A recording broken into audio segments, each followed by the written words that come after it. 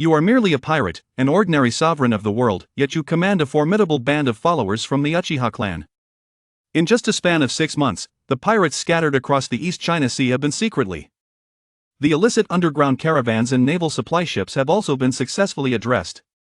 In just a few short months, the kingdom has amassed a wealth exceeding 1 billion berries, successfully revitalizing a nation comprising only the elderly, the infirm, and the disabled, and triumphantly restoring its value in every aspect. Only because you possess the ability to elevate the nation's prestige, thereby extracting unwavering loyalty from your domain's legions. What the noble class of the celestial dragons truly represents is merely a vassal that must submit to your tribute of heavenly gold. And now you are leading the Uchiha clan in rebellion against the nation that seeks to engulf you. Lynn, what are you saying? Do you wish for your nation to be extinguished? The second Adaluk on the throne, incensed, rose abruptly from his seat. The guards of the Jade Palace simultaneously raised their spears, aiming them at you. Calm your anger. It appears that Lynn has reached the brink of desperation. He has only brought 2 servants with him. What kind of force could possibly pose a threat to us? I propose we eliminate him forthwith and put an end to this barren land of the Westfield Kingdom. Guards, take action. The Minister of Finance, Bindaya, first erupted in laughter, commanding the Golden Guards with fervor. Subsequently, with a surge of indignation, he issued orders to the elite contingent of several dozen guards, drawing them towards you. A subtle smile graces your lips, betraying not the slightest hint of anxiety. The moment you drew the Leaf Village's Uchiha clan from the ranks of the vigilant ANBU, comprising 108 formidable warriors, you had already resolved to rise in defiance. With the illustrious lineage of Uchiha Fugaku, Uchiha Itachi, Uchiha Shisui, and Uchiha Sasuke, the moment has arrived for you to unveil your prowess before the world. You lightly press your foot against the ground, and in an instant, 108 shadows converge around you, centered on the very spot where your foot meets the earth. In the corners of the palace hall, they swiftly materialize, like specters. As the figures of the Uchiha clan appeared, the atmosphere within the grand hall grew tense. Dozens of elite guards, once brimming with confidence, charged towards you, only to be met instantaneously by the chilling breath of death, leaving even their breaths momentarily suspended. The guards were collectively slain, collapsing to the ground. It was then that the onlookers discerned the figures that had emerged, resembling phantoms. The first sight that met their eyes was a shade of gray. These individuals donned matching gray high-collared combat coats, adorned with a striking red and white fan insignia that appeared particularly vivid under the illumination. Their eyes are stained crimson, the pair of black magatama within them slowly rotating, as if heralding the impending terror that is about to descend. The entire hall fell into an eerie silence, as if even the air itself had been frozen in time. Devil fruit users. So many. The envoy, standing beside the small nation, trembled, his eyes wide and gleaming like bronze. Fixated intently on those terrifying blood-red eyes, as if ensnared by an irresistible force, as if an overwhelming power firmly constrains his heart. William's gaze became fixed, and in that fleeting moment, his massive form grew rigid. As a legionnaire of the kingdom of Goya, he has witnessed countless warriors and endured innumerable battles, yet he has never encountered such a distinctive recommendation. Those figures, akin to specters, swiftly dispatched dozens of guards in an instant. The methods of combat exceeded his comprehension entirely. This is impossible. Binda's pupils dilated dramatically as he retreated incessantly, yet he found himself unable to escape that suffocating sensation. His voice has already taken on a tremor, rendering even the harshest curses unable to escape his lips in a coherent manner. Suddenly, a silver-hued dagger pressed against the nape of his neck from behind. Bendaya turned in terror to glance at this individual, a youth marked by 2 prominent tear troughs, his demeanor exuding a somber and menacing aura. The second Adaluk on the throne gazed in terror at the sudden emergence of this presence. In mere seconds, he managed to seize control of the entire grand hall. Suddenly, a serious middle-aged man with long, center-parted hair approached him. With blood-red eyes fixed upon him, he expressionlessly yanked him down from the throne, dragging him before you, and then promptly knelt on one knee. The situation has been brought under control, Uchiha Fugaku declared. You gaze upon the quivering Adaluk, prostrate before you, trembling in fear, as a cold smirk graces the corners of your mouth. Fugaku, you have performed admirably. Station a contingent here and compel the Kingdom of Goya to publicly declare its withdrawal from the alliance of the world government, subsequently announcing its incorporation into Seafield. As for those who are inconsequential, manage them at your discretion. You spoke calmly and then turned to walk towards the Great Hall's entrance. Uchiha Fugaku rose, casting a meaningful glance toward his son, Uchiha Sasuke, and others present. With your effortless footsteps, the echoes of anguished cries emanate from the grand hall behind you. Blood stained the entirety of the palace.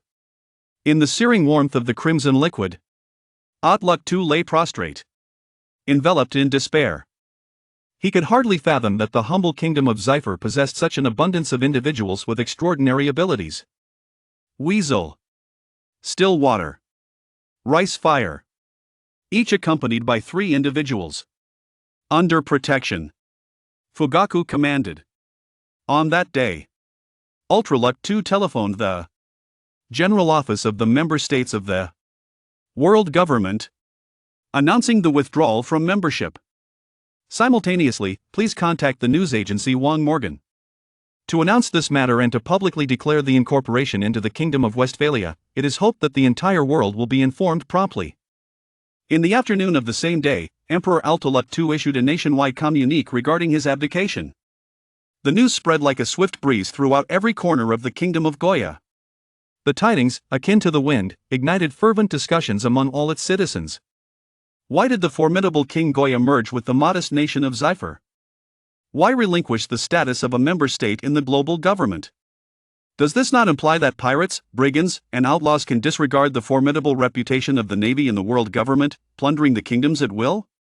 At this moment, within the confines of the Naval Headquarters conference room, an established world government faces an unexpected announcement from one of its member states, declaring its withdrawal and merging into the East Sea. This diminutive and feeble nation has prompted the higher echelons of the world government to urge our Navy to promptly dispatch forces to ensure order and thoroughly investigate the underlying circumstances. Marshal Zhanghua spoke in a low voice. Within the conference room, General He and numerous distinguished generals displayed a palpable lack of enthusiasm upon hearing about this mission. The Kingdom of Goya lies in the feeble East Sea. Not to mention that it fails to pique the interest of these battle-hungry warriors, primarily because the political upheaval within the nation has little to do with their navy. The primary duty of the Navy is to combat maritime threats. Palliasolino, take a trip there. In the era of the warring states, when no one spoke, I took the initiative to appoint leaders. Dressed in a yellow-striped suit, Palliasolino exuded a languid demeanor as he remarked, I have recently been observing the rather lively Don Quixote family in the New World. Marshal, matters of this nature are better suited for another. The gaze of the warring states turns toward the eyelids, encasing the azure pheasant. Green Pheasant murmured, I am indifferent. However, didn't Mr. Karp take a leave to return to his hometown? I recall that his hometown is the Kingdom of Goa. This task is indeed well suited for Mr. Karp. In the era of the warring states, he nodded thoughtfully, picked up the marshal's phone before him, and directly dialed Karp's private line. Kingdom of Goya. Mount Kalpo. A robust man, clad in a yellow floral shirt and donning flip-flops, strides through a dense jungle. Before him stood a majestic wooden fortress. Kapu had just entered the interior of the stronghold. Suddenly, a youthful voice echoed, proclaiming, I aspire to become a pirate. I too shall set sail, and I shall undoubtedly become the king of thieves in Shanghai even before you. You two brothers, I have already commenced saving money. Ha ha ha. Upon hearing his grandson Luffy, Ace, and a young rascal utter such audacious words, Kapu's expression darkened instantly as he strode purposefully into the mountain stronghold. Like a beast on the verge of fury, it stands before Luffy, the grandson, Ace, the adopted son, and Dayton, the old friend, the mountain bandit. Are you still uttering such words? In the next moment, Karp clenched his fist, as large as a sandbag, and shouted in fury, Do you not understand what you are destined to become? Are you to be mere marines? He concluded. With an iron fist striking Sabo, Ace, and atop Luffy's head, 2 meat buns emerged. As he collapsed to the ground. Dayton, you are indeed assisting me in raising the child, accompanied by Karp's fervent cries. The mountain bandits trembled in the dawn's chill, filled with trepidation. As a result, he was struck by Kapu's iron fist, leaving a significant bump on his head as he lay sprawled on the ground. Alas, it truly infuriates me. Karp approached a table, seized a jug of wine, and began to indulge fervently. At this moment, the telephone in my embrace began to ring. Who is it? I'm utterly exasperated. Do you not realize that I am on vacation? Irritated, Karp answered the call, unleashing a torrent of invective. The marshal of the opposing side, too, did not indulge him, fiercely rebuking in return, "Are you out of your mind, Carp? Do you think I am eager to call you?" A coup has transpired in the Kingdom of Goya, which has declared its withdrawal from the world government and has chosen to align itself with the small nation of Seafell. Please conduct a thorough investigation into this matter. Having spoken of the warring states, he abruptly hung up the phone with a fierce demeanor. Kapusi has faced a coup in his own country. Muddled Dayton, Luffy, Ace, and Sabo all held their heads in disarray. Neat Bun rose to his feet, curiously gazing at Garp. "What momentous event has transpired?" inquired Xiao Lu Fei. The old man inquired, "What is the joining of the world government?" Ace, with an air of arrogance yet tinged with indignation, asked this question. Although he did not fully comprehend the specific implications of the earlier phone call, he could vaguely sense that a monumental change seemed to have occurred within the nation. Beside him, Sob wore an expression of astonishment, swiftly dashing out of the stronghold without a backward glance. "What is the matter with this little rascal?" Carp inquired of Dayton. "His name is Sabo. He is the sworn brother of Ace and a noble of this nation." Luffy beams with pride and delight. Cap's expression was solemn. "It seems this little rascal is about to return. Regardless, one must conduct an investigation. It is imperative to clarify matters. Thus, I shall also take the opportunity to provide protection. Keep a vigilant watch over Ace and Luffy, ensuring they do not wander aimlessly during this period." The Kingdom of Goa has experienced a coup d'etat and has actively withdrawn from the ranks of the world government's allied nations. A multitude of pirates are observing this situation, which will undoubtedly render it perilous in the future. Carp commanded. Dayton was taken aback. She had also heard whispers of the palace coup. However, I did not anticipate that it would result in such a terrifying impact. Pirates are far more ruthless than those mountain bandits. Many pirates will come. Oh yeah, oh yeah. At last, I can witness pirates other than Shanks. Luffy, brimming with excitement, jumped up and down. Like a gibbon, endowed with the powers of the gum-gum fruit. Kapu, in a fit of rage, reached out and grasped Luffy's face with both hands, tearing at it. Like a devil exuding an astonishing sense of oppression, he proclaimed, "Do not approach that brat Shanks any closer." "Ace, you too." Two little spirits were left trembling with fear. Subsequently, Carp hurriedly departed, making his way towards the royal palace. You traversed the bustling city center, shielded by the elite guardians of the Uchiha clan, numbering 16 in total. The Kingdom of Goya is divided into two main districts. The city center is designated as Central Street, while the area for commoners is designated as the residential district. Gaojian. Noble residential area. The suburbs are delineated into Windmill Village, the birthplace of Luffy. Mount Kalbo, the primal jungle, serves as the stronghold for the notorious bandit king, Sig and his clan. Gray Station uncertain object. Terminus. End town gathering of slumber. Your Majesty. This place is fraught with peril. It is imperative that we eliminate these individuals. Uchiha Itachi stated coldly.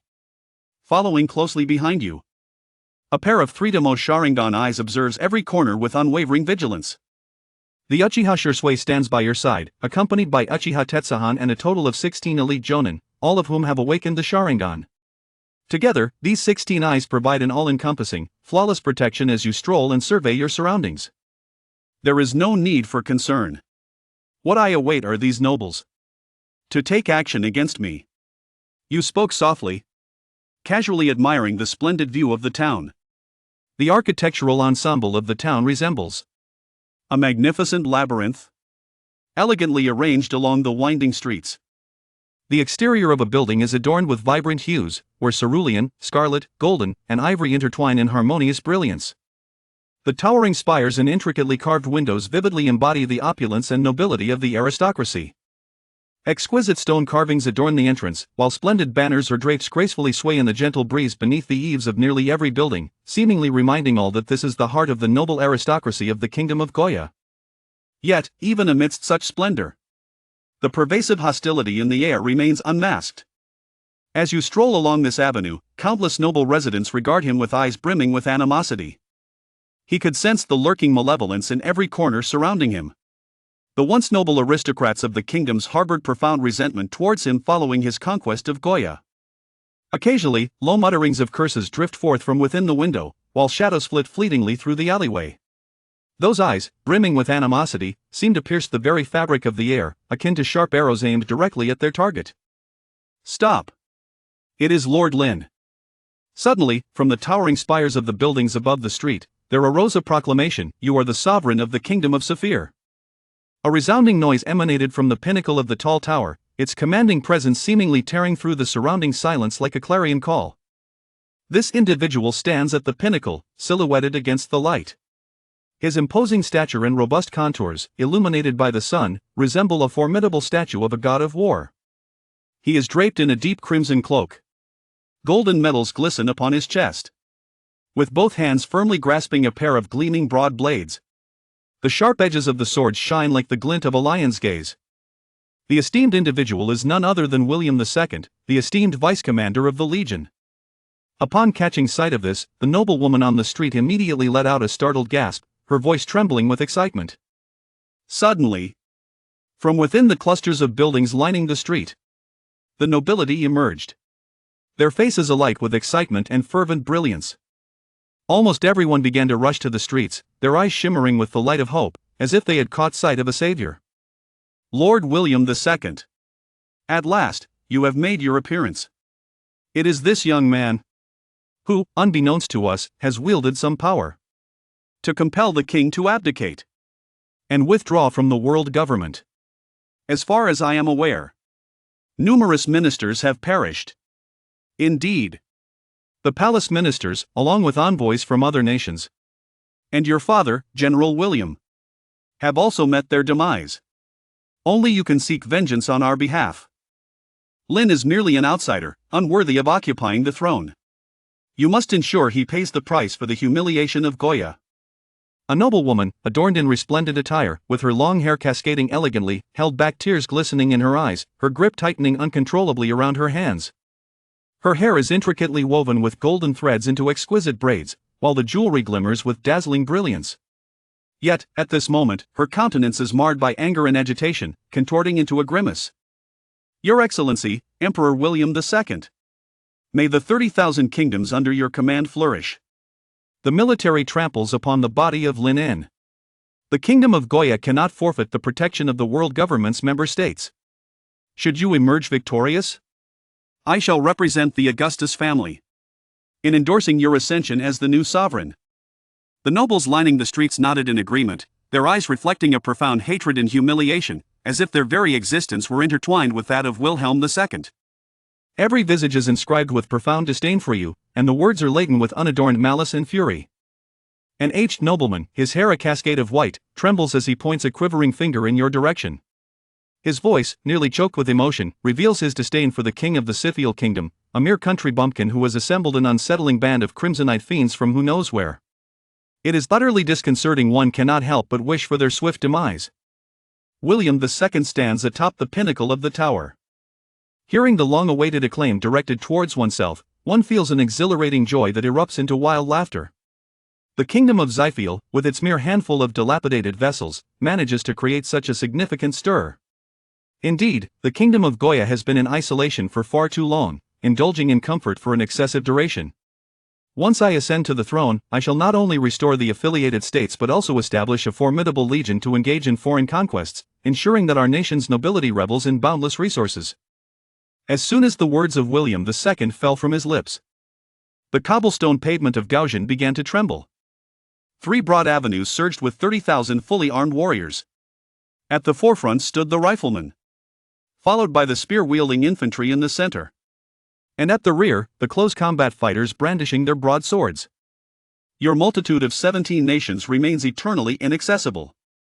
You raise an eyebrow slightly, and he can perceive the overwhelming tide of hostility and emotion emanating from you. Yet he remained unfazed by these voices. Instead, a serene smile graced his lips, and a glimmer of coldness flickered in his eyes. In a low voice, he proclaimed, "Now, relinquish your identities as soldiers. You may return home to engage in commerce, to be with your wives and children by the warm hearth. There is no need to toil for these decaying nobles. Under my reign, there shall be no aristocracy. And all citizens will be able to lead prosperous lives. You now have 3 seconds to lay down your weapons. In the face of your grand ambitions, this formidable army of 30,000 remains indifferent. How could a nation devoid of nobility possibly exist in this world? You are merely a humble ensemble of 17 individuals. What do you possess to contend with our grand army of 30,000? Youth. Your thoughts are rather perilous. Atop the pinnacle, William II. The pulse of the mind throbs. With a sweeping motion of the broad blade. In the forefront of the 3 streets below, a multitude kneels, one knee on the ground, aiming at you. The crowd. The onlooking nobles were filled with an intense fervor in their eyes. Water stop. Protect the lower section well. Leave these fires to us. Weasel calmly issued commands. In an instant, as the soldiers fired their weapons, 15 elite shinobi, divided into groups of 5, swiftly made their way toward 3 distinct streets. In the state of the Sharingan, they nearly forsook the intricate steps of hand seals. With fingers poised near his lips, he simultaneously shouted, "Fire style, HRY fire technique." 15 elite ninjas simultaneously activated their jutsu. In an instant, the surrounding air currents seemed to be contorted by an unseen force. The dust upon the ground was swept up, as if heralding the impending arrival of calamity. Immediately thereafter, 15 colossal fire dragons erupted fiercely from their mouths, unleashing flames that surged violently through the streets. Like a torrent of blazing flames, it surged forth towards the adversary ahead. Those colossal dragons, emitting a deafening roar, seemed to surge forth from the abyss, their fiery breath capable of annihilating all living beings. The bullets that are fired are utterly ineffective. A colossal blaze devoured the front line of soldiers. Those standing at the forefront were rendered utterly unresponsive. In an instant, transformed into ash by the flames. Not a single cry of anguish escaped. The fierce blaze rendered the 30,000 troops nearly instantaneously disarrayed, scattering in a frantic flight. On both sides of the street, countless panes of glass shattered. Those nobles who deride you, frightened, retreat into their own abodes. Yet, the scorching heat sears them differently. The wooden doors and windows were instantly engulfed, while the stone walls violently shattered under the intense heat. The flames sear the air, illuminating the entire street, visible even from afar, as a sea of fire spreads. The kingdom of Sephir is a realm of demons. My lord Lynn, I shall no longer resist. My home is ablaze. My treasures are at stake. Where is the water? Hurry, bring forth the water. Run swiftly. These individuals possess the power of the devil fruits. I have encountered such beings during my voyage across the seas. They are truly akin to superhumans. Invincible in battle. The nobles, in the confines of their own abodes, cried out in terror. Atop the spire, the once formidable William II beheld the inferno raging below the streets ablaze and the valiant warriors reduced to mere ashes, alongside a multitude of retreating soldiers. The jaw dropped in astonishment. Eyes wide with sheer terror. A single strand of mucus dangled. The entire being felt as if struck by lightning. Rooted to the spot, unable to move. Everyone possesses the abilities of the devil fruit. How can this be played? It's utterly absurd. Bring him over. You pointed towards the center of the street. Beside him, Ji Shui executed the art of instantaneous movement, suddenly appearing atop the pinnacle of the tower. The contrast between the small and large figures creates a striking juxtaposition. Even Kaiser Wilhelm II could not. The blade of the sword in hand is heavy, poised against the robust nape of William II, causing him to plummet directly to the ground. The water-stopping figure swiftly descended to the ground, kicking away the 2 broad blades from his grasp. With one foot planted upon the head of Wilhelm II. The Sharingan glimmered, accompanied by a smug expression, as he gazed down upon his vanquished foe. Your Majesty, how shall we deal with this fellow? Zishui turned back with a smile, as if seeking to take credit. At this moment, a group of 15 individuals vanquished the 3 military factions and captured numerous nobles, along with fleeing soldiers, from within the noble edifice, bringing them forth before you. At this moment, these nobles exhibit none of their previous arrogance. All are filled with trepidation, quaking in fear. daring not to lift their gaze to meet yours. Your Majesty, I beseech you to spare our lives. I possess acumen in commerce, and you undoubtedly require my talents.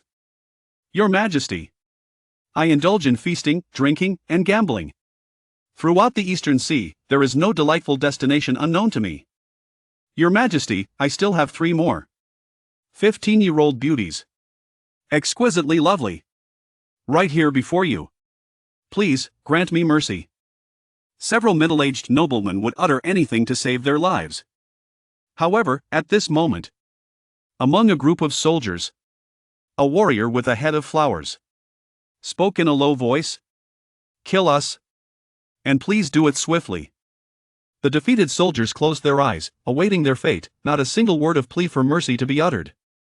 In stark contrast to these pleading nobles, you remain poised with a serene smile. If one possesses nothing, then death may be regarded as the ultimate display of integrity, as well as a form of liberation. However, for these nobles who have savored the pleasures of life and understood the exquisite beauty of this world, it is only natural that they would be reluctant to embrace death. I shall not bring harm upon you. Instead, I will unveil to you a brand new world. You respond with a serene smile. You seasoned warriors shall return to rally your former comrades. I am in need of capable individuals at this juncture. Those who aspire to dismantle the aristocratic rule and embrace a life of equality for all, heed my philosophy, inherit my resolve, and become my warriors. When this group of esteemed guests has concluded listening to your discourse, all have opened their eyes in despair. Nystagmus.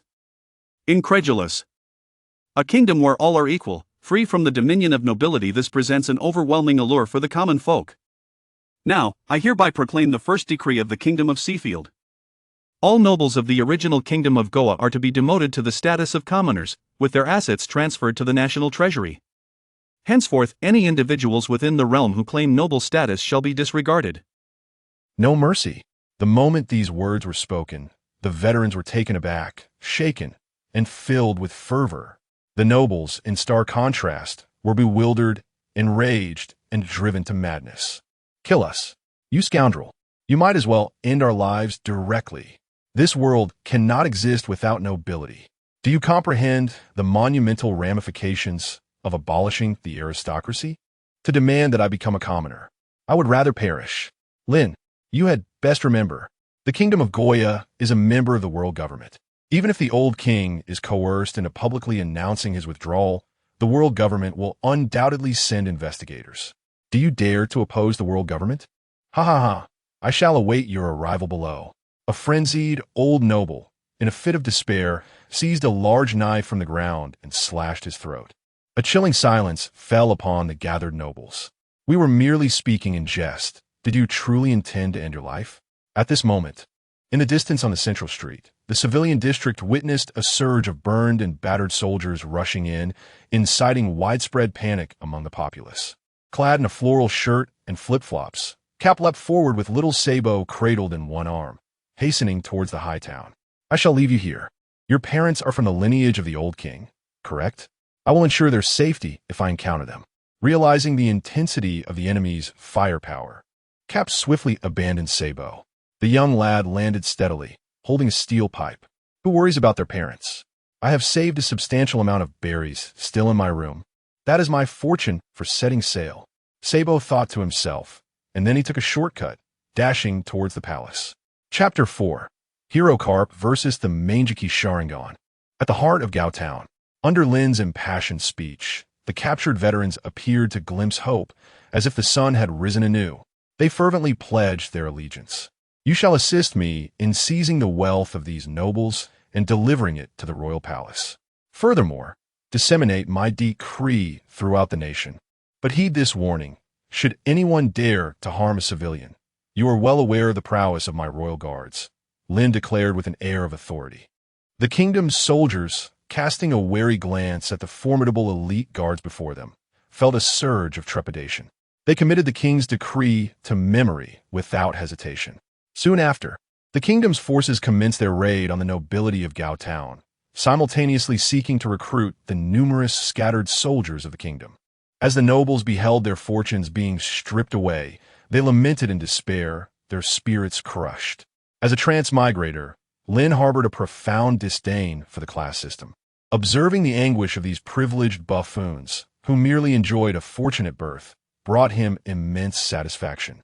Suddenly, led by Uchiha Itachi, 16 elite shinobi sensed an impending danger. Their Sharingan eyes honing in with acute focus. They instinctively shielded Lynn. Your Majesty, powerful adversaries are approaching swiftly. I advise you to retreat to the palace. Uchiha Tetsu urged solemnly. Powerful adversaries? Lynn mused with curiosity. In the East Sea, the weakest of the seas, could there truly be formidable forces at play? What could possibly compel 16 Uchiha elite shinobi to take such a defensive stance?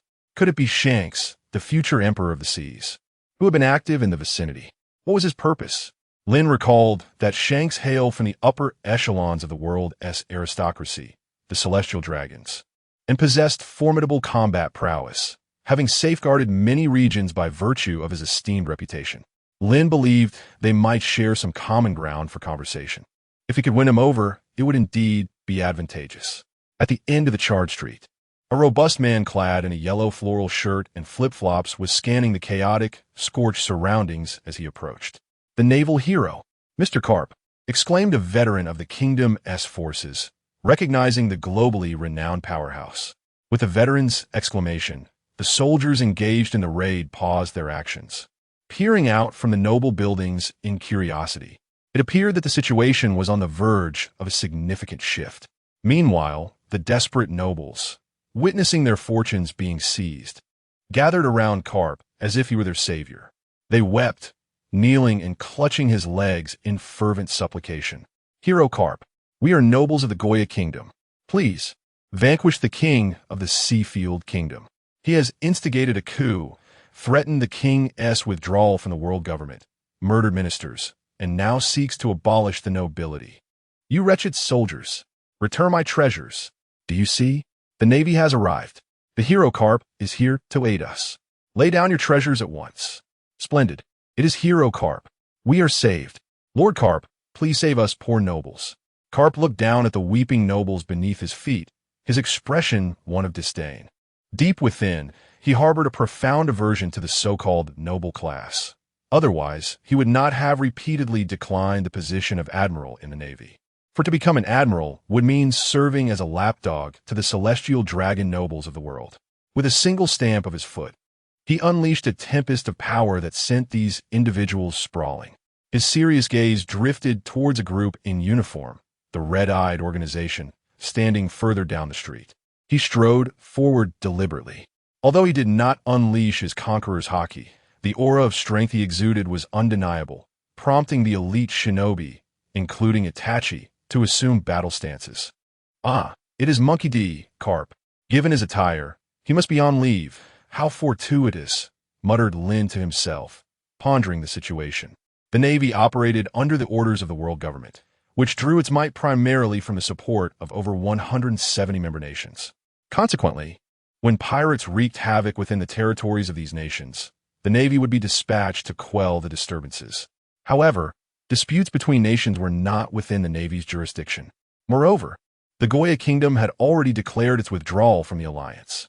Your Majesty, this individual poses an extreme danger, comparable to a humanoid-tailed beast. I implore you to return to the palace, Itachi advised. Concurrently, Uchiha Tetsuhan produced a talisman, casting it into the sky, which erupted into a cloud of black smoke. In the distant palace, 92 elite shinobi, led by Uchiha Fugaku, had secured various locations within the royal residence. Upon witnessing the signal flare indicating an urgent assembly, they leapt from the palace rooftops, moving with the grace of phantoms, swiftly advancing towards Gaojin for reinforcements. Who are you? Creating such a commotion in the Goya Kingdom has summoned me from my vacation to fulfill a mission, Karp remarked, continuing his approach. His large tiger-like eyes scrutinized the gathered crowd. Momentarily taken aback upon noticing their blood-red eyes, he thought to himself, this group is rather peculiar. Soon after, Karp observed the formation of 2 rows within the group, and from their midst emerged a tall young man clad in a black suit. I am the king of the Saphir Kingdom, and they are my royal guard. Since the Goya kingdom has now merged with my realm, you should address me as your Majesty, Monkey D. Carp, Lynn stated with a calm smile. Carp, picking his nose, listened intently. Upon hearing Lynn's request for him to refer to him as your Majesty, he erupted into a thunderous laughter. Ha! Kid, you are quite something. The Saphir Kingdom? I recall that being a minor place. No sooner had Carp spoken than over 90 elite shinobi, led by Uchiha Fugaku, arrived atop the surrounding buildings, exuding a murderous intent. Their Sharingan eyes fixated on Carp. As a master of the 3 types of haki, Carp sensed the formidable power emanating from the 100 or so individuals before him. Suppressing his laughter, he solemnly stated, "You have gathered quite the peculiar assembly. Now listen closely, kid. I have but one question, and you need only answer me. You would do well to show our sovereign the respect he deserves. Let him witness your true strength, Itachi." From atop the tower, Uchiha Fugaku commanded in a voice laced with fury. At the sound of his father's decree, Uchiha Itachi, standing beside Lynn, widened his eyes in astonishment. A deep voice resonated in Lynn's ear, kaleidoscope Sharingan. Taken aback, Lynn instinctively glanced at Itachi, wondering if it was truly necessary to unleash the kaleidoscope so boldly. Was it not a tad excessive? As the words faded, Lynn observed the sudden transformation of Itachi's pupils. The 3 black tomo began to spin rapidly, as if drawn by some invisible force, growing larger until they ultimately coalesced into the form of the kaleidoscope. His eyes, deep and obsidian, resembled a shuriken, embodying an abyss that seemed capable of consuming all. A glint of caution flickered in Carp's eyes. The once relaxed expression vanished, replaced by an undeniable shock. What is it about this fellow's eyes that feels so unsettling? A wave of inexplicable pressure surged within Carp as his instincts warned him that these eyes were anything but ordinary. A user of a devil fruit, perhaps? Yet it seemed implausible that more than 100 of the crimson-eyed individuals could possess such powers.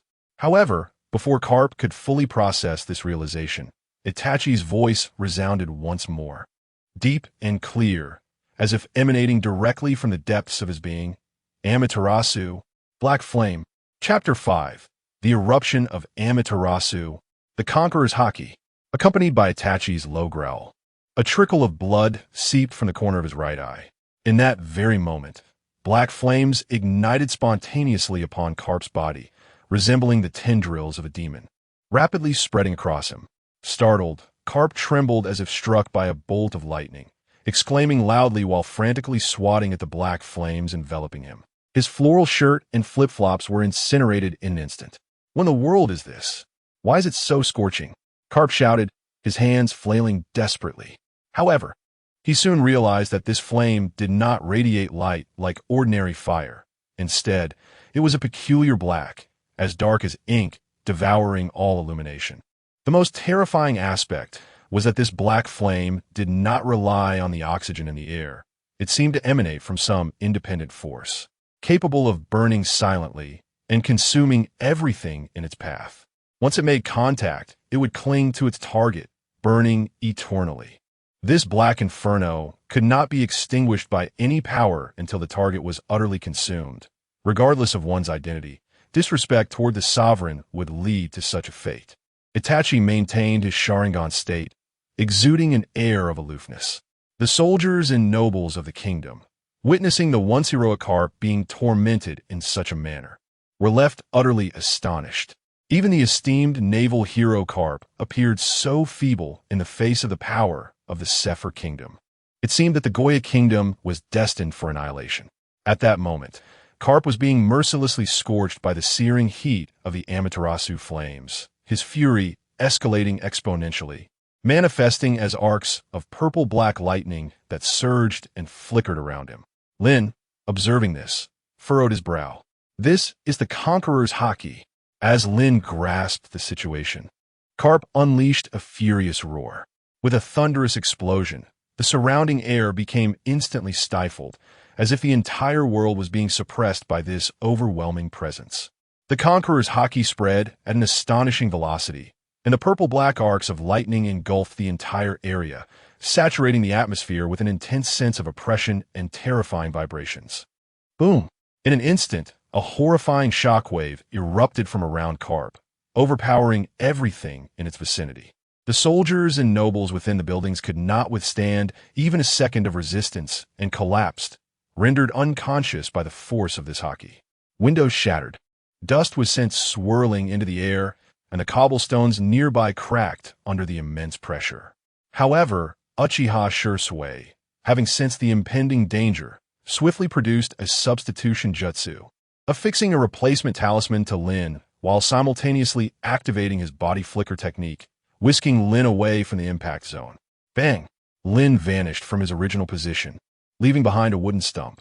Before he could comprehend the situation, he found himself safely standing several hundred meters away from the epicenter of the explosion. Steadying himself, Lynn realized he was atop a bell tower with a vantage point overlooking the high town. In the corners of the tower, numerous shadow clones of Shursui were concealed. Lynn felt a deep sense of satisfaction regarding Shursui's caution. "Your Majesty." That individual's burst of energy was extraordinarily powerful and peculiar. Not only did it shatter Itachi's Amaterasu, but it seemed that even the clan leader and others were significantly affected, with the populace within several hundred meters losing consciousness. Shursui spoke in a deep voice, his astonishment barely concealed. His Sharingan, akin to an eagle's gaze, surveyed the slightest movements ahead. That was the might of Conqueror's Haki, a battle instinct possessed only by the most formidable beings in this world, capable of instilling fear in those with weaker wills, rendering them senseless, a talent that appears once in a million. Calmly, Lynn introduced Shursui to the situation, while internally analyzing the circumstances. Indeed, Garp's Conqueror's Haki was shockingly powerful. Yet the Uchiha clan members were all elite Genin, each having awakened their Sharingan. In terms of willpower, they stood tall even in the world of pirates. And Conqueror's Haki had little effect on those with unwavering resolve. Though I am curious about the outcome should the elite Uchiha face off against Garp. It is not necessary to engage with the naval high command at this juncture. It is not a matter of fear towards Garp.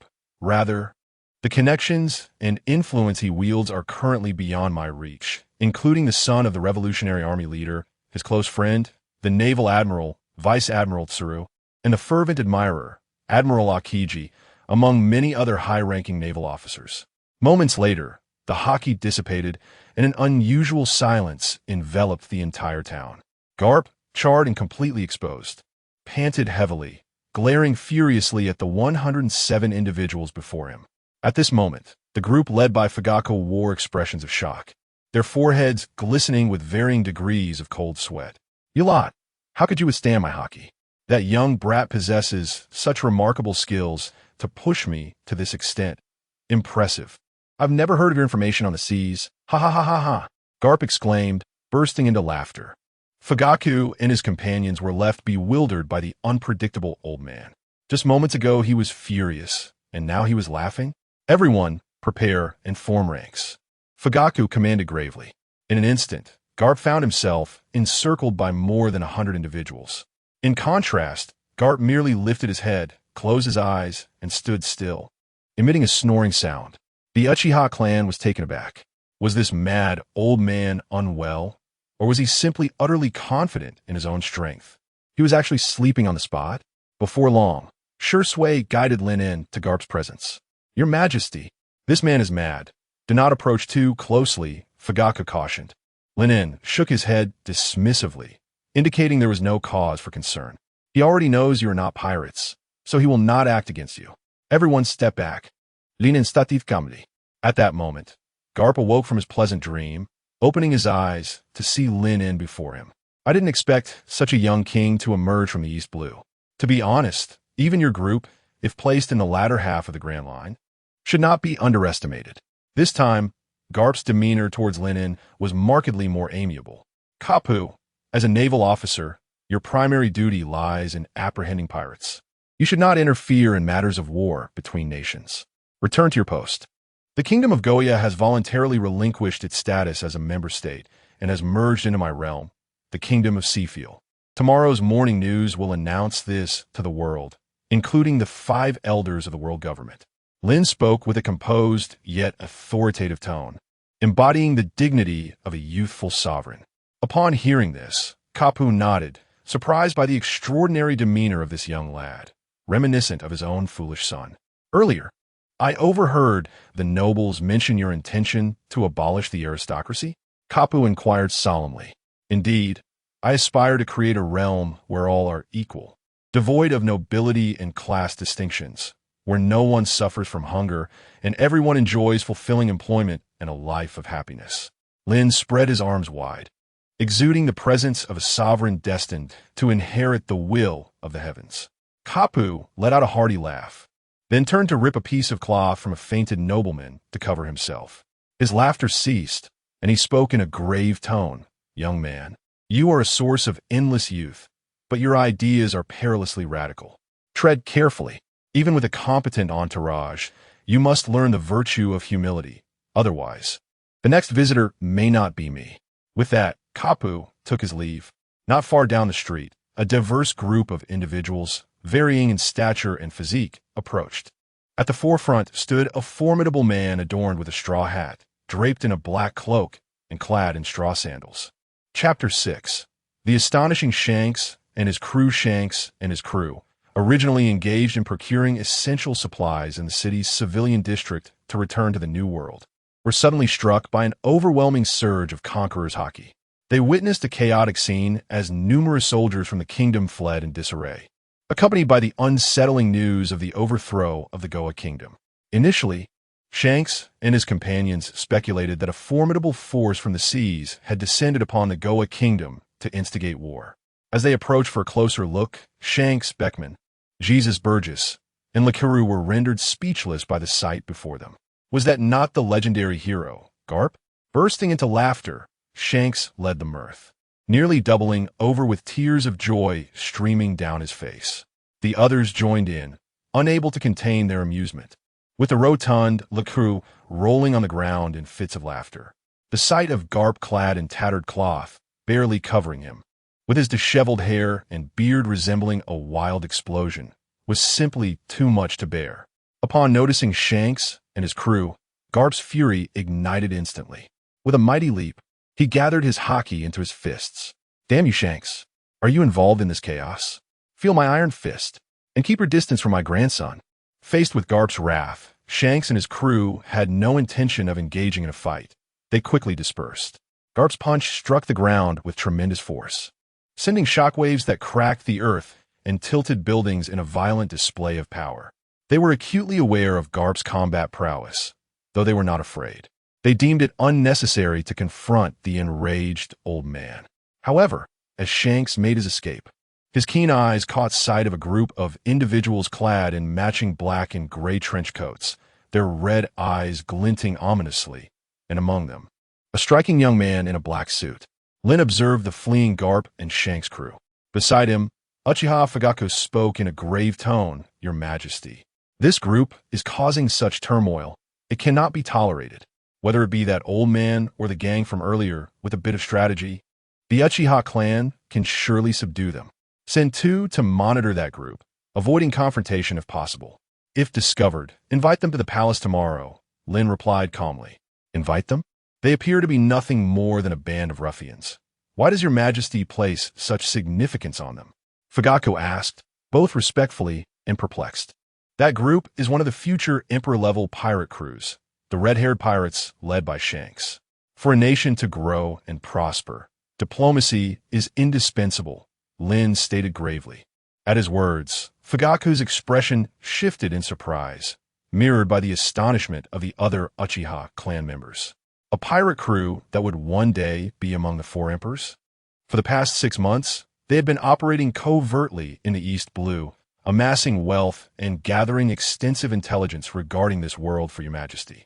A pirate crew that could be deemed worthy of the title emperor represented the pinnacle of power among pirates. But were they truly the same group being pursued by the hero Garp?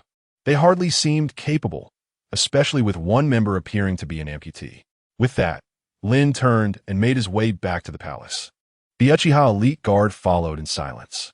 Fujiwara turned to his son, Uchiha Itachi, and Uchiha Shursui, commanding, "You two, go monitor the red-haired crew. Remember the Emperor's instructions." "Yes." "Understood." In an instant, the two vanished like shadows. As evening descended upon Windmill Village, at Makino's bar, the red-haired crew, having narrowly escaped the relentless pursuit of the furious carp, finally found refuge. They indulged in hearty drinks and laughter. "Captain Shanks, why do you not dare to confront Carp? I've heard he has pursued you since childhood. Is that true?" boomed the rotund LeCrew, biting into a large hawk, provoking uproarious laughter from the crew. They were well aware of their captain's past, having followed the pirate king Joel D. Roger as an apprentice, while the naval hero Carp had relentlessly hunted Roger's crew since his youth. "Ha ha ha. It has been ages since I've felt such excitement." Carp's madness remains unchanged since those days, Shanks exclaimed, downing a mug of beer with a hearty laugh. Behind the bar, a gentle and gracious woman filled his cup anew. "I say, Carp is Luffy's grandfather. Perhaps you should inform him that you saved Luffy and sacrificed an arm in the process. He might cease his hostility towards you," Makino suggested. "Ha ha ha. No need for that. By the way, Makino, are you aware of the young king of the Seafield Kingdom? It seems he has taken control of the Goa Kingdom. Today, when we passed through the city, the nobles were fleeing." Shanks inquired. Upon hearing this, Makino displayed the excitement of a devoted fan, her face illuminated with admiration, hands cradling her cheeks as she swooned. "Of course I know. He is such a handsome young king, tirelessly managing his small nation, leading his people against pirates and criminals, toiling alongside them. He is truly the son of the people. For him to be our king is simply long live. Long live. 1,000 cheers." The crew, listening to Makino's enthusiastic account, exchanged incredulous glances. A king who toils in the fields with his subjects? What a preposterous notion. They had sailed the seas for most of their lives and had never heard of such a rarity. "Do you not believe me? I have collected a booklet of his portraits," Makino said, retrieving a thin, palm-sized pamphlet from beneath the bar. The cover boldly proclaimed, "Produced by the Seafield Kingdom King Lynn promotional brochure." This pamphlet was crafted by Lynn over the past 6 months to elevate the kingdom's prestige, disseminated through the Uchiha clan. Despite his efforts, the impact had been minimal. Yet, unbeknownst to him, his striking appearance and noble character had garnered him a multitude of admirers like Makino in neighboring lands. The crew, filled with curiosity, began to peruse the contents of the pamphlet.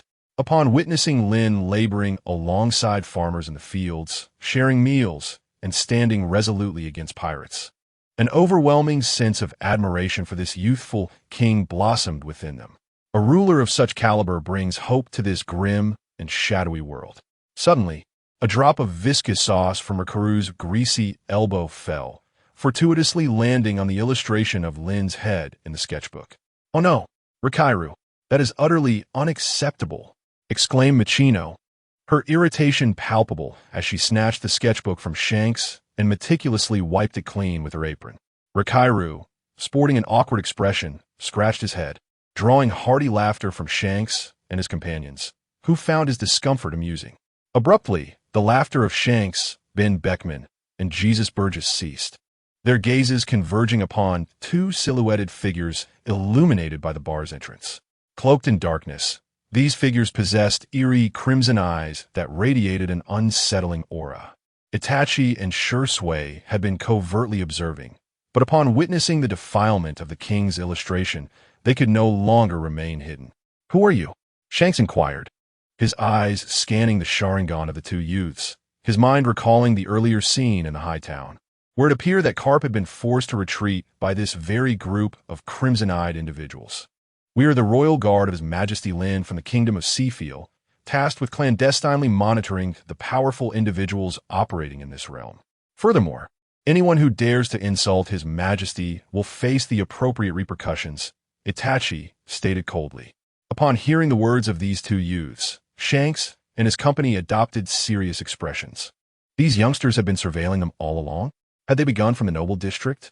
Meanwhile, Makino, upon witnessing the strikingly handsome faces of Itachi and Shursui as they identified themselves as the king's guards, felt her admiration for them swell.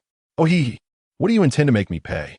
the rotund Rikaru remarked, lowering his saucy elbow and brandishing a handgun aimed at the speaking Itachi. Chapter 7. Illusion. The anger of Shanks. Rikairu, brimming with arrogance, was eager to witness how the two youths would respond. However, this was merely his perspective. From Shanks and his crew's viewpoint, Rikairu had drawn a pistol and pressed it against his own temple. This sight sent Shanks, Ben Beckman, Yasopp, and Lime Jones into a panic, causing them to rise in alarm. "Hey, what are you doing, Rikairu? Put the gun down." Shanks bellowed sternly. "Have you lost your mind? Why are you pointing the gun at yourself?" Yasopp, filled with dread, knew Rikairu well, as both were skilled marksmen. Such foolishness was uncharacteristic of them. Yet, it seemed Rikairu was deaf to their concerns, lost in the throes of an illusion. He continued to taunt Itachi. "Speak quickly. What is your purpose in following us?" Itachi's expression remained impassive as the illusion reactivated. In an instant, Rikairu felt the world turn a crimson hue, as if he had stepped into an alternate realm. Surrounding him was an endless expanse of water beneath a sky of infinite blood red, overwhelming him with a profound sense of insignificance. A power user, Rikairu thought, taken aback. Suddenly, he felt an explosive sensation within his throat, as if something alive was surging forth. The intensity was palpable. In the next moment, he gasped, watching in horror as a tempest of black crows erupted from his mouth. Terrified, Rikairu fired his weapon repeatedly. Outside the illusion, he continued to pull the trigger, prompting Shanks and the others to rush forward to restrain his body and arms. Bullets ricocheted throughout the bar, sending the frightened Makino screaming beneath the counter. "Hey!" Red-haired Shanks realized that the two young ones must have activated some ability. He glared fiercely at Itachi and Shursui. With a resonating hum, a terrifying wave of Conqueror-S hockey materialized, striking the two with a force that hurled them out of the bar. Rikairu finally emerged from the illusion, trembling and gasping on the ground, muttering, "Crows! So many crows! Captain, I spewed forth countless crows." "What crows?" "You've been ensnared by some illusionary ability, nearly committing suicide. Rest now, boys. Go confront those two youths, but be careful not to meet their gaze," Shanks commanded, his anger palpable. No one could harm his crew without facing consequences. As the group exited the bar, Itachi and Shursui stood at a distance atop two towering trees, their expressions stoic as they observed. The earlier wave of Conqueror-S hockey had evidently affected them as well, and their instincts as ninjas kept them at a cautious distance. "Hey, brat, why don't you try your ability on me?" Below, the one-armed Shanks calmly drew his renowned sword, Griffin, and with a casual sweep, severed the two massive trees standing hundreds of meters apart with a flash of silver light. Itachi and Shursui gracefully descended from the air. Ben Beckman drew his twin pistols, while Jesusberg raised his sniper rifle. The two wielders of supreme observation hockey swiftly locked onto their targets, imbuing their bullets with armament hockey, awaiting the command from Shanks. In the air, Itachi sensed a threat and instinctively attempted to activate his Sharingan, only to be halted by Shursui's intervention. With a serious expression, Uchiha Shursui addressed Shanks. "Mr. Shanks, His Majesty Lynn wishes to meet and converse with you. We cordially invite you to the palace for a banquet tomorrow, though we hope for no further displays of disrespect as witnessed earlier." Upon finishing, Shursui and Itachi erupted into two plumes of smoke, vanishing into thin air. Shanks, Beckman, and Jesusberg were not taken aback. Their exceptional observation hockey remained firmly fixed on the two figures fleeing through the jungle. "Captain, how about we cause a ruckus now?" Beckman remarked, a piece of grass dangling from his mouth as he slowly holstered his pistols. "First, let us check on Kyra's condition." Jesusberg, Beckman, you two infiltrate the city and gather intelligence on what they are truly up to in this country. Remember to tread carefully. Those two youths with crimson eyes. There are over 100 of such individuals surrounding that young king. This power, even in the New World, should not be underestimated. Shanks commanded solemnly. Hearing this, Jesusberg's face turned pale. The earlier two youths had almost pushed Rikairu to the brink of suicide, and with the young king possessing over 100 such individuals, perhaps even stronger ones, coupled with the fact that the Marine hero garb seemed to have engaged them in battle, all of them left in tatters. Could they truly manage this? Captain, you don't actually plan to attend the banquet tomorrow, do you? Jesusberg timidly inquired, resembling Usopp, the son of the future Sniper King. I am none other than Shanks, the future Pirate King. Am I to shy away from a mere banquet? That would be utterly disgraceful. Shanks's display of anger instantly alleviated the tension among his crew, prompting them to burst into laughter. Ha ha! If we can't muster the courage to attend, how shall we navigate the seas in the future? The ship's doctor, Bon Clay, remarked with a gentle smile. It's all the captain's fault. Had you not lost an arm, we wouldn't be this worried. Thankfully, seeing your indomitable spirit reassures us. The fighter Gab chuckled. Ho ho ho, Captain, if we uncover that King is up to no good, we shall claim this nation as our territory, safeguarding them from other pirate attacks. Losing their status as a member state would surely instill fear among the populace. The musician, Binks, laughed heartily. As night fell within the palace, the 108 members of the Uchiha clan each created 5 shadow clones, leaving their true selves stationed throughout the palace. The remaining 432 shadow clones commanded the kingdom's military. Acting according to Lynn's royal decree, they seized the wealth of the nobles in the high town, relegating those stripped of their nobility to the outskirts, where outlaws congregated in Duan Town. Furthermore, they converted Duan Town into a military encampment. All outlaws and former nobles would undergo labor reform here, receiving the enlightenment of solar ideology. Meanwhile, within the brilliantly lit royal chambers, Lynn was not immersed in the joy of annexing the kingdom of Goya and seizing its treasures. He sat upright at his desk, diligently drafting the outlines for the kingdom's forthcoming social system, developmental priorities, and financial coordination. Come in, Lynn said in a low voice. Fuyue entered. Your Majesty, please convey this outline. Enhance port security. All pirates and lawbreakers who land must surrender their weapons and pay a protection fee. Those who cause disturbances will face public execution. Regarding merchant ships, all docks shall be opened free of charge, and craftsmen shall be summoned to construct 10 new dock ports across the nation within 3 months. Citizens will be exempt from taxes for 3 years to promote trade. After tonight, the lawbreakers of the East Sea will undoubtedly be tempted to stir trouble here. I appreciate your efforts. Lynn stood and approached Fuyue, handing him a document. Fuyue knelt on one knee, respectfully stating, Your Majesty's wisdom truly benefits the nation and its people.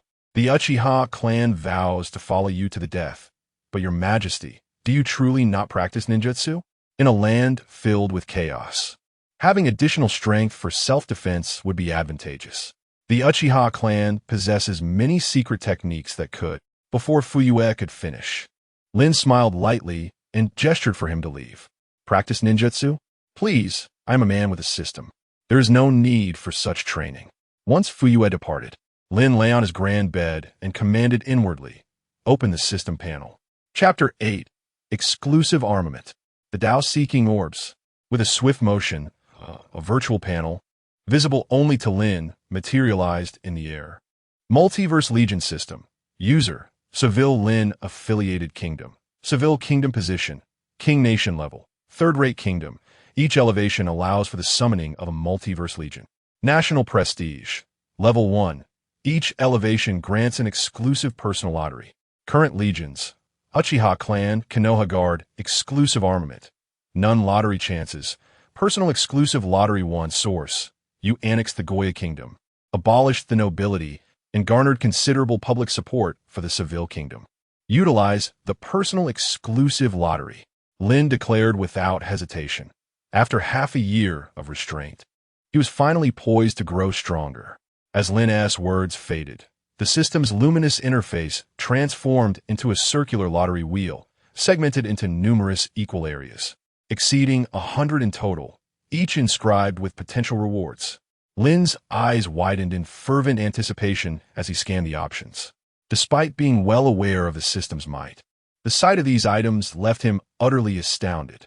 Dragon Balls 7, Grant Any Wish, Frozen Demon Physique, Constant 500, 000 Combat Power, Solar Gene, Harness Stellar Power, East Big Nuclear Bomb, Complete Launch Equipment, Libra, Golden Saint Cloth, Divine Forging Nation Treasure, Magic blade of 1,000 edges, Oriental spirit clan, pure solar flame. The wheel began to spin, initiating the lottery, with the system's voice announcing, "The user may call halt to conclude the draw." Lynn observed as the wheel whirled rapidly, rendering the prizes indecipherable, while a fixed pointer emerged at its center. "It entirely depends on my luck now." Lynn inhaled deeply, hesitating briefly before calling out to stop. "Stop!" With a whoosh, the spinning lottery wheel came to a sudden halt. Lynn immediately gazed towards the area indicated by the pointer. The prize name boldly displayed was Tao-Seeking Orbs 9 from the Naruto universe. Capable of being manipulated at will, possessing immense power, freely transformable, a super artifact that integrates offense, defense, and support. Ding! The personal exclusive lottery has concluded. Users are encouraged to achieve National Prestige Level 2 to unlock the next exclusive lottery. As the system's notification sound faded, the virtual interface before him vanished. Simultaneously, Lynn beheld a sphere of pitch-black material floating in the air, dark, profound, and smooth. In the next moment, the sphere abruptly split into 9 smaller Tao-Seeking orbs, hovering in the air, forming a circular array that revolved slowly around Lynn. Is this truly the Tao-Seeking orbs? Lynn scrutinized the 9 small black spheres. Though they appeared ordinary, he sensed a profound connection between them and himself, realizing they harbored an unfathomable energy. In his memories, such an artifact was possessed solely by the most formidable beings within the Naruto realm. The integration of offense and defense, a hallmark of formidable beings, is the quintessential attribute of immortals. Lynn approached a full-length mirror within the palace's sleeping quarters. Dressed in a sleek black suit, his tall and elegant figure, coupled with his strikingly handsome features, was further accentuated by the 9 Tao-Seeking orbs that floated gracefully behind him, rendering him an enigmatic and powerful presence. Lynn was thoroughly pleased with this personal lottery draw. Armed with the Tao-Seeking orbs, he possessed the means to contend even against those of the Emperor rank. System, can I manipulate the Tao-Seeking orbs without possessing the power of an immortal? Lynn suddenly came to this realization. Indeed, user, all personal armaments you have drawn, be they abilities, items, or skills that originally required special energy to activate, will be perfectly transformed by this system, and will solely rely on the user's physical stamina for operation, alleviating any concerns the system prompted within his mind. So it consumes stamina. This is considerably easier. With regular exercise and physical training, I can unleash the true power of the Tao-Seeking orbs. First, let me gauge the extent of stamina consumption when manipulating the Tao-Seeking orbs. Lynn stepped onto the open balcony on the side of the palace. Before him lay the kingdom's nocturnal panorama, the streetlights twinkling like stars in the night sky. With a mere thought, one of the 9 Tao-Seeking orbs floating behind him shot forth, transforming into a black disk that bore Lynn skyward into the night. The Uchiha guard stationed throughout the palace noticed this spectacle and quickly communicated their concerns. Patriarch, His Majesty has exited the palace. He is flying in the sky. An Uchiha clan member frantically reported to Fugaku. Fugaku, taken aback by the news, rushed to a palace balcony and activated his Sharingan to gaze into the night sky. Upon spotting Lynn along with the Tao-Seeking orbs, he was astounded. Indeed, it is the Tao-Seeking orbs, truly befitting of His Majesty. Notify 10 members to immediately follow and covertly ensure His Majesty's safety. Understanding the might of the Tao-Seeking orbs, Fugaku prioritized Lynn's safety and dispatched others to protect him. Understood. High above, Lynn reveled in his inaugural flight through the night sky, akin to an eagle soaring across the heavens, his heart brimming with exhilaration. A gentle breeze caressed his cheek, bringing a refreshing sensation, while the black Tao-Seeking orbs encircled him, emanating an aura of mystery and solemnity. Below, the kingdom's lights mirrored a suspended river of stars, dazzling in their brilliance, as the tranquil night sky intertwined with the opulence of the kingdom, forming a picturesque tableau. From several thousand meters above, the so-called kingdom appeared as a colossal island floating amidst the azure ocean, enveloped by endless waters. The royal palace resided at the heart of this island, symbolizing the pinnacle of this land supremacy. Lynn's gaze intensified as he surveyed the scene below, when suddenly, his expression sharpened. A distant glow of fire illuminated the night sky, a glaring red surge erupting upwards. This blaze did not arise from a mere conflagration, but rather signified a fierce conflict. That place was Duanjin. Lynn recalled distinctly that this region was the notorious stronghold of outlaws from the Angoya Kingdom. During the daylight hours, countless nobles were driven to this place, reduced to the status of commoners, while simultaneously designating it as the encampment for the royal army. How could such fierce conflict arise? Lynn accelerated towards the scene. Upon reaching a towering bell tower in Duanjin, he was taken aback by the sight below. Nobles and outlaws had united to oppose the royal forces. Almost every street echoed with the clashing of weapons and the cries of battle. The defeated nobles, in a desperate bid to preserve their last vestiges of dignity, raised their arms in combat. Meanwhile, the royal army was retreating in disarray, clearly unable to contend with these determined nobles and outlaws. "Your Majesty, what brings you here?" Suddenly, a shadow clone of the Uchiha elite appeared behind Lynn, kneeling respectfully. Lynn turned to see that it was Fugaku's clone commanding the area. "What is the situation? Are you unable to suppress them as well?" Lynn inquired in a grave tone. "Your Majesty, these royal troops are lacking in strength. They cannot even subdue the defeated nobles and outlaws. I had planned to refrain from interference in order to temper them through the flames of war. But it seems I have overestimated their capabilities," Fugaku replied. "I see. If these unstable elements are not dealt with promptly, they may incite a broader chaos." "Allow me to take action," Lynn declared. With that, the flying disc crafted from the truth-seeking orb beneath him propelled him towards the heart of the conflict below. Fugaku's shadow clone was taken aback by Lynn's sudden movement. "Your Majesty, you must not. Wait, what is that?" Fugaku's gaze was locked in profound shock upon the black sphere surrounding Lynn. As the head of the Uchiha clan, he recognized it immediately. It was a relic of the sage, the truth-seeking orb. Chapter 9, The Power of a Deity. As Lynn descended into the heart of a war-torn square in the town of Duan, he immediately captured the attention of numerous soldiers, nobles, and lawless individuals. "Lynn, you scoundrel! You brought us here, and now you dare to show your face. You seek death." A furious roar erupted from the crowd, a middle-aged nobleman brandishing a flintlock rifle. His face twisted with hatred. His voice resonated with a thirst for blood and madness, as if he yearned to tear Lynn apart on the spot. "Lynn, you have ruined everything. You have abolished the rights of the nobility. You have trampled our wealth and glory underfoot. You will never comprehend our suffering." Another noble youth spat in anger. The surrounding nobles resembled feral wolves, their weapons trained on Lynn. Equally menacing were the numerous muscular outlaws, brutish and unrefined, their primal essence and savage grins making them seem like embodiments of ferocity. They regarded Lynn with disdainful glances. Among them, a towering man, wielding a spiked club, bellowed with laughter. "Ha! You're the new king. You look like a worthless fool. If that is the case, let me slay you, and I shall take the throne. Come on, lads. From now on, you shall all be nobles. Charge into the palace." He was the underground leader of Duan, commanding thousands of outlaws. At his command, the bloodthirsty mob surged forward, roaring as they descended upon Lynn. From the shadows of a tall building on a nearby street, two cloaked figures surveyed the scene. "This young king is indeed impulsive. One wonders what abilities and means he possesses to navigate this situation," murmured Jisusbu. "Pay heed to the black orbs floating around him.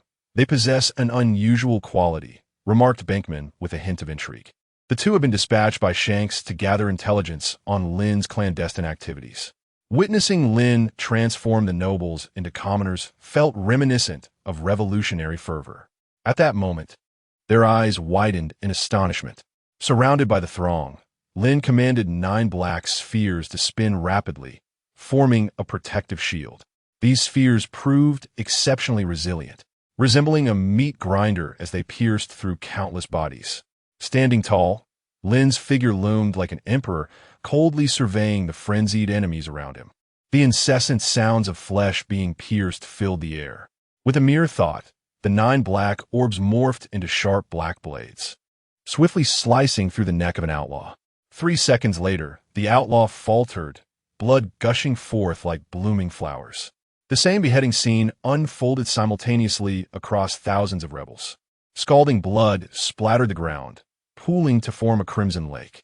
As the last rebel fell, Lynn surveyed the battlefield, reminiscent of an elegant butcher who had meticulously dispatched all his prey.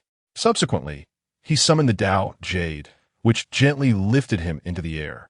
Beneath him, the ground lay submerged in pools of blood. You could have chosen to undertake labor reform here, to learn my ideology, and eventually become esteemed laborers contributing to the nation's development. Alas, you chose rebellion, leaving you beyond redemption. Lynn spoke in a low, steady voice, devoid of any tremor. To him, this massacre appeared merely as the eradication of a minute virus residing within the kingdom. This slaughter was not solely an act of suppression. It also served as a message to all those harboring rebellious thoughts, the aristocrats who managed to evade justice. Whoever dares to challenge my rule shall pay with their life.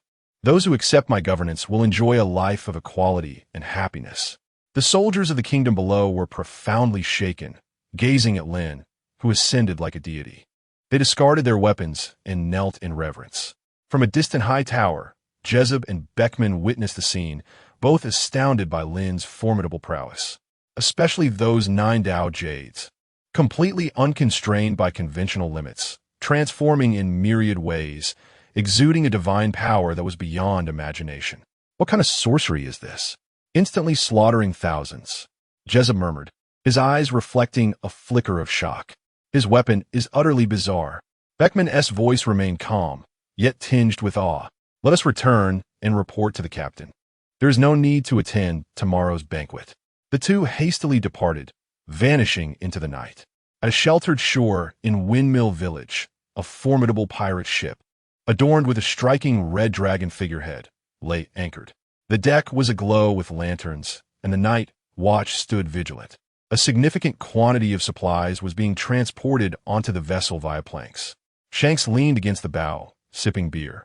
Captain, Beckman and Jezeb have returned, reported a crew member. Shanks turned around, catching sight of the two by the shoreline beneath the ship. What brings you back so early? Did you uncover anything? He inquired. The crew, curious, paused their tasks and gathered around. A rebellion involving thousands has erupted in the town, comprised of nobles and outlaws.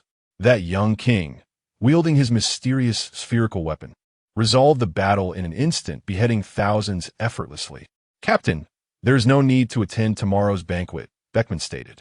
His words cast a shadow over the elite crew members, including Lecru, Binshan, Sneck, Benji, and Lame Jones, who all furrowed their brows. An invisible shock weighed heavily upon them, instantly beheading thousands, and without effort. Impossible. Is there truly someone capable of such a feat in the weakest sea? In the New World, there are only a handful who could achieve this, exclaimed combatant Lame Jones, his expression exaggerated. However, upon witnessing Beckman's unsmiling seriousness, he felt a deeper sense of dread. Interesting. What else did you discover? Shanks inquired with a calm smile, a stark contrast to the astonishment of the crew. As the crew observed their captain display such an expression, they realized that the banquet scheduled for the following day had indeed been arranged by him. This youthful monarch, known as Lynn, exhibited a demeanor reminiscent of revolutionary forces, championing the notion of equality for all. While the nobles and malefactors could have accepted labor reform, their insurrection led to slaughter. In essence, this enigmatic Lynn was decisive in his actions, employing mysterious methods, and with his cadre of elite subordinates. He was poised to rule the nation, albeit insufficiently equipped to confront the world government. Beckman offered this candid assessment. Upon hearing this, Shanks nodded thoughtfully. He then burst into a carefree laugh, exclaiming, "So, we have a youthful thinker and revolutionary. How intriguing." However, his approach is overly ostentatious. I must reclaim Reichu's dignity. Otherwise, how can I continue as your captain? Chapter 10. The Onslaught of Governor Crick's Pirate Crew. Lynn returned to the palace's sleeping quarters. A light sheen of perspiration gracing his brow, his stamina slightly diminished, akin to having jogged 400 meters. Despite such a minimal expenditure of energy, he was able to wield the seeking jade to swiftly vanquish thousands, leaving him exceedingly pleased. Subsequently, under the arrangements made by the returning Fuji and others, Lynn indulged in a soothing soak in hot soup, donning his sleepwear to rest. The following morning, citizens, nobles, influential figures, and pirates from across the globe gathered for breakfast, perusing the morning news delivered by the newsbird. Atop the Red Earth continent, within the Elder Stars conference room, there was an uproar over the abolition of the noble system within the kingdom's borders. Could it be that the young king of the kingdom of Sifil was backed by the revolutionary army? Outrageously, the legal martial god, Topman, adorned with a pair of horn-like white whiskers, slammed the morning newspaper onto the table, producing a resounding crack. The headlines were striking. The small eastern sea nation of Sifil, overnight, absorbs the world government's allied kingdom of Goya. The old king withdraws from the alliance. The new king abolishes the noble system. Beside him, the tall environmental martial god, Marcus, with lips hidden beneath his white goatee, spoke in a grave tone. The repercussions of this kingdom of Sifil are exceedingly dire. Has the Navy conducted a thorough investigation? If not, there is no need for further inquiry. Issue an announcement confirming that the kingdom of Sifil, with the support of the Revolutionary Army, has overthrown the Goya kingdom's regime. Command the Navy headquarters to immediately dispatch forces to eradicate such ideologies and assist in restoring the kingdom of Goya. Within the room, an elderly swordsman donned in a white robe opened his wise eyes. The financial martial god, Aizen, spoke with a serious demeanor. I concur. We must swiftly eliminate this threat and intensify efforts to capture the Revolutionary Army's insurgents, lest we witness the emergence of another kingdom of Sifil. Clearly, the Elder Stars perceived Lynn's actions as a direct affront to the world government, believing it to be orchestrated by the Revolutionary Army. They resolved to deploy naval forces to confront the current situation in the kingdom of Sifil. In the Navy headquarters conference room, the morning meeting commenced. The three admirals and numerous vice admirals exchanged thoughts over the morning news. When Admiral Sengoku entered with a serious expression, a hush fell over the room. I trust you are all aware of the severe implications posed by the kingdom of Sifil. The world government has just issued an announcement confirming the influence of the Revolutionary Army over the kingdom of Sifil, ordering the Navy headquarters to dispatch forces to apprehend the remnants of the Revolutionary Army and assist the kingdom of Goya in reclaiming its governance. Akiji, you will serve as the commander of operations, alongside Vice Admirals Akainu, Squirrel, Doberman, Chabwa, and Peach Rabbit. Admiral Sengoku commanded. Upon hearing such an assembly, astonished gazes exchanged among the crowd instinctively turned toward Sengoku. 1 admiral and 5 vice admirals. This was undoubtedly a formidable demon-slaying configuration. In the East Sea, within the kingdom of Oikot, at the Dragon's Water Park, Big Brother Arlong. Great news. We are about to strike it rich. Ha ha ha. An octopus fishman clad in a trendy t-shirt and shorts excitedly rushed towards a throne, clutching a newspaper in hand. A gigantic, deep blue shark human languidly toys with several feeble humans confined within an iron cage. Its serrated snout and a mouth filled with razor-sharp teeth paint a gruesome and savage picture. Wealth? Look at your naive expression, old 8. The dragon pirates have now become the sovereigns of the Oikot kingdom and its surrounding seas. Ordinary treasures no longer pique my interest, Along declared with arrogance. Excitedly waving a newspaper, Octopus Old 8 exclaimed, "Boss." The Goya Kingdom was once a member of the world government, but today's news reveals they've withdrawn and have been swallowed by a small nation called Cypher. The Goya Kingdom is a veritable treasure trove. Wealth, humans, and even the nobility among them. There's so much to be had. Along snatched the newspaper, gazing hungrily at the report, and then erupted into a loud, boisterous laugh. Ha ha ha. Indeed, it is a bountiful prize. Since they have lost their status as a member of the world government, let us wreak havoc, Old 8. Gather all the fishmen aboard. We shall capture the human nobility and seize their territories. Ha ha, commanded Along. Yes, in the East Sea, at the Frost Moon Village Swordsmanship Dojo, A group of youths wielding wooden swords practiced diligently. Not far away, a green-haired boy challenged a girl. In the dojo's corridor, Frost Moon Gung Saburo sipped tea and enjoyed breakfast while perusing a newspaper. Upon reading the contents, he spat out his food in shock. Adjusting his glasses, he murmured in disbelief, "What is happening? Did Dragon and his companions not leave the East Sea with the supplies they took from me?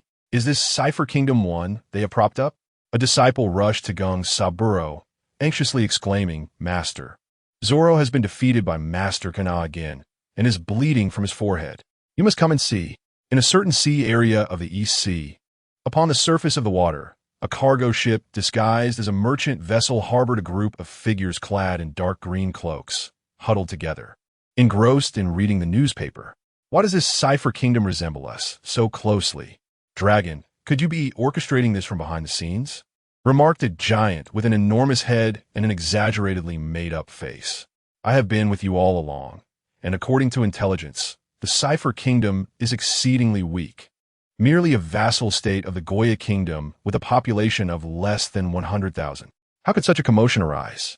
"Unbelievable," said a rugged, imposing man in a deep voice. Suddenly, he realized something, his brow furrowing in concern. "The overthrow of an established member of the world government will surely be attributed to us revolutionaries. If we continue to linger in the East Sea, we will undoubtedly face relentless pursuit by the Navy. Relay my orders. Full speed ahead towards the Grand Line," commanded Dragon. "Yes." In the palace hall of the Cipher Kingdom, on the throne, Lynn donned a crown and draped himself in a red velvet cloak, complemented by a tailored black military-style royal outfit. On either side of the Grand Hall, a group of elite Uchiha shinobi stood on the left side, while on the right, a collection of timid ministers from the former Goya Kingdom, along with certain deputy officials, occupied their positions, all of whom had been elevated by Lynn. After all, the operation of an entire nation cannot solely rely on the Uchiha clan. Naturally, these individuals had undergone the Uchiha clan's rigorous character assessments, and only those who passed were entrusted with responsibilities. Uchiha Fugaku, the clan leader, stepped forward to report, "Your Majesty, all is well within the kingdom today.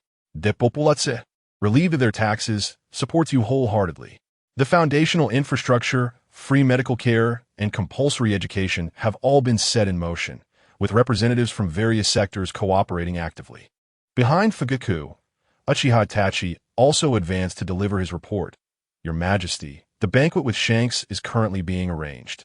Furthermore, the wealth confiscated from all the nobles of the Goya Kingdom has been tallied, amounting to a total of 10 billion berries, which has been deposited into the royal treasury for the kingdom's infrastructure and your daily expenditures."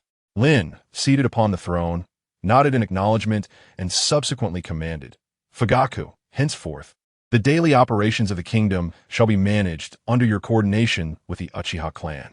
"Yes, your Majesty." At that moment, with a swift motion, a figure appeared in the grand hall. It was Shursui. Kneeling on one knee, he furrowed his brow and proclaimed, "Your Majesty, there are pirates causing a commotion outside the national port. Their fleet comprises 55 ships with over 5,000 personnel, led by a self-proclaimed East Blue overlord, Governor Creek. This has instigated widespread panic among the coastal populace." Chapter 11. Shatter this kingdom for me. Upon hearing the words, Lynn's lips curled into a subtle smile. So it was the Creek pirate crew. If he could capture this band of 5,000 pirates for labor reform, would not the prestige of his Saphir Kingdom be significantly elevated in the East Sea? Meanwhile, to the right of the Grand Hall, a group of ministers from the former Goya Kingdom turned pale upon hearing the name of the East Sea overlord, Governor Creek, their eyes brimming with fear and trepidation. The elites, who were accustomed to wielding power and eloquence, now appeared particularly anxious. A middle-aged minister named Edmund, the deputy minister of finance, donned a somewhat worn blue robe and was visibly flustered, his hands trembling slightly. He stepped forward and whispered, "Creek, that monster, your Majesty, this pirate crew has ravaged the East Sea for many years, exhibiting unparalleled brutality. They boast a terrifying fighting force of over 5,000. Their ship, the indomitable battleship Cutlass, is nearly indestructible, That vessel has swept through countless coastal cities and merchant ships in the East Sea, plundering unimaginable wealth. Governor Creek possesses a strength beyond human comprehension. Wielding a colossal iron sword, he can effortlessly snap the masts of any ship. Edmund's voice quivered as if haunted by the horrific memories. Beside him, Albert, the Deputy Minister of Internal Affairs, a frail elder clad in a gray robe with graying temples that bore the weight of time, seized the moment. Beads of sweat cascading down his forehead as he urgently interjected, Governor Creek is also a notorious pirate with a bounty of 12 million berries. He surely knows that our nation is not a member of the world government and seeks to plunder our riches. Another young minister named Bernard, dressed in a black suit and appearing rather restless, interjected in a hushed tone, "What is even more terrifying is that Governor Creek has never known defeat. It is said that he has navigated the Grand Line. He has personally vanquished most of the naval fleets in the East Sea, and even naval captains have fallen victim to his opportunistic strikes. His ferocity and combat prowess are such that even with tens of thousands of our kingdom as soldiers, we cannot hope to contend with these sea marauders." The ministers grew increasingly agitated, the air thick with palpable fear. Each one averted their gaze from Lynn's eyes, acutely aware that their words were not only an expression of loyalty, but also a plea for survival. To them, the name Creek symbolized destruction and dread. Fuyue remained unperturbed, maintaining his composure as he spoke with steady conviction. "Your Majesty, a mere pirate crew of 5,000 can be annihilated with the dispatch of just 10 men. Very well, see to it. Strive to take some alive. The nation requires laborers. Capture these pirates and bring them to the capital for reform," Lynn commanded. Understood. Fuyue departed, taking with him a contingent of elite Uchiha. Seated on the throne, Lynn closed his eyes to rest, awaiting the next opportunity for a military lottery. He had already assimilated the populace and territory of the Goya Kingdom. The entire world must have learned of this matter through the morning reports. Why has the opportunity for a lottery not yet arrived? Could it be that the system is experiencing delays? In this day and age, with the vast expansion of territory, even the Uchiha clan of 108 members, supplemented by shadow clones, finds itself woefully insufficient. It is imperative to quickly bolster the new legion to ensure the kingdom operates normally. Below, the ministers exchanged anxious glances, their faces etched with worry, yet none dared to disturb Lynn, seated upon the throne. While they recognized the extraordinary combat prowess of the royal guard surrounding the new king, the notorious Creek pirates, with their over 5,000 ruthless marauders, loomed larger in their minds as a far greater menace. At this moment, at the national port, once a thriving hub, a harrowing disaster unfolded. The air was thick with smoke and dust, and the damp sea breeze carried a pungent scent of gunpowder. In the distance, rows of pirate ships loomed like black behemoths, arranged in a fierce formation, their cannons roaring with a deafening cacophony. Over 50 warships formed a sweeping arc, unleashing a relentless barrage upon the port town. The metallic clangs mingling with the explosive sounds of cannon fire, tearing through the very air itself. In the harbor's dock area, the once magnificent wharves and commercial zones lay in ruins. Buildings were pierced by cannonballs, and amidst the tremors, structures crumbled, showering the ground with a torrential downpour of debris and splintered wood. Countless civilians fled in chaos. Yet even those swift merchants and citizens could not escape the onslaught of cannon fire, their bodies strewn across the streets like withered leaves. Shop windows shattered, the streets littered with shards of glass and charred remnants of goods. Amidst the ruins, the cries of women and children occasionally pierced the air, only to be swiftly overtaken by the thunderous explosions. Near the coast, ships of all sizes have been obliterated by cannon fire, with the sea now awash with broken planks, debris and blood. And behind this tumult, a colossal 3-decked sailing ship commanded the center stage of the pirate fleet. Its bow towered high, bearing a heavy black flag, exuding an aura of formidable power. At the forefront of the deck stood Governor Creek, a robust man clad in golden armor, his gaze sharp as a blade. Embodying an unwavering iron tower, Creek's towering figure, muscular and imposing, glinted with the cold light of his armor. Grasping a great sword, he surveyed the ravaged port below, his laughter resonating like thunder, shaking the very sea. Ha ha ha ha ha! Krika's laughter brimmed with derision and madness. Fire! Continue the bombardment. Obliterate this kingdom, ravage this land. Plunder the wealth amassed over centuries. Ha ha ha! With the command issued, the cannons aboard the pirate ships roared once more, their projectiles raining down upon the port town. The ferocious explosions obliterating everything in their path. The sea was illuminated by flames, resembling a descent into a hellish apocalypse.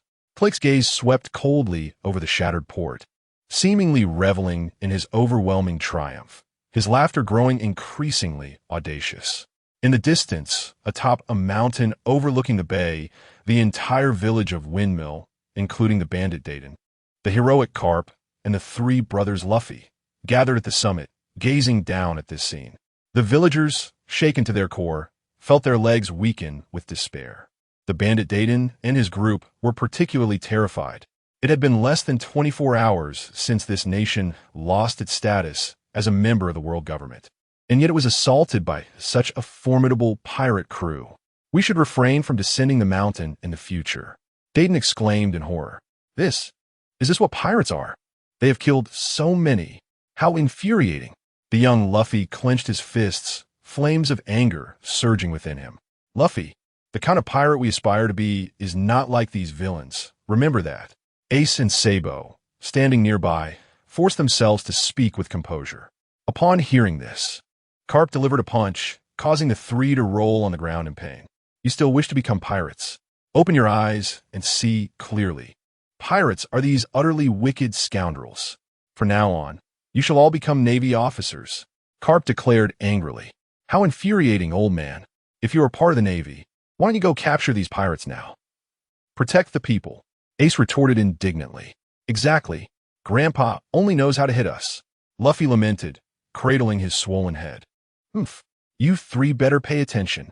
Carp leapt into the air, executing a moon step as he soared towards the distant port. Wow, Grandpa can fly. The three brothers were astonished.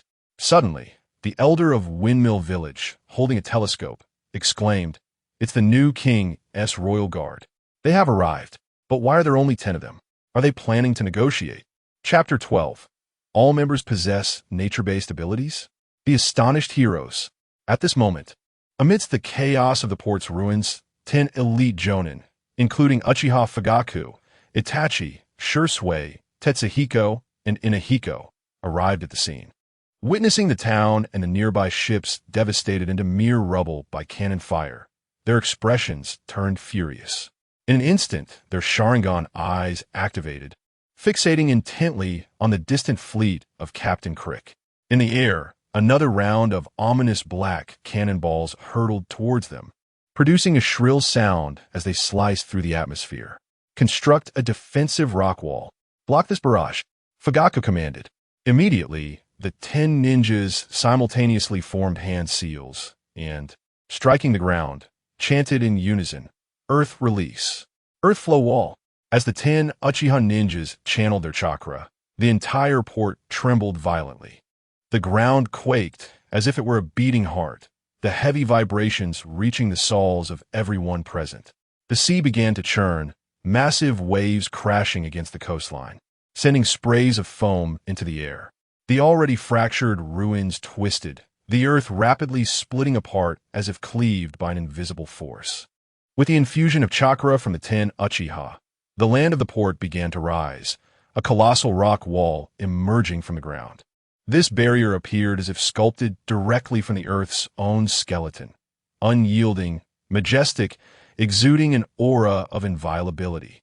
The wall spanned approximately 300 meters, safeguarding the entire port town behind it. Its height rivaled that of the great ships upon the sea, towering at 20 to 30 meters, reminiscent of a mountain ascent.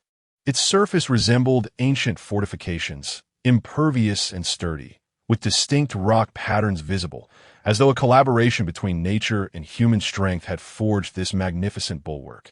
Then, with a resounding boom, boom, boom, cannonballs rained down upon the rock wall, merely erupting into clouds of debris and smoke without inflicting any damage upon the towering structure. In the sky, the hero Carp, gliding gracefully, beheld this astonishing spectacle. He was taken aback. Nature-based powers that manipulate the earth, are they all capable of such feats? With exceptional vision, he had just witnessed the 10 crimson-eyed guards simultaneously unleash their bizarre abilities to create this massive rock wall fortress, extending hundreds of meters. What manner of individuals does the kingdom of Sifil comprise, possessing such an abundance of abilities? Carp pondered silently, halting his advance to observe from the air.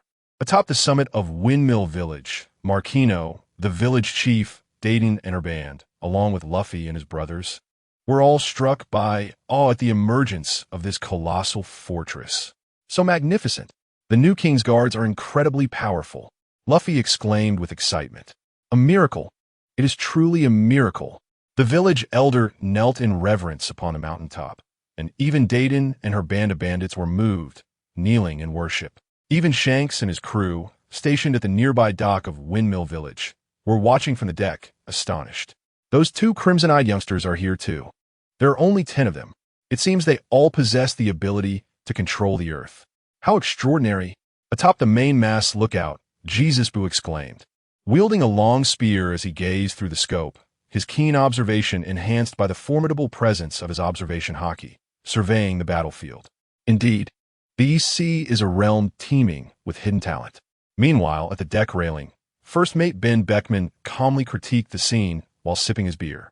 In the premium seats at the bow, Shanks sat with his back to the crowd, silently staring into the distance, lost in thought. In stark contrast, the vessels of the Krieg pirates remained stagnant in the distance, the cacophony of cannon fire and the roar of the waves intertwining into a chaotic symphony.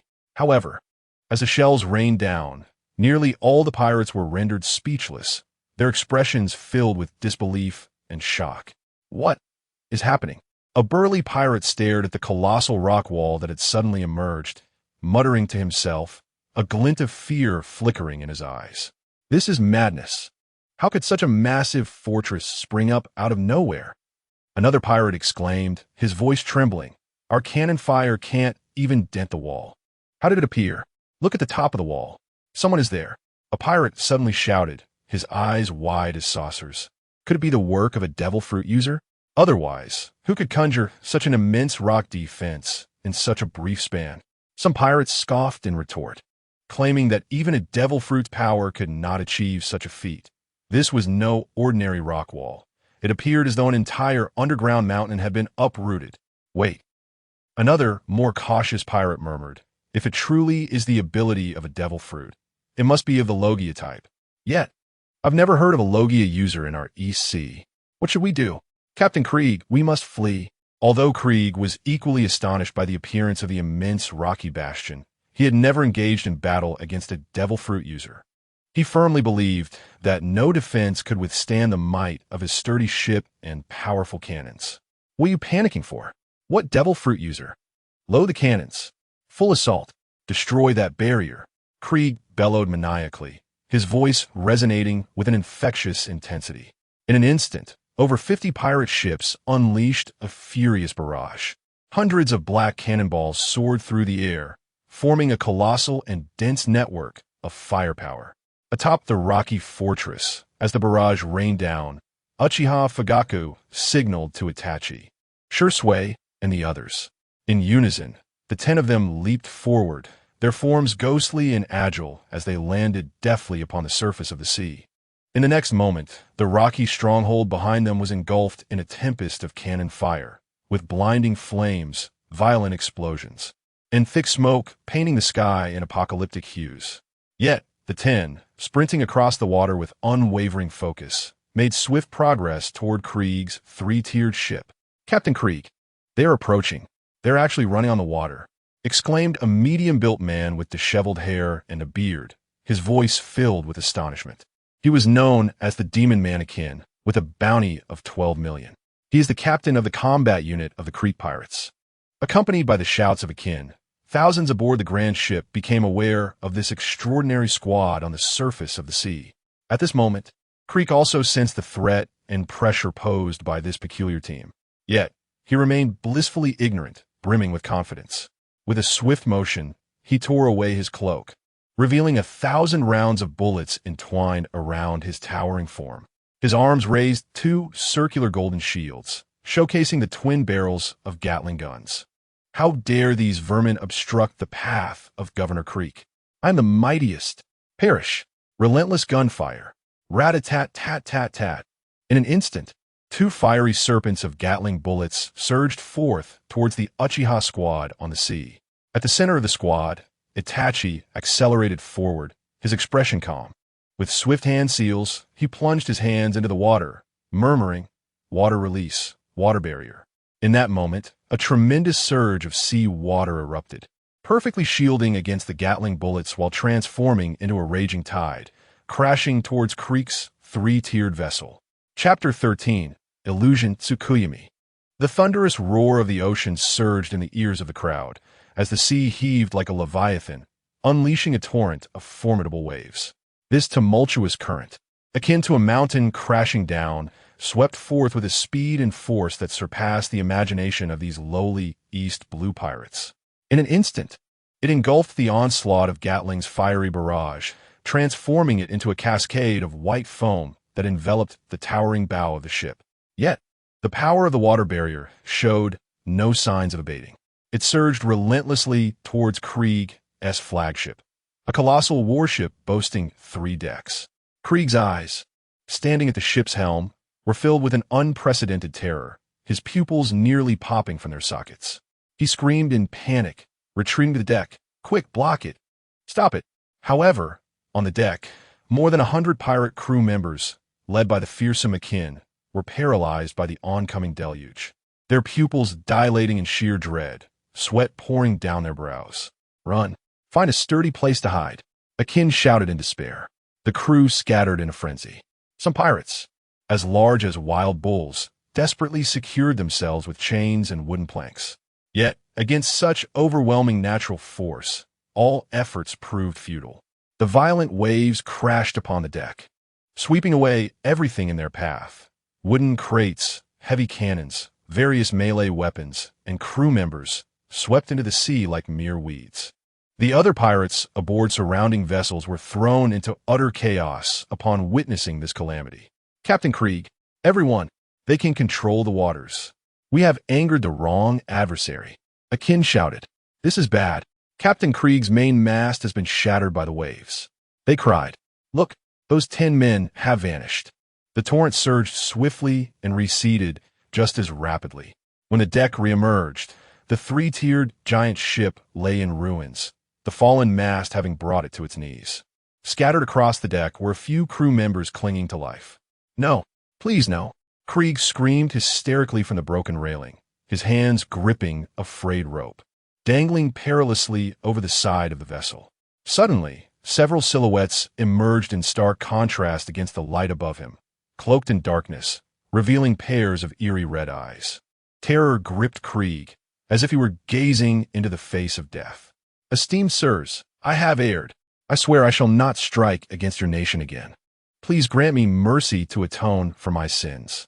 Krieg pleaded, crying for his life. Cold, indifferent Sharingan gazes bore into him. Soon after, before the eyes of thousands of his subordinates on nearby ships, Krieg was bound hand and foot and dragged onto the deck. Gasping for breath, he realized he had narrowly escaped death. "Krieg, command your men to surrender their weapons and steer the ship into the harbor to accept punishment," Uchiha Fugaku said in a grave tone. Regaining his composure, a cunning glimmer flickered in Krieg's eyes. Suddenly, violent tremors erupted throughout the ship. Uchiha and others cast cold glances around them. A fleet of more than 10 nearby pirate ships drew close to the dilapidated 3-decked vessel. Wooden planks and ropes connected to the ship, while a horde of ruthless pirates armed to the teeth surged forth. A cunning and treacherous smile crept across Kleek's face as he strained against his bindings, shattering them with ease. Boasting with arrogance, he declared, "So, you possess the power of the devil fruit? I am the sovereign of the East Blue." Countless ferocious pirates shouted with bloodlust from all directions. In the first instance, the fearsome demon, Akin, hurled a golden war spear towards Cleek. "Captain, your weapon." Cleek grasped the spear, its weight a staggering 2,000 pounds. With the weapon in hand, a savage grin spread across his face, his eyes gleaming with a desire for battle. He raised the spear high, standing like a war god upon the deck, his voice echoing across the sea. "Lads, slaughter them. I am the ruler of the East Blue." However, the approaching pirates did not faze the 10 members of the Uchiha clan, who remained eerily calm. Standing firm, they appeared untouched by any threat. Uchiha Fugaku's expression bore no trace of panic as he calmly commanded, "Prepare for battle. Utilize Jinjutsu and earth techniques to subdue them, avoiding fatalities. The nation requires these laborers." Yes. Following his orders, the Uchiha members remained in place, executing their ocular techniques. In an instant, the first wave of pirates seemed to fall into a dreamlike state, their movements slowing and their gazes turning vacant, until they stood frozen, motionless. Yet, the sheer number of pirates was overwhelming. Even the mightiest Jinjutsu could not withstand such a horde. Immediately, Fugaku and his 10 comrades swiftly formed hand seals, their motions fluid and graceful. Earth style, earth flow break. Earth style, rock pillar prison. Earth style, quicksand swamp. In a heartbeat, a torrent of rocks and mud erupted from the warship. Numerous pirates found themselves ensnared by solid rock pillars or trapped within the treacherous swamp, unable to move. Even Cleek was entrapped by a cage of emerging rock pillars beneath his feet. Witnessing his men lose their mobility one by one, a mix of fury and terror marred Cleek's face. In his confinement, he swung the spear, shattering the rock pillar before him. Boom! His spear, imbued with explosive force and bolstered by his monstrous strength, rendered ordinary earth techniques ineffective against him. Cleek charged towards Uchiha Fugaku. Yet, the impassive Uchiha Itachi stood in front of Fugaku. To understand why the Uchiha clan is regarded as the most formidable and feared, allow me to show you the power of our bloodline limit. Itachi murmured softly. Cleek, undeterred by the presence of a mere youth, raised a spear high, preparing to strike down the one before him. In the next moment, Itachi's Sharingan flared. Tsukuyami. Cleek found his movements abruptly halted, as if the very fabric of reality had twisted around him. The surrounding scenery transformed into a realm interwoven with blood red and stark black and white. He himself was crucified upon a cross, adrift on a sea of blood, utterly immobile. Directly opposite him stood Itachi, wielding a katana, his expression devoid of emotion as he fixated on him. "Where's this place? What have you done to me, you wretched imp?" Cleek yearned to unleash his brute strength, only to discover he possessed not an ounce of power. How long do you suppose you can endure, you who are oblivious to the nature of illusions? Itachi murmured, as the blade in his hand slowly pierced Cleek's abdomen, then withdrew with equal slowness. The excruciating agony caused Cleek's eyes to widen in shock, his pupils contracting sharply. You bastard! I will slay you!" Cleek screamed in despair. In the next moment, the wound healed, yet the echoes of pain reverberated throughout his mind. When Cleek regained his senses, Itachi had transformed into 3 figures. Before he could catch his breath, the blades in their hands lunged toward his abdomen once more. This isn't an illusion. It shouldn't hurt. How can this be? Cleek's wretched cries echoed through this realm of illusion. Itachi remained impassive, continuing his execution while stating, "Within this Tsukuyami space, every aspect, be it space-time or mass, is under my dominion. Do not mistake this for mere illusion, for the sensation of pain is all too real. For the next 72 hours, I shall relentlessly stab you." Chapter 14. Shanks. A solo feast. The agonizing screams of Cleek reverberated throughout the moon-reading space, his psyche teetering on the brink of collapse. Each thrust of the blade pierced him with unbearable agony, and every instance of healing felt like a cruel reminder that this was merely the inception of his endless torment. Itachi's voice echoed like a whisper from the abyss, cold and merciless. "In this infinite cycle, your suffering is boundless, and your will shall shatter until you yield." Cleek's consciousness began to blur, yet the enchantment's grip prevented him from fully succumbing to oblivion. Countless Itachis emerged before him, each wielding a blade, and with every flash of steel. His cries of despair echoed anew. Time lost all significance within the confines of the moon-reading space, where only the ceaseless agony perpetually unfolded. Please, stop. I would do anything. Creek's voice had become hoarse, tears mingling with blood cascading down his face. Yet Itachi's illusion offered no mercy. Each strike was precise, and every healing brought forth a torment that felt worse than death. In this realm controlled by Itachi, Creek's suffering was magnified infinitely, rendering his resistance utterly insignificant. The surroundings began to warp, a sea of blood churning, and Creek felt as though he were bound to the wheel of time, relentlessly crushed. His will crumbled, his spirit disintegrated, while Itachi's illusion remained cold and resolute, like an insurmountable wall. In this illusory world crafted by Itachi, Creek's anguish became the sole reality he faced, besieged by unending despair and inescapable torment. Have you truly surrendered? You cannot deceive me. There remains 71 hours, 59 minutes, and 59 seconds until the expiration of 72 hours. Itachi's voice, devoid of any emotional fluctuation, resonated in the blood-drenched space. Upon hearing this, Creek, crucified, felt his pupils tremble violently. After enduring for so long, it had only been a mere second. His pitiful wails once again echoed. Outside, the remaining 9 Uchiha had successfully regained control of the situation. Utilizing the body flicker technique, Sure Sui began to subdue the pirates on other ships with illusions and Earth-style ninjutsu. Suddenly, Faik spotted 30 Uchiha clan members treading the waves. What brings you here? One of the Uchiha Nin replied. The Lord was concerned and dispatched us for support, as this band of pirates is numerous. Moreover, the kingdom's army is already awaiting transport within the town. Faik nodded in understanding.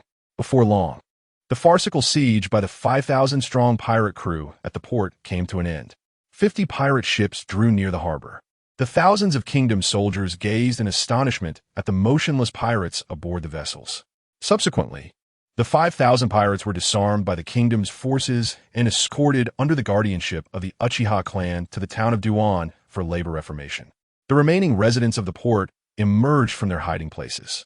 They gazed at the ninjas of the Uchiha clan, their eyes filled with awe and gratitude. Soon, the order at the port gradually restored, and people began to clear the battlefield and repair the damaged facilities. In the distance, atop the windmill village, Karp returned to the group, his face reflecting a profound shock. What astonishing combat efficiency! I underestimated this elite guard, Karp murmured. With such power, the kingdom of Sefer need not fear losing its status as a member of the world government, and it could even aspire to dominate the East Sea. Grandfather, are those royal guards ninjas? How impressive! Luffy exclaimed, brimming with excitement. The elite guard is incredible. I thought we would be slaughtered by pirates. But it seems the new king possesses considerable strength. They subdued this group of pirates so swiftly. Truly dependable. Long live the new king. The villagers shared in the excitement, observing Luffy and the others with joy. Karp furrowed his brow, his gaze sweeping over Windmill Village and the gathered crowd. In a solemn tone, he declared, Everyone, I received news this morning that the Navy headquarters has designated the Kingdom of Sefer as a force supported by the Revolutionary Army. They have dispatched a fleet, which is expected to arrive here within a month to launch an attack aimed at restoring the Kingdom of Goa. Karp's voice echoed atop the mountain, each word heavy as iron. We must act immediately. Everyone should stockpile food to prepare for the impending chaos. I suggest we retreat to Dayton's hideout, where it is relatively safe, providing a temporary refuge from the flames of war. His words conveyed a deep concern for the upcoming conflict. The crowd was taken aback, never having imagined that their tranquil lives would be suddenly overshadowed by the specter of war. Why? The new king has abolished the nobility and exempted taxes. I have heard that he aims to vigorously develop infrastructure, provide free health care, facilitate obligatory trade, and offer free elderly care. The new king is so benevolent. Why would the Navy wage war? The old village chief questioned Karp, his indignation palpable. The old chief, trusted by the villagers, garnered agreement from Akino, Luffy, and even Dayton. The mountain bandit. Indeed, old man. What is there to restore about the former kingdom of Goa? The Navy does nothing good. Ace exclaimed angrily. That's right. I also feel the new king is doing quite well. Sabo nodded, feigning maturity. Karp was quite displeased by the interruption from the three young ones. He rolled up his sleeves, pretending to threaten them, causing the trio to hastily hide behind Makino. You three little brats understand nothing. That is politics. And explaining it to you would be futile. Go, go, go. Dayton, take those three back to the hideout. Village chief, do not resist. Rally everyone to evade the war. Meanwhile, at the Windmill Village port, the red-haired crew observed, their actions are indeed swift. Jesus leapt from the mast onto the deck, exclaiming in astonishment. These guards can not only run upon the surface of the sea, but also manipulate the currents like the fishmen and command the very earth itself. How remarkable! I have never encountered so many wielders of the same devil fruit abilities. They can also conjure illusions, added the rotund Lecru, his voice tinged with trepidation. Beckman, maintaining a composed demeanor, turned towards the ship's captain, Shanks, who stood with his back to the group, and said solemnly, Shanks, perhaps we should forego tonight's banquet. I have a foreboding sense that a great number of Navy forces will soon flood the East Blue. It would be prudent for us to return to the New World at the earliest opportunity. Indeed, Captain, I can endure a little hardship. There's no need to complicate matters. Lakiru chimed in innocently. Shanks remained silent, his thoughts inscrutable to those around him as they gazed at his silhouette. Suddenly, Shanks leapt back onto the deck, his face breaking into a broad smile. Please fetch my cherished vintage wine. Tonight, I shall attend the banquet alone. You all stay on board and await my return. Chapter 15. The New Legion. The Holy Lord. The Phantom Legion. Within the grand palace hall of the kingdom of Zephyr, an atmosphere of palpable tension enveloped the space. Lord Lynn sat upright upon the throne, his gaze sweeping over each of the assembled ministers. What are your thoughts on the 9-year compulsory education plan I proposed? Lynn inquired in a grave tone. In stark contrast, the ministers' expressions were laden with anxiety and dread. Ever since the incident involving the Creek pirate group, they had been shrouded in a veil of apprehension. Their minds wandered, their eyes darting towards the palace exit, as if anticipating an imminent assault from the pirates. Your Majesty, your proposal is remarkably innovative. I, an old minister, am deeply impressed. Indeed, it is commendable. Each minister stammered, their voices quivering. Their minds were far from the topic at hand. The new king, known for his formidable methods and inscrutable preferences, instilled fear. A misstep in words could lead to dire consequences. Faced with their perfunctory responses, Lynn sighed. Very well, I entrust you with the implementation of compulsory education and free health care. Within 3 months, I expect to see every child in the nation attending school, and not a single civilian dying of illness or starvation in the streets. Should I discover even one, all of you shall be dispatched to Dwanjin for labor reform. Were it not for my current shortage of manpower, I would not require your services, you old geezers. Your Majesty, an elderly minister began to make excuses, but his thoughts were abruptly interrupted by a sudden gust of wind. A shadow silently emerged within the hall, drawing all eyes towards it. Uchiha Itachi appeared at the center of the hall, kneeling on one knee, respectfully reporting to Lynn, Your Majesty. The Creek pirate group has been fully escorted to Dwanjin for labor reform. The clan leader and a total of 40 elite shinobi are currently supervising to ensure that none escape. Itachi's voice was calm and resolute, his presence akin to a ray of dawn, dispelling the unease and trepidation that had pervaded the hall. Upon hearing this news, the ministers were struck with shock, followed by a wave of relief. Some even collapsed onto the cold floor, their faces reflecting sheer gratitude. Acknowledging this anticipated development, Lynn nodded from his throne. Excellent, Itachi. Inform Fugaku to keep a close watch on this group of ruffians. In a few days, I shall personally visit Dwanjin to inspect the pirates' labor reform.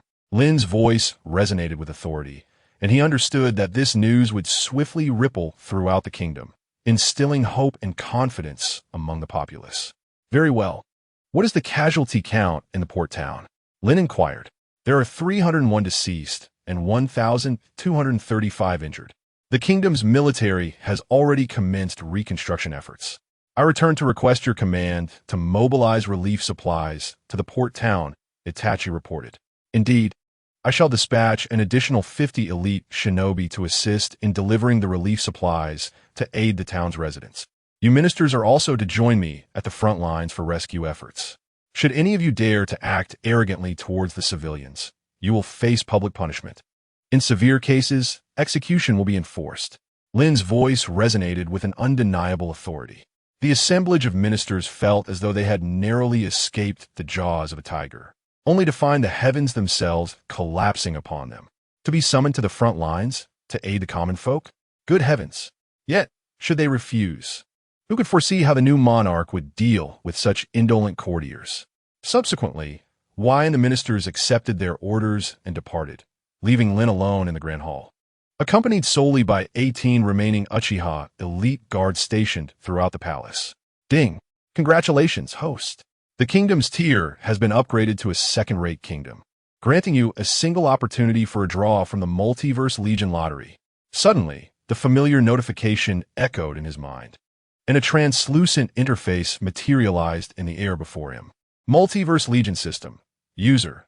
Zyfiel Lynn Affiliated Kingdom. Zyfiel Kingdom Position. King Kingdom Level. Second-rate Kingdom.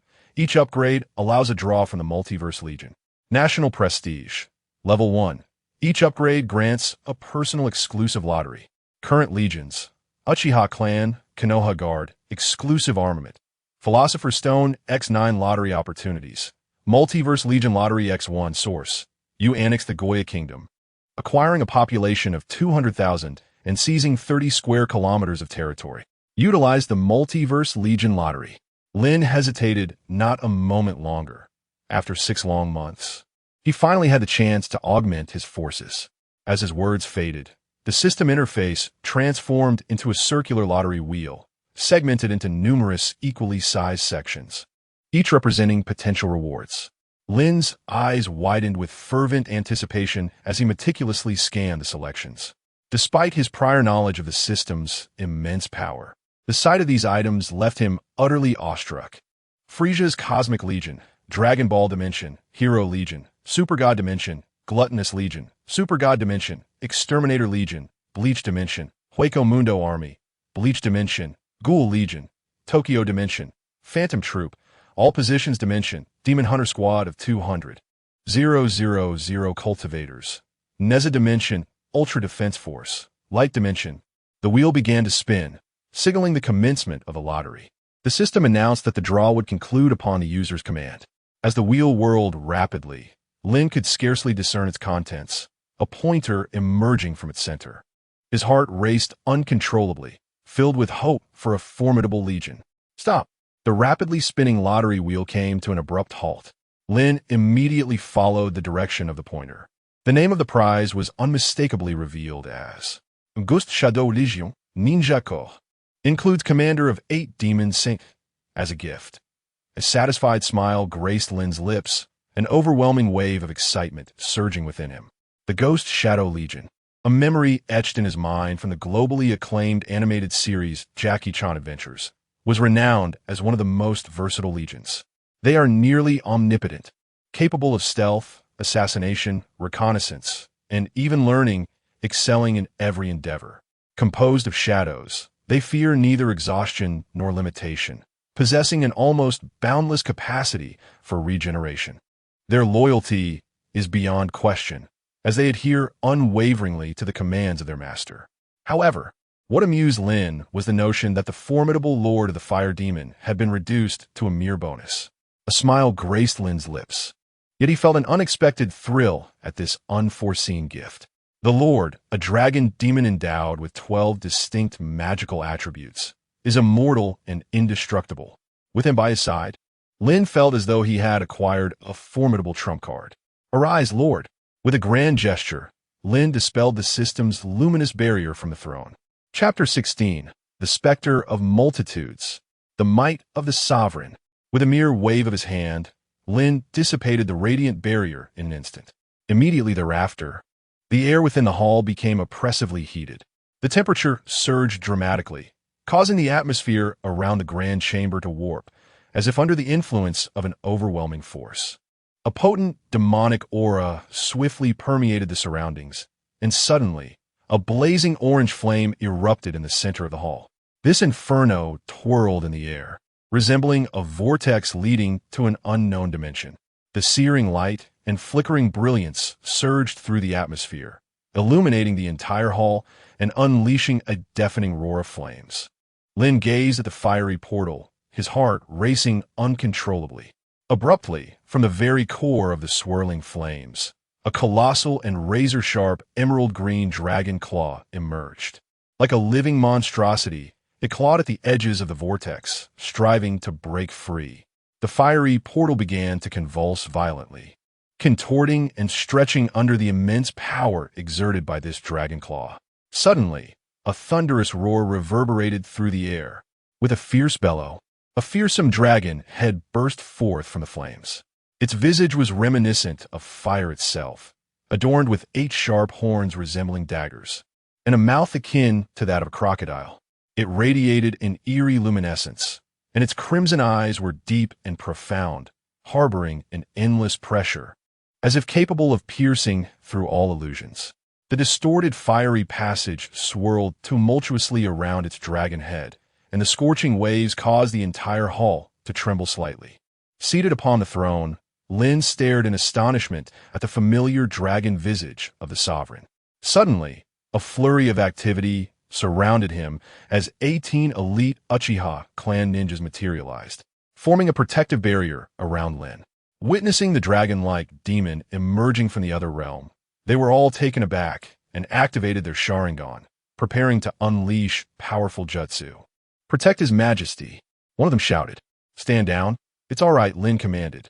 In the next moment, the sovereign's massive form nearly tore through the fiery vortex as it leaped down.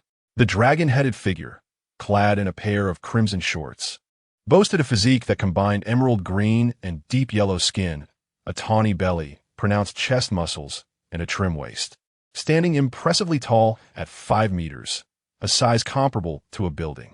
"Sovereign, I pay my respects, Your Majesty." The sovereign's deep voice resonated throughout the hall like thunder, imbued with immense intimidation. He knelt on one knee, his dragon head bowed in utmost reverence. The surrounding Uchiha ninjas were left transfixed. This fearsome beast was, in fact, a subject of His Majesty. "Rise," Lynn said calmly from his throne, his gaze appraising the sovereign's formidable form. "Summon the Spectre Legion," he ordered. In response, the sovereign's crimson eyes flickered with a red glow. In an instant, a chilling atmosphere enveloped the hall, rendering it suffocating. From every corner of the grand hall, every beam, and even the floor, dark shadows began to seep forth, flowing like a living entity. These shadows flitted across the surfaces of the structure, silently emerging from every hidden nook, swiftly spreading both within and around the hall. Following this, spectral soldiers, shrouded in darkness, manifested from within the edifice. At the entrance of the grand hall, thousands assembled. Inside, over 1,000 stood in meticulous formation, hanging and standing from every beam. They were an indistinguishable mass. Blood-red eyes gleamed from beneath their standard-issue black ninja attire. They moved with an eerie silence, akin to shadows, patiently awaiting orders.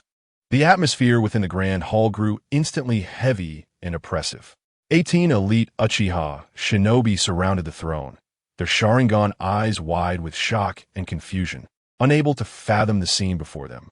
Such an astonishing number. When did the palace become infiltrated by so many warriors? Their attire suggested they were ninjas? "Your Majesty, these warriors?" The throne's occupant, Lynn, offered no response to the Uchiha's inquiries. Instead, he gazed through the thick shadows, surveying the spectral legion. With a calm demeanor, he inquired, "Are they all present?"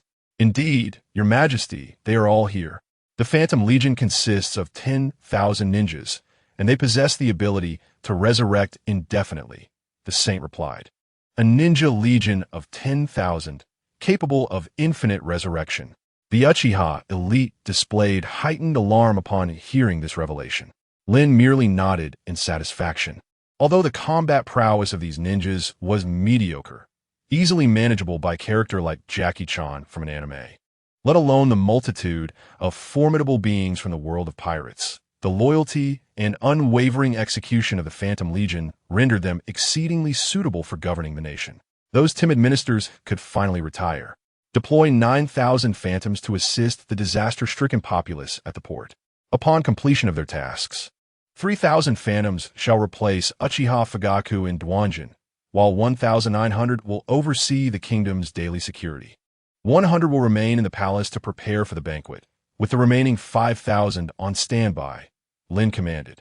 As you wish, your majesty, the saint affirmed. Lynn then turned his gaze to a nearby Uchiha elite. You shall accompany the saint to oversee the transition. Have Fugaku and the others report to the war conference room and await my arrival. As you command, your majesty. Subsequently, the 10,000 Phantoms retreated like a tide of darkness, restoring brightness to the palace hall. The Uchiha elite approached the imposing figure within the hall with a mixture of trepidation and reverence. Saint, please follow me, the Uchiha elite said. The saint cast a sidelong glance at the individual, but offered no response. In the next moment, the saint extended a claw-like hand toward him, seizing him firmly. The 17 Uchiha surrounding the throne furrowed their brows, wondering what this creature intended. Which direction? The saint inquired in a low, commanding tone. The Uchiha in hand was taken aback, pondering to himself that all present were warriors of the emperor. Surely this individual would not harm him. Do it out. The high-ranking ninja stammered. In that instant, everyone beheld the majestic dragon form of the sovereign rise into the air, gradually shifting its direction to face the exterior of the grand hall. In the next moment, its colossal body surged forth with astonishing speed, transforming into a swift shadow as it burst from the palace, soaring into the heavens. Such incredible velocity. It can indeed fly. How formidable. If only one could forge a summoning contract with it. This sovereign must possess additional powers. How exhilarating. I hope Uchiha Junjing is unharmed. I am so worried. The Uchiha clan members were filled with both awe and concern. Only Lynn, seated upon the throne, bore a subtle smile. With the sovereign and the Ghost Shadow Brigade now at his command, his next expansion plans could finally be set into motion. It was imperative to establish a magnificent kingdom and an indomitable military force before the world government could react. Chapter 17. The Resurrection of the Masses. If gratitude is to be expressed, let it be directed towards His Majesty. The Holy Lord streaked across the heavens like a meteor, his shadow swiftly gliding over the earth, soon arriving above the nation's port. From a bird's-eye view, the port town was bustling with activity. The kingdom's military and its citizens were united in their efforts to rebuild and provide aid in the aftermath of the disaster. White medical tents dotted the landscape, while armored warriors and young civilians labored to lift broken stones, rescuing lives trapped beneath the rubble. The prior calamity had transformed what should have been a thriving port into a scene of devastation, with collapsed buildings and debris scattered across the streets. Yet, the faces of the people were etched with resilience and hope. Boom! The Holy Lord descended upon the towering rock wall, measuring 300 meters in length and several dozen in height. This formidable barrier had been erected by Fuji and his companions using Earth-style ninjutsu, safeguarding the town's security. What is that? A female military doctor suddenly caught sight of a majestic beast silhouetted against the light, standing atop the wall. Its enormous crimson eyes radiated a terrifying aura, prompting her to scream in fright. Her exclamation drew the gaze of the crowd. Good heavens, what manner of creature is that? Is it here to attack us? Look, its eyes. Red, just like the royal guard of the new king. Stay calm. Maintain your composure. We have only just recovered from the pirate assault. Must we now confront a new threat? Where are the royal guards? We need protection. Among the crowd, a middle-aged man clad in a tattered cloak, his face weathered by the elements, tightly embraced his child, trembling as he spoke. Do not fear, my child. Nearby, a young soldier, perspiration beading upon his brow and his sword quivering in his grasp, whispered to himself, "We have only just begun to restore some semblance of order. Must we face yet another?" An elderly fisherman, his skin darkened by the sun and calloused hands bearing witness to a lifetime of toil, squinted at the immense figure above, shaking his head with a sigh. More pirates, perhaps? Alas! a female soldier of the kingdom, clad in light armor and gripping her spear firmly, scanned the panicked crowd with unwavering resolve, calling out, "Do not panic. Quickly, inform the royal guards. The kingdom's forces must protect and evacuate the injured." At that moment, a man resembling a commander, dressed in the uniform of the kingdom's army, despite the fatigue etched upon his face, endeavored to maintain order. He bellowed, "Everyone, remain calm. Evacuate the injured. Do not incite unnecessary panic. We are still uncertain of its intentions." Nevertheless, the fear nestled within the hearts of the people proved challenging to quell. They had just emerged from the flames of war, and the terror of the unknown was deeply ingrained within them. "Holy Lord, please set me down. The populace is frightened, and His Majesty will be displeased." In the grip of the Holy Lord's dragon claw, Uchiha Junjing found his hair tousled by the fierce winds. He could hardly fathom that within mere seconds, the Holy Lord had transported him to the port. "Go down and instruct these insects to gather the deceased bodies." The Holy Lord spoke in a deep, authoritative tone. With a relaxed gesture, Uchiha Junjing descended from the heights to the ground. "Do not be alarmed. He is sent by His Majesty and is a member of the Royal Guard, here to assist you." Junjing swiftly clarified the identity of the Holy Lord to avoid any unnecessary misunderstandings. Fortunately, the commoners and the kingdom's soldiers recognized Junjing's affiliation with the Royal Guard, allowing them to breathe a collective sigh of relief. "What is that? So many dark figures," gasped the crowd. "Good heavens! They emerged from the Holy Lord's shadow. Are they also part of the Royal Guard?" "Fear not. These two are Royal Guards, known as the Ghost Shadow Battalion, and they come to aid you," Junjing proclaimed, alleviating the anxiety that had gripped the crowd. An elderly woman, her face etched with wrinkles, tightly clutched her cane, her wide eyes shimmering with astonishment. "The new Majesty is truly formidable, having such powerful subordinates." The atmosphere at the port gradually shifted from tension to wonder, as the populace began to realize that these mysterious reinforcements posed no threat, but rather were there to support them.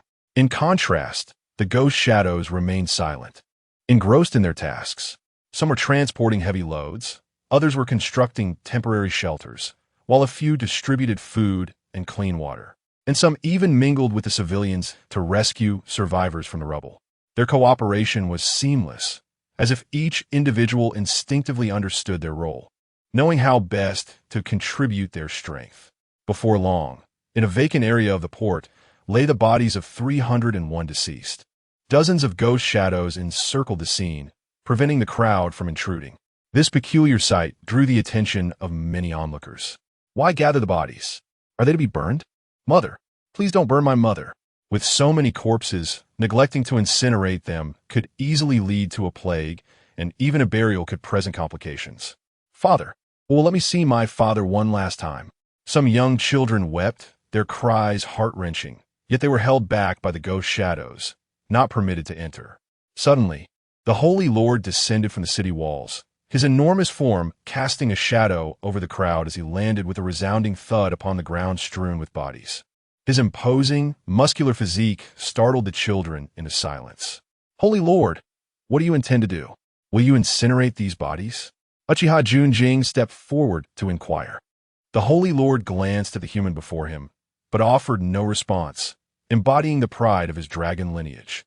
Then, with a flourish, the Holy Lord conjured two spheres of violet magical energy, within which appeared a dog and a horse frolicking joyously, with a swift motion of his dragon claws. The two spheres merged, enveloping the 301 corpses like a dense fog. In an instant, the wounds on these bodies healed, severed limbs mended, and each one opened their eyes, looking around in bewilderment, full of life yet perplexed. "What has happened? Was I not dead? Indeed, I remember being blown to pieces by a cannonball. Am I not buried beneath the rubble? Where's this place? It hurts. Am I still alive? How am I still alive? Ha ha ha." As the wounds on the corpses miraculously healed, a cacophony erupted in the once silent clearing. Those who had just been resurrected, faces etched with confusion and astonishment, supported one another as they rose, their eyes brimming with a fervent desire for life and a profound reverence for the unknown. "Mother, you are still alive. A young boy tightly embraced the woman who had just opened her eyes, tears welling in his gaze, his voice trembling with emotion. "Father, I thought I would never see you again." A girl dashed towards her father, who had risen once more, as those around them began to comprehend the miraculous events unfolding. Hope flickered in their eyes. "It is the Holy Lord. The Holy Lord has saved us." An elderly man exclaimed with fervor, his voice resonating throughout the clearing, prompting the people to kneel in gratitude towards the colossal figure in the sky. "Thank you, Holy Lord. We are saved. We are truly saved." Uchiha Junjing stood by, utterly astonished by the spectacle. His heart swelled with shock, struggling to fathom the power displayed by the Holy Lord. What is this power? To be resurrected. It is nothing short of a miracle. Uchiha Junjing mused, his heart filled with awe for the Holy Lord. The Holy Lord's indifference to humanity's gratitude was palpable. Wretched ants, if thanks are to be given, let it be to His Excellency. With that, the Holy Lord's cold gaze shifted to Uchiha Junjing, seizing him with an undeniable command in his voice. "Ant, indicate the direction and lead the way." Chapter 18. The Pirate Captives Uprising. The weight of Uchiha's burden. The arrival of the Holy One. In the aftermath, the colossal figure of the Holy One ascended into the sky, captivating the gaze of the multitude. With a resounding boom, akin to the sonic boom of a fighter jet, it accelerated and vanished in an instant, leaving behind a tumultuous wave of energy that struck the masses below. The crowd remained kneeling on the ground, their faces etched with awe and gratitude. The departure of the Holy One did not diminish the shock within their hearts.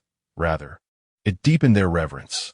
A tender voice shattered the silence as a young boy looked up at his mother, confusion filling his eyes.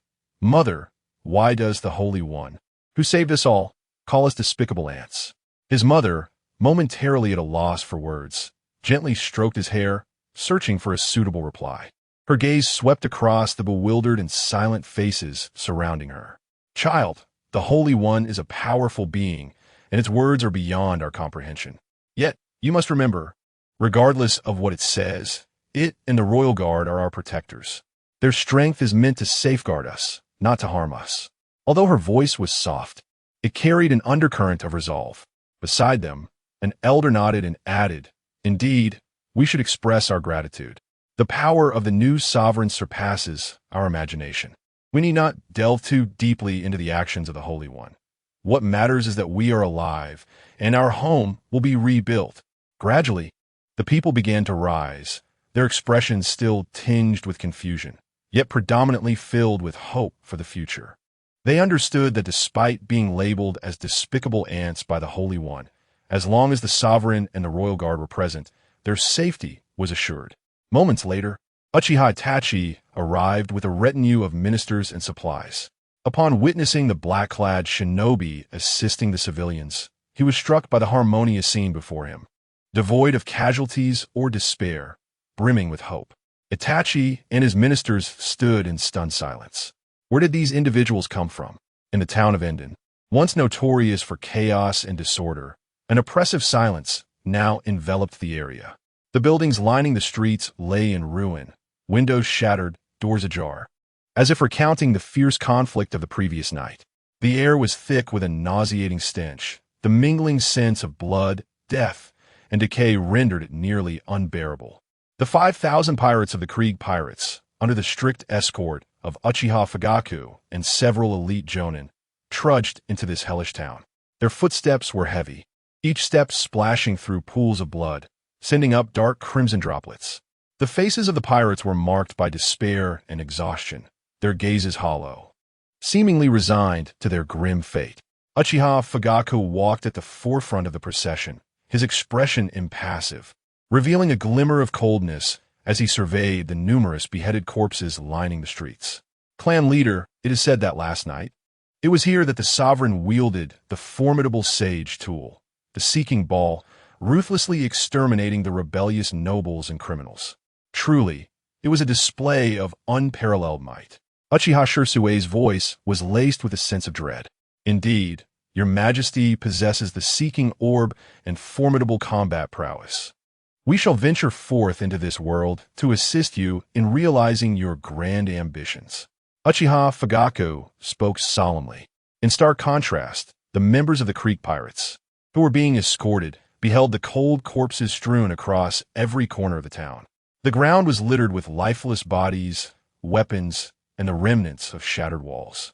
The ruins of buildings and supplies lay in destruction, mingling with the fetid air that reeked of decay, while abandoned wild dogs prowled among the corpses, emitting low growls. Even these ruthless pirates were rendered pale with fear, their spirits seemingly vacated. They whispered anxiously amongst themselves, wondering if this was to be their execution ground. The atmosphere among the pirates shifted from fear to despair, their voices trembling with barely concealed anger as they exchanged furtive glances. These Uchiha scoundrels have brought us to this cursed place. Are they to slaughter us all? When have we, the Creek Pirates, ever endured such indignity? If we are to die, let's take a few with us. Captain, say something. We cannot simply await our demise. Their words were steeped in uncertainty about the future and dread of death. Meanwhile, Captain Creek, supported by others, stared blankly, as if his soul had been stripped away. Ever since he had been subjected to Itachi's Tsukuyomi, his consciousness had become hazy. The once indomitable spirit and authority he possessed had vanished. Now, he was but a hollow shell, a man devoid of will to fight. The 5,000 pirates sensed Creek's helplessness, and a current of rebellion began to surge within them. A few audacious pirates exchanged glances, quietly plotting their escape amidst the chaos, each seeking a path to survival. We cannot wait to die. The captain is incapacitated. We must fend for ourselves. A scarred pirate growled softly, a dangerous glint in his eyes. Yes, we, the Creek Pirates, have never been lambs for slaughter. Prepare yourselves. The ground is strewn with weapons. Once the opportunity arises, we will scatter and charge out. Uchiha Fugaku seemed to sense the pirates' unrest. His gaze sharpened, and the very air around him felt taut with tension. He understood that although these pirates had lost their leader, if left unchecked, their numbers could still pose a formidable threat. Stay vigilant. Do not grant them any advantage, he ordered his fellow Uchiha Jonin, his voice imbued with undeniable resolve. The atmosphere in the town grew exceedingly tense, akin to a tightly drawn bowstring poised to snap at any moment. Kill, brothers, for freedom. A powerful shout shattered the silence of the town, igniting the spark of rebellion like a lit fuse on a powder keg. 5,000 pirates surged forth like a deluge unleashed, their eyes shimmering with a frenzied light as they scrambled to seize the scattered weapons strewn across the ground, launching a reckless charge from all directions towards the Uchiha clan. Though Uchiha Fugaku and his 50 elite shinobi were mentally prepared, the sudden and frenzied assault left them momentarily disoriented. In an instant, the battleground erupted, transforming every corner of the town into a theater of war. These pirates proved to be even more formidable than when they roamed the seas. As Fugaku wielded his ninja blade, he calmly assessed the situation, noting their agility and dispersal, their sheer numbers complicating control exponentially. Everyone scatter and encircle the town with earth release. Do not let them escape, Fugaku commanded, his voice resonating with authority. The Uchiha shinobi responded swiftly, utilizing their agility to disengage from the fray and swiftly position themselves throughout the town. They executed earth release techniques, raising formidable stone walls from the ground at the town's perimeter, forming a vast encirclement. Below, the pirates realized they had become caged birds, their fury igniting. On the walls, members of the Uchiha clan activated their Sharingan, their gazes piercing through the chaos like that of grim reapers surveying the unruly mob. This is where you shall undergo labor reform. Do not even think of escaping. Lay down your weapons and tidy this town. Otherwise, death awaits. Fugaku's cold voice echoed ominously above the heads of the 5,000 ruffians. The pirates, upon hearing Fugaku's decree, felt their anger flare even more. They were, after all, desperate outlaws, scoffing at the notion of labor reform. Labor reform? I'm a free pirate. You expect us to surrender our weapons? Dream on. Let us perish together. If you dare, come down and face me one-on-one. I will turn you into mincemeat. The cacophony of their defiance surged as they brandished their weapons, embodying a resolve to fight to the death. Fugaku understood that without shedding some blood, these pirates would never know fear. He coldly observed the rabble below, fully aware that only absolute power could intimidate them. All units, charge into battle. At his command, the Uchiha shinobi leaped into the fray like phantoms, their movements swift and precise. In an instant, fire, water, and earth techniques intertwined, while shuriken and explosive tags rained down like a torrential storm. The waves of genjutsu rippled through the air, ensnaring some pirates in endless illusions. The Uchiha clan displayed their overwhelming might, yet the pirates, bolstered by their exceptional physiques and sheer numbers, pressed forward fearlessly. The battlefield grew increasingly tense. Suddenly, a colossal shadow swept across the sky, obscuring the sunlight and casting a vast pall over the scene. All eyes were drawn irresistibly towards it, revealing a massive figure spiraling in the air before it began to descend slowly. It was a towering demon with the head of a dragon and the body of a man, the Holy Lord. Its arrival introduced an even greater complexity to the already chaotic battlefield. The pirates were filled with terror, having never encountered such a colossal creature before.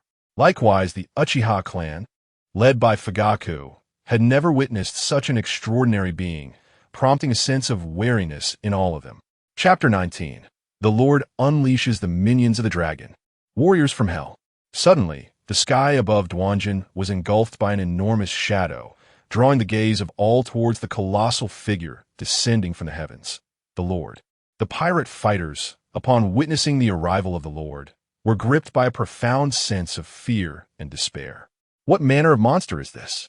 Is it a ferocious beast raised by this nation, released to devour us?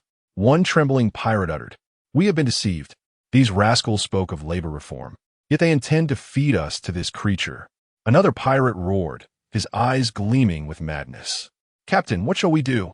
This being appears more terrifying than any sea king we have encountered."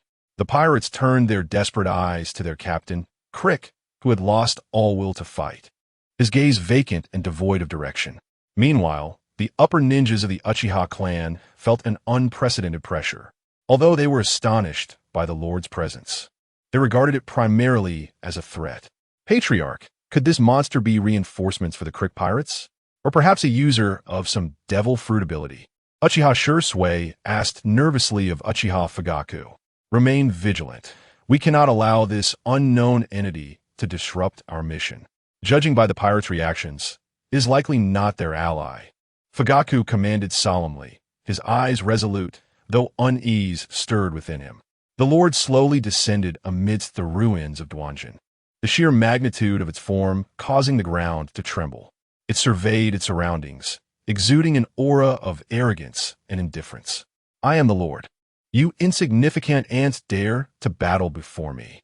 The Lord's voice boomed like thunder, instilling a deep sense of awe. Both the pirates and the Uchiha ninjas stood frozen, attempting to decipher the intentions of the Lord. The pirates feared it was a creature summoned by the Uchiha clan, while the Uchiha clan suspected it might be a secret weapon of the pirates. Yet, it appeared that this monster belonged to neither side. "We cannot remain idle. Break through the walls. Survival is paramount," a pirate leader bellowed.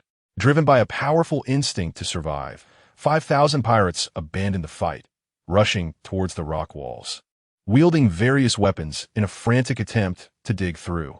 Uchiha Fugaku, however, remained calm, observing the Lord's every movement. He commanded, "Everyone, do not act recklessly. We must first discern the intentions of this creature." The Lord regarded the minuscule beings below, a glint of amusement flickering in its eyes. It did not act immediately, instead savoring the chaos and fear unfolding before it. At that moment, Uchiha Junjing, who had been rendered unconscious during the swift movement of the Lord's dragon claws, regained consciousness. Upon witnessing the tumultuous battlefield and the hostile stares of his kin directed towards the Lord, he instantly realized that something had gone awry. "Patriarch, the Lord is not an enemy. He is reinforcements sent by His Majesty." Junjing shouted. The Lord cast a fleeting glance at the insignificant creature in its grasp. He casually tossed it towards the assembly of the Uchiha. Chunjing fell awkwardly to the ground, returning to the presence of his kin. What have you to say, Chunjing? This creature is the reinforcements sent by His Majesty? Fujitake inquired, his brow furrowed in concern. Indeed, the Holy One is not our enemy. Chunjing's response alleviated the tension among the anxious Uchiha. It was a ploy of His Majesty. Now it made sense.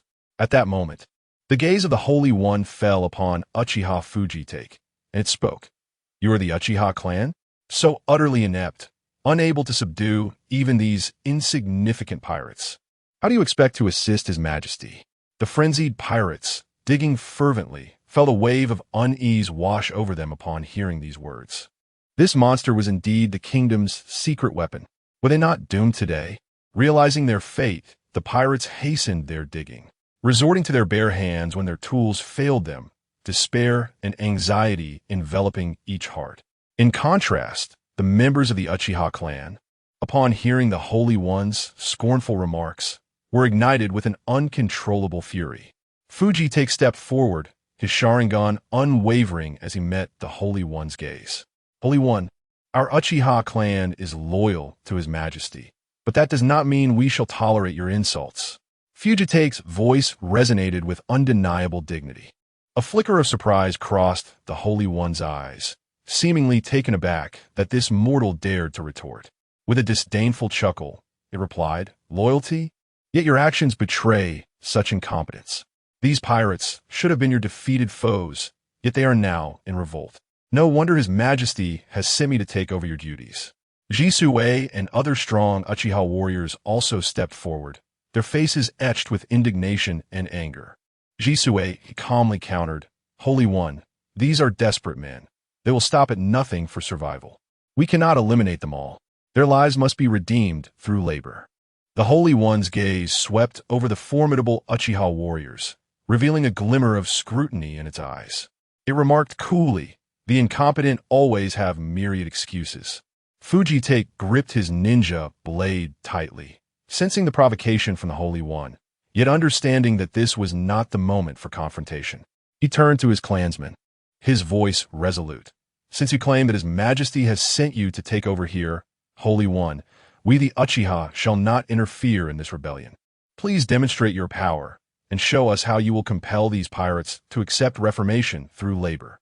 The busy pirates surrounding the walls, sensing the tense atmosphere between the Uchiha and the Holy One, felt a flicker of hope arise. Hurry and dig. They are at odds with each other. One pirate exclaimed excitedly. The Holy One nodded slightly, seemingly pleased with Fujitake's decision. Incompetent fools, open your eyes and see clearly. The Holy One slowly ascended, extending a dragon claw to slice through the void. The space tore open, creating a massive horizontal rift, 10 meters long and 3 meters wide. As if connecting to a hell of flames, its depths a molten inferno of crimson. Chief, what is that? Uchiha Shursui was utterly astounded, and the gathered Jonin felt an immediate sense of peril enveloping them. In the astonished gazes of the crowd, the immense rift in space appeared as a portal to another realm. From the crimson abyss emerged pairs of blood-red dragon eyes, glimmering with a savage light, seemingly in search of an escape. Suddenly, a deafening roar shattered the eerie silence, as a colossal western dragon thrust its head from the rift, its gaping maw wide open. Its head was so immense that it instilled an overwhelming sense of dread in anyone who beheld it. The dragon's scales glimmered a dark crimson under the flames, as if forged from the fires of hell itself, exuding an impenetrable hardness. Between its scales were sharp spines, slicing through the air with a chilling whistle. The dragon's eyes resembled two burning rubies, radiating boundless brutality and greed. Long fangs adorned its maw, each resembling a sharp dagger, capable of effortlessly tearing apart any flesh and blood. As it opened its vast mouth, the breath it exhaled carried the scent of sulfur, evoking images of the infernos within the abyss. Arise, my dragon minions, warriors from the depths of hell, the saint exclaimed, raising his arms in exhilaration as he bellowed. Chapter 20. How? The Uchiha's wretches? with the resounding roar of the sovereign. 8 colossal emerald dragons with magnificent wings surged forth from the rift in the fabric of space. Their wings, akin to phantoms in the night, stirred up a tempest that swept dust and debris from the ground. These fearsome creatures spiraled through the air, casting ominous shadows over the town of Dwanjin, as if heralding the end of days. The pirates and the Uchiha clan's ninjas stood in stunned silence, their hearts gripped by shock and terror. What manner of monsters are these? This kingdom harbors such abominations. A pirate stammered, his pallid complexion reflecting his profound despair. Such brutal beings. The very aura they exude is terrifying. Uchiha Shursui murmured, instinctively reaching for his weapons at his waist, only to realize that any armament would be utterly insignificant against such overwhelming power. Uchiha Fugaku furrowed his brow. Although he had encountered the mightier Nine-Tails during his time in Konoha, the presence of these 8 draconic monstrosities, alongside the sovereign, instilled a sense of peril far surpassing that of the Nine-Tails. Uchiha Tei, a Genin renowned for his rationality, clenched his fists tightly. Despite the shock evident in his eyes, a flicker of desire escaped his lips. If only every member of the Uchiha clan could possess such a summoning beast. In the skies above, the 8 dragons circled ominously, each beat of their wings resonating with a thunderous roar. Their eyes glimmered with a malevolent red under the sun's glare, and their enormous purple tongues dripped with saliva. Below, the pirates, overwhelmed by fear, dropped their weapons and abandoned their excavation efforts, kneeling in despair as they gazed upward at the titanic beasts. They understood that any attempt to flee against such might would be futile. These dragons shall be your overseers. Those who defy shall become their sustenance. The sovereign's booming voice reverberated through the center of Dwanjin, each word striking the hearts of all present like a hammer. Then came a roar. The 8 dragons, hovering above, unleashed their cavernous maws, sending forth sonic waves that crashed down upon the 5,000 pirates and the Uchiha clan. The astonishing cacophony and the resulting gale forced everyone to clutch their ears in agony. The pirates fell to their knees, their faces etched with terror and despair. Comprehending that they were no longer confronting mere human power. We are willing to accept labor reform. Please spare us. A pirate captain cried out in desperation, his voice imbued with earnest pleading. We are willing, echoed the other pirates, bowing fervently, hoping to barter their lives for mercy. The ninjas of the Uchiha clan, while maintaining their composure, bore expressions of shock that mirrored the fear of their pirate counterparts. They had never anticipated that the mere emergence of 8 malevolent dragons could subdue a band of desperate rogues so completely. Uchiha Fugaku gripped his ninja blade firmly, his Sharingan gazing up at the immense rift in the sky that seemed to connect to the depths of hell. Within it, a multitude of sinister dragons appeared to struggle to escape, densely packed. What an astonishing legion of dragons! Yet, the ocular techniques of the Uchiha clan are unparalleled. Merely dragons, nothing extraordinary. Henceforth, let everyone diligently train and unlock their Manjiki Sharingan as soon as possible. Master the power of our bloodline limit. Fugaku commanded solemnly. Beside him Shursui Itachi and dozens of other Uchiha clansmen furrowed their brows and nodded gravely. They would not allow the honor of the Uchiha clan to be insulted by anyone, especially by the lord who dared to call them mere ants. Meanwhile, the lord surveyed the thousands of pirate ants beneath, his voice resonating once more with an irresistible command. Excellent, your choice is wise. Now, commence your laborious transformation. This town and the bodies must be cleared, or you shall face graver punishment. With a wave of his hand, the 8 dragon minions gradually descended. Their claws gripped the tops of buildings, and their tails coiled around structures as if declaring their dominion. The dragons' eyes glimmered with a red light, and their breaths were as heavy as a bellows, each exhalation seemingly capable of igniting the air. These dragons would guard this place, overseeing all future labors sent here. The Lord's voice echoed in the town, his commands leaving no room for doubt. The despondent pirates began to clear the rubble and transport the corpses. They understood that in this war they had been defeated, with no hope of resurgence. The cost of their failure was their dignity, freedom, and lives. In the distance, the Uchiha group watched in astonishment, their hearts brimming with complex emotions. They had never imagined that simply unleashing 8 flying dragons could compel these ruffians to comply. Uchiha Fugaku's brow furrowed deeply. With such a capable lord, would the Uchiha clan become insignificant in his eyes? What now, Uchiha waste? The lord turned his massive head towards Fugaku and his companions, disdain evident in his voice. This was the posture of a ruler born from formidable strength. Let's depart. Fugaku, though furious, could not let his anger surface. He sheathed his ninja blade and commanded his followers to turn away. Clan leader, His Majesty requests that everyone proceed to the war conference room in the palace to rest and await the meeting, Uchiha Junjing stated. Fugaku was momentarily taken aback by this. Deliberately tilting his head to glance at the lord not far off, he said to Junjing, "Then let us go to the war conference room to rest and await His Majesty's important meeting. This place is no longer significant. Let them take over." Upon finishing, Fugaku produced a smoke bomb and hurled it to the ground. Boom! A vast white cloud of smoke expanded and enveloped them.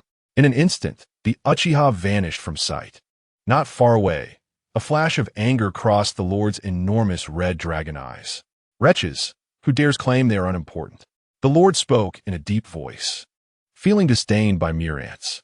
How could an important military conference allow a group of insignificant minions to seize the opportunity for display? Maintain your vigilance here, the lord commanded his subordinates. Having spoken, he surged forth with astonishing speed, swiftly approaching the royal palace. Inside the royal palace, the war conference room exuded an air of grandeur and solemnity. The walls were adorned with various paintings and maps of ancient battles, each narrating the significant historical confrontations and heroic deeds of yore. At the heart of the room stood an immense circular conference table, draped in a sumptuous crimson velvet cloth, bestowing an air of both nobility and mystery. At one end of the table sat Lynn, occupying the esteemed position of authority. Before him lay a vast sand table, intricately detailed to represent the East Sea region, featuring islands, maritime routes, and the distribution of surrounding kingdoms, both large and small. The craftsmanship was remarkable, with mountains, rivers, and forests rendered with clarity, evidently the work of skilled artisans. Lynn's gaze moved intently over the sand table, his fingers gently gliding across the models of the islands, as if contemplating profound strategies. His brow furrowed slightly, reflecting the weight of various potential decisions and plans under consideration. Chapter 21. The Saint versus the Uchiha Clan. The power of the dragon talismans. Across the globe, over 300 nations and 170 member states of the world government. Lynn's fingers glided gently over the sand table, tracing the contours of one island nation to another, as if sketching the impending theater of war. The Kingdom of Cypher, once a nondescript and marginalized country in the remote East Sea, reliant on the patronage of member states for survival, had recently annexed Goya. To most observers, it was merely a childish farce. Yet now, I shall alter this narrative. A resolute conviction resonated in Lynn's voice as his gaze fixed intently upon the model of the Kingdom of Oikot. Oikot, one of the member states of the world government, strategically located in the East Sea, shall serve as the launching pad for my ascendance. Lynn's voice echoed within the hushed confines of the conference room. Most significantly, in Lynn's recollection during this period, the Kingdom of Oikot had fallen under the control of the nefarious dragon pirate crew in collusion with corrupt naval officers. Nami's family was ensnared in dire straits. Meanwhile, the nobility and ruling elite of Oikot remained oblivious to the plight of the common folk, continuing their decadent lives in splendid isolation. A coup in this nation would garner immense public support, facilitating a smoother path to governance post-conquest. Now, the world government has taken notice of me. They will not allow my gradual advancement to continue unchallenged. I must act swiftly to elevate our nation's standing and prestige. He paused, taking a deep breath before continuing. An assault on the Kingdom of Oikot presents a splendid opportunity to enhance our national reputation. It must be executed with great fanfare. Lynn's finger lingered on the model of Oikot, a sharp glimmer sparking in his eyes. Someone, Lynn called towards the quiet corner of the conference room. Whoosh! A figure of an Uchiha Jonin appeared, accompanied by the ethereal silhouette of a ghostly soldier. The two exchanged awkward glances. Your Majesty, please command us, the Jonin said respectfully. The ghostly soldier remained silent. Lynn waved his hand, signaling for him to vanish. Inform Morgan's news agency that the Kingdom of Cypher will declare war on the Kingdom of Oikot without cause. It must be front-page news, Lynn instructed. Understood. The Jonin was about to depart when a faint rumble resounded from outside the palace. What is happening? Lynn inquired. It seems the Saint is in a fit of rage outside. The Saint? Has he not taken over Fugaku's duties? Lynn questioned, puzzled. He stated he completed his task and, upon hearing of your call for the clan heads to convene for an important operational meeting, insisted on returning for the assembly. We have barred him from entering the palace until we could inform you. The Jonin explained just as another low rumble echoed. Lynn furrowed his brow. What is going on with the Saint? Whoosh! Suddenly, a Jonin appeared before Lynn, visibly flustered, kneeling to report. Your Majesty. The Holy Lord and the returning Patriarch clashed outside the palace. Upon hearing this, Lynn furrowed his brow even deeper. How could his two main forces engage in internal strife? What was the cause? Lynn inquired. The Holy Lord referred to our Uchiha clan as worthless and was displeased when he noticed the Emperor convening a battle meeting without summoning him, reported a kneeling shinobi. Lynn sighed, feeling somewhat at a loss. Suddenly, a black Rinnegan orb soared from his sleeve, transforming into a dark disk that carried Lynn out from the balcony of the war room, soaring towards the palace exterior. In the sky above the palace, the Holy Lord hovered, his colossal form resembling a muscular iron tower. He opened his massive mouth, unleashing a fierce column of flames that surged forth like a burning dragon, descending towards the ground. Below, the Uchiha clan's ninjas faced this wave of heat without the slightest retreat. They collectively unleashed powerful fire techniques, forming walls of flame and fireballs that clashed violently with the Holy Lord's inferno. The two flames collided mid-air, momentarily transforming the sky into a fiery red, as if the entire world were ablaze. Initially, the Holy Lord regarded these ninjas as mere ants, but as his flames contended with the Uchiha clan's fire techniques, he felt a twinge of astonishment. Their power exceeds my expectations. Remarkably, they can contest with my magical flames, he mused. Meanwhile, the expressions of Fujitaka and his companions were heavily strained.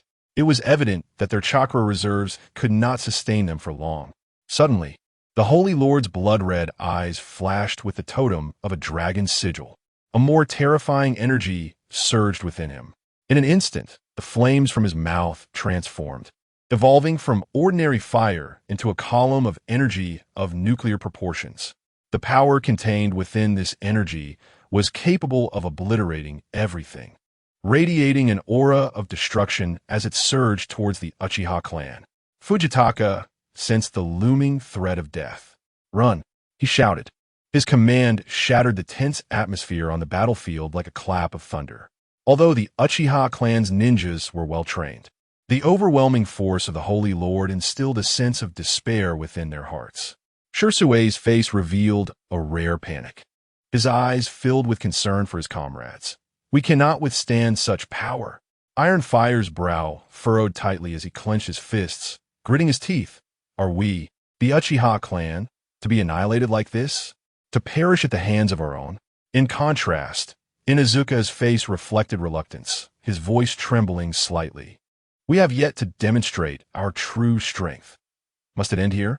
Just as the ninjas of the Uchiha clan prepared to embrace their demise, a colossal black curtain suddenly descended from the heavens, acting as an indestructible shield that entirely blocked the Holy Lord's dragon sigil flame column. The black curtain emanated a mysterious and powerful aura, absorbing the destructive energy entirely. Astonished, the crowd gazed upwards, witnessing the imposing figure of His Majesty Lynn before them, with his hands clasped behind his back, clad in a resplendent black military uniform. His presence exuded an unparalleled majesty. The immense shadow looming above was none other than the Tao-seeking jade, masterfully manipulated by His Majesty, which had perfectly safeguarded the Uchiha clan below. "Your Majesty." Uchiha Fugaku's voice quavered with emotion. He had not anticipated that, at such a critical juncture, it would be Lynn who came to their rescue. "Enough of this commotion, descend." Lynn's voice resonated with an undeniable authority and gravitas. The echoes of his command reverberated through the air, instilling an irresistible dominance. Hearing this familiar tone, the once rampaging entity, the Lord, halted abruptly, as if struck by an unseen force. The fiery glow in its blood-red eyes dimmed momentarily, before it retracted its flames and slowly descended to the ground, kneeling before Lynn. The colossal dragon appeared diminutive in Lynn's presence, bowing its proud head in a display of reverence. Lynn too retracted the Tao-seeking jade, his gaze sharp as a blade, sweeping over the Lord's formidable form. "I summoned you to this realm not to sow discord within the palace, but to unleash your might upon the battlefield, rather than flaunting your arrogance here." His words were imbued with the essence of a sovereign's power and resolve, forbidding any internal strife among his ranks, especially on the eve of a significant battle. "Remember, our shared objective is the expansion of territory, the elevation of our nation's status and prestige. Each of you is a crucial asset in my arsenal, and I do not wish to witness any further senseless conflicts among you." The Lord's dragon-like eyes flickered with understanding, grasping Lynn's discontent and warning. "Your Majesty, I comprehend. I shall wield my strength to secure victory for you," it replied, its tone deep and laced with contrition. Lynn nodded, then turned his attention to Uchiha Fugaku and his kin, softening his tone yet retaining firmness. "The Uchiha clan, you two, your ninjutsu and wisdom are indispensable to me. I implore you to unite and strive together for the future of our nation." Uchiha Fugaku and the other elite ninjas bowed their heads in loyalty and acquiescence. "Your Majesty, we of the Uchiha clan shall strive with all our might and shall not disappoint you." Lynn surveyed the assembly and stated gravely, "Proceed to the war conference room." The ninjas and the Lord fell silent, bowing their heads as they entered the palace. The scene shifted to the streets of the high town beneath the palace, sunlight filtering through the clouds and illuminating the cobblestone path. Shanks strolled leisurely, his silhouette elongated in the sunlight. He held a wine gourd larger than those of others in one hand, a signature relaxed smile gracing his face, while his eyes sparkled with curiosity and anticipation for the events yet to unfold. He had come to partake in the feast, fortuitously witnessing the recent spectacular battle from afar. Shanks ambled along, his gaze traversing the throng, fixated on the palace's direction. His intrigue regarding this young king was steadily growing. Shanks mused to himself, his voice tinged with a hint of mockery, yet predominantly imbued with admiration for Lynn. He continued his leisurely stride toward the palace, and although his gait appeared effortless, a subtle shift in the atmosphere accompanied his approach. His cloak billowed without the caress of wind, animated by an unseen force. With each step he took, the fabric's movement intensified. The crowd surrounding him began to feel an indescribable pressure, their expressions turning bewildered, some even succumbing to dizziness and fainting. Unbeknownst to him, Shanks Conqueror's haki began to radiate, a formidable power wielded only by the most elite of warriors, capable of unsettling the mental state of those nearby and even rendering them unconscious. As Shanks advanced, an increasing number of passers-by were overwhelmed by the intangible aura, collapsing to the ground as if swept away by an invisible tempest. The clamor of the street gradually faded, replaced by a heavy, oppressive silence. Shanks' haki surged like an unseen torrent, sweeping across the entire Hightown street, his gaze resolute and profound, as if capable of perceiving all that transpired. Upon reaching the outer walls of the palace, arcs of purple-black Conqueror's haki began to flicker and entwine around him, resembling serpentine bolts of violet lightning dancing through the air. The crackling sound echoed, and it seemed as though the heavens themselves sensed Shanks' formidable presence. The clouds began to churn. The sun's brilliance obscured, and the entire world shifted in hue. Standing before the palace's towering walls, Shanks appeared as the epicenter of this realm, the focal point of all attention. Chapter 22 Ants. Conceal your Conqueror's haki. A procession of Uchiha elite shinobi, alongside the sovereign and Lynn, traversed the luminous corridors leading to the war conference room within the royal palace. The path was flanked by ghostly soldiers standing in disciplined rows, safeguarding the entrance to the meeting chamber. A solemn atmosphere enveloped the corridor. Suddenly, an overwhelming aura of conqueror's haki surged forth, casting the entire space into a monochrome shade of gray. An intangible force spread through the air, rendering over 100 ghostly soldiers tasked with guarding the palace, utterly incapable of withstanding the pressure, leading them to disintegrate into wisps of smoke as if they had never existed. What is happening? Fujitake exclaimed in alarm. The expressions of the Uchiha elite grew grave, halting their advance. Many began to concentrate intensely, striving to withstand this unexpected onslaught of haki. Beads of sweat began to form on their brows, revealing the immense challenge this force presented to them. "This is Conqueror's haki," Jisue gasped, his voice tinged with a lethal seriousness, as if he already discerned the source of this oppressive aura. The towering figure of the sovereign, however, felt little effect. Being an ancient demon, the mere haki of humans did not faze him in the slightest. Yet he instinctively turned his gaze towards his Majesty Lynn. A dark green dragon-like aura was unleashed, enveloping Lynn in a semi-transparent, swirling mist, shielding him from the oppressive haki. Lynn felt an immediate sense of relief. His gaze remained resolute, though his brow furrowed, betraying a hint of anger. "This haki, it must be Shanks," Lynn murmured, recalling his invitation for the notorious pirate to attend the banquet, hoping to showcase the demeanor befitting a ruler. Little did he anticipate that this audacious marauder would unleash his haki upon the entire palace. Was this a challenge to his subordinate, Kichiro? Infuriating. The intensity of the haki was escalating. Is this an adversary? The kingdom could only possess such a level of conqueror's haki if it were either the legendary hero Garp or Shanks. I can scarcely endure.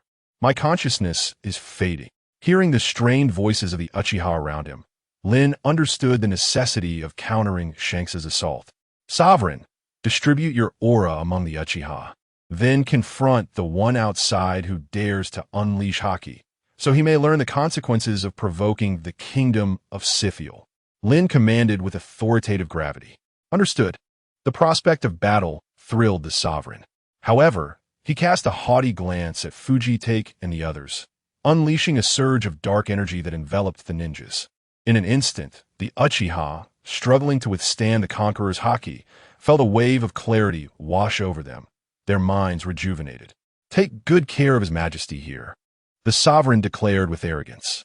In the next moment, his immense dragon form soared into the air, darting towards the palace's exterior.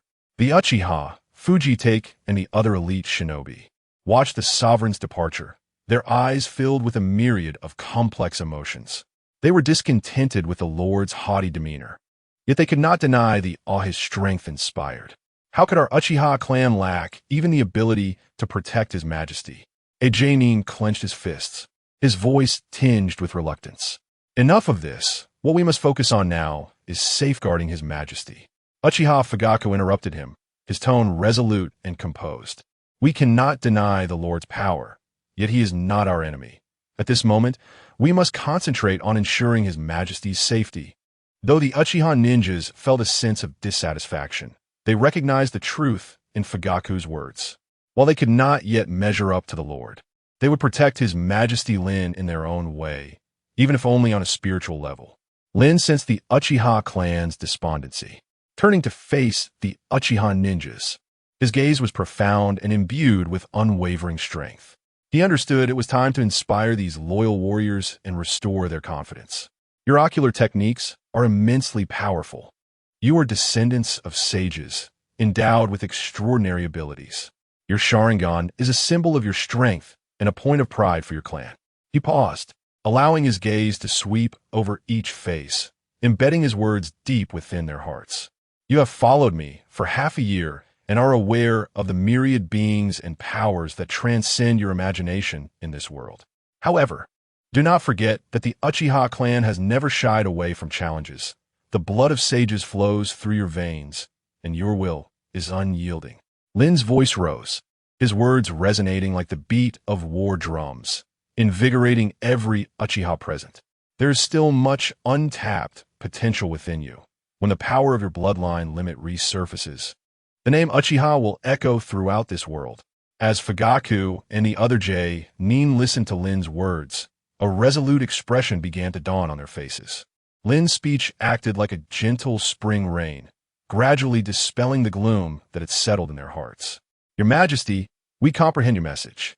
Uchiha Fugaku stepped forward, his voice brimming with determination. We shall train diligently to awaken more of our kin's Manjiki Sharingan. The Uchiha clan will remain the mightiest of nations. Indeed, as long as we toil in our training, the Uchiha shall continue to be the strongest clan. The other ninjas echoed in unison, their voices imbued with strength and hope. Observing the Uchiha ninjas rallying their spirits, Lynn understood that his words had made an impact. He nodded, leading everyone toward the war council chamber. The scene shifted to the broad white steps outside the palace. Shanks, enveloped in an aura of formidable electricity, descended like a deity. Each step he took was laden with gravity and power as he ascended toward the palace, hefting a gourd of sake taller than a man. His black cloak billowed in the wind, his crimson hair danced with the breeze, and his eyes were resolute and profound, radiating an undeniable aura of dominance. The dense clouds in the sky roiled under his commanding presence, as if roaring in anticipation of the arrival of this pirate monarch. Simultaneously, a resounding boom echoed through the air. At the forefront of the steps, before the grand palace gates, a colossal shadow descended heavily, stirring up clouds of dust. The Holy Lord, silhouetted against the light, fixed his crimson dragon-like gaze upon Shanks below, his form towering like an insurmountable mountain, exuding an oppressive aura that rendered the atmosphere suffocating.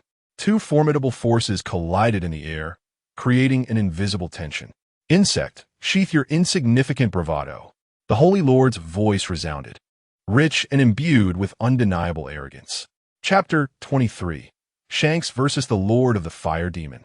Shanks surveyed the colossal figure before him, a glimmer of intrigue flickering in his gaze. A user of abilities, perhaps?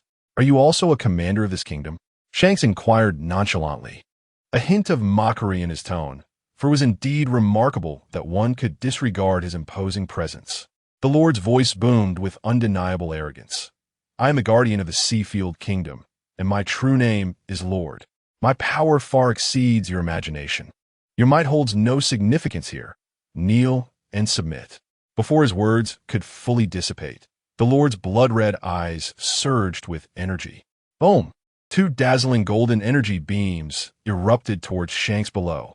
This is the power of the pig talisman, the laser gaze. The beams pierced through the heavens, their might unparalleled, as if capable of turning all that dared to obstruct them into ashes. As Shanks beheld this, his pupils constricted slightly. In that instant, he felt an unprecedented sense of oppression. Yet he was indeed one of the strongest forces in this world, with reflexes and combat instincts honed to perfection. Shanks swiftly sidestepped, narrowly evading the direct impact of the laser gaze, though the tremendous energy fluctuation still left him astounded. Boom! The laser beams obliterated the palace steps behind Shanks, rocks shattering and debris flying, the air thick with a searing heat. Huh, is this truly your power? A note of admiration tinged Shanks's voice as a smile graced his lips. But it seems you have underestimated me. With a gentle wave of his right hand, he set his treasured gourd of wine upon the ground. This is my cherished drink, brought specifically for this banquet. Do refrain from destroying it. With that, he drew a black rapier from his side. In an astonishing display of speed and strength, he swung the blade, unleashing a strike imbued with a purplish-red aura, akin to a streak of black lightning.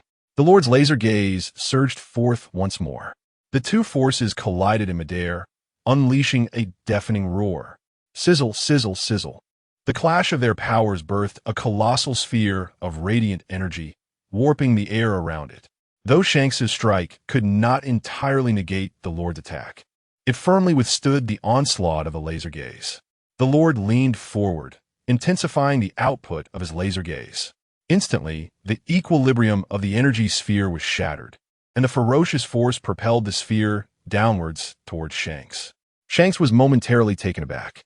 He had not anticipated such an astonishing counterattack from the Lord in their initial engagement. This power rivaled that of the captains and elite officers in the New World. To think that such strength resided within the weakest East Sea. He glanced at the gourd of wine beside him, containing his treasured vintage, brought forth to celebrate this occasion. Yet in this crucial moment, he could not afford to be distracted. Alas, such wine is a rare find. Shanks murmured to himself, and in an instant his figure erupted into supersonic speed, swiftly ascending into the high skies. He nimbly evaded the onslaught of the Holy Lord's laser gaze. In the next moment, the air reverberated with explosions as energy bombs detonated upon the stone steps outside the palace. The thunderous sound reverberated throughout the entire palace. A colossal sphere of radiant energy unleashed unparalleled destructive force upon contact with the ground, shattering the stones of the steps as if struck by a mighty hammer, sending dust and debris soaring into the air. Each step of the staircase, approximately 2 meters wide and comprising hundreds of tiers, symbolized royal authority. They served as the sole passage connecting the palace to the town. Now severed and laid waste, the once majestic steps rendered a scene of ruin, many reduced to rubble, while the remaining stones were marred with cracks, rendering the path treacherous and arduous.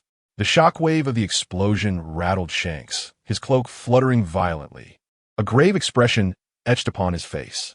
It was akin to Kaido's dragon breath. Shanks murmured again, his voice imbued with respect for the Holy Lord's might, yet simultaneously revealing his resolute determination to fight.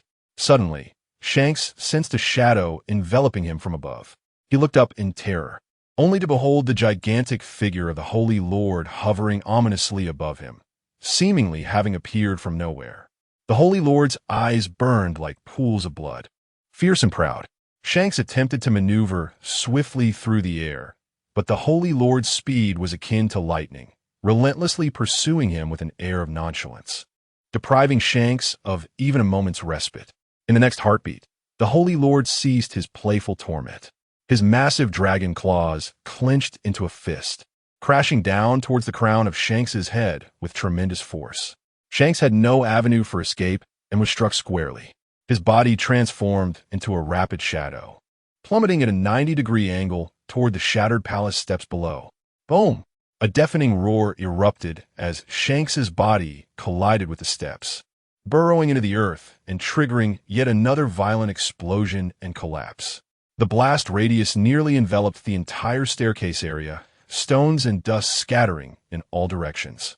The fractured steps and earth were torn apart by overwhelming force, creating a vast pit. In the distant city center, the streets that had once been bustling with life, where vendors and customers exchanged lively banter, fell silent in the wake of the monumental explosion from the palace. All chatter ceased as people halted in their tracks, looking up towards the palace with expressions of shock and confusion. Residents of the high town, both merchants and patrons, paused their activities, whispering amongst themselves, "What was that sound? Was it thunder?" No, that was no thunder. It sounded more like an explosion. It seems to have originated from the palace. Look, the steps of the palace have collapsed. Could something have happened at the palace? Amongst the crowd, one figure stood out particularly, Carp. He was accompanied by 3 young scamps, Luffy, Sabo, and Ace, strolling through the bustling streets of the city, gathering provisions in preparation for a sojourn in the mountains. While Carp bore a relaxed demeanor, his expression shifted to one of concern as he sensed an overwhelming and formidable presence emanating from the direction of the palace. This aura, it belongs to Shanks, Carp mused, his gaze piercing as he peered towards the palace, astonished to find himself embroiled in a fierce struggle. Luffy, Sabo, and Ace also caught wind of the unusual explosions. A glimmer of excitement danced across Luffy's face. What is happening? Why is everyone looking toward the palace? Grandpa, what do you see? Luffy inquired, bouncing with curiosity. Carp shook his head, indicating that it was not their concern. For now, it would be prudent to maintain a distance from the palace. You 3 stay here and gather the items on the list while I step away for a moment. Do not wander off. With that, Carp melded into the throng, heading towards the palace. The trio exchanged mischievous glances, sharing a devilish grin before stealthily trailing Carp, slipping into the crowd as they made their way towards the palace. Deep underground, Shanks struggled to rise from the dust, finally leaping forth to breach the surface. His cloak was tattered, and his visage bore the marks of battle, appearing somewhat disheveled. Yet, his eyes conveyed a flicker of determination. Brushing off the dirt, a subtle smile graced his lips. The Holy Lord landed with a resounding thud, sending a plume of dust spiraling into the air. With an expressionless countenance, he gazed down upon the insignificant humans before him. Shanks straightened his posture, seemingly having completed his warm-up, and with a faint smile, he remarked, "The strength now rivals that of Kaido in his dragon form. What a formidable adversary you are. Have you also consumed a mythical zoan fruit?" Chapter 24. Divine Evasion. I shall not evade. A flicker of disdain passed through the eyes of the Lord. His voice, resonant and thunderous, echoed like a tempest. "Beast of illusion, I am the demon of fire, an unparalleled existence, a mere insect in your ignorance." Shanks raised an eyebrow. To refer to oneself as an insect? How audacious this beast is! A surge of combat fervor ignited within him, as he enveloped his supreme blade in the black flames of armament hockey. The edge of his blade appeared capable of severing anything. Following that, a gust of wind howled. The conqueror's hockey swirled around him like black and crimson arcs of lightning, a symbol of the sovereign of the seas, emanating an unmatched majesty. In that moment, Shanks was elevating his presence to an astonishing degree. The Lord sensed the indomitable spirit radiating from Shanks. A glint of appreciation flashed in his blood-red dragon eyes, quickly replaced by indifference. "You, insect, possess a modicum of bravery. Among all the insects I have encountered, you are indeed the strongest."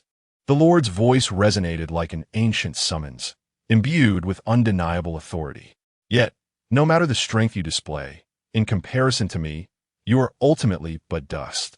In response, Shanks smiled with defiance, his eyes alight with fervent zeal for battle.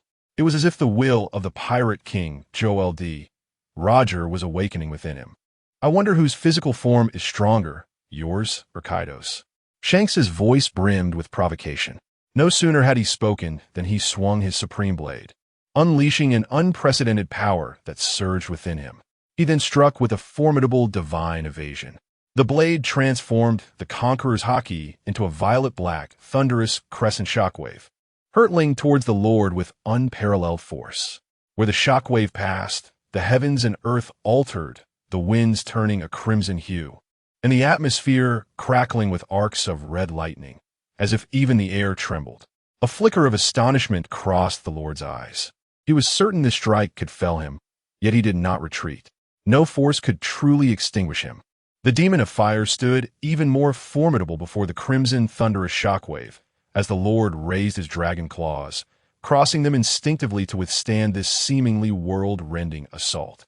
The clash was accompanied by a howling tempest and a fierce clang of blade against blade. A crimson line appeared on the Lord's waist, while the walls of the palace behind him were riddled with cracks from the residual force of the divine evasion. A confident smile blossomed on Shanks's face, his deep eyes sparkling with the light of victory. In that moment, he envisioned the conclusion of the battle. However, just as Shanks prepared to retract his blade, his smile froze upon his face. The crimson line on the Lord's waist rapidly healed amidst a distortion of light. The body that should have been cleaved in two was now unscathed, as if all that had transpired was but an illusion. A flicker of disbelief crossed Shanks's gaze, his brow furrowing tightly, his shock evident beyond words. An unprecedented astonishment surged within his heart. The entity known as the Holy Lord possesses an astonishingly fearsome regenerative ability, surpassing all comprehension. How can this be? Shanks' voice trembled slightly. He was firmly convinced that he had slain him. A flicker of disdain flashed in the Holy Lord's eyes, as if mocking Shanks' ignorance. "Remarkable power. You're the strongest insect I have ever encountered. Do you possess any further tricks?" His voice resonated with an undeniable authority, echoing as if from ancient times.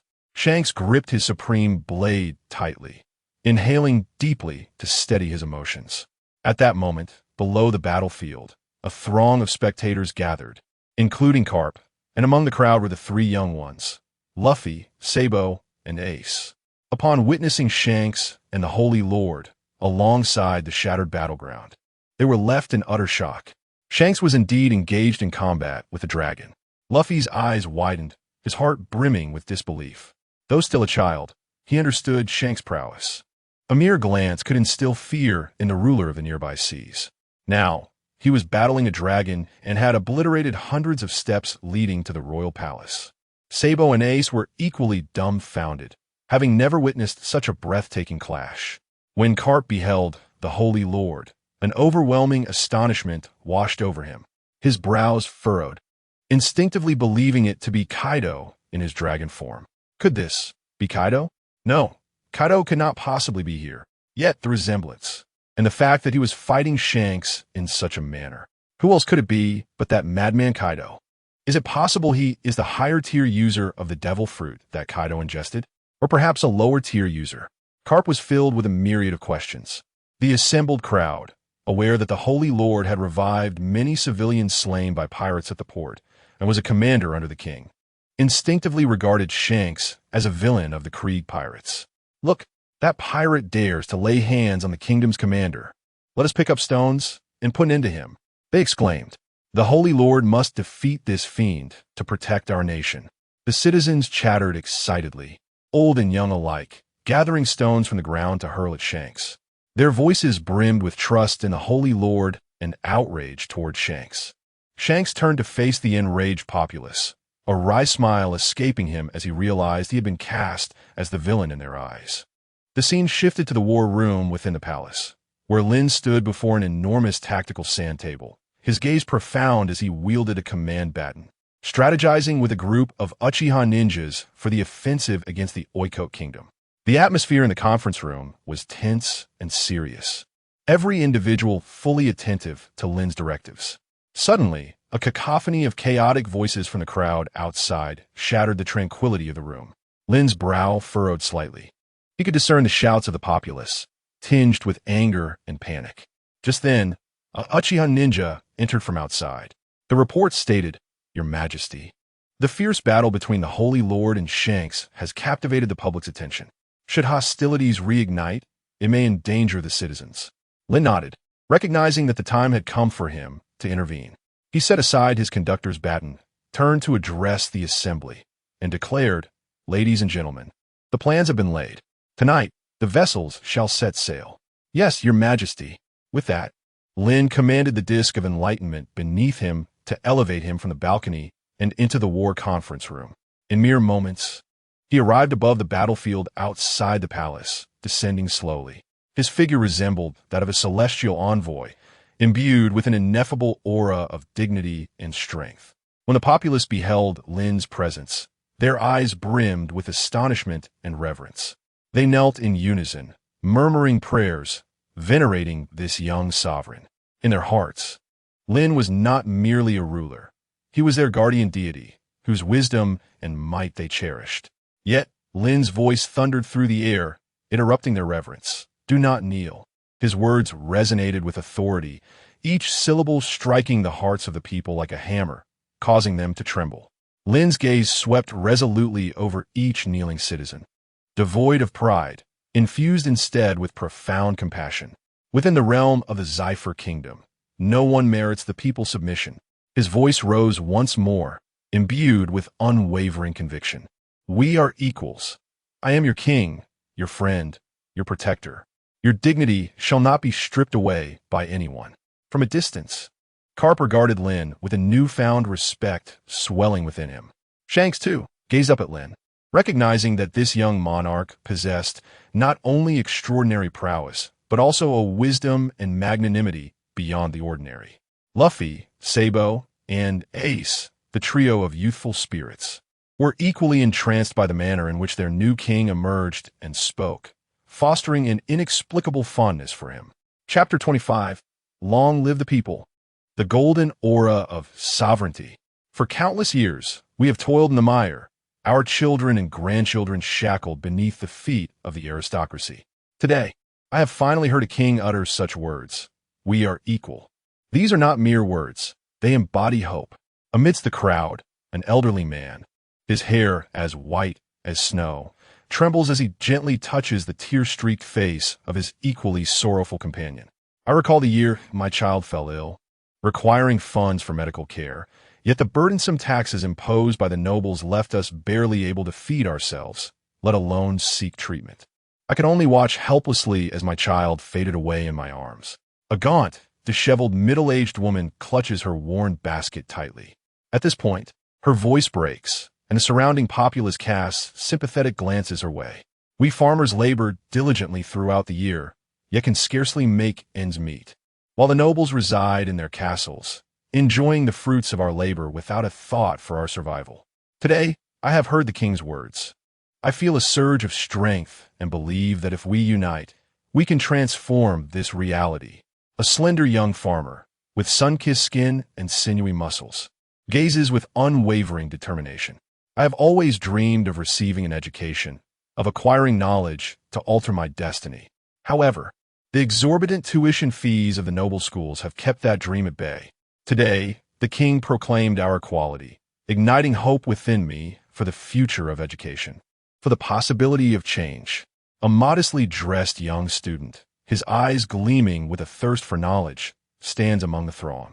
I once had a home and a livelihood, but the oppression and exploitation by the nobles stripped me of everything, leaving me to wander the streets unnoticed. Today, the king's words envelop me in warmth, reminding me that even those at the lowest rungs possess dignity and worth.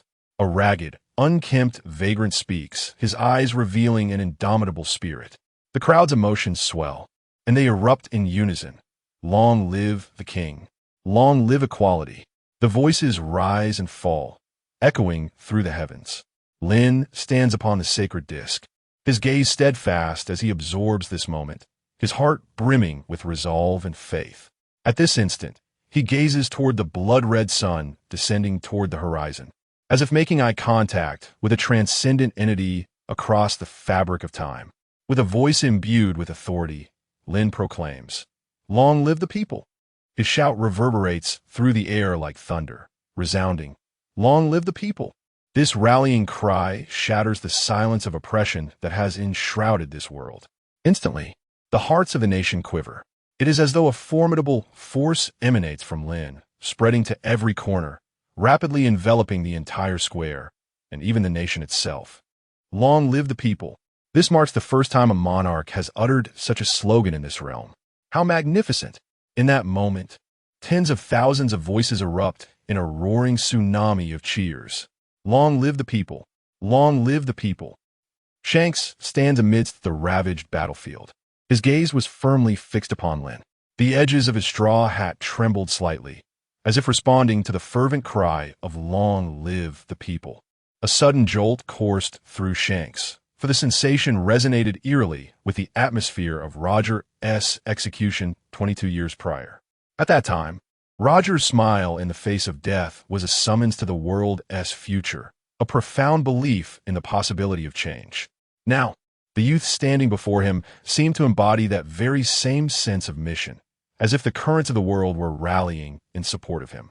With a resolute grip on his griffin's sword, which had vanquished countless nobles and remained unyielding, Shanks felt the blade tremble ever so slightly. The murderous intent that had once radiated so boldly now tempered, as if the sword, like an obedient beast, had finally sheathed its sharpness. He looked at Lynn, his eyes shimmering with a spark of recognition, a blend of admiration for the young man and soaring expectations for his future potential. Kapu, amidst the crowd, understood all too well. Lynn's proclamation of "Long live the people" was not merely a denunciation of the world's injustices. It bore the weight of a new era's momentum, a declaration poised to alter the course of history.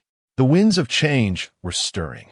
Kapu's laughter echoed through the throng, his gaze unwavering upon Lynn, as if he perceived a force capable of shattering the existing order and overthrowing all forms of injustice coalescing before him. At that moment, Lynn stood atop the Taoist jade disc, facing the resounding cheers of the populace.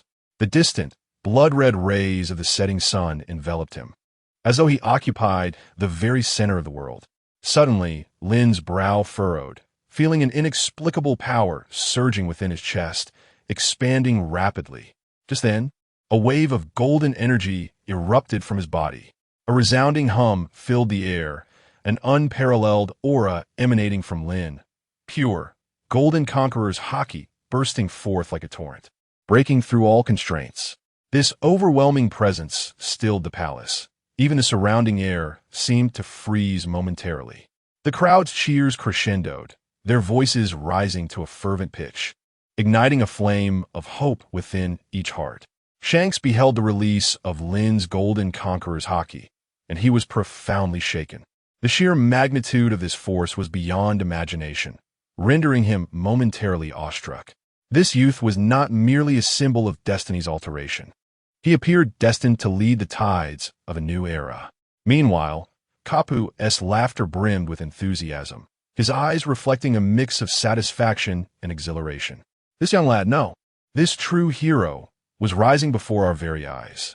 In contrast, Lynn surveyed the golden-hued air surrounding him and pondered, had he truly awakened a conqueror's haki, a rarity among millions? And such a dazzling, pure, golden form. It seemed that perhaps some form of the world-s, while in the pirate realm, had acknowledged him as an outsider. Lynn mused. At this moment, Shanks approached Lynn with a measured pace, his gaze both profound and steady, yet betraying a hint of undisguised admiration. Young man, Shanks spoke with a steady tone, tinged with a slight note of apology. My previous actions may have been somewhat extreme. Yet I cannot deny that your audacity and magnanimity have earned my respect. In mid-air, Lynn, adorned with a golden aura, listened intently, his expression impassive as he looked down upon Shanks. Chapter 26. A Grand Declaration of War. The next member state. Lynn cast a cold gaze upon Shanks, the golden aura of his conqueror's haki swirling around him. A glimmer of icy disdain flickered in his eyes as he scrutinized Shanks, a slight smirk gracing his lips, devoid of any semblance of warmth. This man had the audacity to envelop the palace in his domineering presence upon his arrival, a blatant show of power. As a sovereign, would he easily forgive such insolence? Shanks, Lynn's voice resonated, laden with an invisible pressure. I harbor a disdain for nobility, particularly for those hailing from the world aristocracy. Like yourself, of the Figureland family. The exchange went unheard by the distant crowd, yet their curiosity piqued, eager to witness how His Majesty would handle this audacious ruffian. As the words fell, Shanks' brow furrowed slightly, astonishment flooding his heart. How did this youth uncover his connection to the celestial dragons? This was a secret he had meticulously concealed, known to but a few. How do you know? Shanks' voice bore a hint of gravity, an elusive glint sparking in his eyes. Observing Shanks' reaction, Lynn felt a flicker of intrigue and coldly chuckled. The lineage coursing through your veins requires no elaboration. You are acutely aware of my ingrained aversion to aristocracy. You, Shanks, epitomize this decaying system.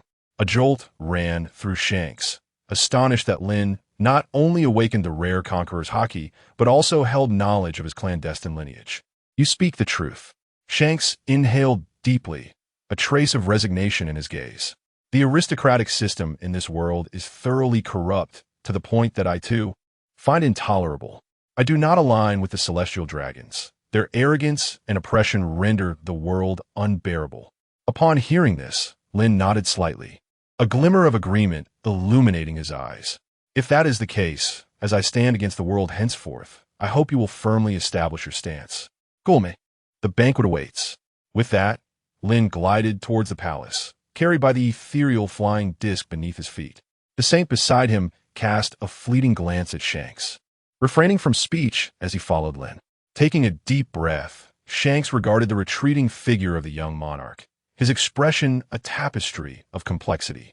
This boy harbored formidable ambition. Hey, King! Suddenly, the voice of Carp reverberated through the square like thunder, instantly capturing the attention of the crowd. Whispers surged among the onlookers, each speculating what the naval hero might impart. Lynn turned, his gaze piercing through the throng to rest upon Carp's weathered, yet imposing visage. Curiosity flickered in his eyes, pondering whether this naval champion was silently observing the unfolding drama and what words he might convey. Everyone listened intently as Karp's voice resonated, deep and resonant, his eyes flashing with sternness. In these past days, the new king, Lynn, has annexed the Goa kingdom and declared its withdrawal from the world government's member states. While you may perceive this as a victory, remember that the repercussions it entails should not be underestimated. The Navy has assembled a commanding officer, 5 vice admirals, and 50 warships, all heading towards the East Sea, intending to impose sanctions upon the kingdom of Zephyr in a month. Karp's words detonated like a thunderous bomb amidst the crowd. The people in the square were momentarily stunned, and then a wave of fearful whispers spread like wildfire. What is happening? Are they truly preparing to strike our nation? The Navy has dispatched admirals and vice admirals along with 50 warships. This is utterly terrifying. What on earth is the Navy doing? His Majesty Lynn is doing splendidly. Why must you act in such a manner? Rebellion? How outrageous! Mr. Karp, you have been in the kingdom during this time. You must know how benevolent His Majesty Lynn has been to us. How infuriating. Just as we began to see a glimmer of hope, are we to be suppressed? How infuriating. These murmurs scattered like fragments in a tempest. The faces of the crowd turned pale, their eyes filled with terror and unease. The citizens of the kingdom of Zephyr never anticipated that events would escalate to such an extent. At this moment, Lynn remained calm, his gaze as profound as an abyss. He heard the terror emanating from the crowd and observed the unease reflected in their eyes. Karp continued, stating that the Navy regarded the kingdom of Zephyr as a rebellious force, and soon you would be labeled as traitors, subject to the Navy's sanctions. Your new king may swiftly become an adversary to the entire Navy. His words struck like a resounding thunderclap, piercing the hearts of all present. At this moment, it seemed as if everyone's heartbeat quickened, increasingly aware of the imminent sense of crisis. In an instant, all hope appeared to dissolve into nothingness. What is there to fear? They are but ants. I shall crush as many as come. The powerful and imposing sovereign shouted towards Karp. Fool! What do you understand? Karp retorted sternly, his expression grave. The sovereign initially intended to dismiss the lives of these ants, but realizing Lynn's profound care for his people, he found himself at a loss for words. He merely took note of the imposing figure who had called him a fool. Karp's voice suddenly softened, as if attempting to kindle a faint glimmer of hope for the citizens. Young king, I recognize the formidable strength at your command. Yet the Navy's might this time is not to be underestimated. Thus, I urge you to have all citizens seek refuge in the mountains to evade the impending war. Karp's brow furrowed, astonished. He had not anticipated Lynn would confront the Navy's threat with such calmness and decisiveness, displaying no sign of retreat. The atmosphere in the square grew increasingly heavy, everyone holding their breath, awaiting Lynn's next words. In the air, Lynn turned around on the Taoist jade flying disc, facing Karp, Shanks, and the entire populace. His steady presence seemed to emanate a sovereign's aura, causing the surrounding air to tremble slightly. He smiled gently, his gaze fixed on Karp, his tone remaining composed. Karp, I am well aware of the Navy's threat. You are correct. This war may prove arduous, but you likely underestimate my resolve. Kapu's expression subtly shifted, a complex emotion flickering in his eyes before he swiftly suppressed it and gritted his teeth, asking, What do you mean? Are you willing to risk the lives of our citizens with your resolve? This is folly. Lynn smiled calmly, his gaze gradually turning icy. Listen closely. A life of equality is forged through resistance. The mere naval forces are nothing to fear. Furthermore, 3 days hence, the kingdom of Zephyr will wage war against another member of the world government, the kingdom of Oikit. I, Lynn, intend not only to demonstrate our determination to the Navy, but also to make the entire world aware that the citizens of the kingdom of Zephyr shall never cower before any challenge. We will not submit to the aristocracy. Long live the people. As these words resonated through the air, an eerie silence enveloped the square, with all eyes wide open, their minds erupting in disbelief. They could hardly believe their ears. Lynn intended to instigate war against another member nation. Oikit. What? Has he lost his mind? He dares to annex another member state?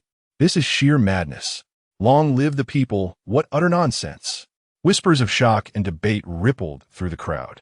Faces etched with astonishment and fear. Kapu stood momentarily stunned, his surprise nearly uncontainable, while Shanks also appeared taken aback, as if he could scarcely believe what he had just heard. Your Majesty, what did you just say? A citizen cried out, confusion and trepidation evident in their eyes.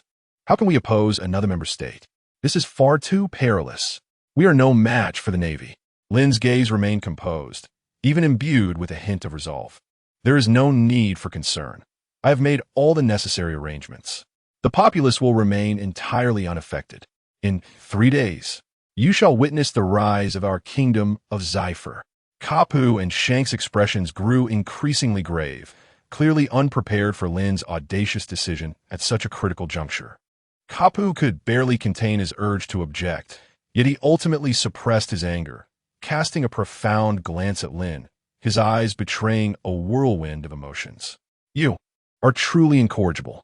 With a soft sigh, Kapu shook his head and departed, evidently resigned to the fact that he could not alter Lynn's course, leaving the matter to be reported back to the naval headquarters. Shanks regarded Lynn with deep contemplation in his eyes. Are you truly resolved to follow through with this? Lynn smiled serenely, his gaze cold yet unwavering. Nothing is beyond challenge. Do you deem this madness? Then allow me to prove through action that long live the people is not merely an empty slogan. Shanks stared intently at Lynn, his heart filled with myriad reflections. This young king before him seemed to possess an extraordinary audacity and determination. He may not fully grasp the perilous nature of the path he had chosen, yet he had made his decision, a choice that would undoubtedly reverberate throughout the world. I shall forego this banquet, young one. May fate bring us together again. Shanks bid a brief farewell to Lynn before disappearing into the throng. At this moment, a singular thought consumed him. To set sail? He must hasten back to the New World and continue his carefree life as a pirate. The East Blue was far too treacherous. Chapter 27. The shocked Naval High Command Lynn disregarded the clamor and discussions of the populace, as well as the departure of Shanks and Garp. As a sovereign, he was not obliged to elucidate matters to the public. His victories would speak for themselves, and the citizens would inevitably comprehend. In due course, the prestige of the Zephyr Kingdom would ascend to unparalleled heights. As for Garp and Shanks, one a high-ranking officer of the Navy, the other a formidable pirate. Although both expressed admiration for his actions, they remained steadfast in their respective positions. Particularly Shanks, who was merely 6 years away from becoming one of the 4 emperors, would naturally shy away from the thought of waging war to annex another member state of the world government. As night fell, the royal banquet hall glowed with warm candlelight. Golden chandeliers cast their brilliance upon a grand table adorned with a white silk tablecloth, laden with an array of sumptuous food and fine wines. Lynn sat at the head of the table, flanked by the Saint and 108 Uchiha elite shinobi. Shadow soldiers guarded every corner. As Lynn dabbed his mouth with a napkin, those present instinctively straightened their postures. Fugaku, what is the status of our military preparations? Lynn inquired.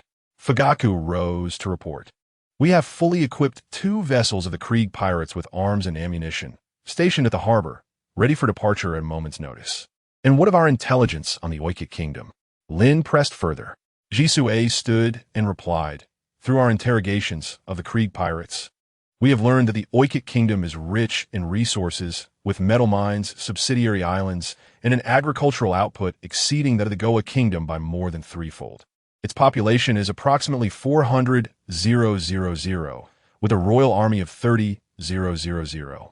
However, the internal system is rife with corruption, and the greatest threat comes from a band of fishmen known as the Evil Dragon Pirates, alongside 5,000 naval troops from the 16th Division, commanded by Colonel Rat.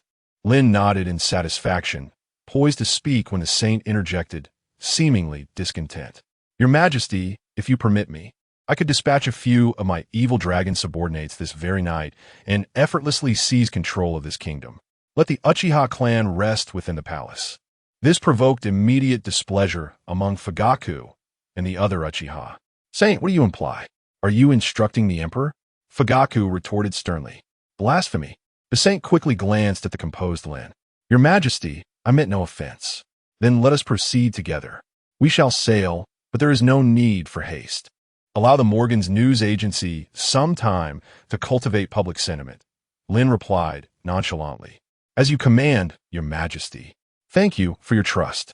The Uchiha complied, though each displayed subtle expressions of discontent towards the saint, akin to a powerful wild father in a game, monopolizing every economic line and inciting the irritation of his allies.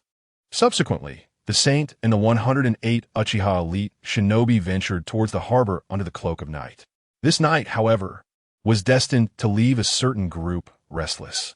Far away at the Navy headquarters, Admiral Sengoku sat in his office, intently gazing at the reports laid out on his desk. On the nearby sofa, surrounded by elite commanders such as Sakazuki, Borsalino, and Vice Admiral Tru, they each held a report in their hands, fresh intelligence relayed from Karp. The contents were utterly shocking. Lynn had audaciously declared war on the Oikote Kingdom. Sengoku's deep, wrathful voice reverberated through the expansive room, his brow furrowed and a flicker of anger igniting in his eyes. What did this mean? He was not only tugging at the nerves of over 100 member nations of the world government, but also openly challenging our Navy and the world government. As soon as he finished speaking, Sakazuki, seated on the nearby sofa, rose abruptly, his icy gaze sweeping across the room. If this were indeed the case, it was far from a trivial matter. Lynn's thoughts and actions had become exceedingly perilous, more threatening than the Revolutionary Army. Borsalino stood by the window, his gaze piercing through the dark night sky, seemingly lost in contemplation. The king of the Scythial kingdom, Lynn, was far too confident. While we could perhaps understand his annexation of the Goya kingdom, to declare war on the Oikote kingdom in such a short span, did he truly believe he could rely on his meager forces? Vice Admiral Tsuru furrowed her brow, taking a sip of her tea before speaking solemnly. Borsalino, I advise you to scrutinize Karp's report carefully. The Scythial kingdom boasts over 100 individuals with abilities, including dragon-type users akin to Kaido of the Beasts, who have already battled the red-haired without defeat. Lynn himself has recently awakened the Conqueror's Haki. A profound silence enveloped the room, an oppressive atmosphere settling among them. Sengoku's eyes fixated on the report, as if he were deciphering every word's profound meaning. Though they were reluctant to accept the authenticity of the report, the knowledge that it came directly from Karp gradually eased their doubts. Sakazuki's expression remained stern, a slight smirk playing at the corners of his mouth, yet an undercurrent of unease lurked in his eyes. If the Scythial kingdom was as formidable as the report suggested, it was not merely a nation with a powerful military, but also a harbinger of dangerously radical ideologies. The Revolutionary Army would likely pale in comparison. Let's inform the world government, he concluded, requesting their forces to join in a collective sanction. Borsalino stood quietly at the window, coldly observing the faint twinkling of stars in the night sky, murmuring to himself, with Mr. Karp and Akiji, 5 vice admirals, and 50 warships. That should suffice against just over 100 ability users. Vice Admiral Tsuru then spoke again. Her tone weighted with gravity. The forces we dispatch will require a month to reach the Scythial kingdom. Given Lynn's current expansion rate, it will be exceedingly difficult to impose sanctions on the Scythial kingdom within that time frame, especially with Lynn's ideology, akin to a spark igniting a pile of dry kindling. The world government would certainly prefer to avoid that. The Navy's high-ranking officials cast a glance at Vice Admiral Tsuru. She always had a knack for pinpointing the crux of the matter. Sengoku took a deep breath, organizing his thoughts, and spoke in a grave tone. Convey my orders. Let Karp immediately assume command of all naval forces in the East Blue, assisting the Oikote Kingdom in repelling the Scythial Kingdom. Command the Akiji fleet to proceed day and night, expediting their journey. Understood. Acknowledged. Chapter 28, Breaking News. The reactions of Whitebeard, Ace, and Hancock. On the following morning, in a certain sea area of the New World, sunlight cascaded upon the shimmering surface of the ocean. A seagull, serving as a messenger of news, flapped its wings as it darted through the air above numerous vessels. Ultimately, it dropped a newspaper fragrant with fresh ink onto the deck of the largest ship, reminiscent of a white whale. The ship belonging to the Whitebeard pirates sailed steadily across the waves, its enormous hull asserting their formidable presence. The deck was bustling with a multitude of crew members, creating a lively atmosphere. At this moment, the members of the Whitebeard pirates gathered around a grand dining table, indulging in a sumptuous breakfast. Marco, the first mate with his pineapple-shaped hair, was savoring the delicacies on his plate when he inadvertently caught sight of the fallen newspaper and instinctively reached down to retrieve it. He unfolded the paper, and his gaze was swiftly captivated by a striking headline. "Father, take a look at this," Marco exclaimed with a smile as he handed the newspaper to Whitebeard, who occupied the seat of honor, pointing at the headline. Whitebeard sat up slightly, his eyes drawn to the bold announcement declaring that the young monarch of the kingdom of Sefer, Lynn, had declared war on the kingdom of Oikot. The weakest East Blue has produced a young monarch who stirs up the heavens. Marco chuckled as he read aloud the content of the news, a teasing glimmer in his eyes. This little fellow is quite interesting. Just a few days ago, he caused quite a commotion in the Goa kingdom, and now he is declaring war on another world government allied nation. It seems his subordinates possess some extraordinary abilities, something about the Uchiha clan and a holy master. It certainly sounds impressive. Other crew members began to gather around, chattering excitedly. This kid is truly formidable. In just a couple of days, he has slapped the Navy and the world government in the face. One crew member jested. The Navy will likely be on his heels soon. Another chimed in. Hearing their discussions, a faint smile curled at the corners of Whitebeard's mouth, his deep, piercing gaze seeming to see beyond the newspaper into distant realms. This lad possesses a certain audacity that comes with youth. Whitebeard spoke slowly, his voice deep and resonant, imbued with a knowing coldness. Marco observed the smile on Whitebeard's face, yet a hint of confusion lingered in his heart. Whitebeard continued, "To emerge in this intricate global landscape is no simple feat. This young monarch sees through the oppression of the nobility over the common people and understands that only through resistance can change be achieved. Such courage is commendable. However, from the perspective of the delicate balance within the world of pirates and the Navy, his sudden rise is bound to disrupt the existing order." The crew members fell silent, curiously gazing at Whitebeard. He rose from his seat and strode to the deck, the sea breeze gently tousling his white hair and beard. Yet, given his current situation, he will likely face retribution from the Navy before long. Whitebeard mused, his gaze lifting to the distant sky, in the direction of the Navy headquarters. "Father, should we go take a look?" Marco ventured tentatively. Whitebeard turned his head, a fleeting glimmer of inscrutable meaning flickering in his gaze. "Observe closely. If this young lad can withstand the pressures exerted by the Navy and the world government, he might indeed stir the currents of this pirate realm. However, should he prove to be merely a facade, it is only fitting that someone imparts a lesson, teaching him the rules of this world." Having spoken, Whitebeard returned to his seat at the dining table, resuming his breakfast as if the prior discussion had merely been a brief interlude. The members of the Whitebeard pirates resumed their cheerful conversations and dining atmosphere, the colossal ship continuing its steady voyage across the uncharted and challenging waters of the New World.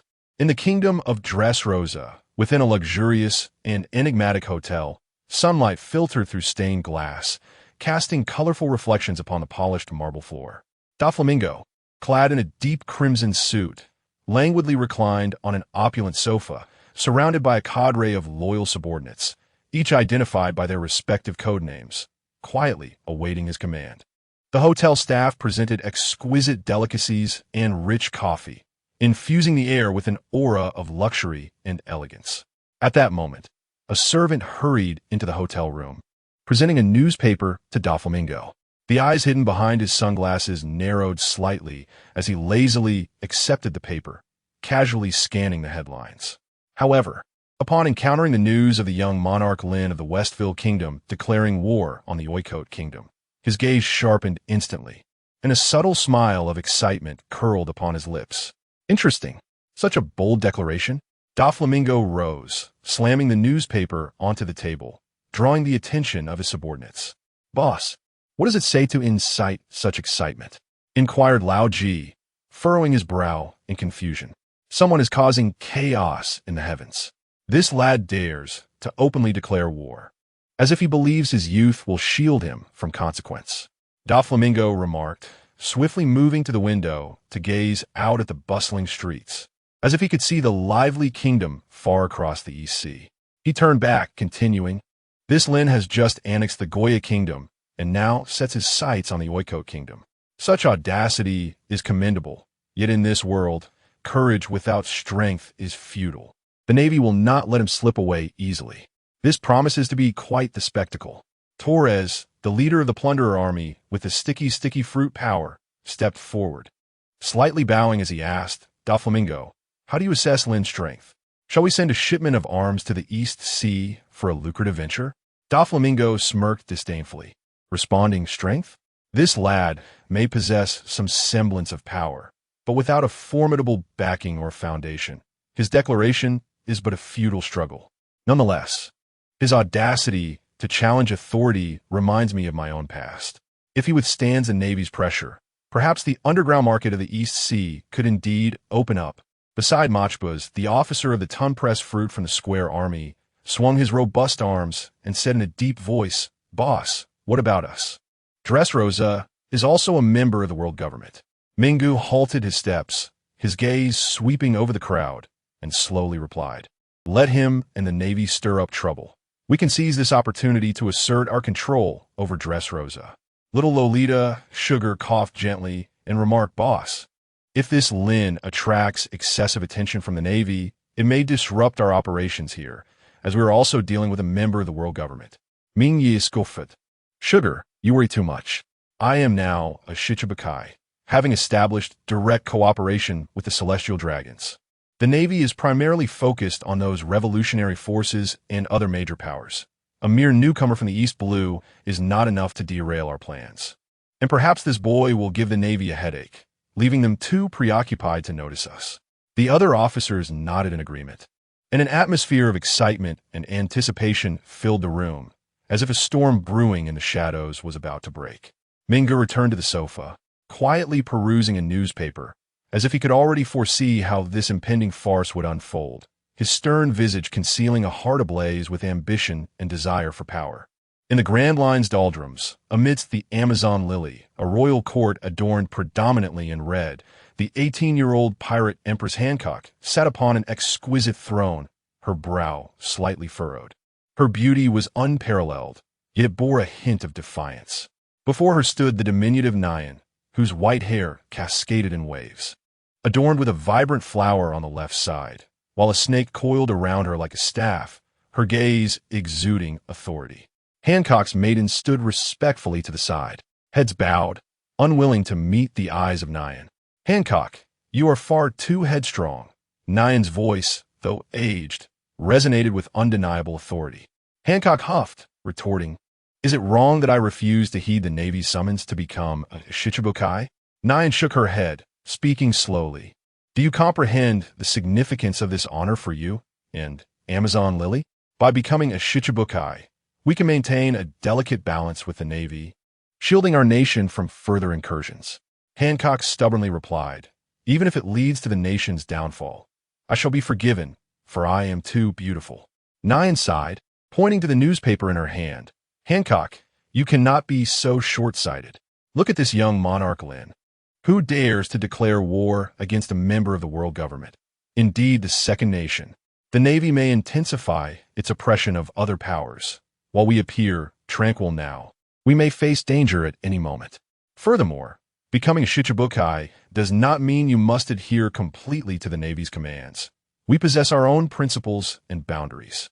Hancock rose to her feet and coldly declared, "Old Granny, I have made myself clear. I am the sovereign, and I possess the power to make my own decisions. Even if I were to lose this title, my resolve would remain unchanged. I firmly believe that the people of Daughter Island will forgive me for my beauty, and even in the face of national ruin, they shall not lay blame upon me." Old Granny regarded Hancock's obstinate demeanor with a weary shake of her head. At that moment, the handmaidens hesitated briefly before stepping forward to whisper softly in Old Granny's ear. Immediately, her expression darkened, and she raised her gaze. a flicker of anger flashing in her eyes. "You, my child, have greatly disappointed me." Hancock sneered disdainfully and advanced step by step towards old Granny. The handmaidens held their breath in anxious anticipation, aware that the ensuing scene could escalate dramatically. As Hancock approached old Granny, the latter lifted her hand, poised to speak once more. Suddenly, Hancock delivered a powerful kick, infused with her rage and determination. Old Granny had no time to react before she was sent flying across the room. The handmaidens gasped in shock and hurried towards the direction in which old Granny had been propelled. Hancock watched as old Granny disappeared beyond the gates of the Nine-Snake Palace, a faint, cold chuckle escaping her lips as she turned and returned to her throne.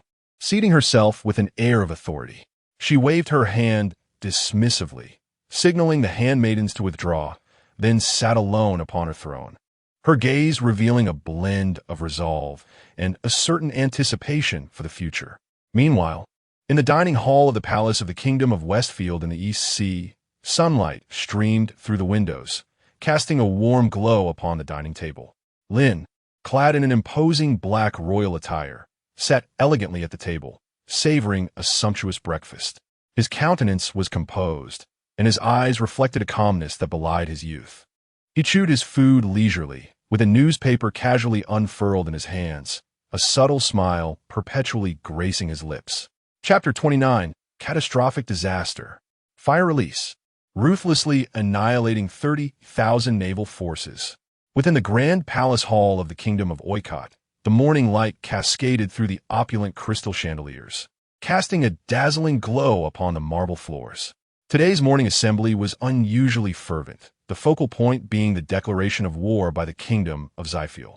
King Karl sat upon his throne, a formidable figure adorned in luxurious attire, the jewels upon his crown glimmering under the sun's radiance. His visage was slightly rotund, with eyes so small they appeared scarcely open, exuding an air of both cunning and arrogance.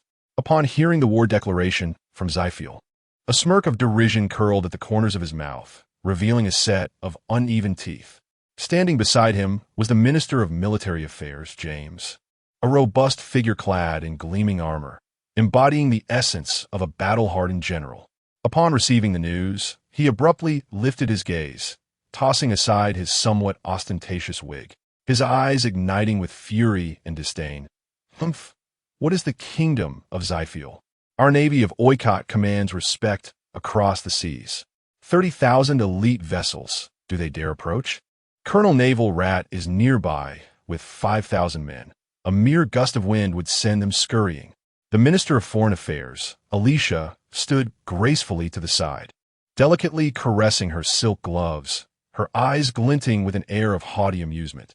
"Your Majesty, Zyfiel is but a child's plaything. Our diplomatic relations in Oikot have always been steadfast. This trifling kingdom's provocation is merely an act of self-humiliation." The Minister of Finance, Thomas, small and shrewd, his beady eyes behind glasses constantly gleaming with ill intent, assured, "Rest assured, Your Majesty, the wealth and resources of Oikot are more than sufficient to crush any adversary. Should Zyfiel dare to act, they are courting their own demise." The Minister of Internal Affairs, Martin, plump as a balloon, his face adorned with smiles as he wiped beads of sweat, lazily remarked, "Your Majesty, our nation is thriving. These minor skirmishes pose no cause for concern." Listening to the ministers, Karl nodded in satisfaction. Rising to his feet, arms outstretched, he bellowed with grandiosity, "You are all correct. Zyfiel must understand the consequences of challenging Oikot. Let them come, and we shall show them the meaning of regret." With a contemptuous grin, he strode down from the throne. 3 days later, in the waters of the Oikot Kingdom's port, the sea breeze gently caressed the surface, while the waves lapped softly at the shore. 30,000 elite soldiers were meticulously arrayed, and 40 warships stood majestically upon the sea, their newly polished cannon mouths gleaming in the sunlight. Minister James strolled leisurely upon the deck of the flagship, donned in a splendid and formal admiral's uniform, his robust physique and bulging muscles exuding confidence and pride, topped with an admiral's hat, beneath which his deep-set eyes sparkled with arrogance. Beside him, First Officer Thompson, tall and resolute, clad in naval attire with a sword at his waist, bore an expression of sycophantic admiration towards his superior. "Hey, Thompson, do you think the fleet of Zyfiel has been so intimidated by our might that they dare not show their faces?" James laughed heartily, his voice echoing across the waters. Thompson bowed his head in a sycophantic manner and replied, "My Lord James, the kingdom of Seafell is but a minor player, lacking the audacity to provoke the might of our kingdom of Oikot. Their annexation of the kingdom of Goya may have been mere fortune, but against us, they can expect nothing but defeat and surrender." James chuckled heartily, gazing skyward as he continued, "Indeed, with our 30,000 elite soldiers and 40 warships equipped with the most advanced artillery from the western seas, not even multiple kingdoms of Goya could stand against us. The training over the past 3 days has invigorated our troops, and they are eager to vanquish those who overestimate their own capabilities." At that moment, a lookout shouted loudly, "Enemy sighted. 2 vessels bearing the flag of the Kingdom of Seafell are approaching." James and Thompson swiftly directed their gaze toward the sea, where 2 warships were advancing slowly, their sails billowing in the wind, exuding an unusual aura. Look at those pathetic warships, just 2 of them, daring to challenge our fleet? They are utterly deluded." James scoffed, his eyes brimming with disdain. Thompson echoed with a cold laugh, "My Lord James, this may be a probe from the Kingdom of Seafell. A single volley from our fleet could easily sink them." Standing tall, James's demeanor radiated arrogance and contempt as he commanded, "Prepare the ships for battle. Aim the cannons at those 2 insignificant vessels, and on my command, fire in unison. Let them learn the consequences of provoking the kingdom of Oikot."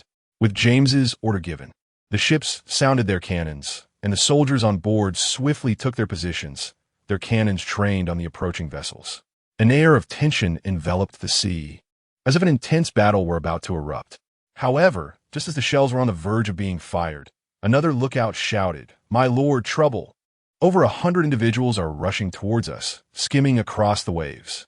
James and Thompson paused momentarily, instinctively turning their gaze to the sea.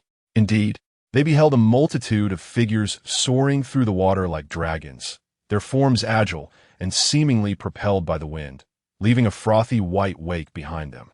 James's expression remained stern, a hint of scorn playing at the corners of his mouth as he remarked, "Humph! Regardless of who they are, if they seek to challenge the majesty of our kingdom of Oikot, let them first experience the firepower of our invincible fleet." With that, he bellowed once more, "All ships, commence à simultanément voler." In an instant, the air was filled with the thunderous roar of cannon fire, the force of the blast causing the vessels to stir the sea into tumultuous waves. The dark and fierce projectiles hurtled toward their targets. Yet, the 100 figures skimming across the waves continued their approach, undeterred by the chaos. Initiate Tactical 1 commanded Fio, positioned at the center of the formation, his voice resonating clearly above the tumultuous waves. A multitude of over 100 Uchiha Jonin swiftly dispersed, akin to stars scattered across the night sky, each seeking the optimal position for an impending assault. As they approached the fleet of 40 ships belonging to the Oikot kingdom, the 108 Uchiha Jonin came to a collective halt. At the forefront stood Itachi Uchiha, his sleeves billowing gently in the sea breeze, his gaze exuding a blend of cold severity and unwavering confidence. Beside him, Shursui silently observed the horizon, his eyes glimmering with an unwavering and profound resolve.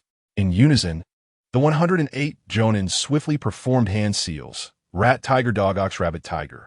The air became suffused with a rich chakra aura. In an instant, the Uchiha Jonin released their ninjutsu, fire release, peony technique. Itachi felt the flow of chakra within him, and flames erupted from his mouth in a brilliant display. Roaring, the fire spread like peony seeds propelled by a sudden gust, racing forth in all directions towards the 40 warships of the kingdom. The flames illuminated his visage, creating a striking contrast between his austere expression and the fiery aura that enveloped him. Shursui, gazing at the flames he unleashed, remained unperturbed.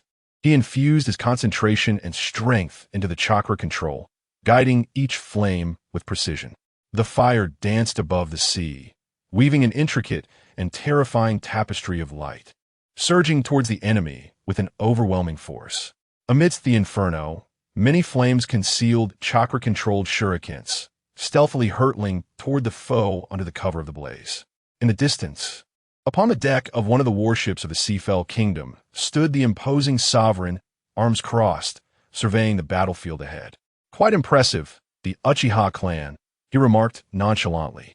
The combined fire release, peony technique unleashed by over 100 warriors, manifested as a terrifying net of flames, reminiscent of sparks dancing in the air, yet imbued with a chilling capacity for destruction.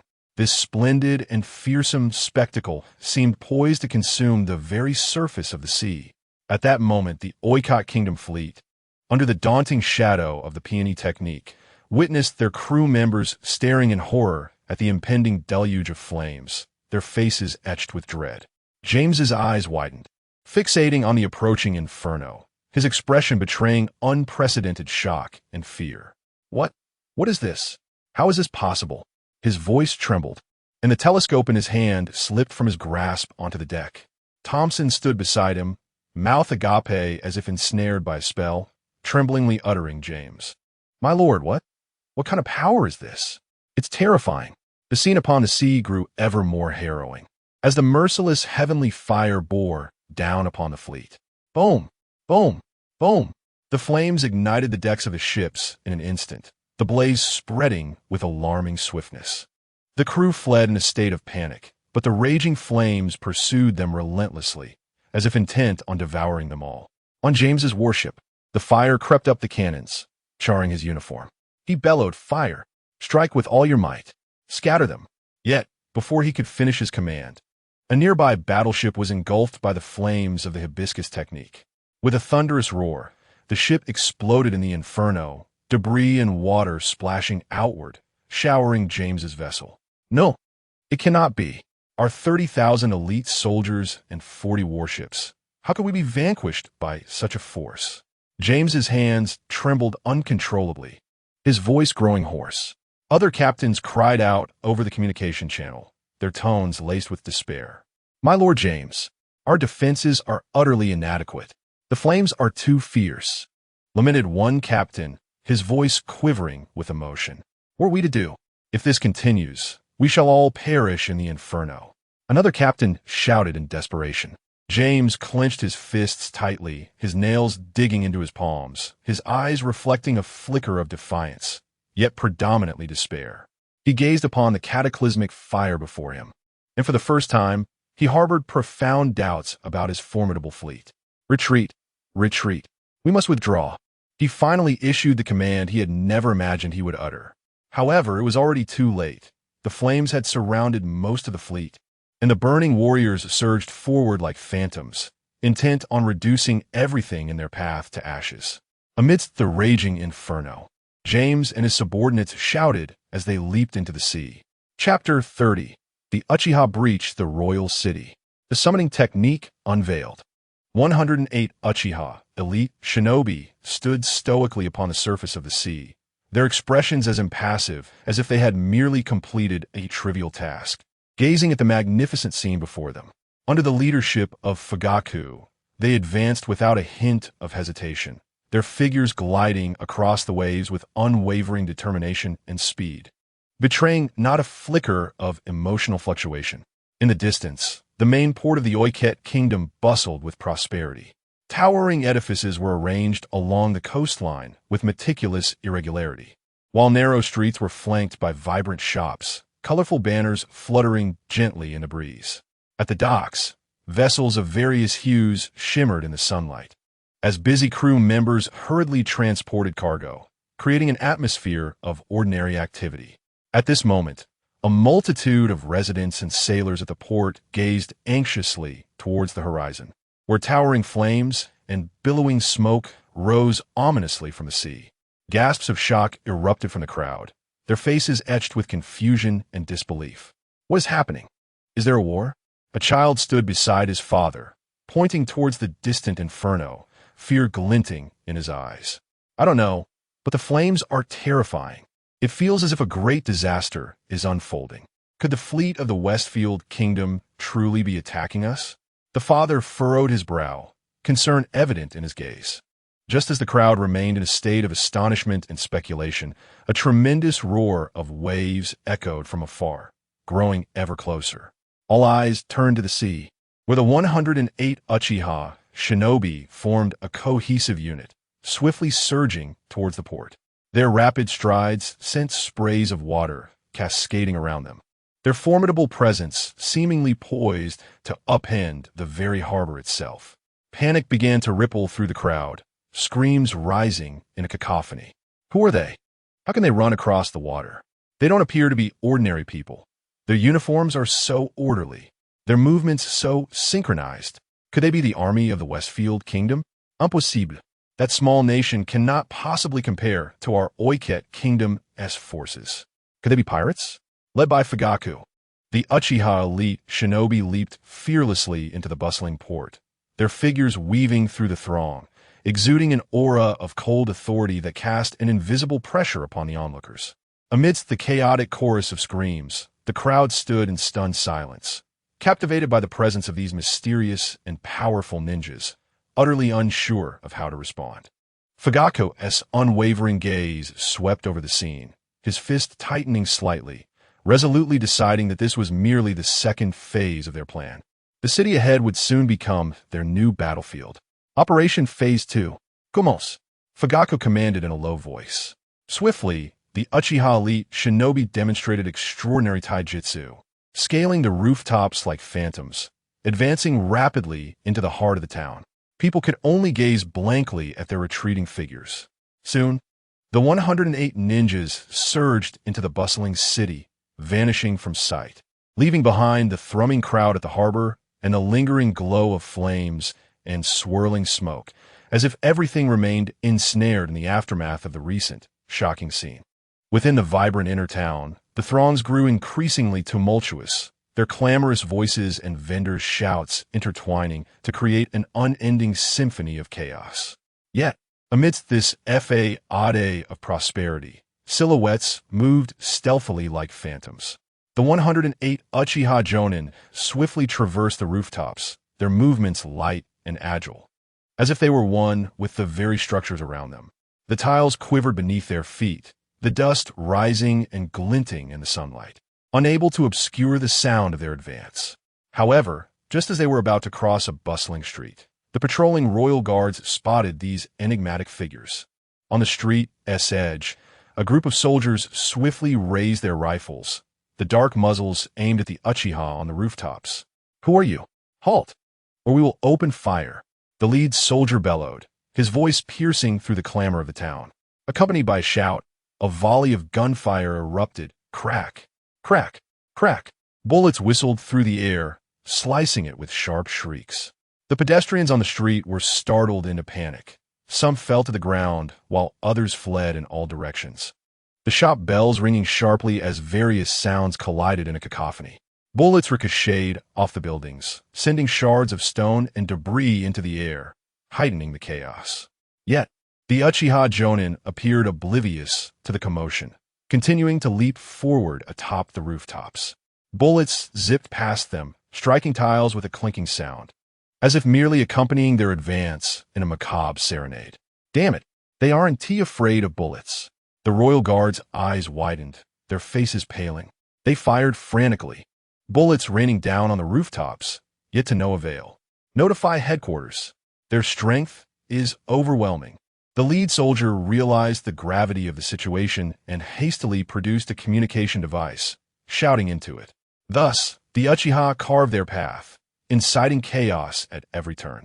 The tumult on the streets escalated, people screaming and running, the entire town seemingly engulfed in a frenzy of disorder. At last, the Uchiha crossed the city and arrived at the park square situated between the palace and the town. They paused, over 100 of them panting, yet their eyes remained resolute and cold. They formed a large circle, quickly recalibrating their breath and regaining their strength. Surrounding them, the crowd pressed in, filling the park to capacity, each face etched with shock and curiosity. Children peeked timidly from behind adults, while the elderly leaned on their canes, wide-eyed and incredulous. The youth clenched their fists, their eyes gleaming with a watchful intensity. The atmosphere in the square was charged with an almost palpable tension, as if the very air had solidified. The crowd gazed at the enigmatic figures, their minds plagued by an escalating sense of confusion and dread. Uncertain of the intentions of these individuals, they stood transfixed. Suddenly, fu intoned solemnly, prepare, comience. In an instant, 108 individuals swiftly formed intricate hand seals. 2 seconds later, Uchiha Itachi, Shursui, and all others simultaneously bit into their thumbs, blood oozing forth, and promptly slammed their palms against the ground beneath them. In unison, they proclaimed, Summoning Technique. Chapter 31, The Art of Summoning. The arrival of the 30,000-strong army. In an instant, 108 Uchiha, elite ninjas, simultaneously unleashed their collective summoning techniques. A multitude of mysterious runes from the ninja realm flickered to life, emanating from their palms, each glowing with a peculiar sanguine light, as though imbued with boundless arcane power. As the runes pulsated, they gradually transformed into serpentine lines of blood-red script, swiftly slithering towards the center of the square like ethereal serpents. Before long, countless blood runes converged, coalescing into a colossal and enigmatic totem. Within this totem, strange runes could be discerned swirling, exuding an aura of reverence, as if an invisible force were beckoning beings from afar. Meanwhile, far away in the crumbling palace of the kingdom of Siphiel, the formidable figure of Lynn, clad in regal black attire, gazed down upon the 30,000 soldiers of the kingdom before him. He had summoned them here 3 hours prior, awaiting their arrival. The warrior's armor glimmered coldly under the sun, seemingly ordinary, yet radiating a resilient spirit, as if no assault could easily breach its defenses. Intricate patterns adorned their armor, each detail showcasing exquisite craftsmanship. The soldiers wielded an array of weapons, each distinct yet emanating a harmonious strength. The long spears gleamed menacingly in the sunlight, their tips shimmering with a frosty light, as if poised to pierce the hearts of their foes. The giant axes bore a chilling brilliance, their blades marked with the scars of past battles, attesting to their sharpness. The bows were drawn taut, their strings imbued with boundless might, ready to unleash upon the enemy. Amidst the vast ranks, over 100 standard-bearers held aloft the fiery totem banners of the kingdom of Siphiel, their postures tall and unwavering, akin to ancient pines standing resolute before the fray. The banners fluttered in the gentle breeze, the flame insignia radiant and striking, with the flowing lines of fire symbolizing the indomitable spirit of the kingdom of Siphiel. As the Uchiha elite from the distant kingdom of Oikot executed their collective summoning technique, the soldiers of the 30,000-strong army witnessed the emergence of a blood-red rune formation beneath their feet. What is this? Uncertain, yet undoubtedly a manifestation of the new king's prowess. Silence. His Majesty is watching. A subtle stir began to ripple through their orderly ranks. However, due to the stringent military discipline, they swiftly suppressed their inner doubts and anxieties, gazing intently at the enigmatic totem before them, awaiting their unknown fate. Lynn, standing above the thoroughfare, allowed a faint smile to grace his lips. He was aware that the Uchiha had commenced their actions, the timing impeccably synchronized. Suddenly, a thunderous boom echoed, accompanied by a dense cloud of smoke. It was as if the very veil of time and space had been abruptly torn asunder, transporting the 30,000 soldiers of the kingdom of Siphiel to the garden square of the kingdom of Oikot. This immense commotion instantly provoked a fervent reaction from the onlookers, a cacophony of astonished exclamations erupting around them. The sound reverberated through the square like surging waves. A young girl, her eyes wide with astonishment, covered her mouth with her hands and exclaimed, "So many people! How have so many troops appeared all at once?" Her small hands trembled slightly from the intensity of her grip, her expression a mix of curiosity and fear. Nearby, an elderly man pointed shakily towards the front, his voice tinged with unmistakable terror. "Look, it is the flame totem banner of the kingdom of Zyphiel. Those are our people from Zyphiel. They have truly come to kill us." The deep-seated fear in the old man's eyes was palpable, his body swaying as if a gust of wind could topple him. The surrounding crowd nodded in agreement, their eyes betraying an endless sense of shock and dread.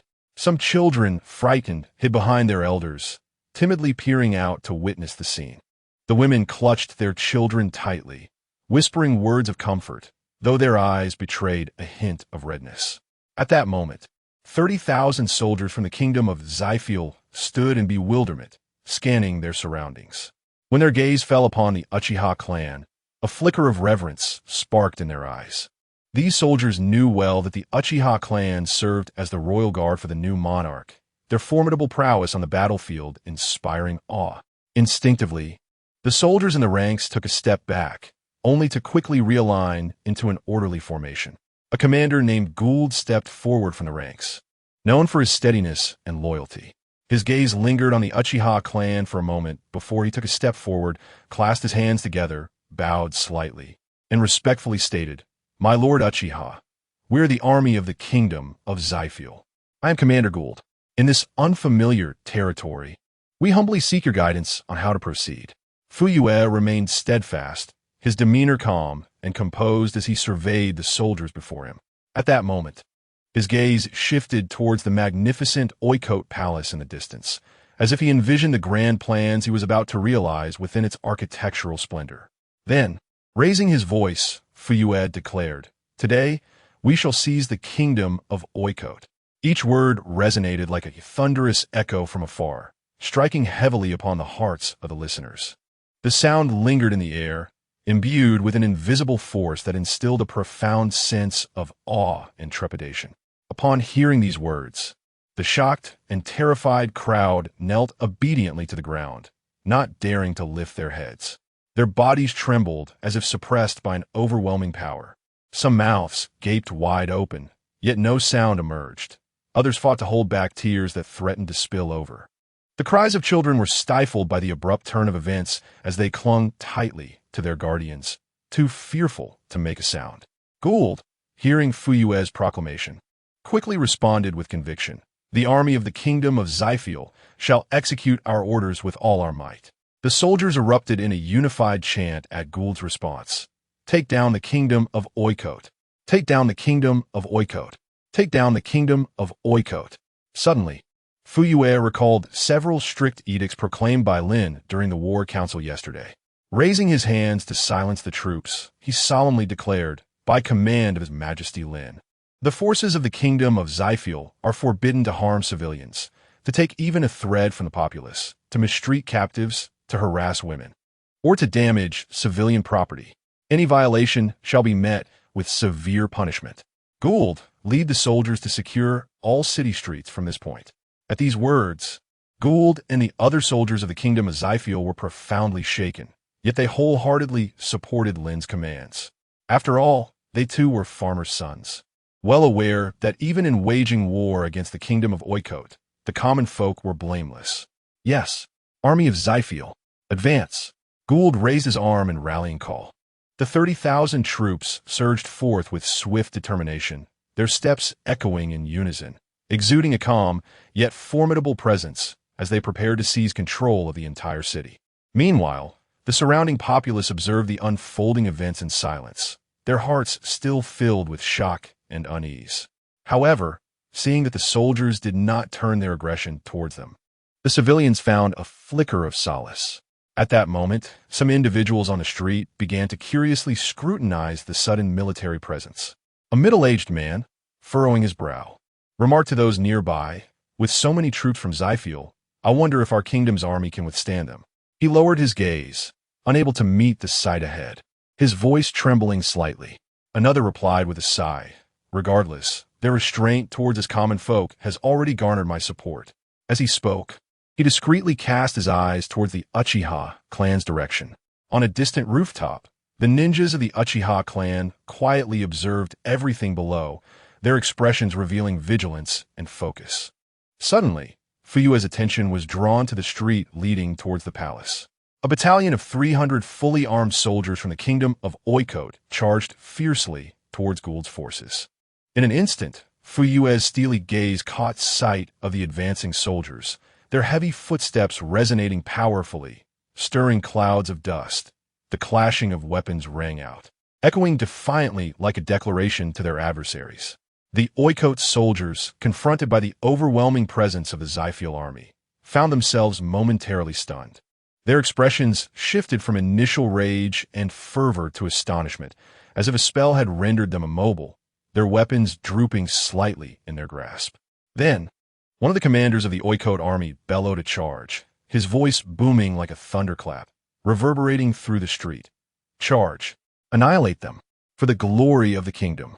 However, the army of the Kingdom of Zypher possessed a vast arsenal of modern weaponry recently seized from the Creek pirate group. Upon hearing the cries of battle, they displayed no hesitation, swiftly responding to the call. The silence was abruptly shattered by the resounding roar of rocket launchers. Boom! Boom! Boom! Each rocket, like an enraged dragon, belched forth flames, trailing long plumes of smoke as they soared towards the soldiers of the Kingdom of Oikote. With each rocket's impact, a thunderous explosion reverberated, sending shockwaves that stirred up clouds of dust and debris. Simultaneously, the rhythmic sound of machine guns erupted like a tempest. Countless bullets poured forth like a torrential downpour, whistling through the air. The bullets struck the soldiers of the Kingdom of Oikote with a visceral thud, splattering blood across the battlefield. The archers, too, showed no signs of sluggishness. The creaking of their bows echoed, as if releasing boundless strength. Sharp arrows zipped through the air, glinting in the sunlight, striking their targets with unwavering precision. Under such a relentless assault, the forces of Oikote found themselves in utter disarray. Soldiers scrambled for cover, their cries of agony rising in a cacophony. Some screamed in despair amidst the explosions. Alas, others fell, pierced by arrows. At the forefront stood Gould, wielding 2 machine guns, his eyes radiating determination and resolve. The young soldiers, eager for glory, shouted fervently, "Charge! For the Majesty! For honor!" The clamor of battle mingled with the thunder of gunfire, coalescing into a formidable force. With a powerful sweep of his sword, Gould bellowed, "Brothers, charge with me!" With this rallying cry, the army of the Kingdom of Zypher surged forth like a mighty tide, boldly advancing towards the palace. Chapter 32. Surrounding the enemy's royal palace. Uchiha takes command of the battlefield. Within the opulent confines of the Oikote palace, sunlight cascaded over the resplendent hall. King Karl, a rotund sovereign, languidly reclined upon his throne, embracing 2 young maidens abducted from the populace, his gaze rife with impatience. He drawled, "We have waited so long. Why has General James and his 30,000 naval forces yet to engage with the Kingdom of Scythial? I wager those vermin lack the audacity." The Minister of Foreign Affairs, Alicia, hastily concurred, "Your Majesty, fear not. Should those Scyphilians dare to invade, we shall ensure their return is impossible," making them aware of the consequences of offending the Oikote Kingdom. The Minister of Finance, Thomas, added with a grin, "Indeed, Your Majesty. Our kingdom boasts formidable troops and boundless wealth. Even if they were to summon the courage to approach, it would merely be an invitation to their demise." The Minister of Internal Affairs, Martin, beamed with sycophantic admiration. "Your Majesty is indeed wise. We are all unwaveringly loyal to you, and shall assist in making those who dare to offend us pay dearly." The Kingdom of Scythial is nothing more than a band of jesters. Upon hearing this, King Karl erupted into hearty laughter, exclaiming, "Precisely, let them come forth, for I wish to stretch my limbs and play with the corpses of enemy commanders. Let the commoners of our kingdom witness my might." At that moment, a commotion erupted outside the palace, accompanied by distant footsteps and shouts. The expressions of those present shifted subtly. A soldier, disheveled and pale, stumbled in, falling to one knee, his voice trembling, Your Majesty, it is dire. General James and his 30,000 naval forces have encountered a calamity at sea. The entire army has perished." This news detonated within the hall like a bombshell. King Karl's countenance instantly turned ashen, his arms instinctively tightening around the maidens he held, a flicker of terror and disbelief crossing his eyes. The girls quivered in fear. Alicia's eyes widened, her smile faltering, her voice quaking. This cannot be. Thomas's grin froze upon his face, panic seeping into his gaze. Soldier, is this news reliable? Absolutely, the soldier affirmed. Martin, flustered and at a loss, stammered, Your Majesty, what shall we do?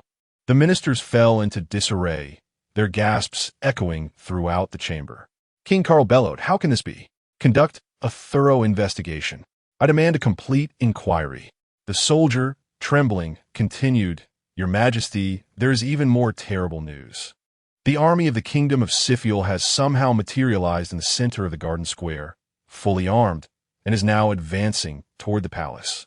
This second piece of devastating news struck like a cataclysm. King Carl's body jolted, his eyes filled with despair and dread. He angrily cast aside the two maidens.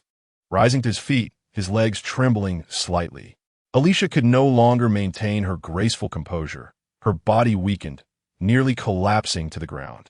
She covered her mouth in terror and stammered, Your Majesty, this. Sweat rolled down Thomas's brow as despair flickered in his eyes. Your Majesty, it's utterly over. Martin had already collapsed in fear, repeatedly bowing his head and exclaiming, Your Majesty, we. The atmosphere in the grand hall instantly transformed into a silence steeped in despair. Had they truly underestimated the kingdom of Siphiel?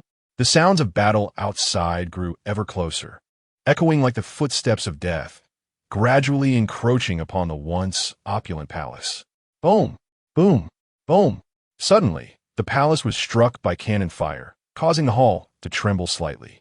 The ministers turned pale, their hearts filled with despair. Then a bloody soldier staggered in, breathless as he reporting to Your Majesty. The army of the Kingdom of Siphiel has reached the palace gates. Only 8,000 of our royal guards remain, having retreated within the palace walls, and are currently engaged in fierce gunfire with the enemy. King Carl, furious and filled with a fierce light in his eyes, thundered, You worthless fools! Why report this only now? The young soldier trembled in fear, hastily explaining, Your Majesty. The army of Siphiel is aided by a mysterious force that can manipulate fire and earth. Their assault is too fierce. In just 15 minutes, they have decimated the majority of our guards. Having heard of the existence of those with devil fruit powers in this world, despair filled King Carl's heart as he realized the gravity of the situation exceeded his worst fears. Just as the assembly was on the brink of collapse, the Minister of Internal Affairs, Martin, quickly interjected, Your Majesty, the palace is well stocked with weapons, with the defensive walls. We still have hope to hold out until Colonel Mouse's 5,000 naval troops can come to our aid. Quickly, contact Colonel Mouse. Carl, in a state of desperation, shouted sharply, abandoning all semblance of royal composure. This statement seemed to inject a surge of resolve into the crowd, and their emotions steadied slightly. Yet their gazes towards the unknown enemy outside remained filled with fear and concern. Outside the palace, the battlefield roared. Boom! Boom! Boom! Fire! Charge! The army of the Kingdom of Siphiel surged forward like an unyielding tide, their battle cries deafening, as if they sought to completely overturn the palace. Their movements were swift as the wind, weapons gleaming with deadly light, and amidst the interplay of shadows, flames surged towards the palace walls. Shells fell like rain, shattering the palace walls into fragments, enveloping the air in dust. The 8,000 soldiers of the Oikit Kingdom, fortified by the robust defenses of the palace walls, stood resolute. Massive cannons were aligned behind them, continuously spewing forth furious flames, obliterating wave after wave of the advancing enemy. Each shell that detonated within the enemy ranks was accompanied by their screams and splatters of blood. The cacophony of gunfire intertwined, composing a symphony of this brutal war. The guards' guns never ceased, their concentrated firepower acting like a deadly net, thwarting the charges of the Siphiel army time and again. The two sides exchanged blows, plunging the battlefield into a suffocating stalemate. Behind the front lines, the Uchiha clan, led by Fugaku, silently gathered their chakra in a relatively tranquil area. Enveloped by a faint haze of dust, with eyes gently closed, Fugaku concentrated on the circulation and replenishment of his chakra. In the air, the flow of chakra resembled delicate threads, gradually converging with the passage of time. Meanwhile, Shui and Itachi maintained their calm, recuperating their chakra while acutely sensing the surrounding turmoil of battle. After a brief moment, Fugaku slowly opened his eyes, his gaze fixated on the fervent and intense conflict ahead, a glimmer of steely resolve flashing within his eyes. His voice resonated with a low but unwavering tone as he declared, "The plan has been executed successfully. We shall commence Operation 3. Shui, inform Commander Gould at the front to disperse the forces and encircle the palace. Not a single one shall escape. The Uchiha clan will take over the battlefield." Understood. Shui swiftly utilized his exceptional body flicker technique to reach the forefront, delivering the command to Gould. Upon receiving the order, Gould wasted no time in dispersing his troops, fully aware that the elite guard of the new emperor was about to unveil their mysterious and formidable tactics. At this moment, he could only comply with the plan and prepare for the impending victory. As the command was relayed, the formation of the Saphir Kingdom's army began to shift rapidly, the troops dispersing like flowing water, gradually surrounding the palace.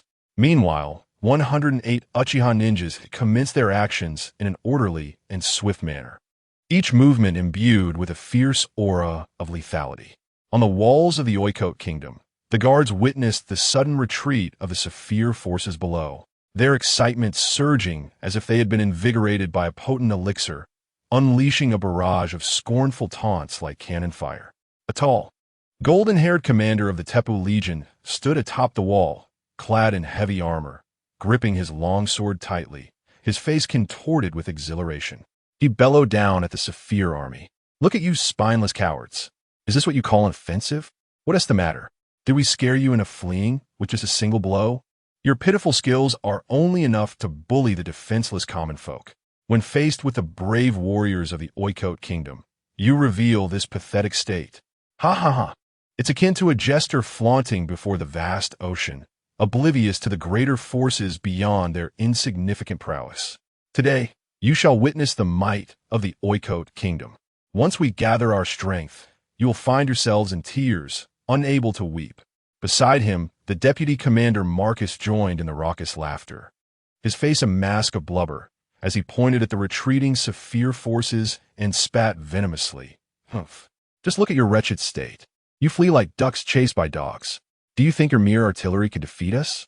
You are yet to grasp our formidable prowess. When we encircle you, you shall be reduced to a state of utter disarray, learning the consequences of incurring the wrath of the kingdom of Oikote. You insignificant insects daring to challenge our authority. Do reflect upon your own worth." A brash squad leader bellowed, "Ha! Look at these wretches from the kingdom of Cypher. Soon they'll be scurrying back to seek their mothers for comfort, having been so thoroughly intimidated that they lack the courage to engage in battle. Observe their disheveled appearance. A true disgrace to their meager existence.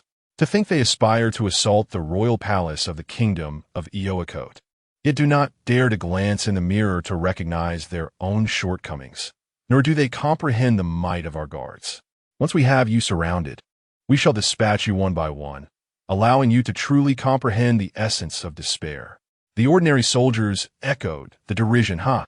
Gluttonous fools of the kingdom of Cypher. Retreat to your desolate corners.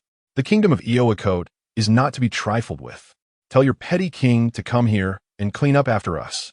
The taunts and jeers cascaded down like a tempest. Meanwhile, the Uchiha clan had stealthily assumed control of the battlefield, advancing to the forefront of the smoke-filled arena. 108 warriors stood in a meticulous line, facing the towering palace walls before them. Chapter 33. The Battlefield in Turmoil.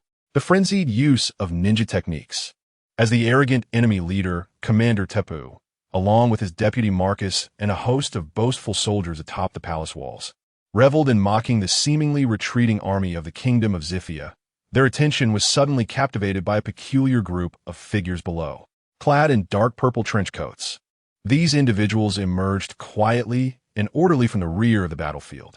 The fabric of their coats fluttered gently in the wind, exuding an aura of mystery and severity. Curiosity gripped Commander Teppu and Marcus, their brows furrowing as they fixed their intense gazes upon these unexpected guests. With widened eyes and a look of bewilderment, Commander Teppo bellowed. Who are those people? Why they dress like that? Surely they aren't the cowards from the kingdom of Zifia come to surrender? Look at them cowering. Do they really think they can intimidate us with such theatrics? Marcus joined in the jeering, a sneer plastered across his face as he mocked from below. I dare say those from the kingdom of Zifia believe they can't defeat us, so they've concocted this bizarre idea, sending a few oddly dressed individuals to fool us. Look at their pathetic performance. Do they think we are oblivious to their little scheme? Nearby, several minor leaders echoed his derision, laughing heartily. Indeed, just look at them. They must be afraid of being struck, hiding away instead of confronting us. Do they honestly expect to buy time with such feeble tricks? Not a chance. The ordinary soldiers joined the raucous laughter, pointing and hurling various scornful remarks. They must think that donning these ridiculous outfits will transform them into formidable figures. How laughable. Exactly. They are merely a band of cowards, too frightened to face us directly, lurking in the shadows. Just wait until we drag them out. We shall see how we deal with these timid souls. Meanwhile, the group of Uchiha ninjas clad in dark purple trench coats stood silently, their expressions inscrutable. Their eyes reflected profound insight and stoicism, as if they were silently evaluating the folly and arrogance of their adversaries, patiently awaiting the crescendo of mockery before delivering a decisive blow. Commander Teppo, with his corpulent visage twisted into a snarl, radiated unrestrained fury and arrogance. He disdainfully snorted and commanded, "Fire at will. Let this rabble understand the consequences of crossing us." At his signal, the rocket launcher soldiers sprang into action, their movements swift and practiced, loading ammunition with astonishing speed. The rocket launchers in their hands were swiftly filled, producing a series of ominous clicks. Before long, they aimed at the figures below, the dark muzzles of the launchers resembling the gaping jaws of ravenous beasts, emanating a chilling metallic sheen. Standing calmly to the side, Fayek observed with a gaze that was both deep and icy. He gazed intently at the movements below, and only when a moment for the rocket artillery's launch approached did he slowly speak, issuing a solemn command. "Commence the operation. Do not concern yourselves with the expenditure of chakra. The Lord will provide us with support," accompanied by the thunderous roars from the city walls. A multitude of rocket artillery descended upon the Uchiha forces like relentless raindrops. The projectiles sliced through the air, emitting a sharp, whistling sound that resonated like the call of the Grim Reaper. Fugaku, seizing the moment, swiftly performed a series of hand seals. His hands danced before him like agile butterflies, and with a forceful strike upon the earth, he proclaimed, "Earth release." Earthen wall. A low hum filled the air as a wave of earthen light surged from beneath his feet, rapidly expanding outward. The ground trembled violently, as if some colossal power was awakening. Amidst countless astonished gazes, the massive earthen wall rose from the ground like a great beast rousing from slumber. Towering several meters high, broad and sturdy, it emanated an ancient and mysterious aura, instilling an intangible pressure upon all. The enemy soldiers above, who had been immersed in mockery and derision, were now stunned into silence, their expressions shifting from arrogance to astonishment and finally to dread. The formidable wall intercepted the barrage of artillery with overwhelming force. The projectiles collided with the wall, erupting into clouds of dust and smoke, accompanied by deafening explosions. Some rockets were even repelled by the wall's immense power, detonating within the enemy ranks and igniting chaos. At that moment, Uchiha Shursui, Uchiha Itachi, and all the ninjas moved like agile specters, swiftly advancing toward the towering earthen wall. Their figures flickered against the imposing structure, and in an instant, they leapt to the height level with the palace walls. Along the way, everyone rapidly formed hand seals, their voices resonating with fervor. "Fire release! Fire dragon flame bullet!" Shursui shouted, his hands moving with precision, unleashing a torrent of flames from his mouth. A colossal fire dragon roared and spiraled through the air, bearing the destructive flames towards the enemy guard stationed beneath the palace walls. "Fire release! Phoenix fire!" Itachi followed suit, his voice booming as he executed rapid hand seals, unleashing countless fireballs that erupted like brilliant fireworks, illuminating the night sky with their lethal glow. Wind release, gale palm, another ninja shouted, conjuring a powerful gust that swept towards the enemy forces.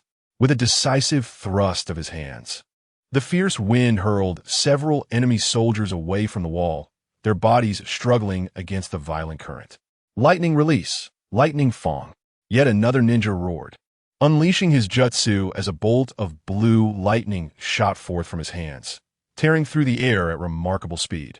As the lightning cascaded through the atmosphere, it ionized the air with crackling sounds, striking down upon the enemy, reducing those who were too close to the wall to charred remnants.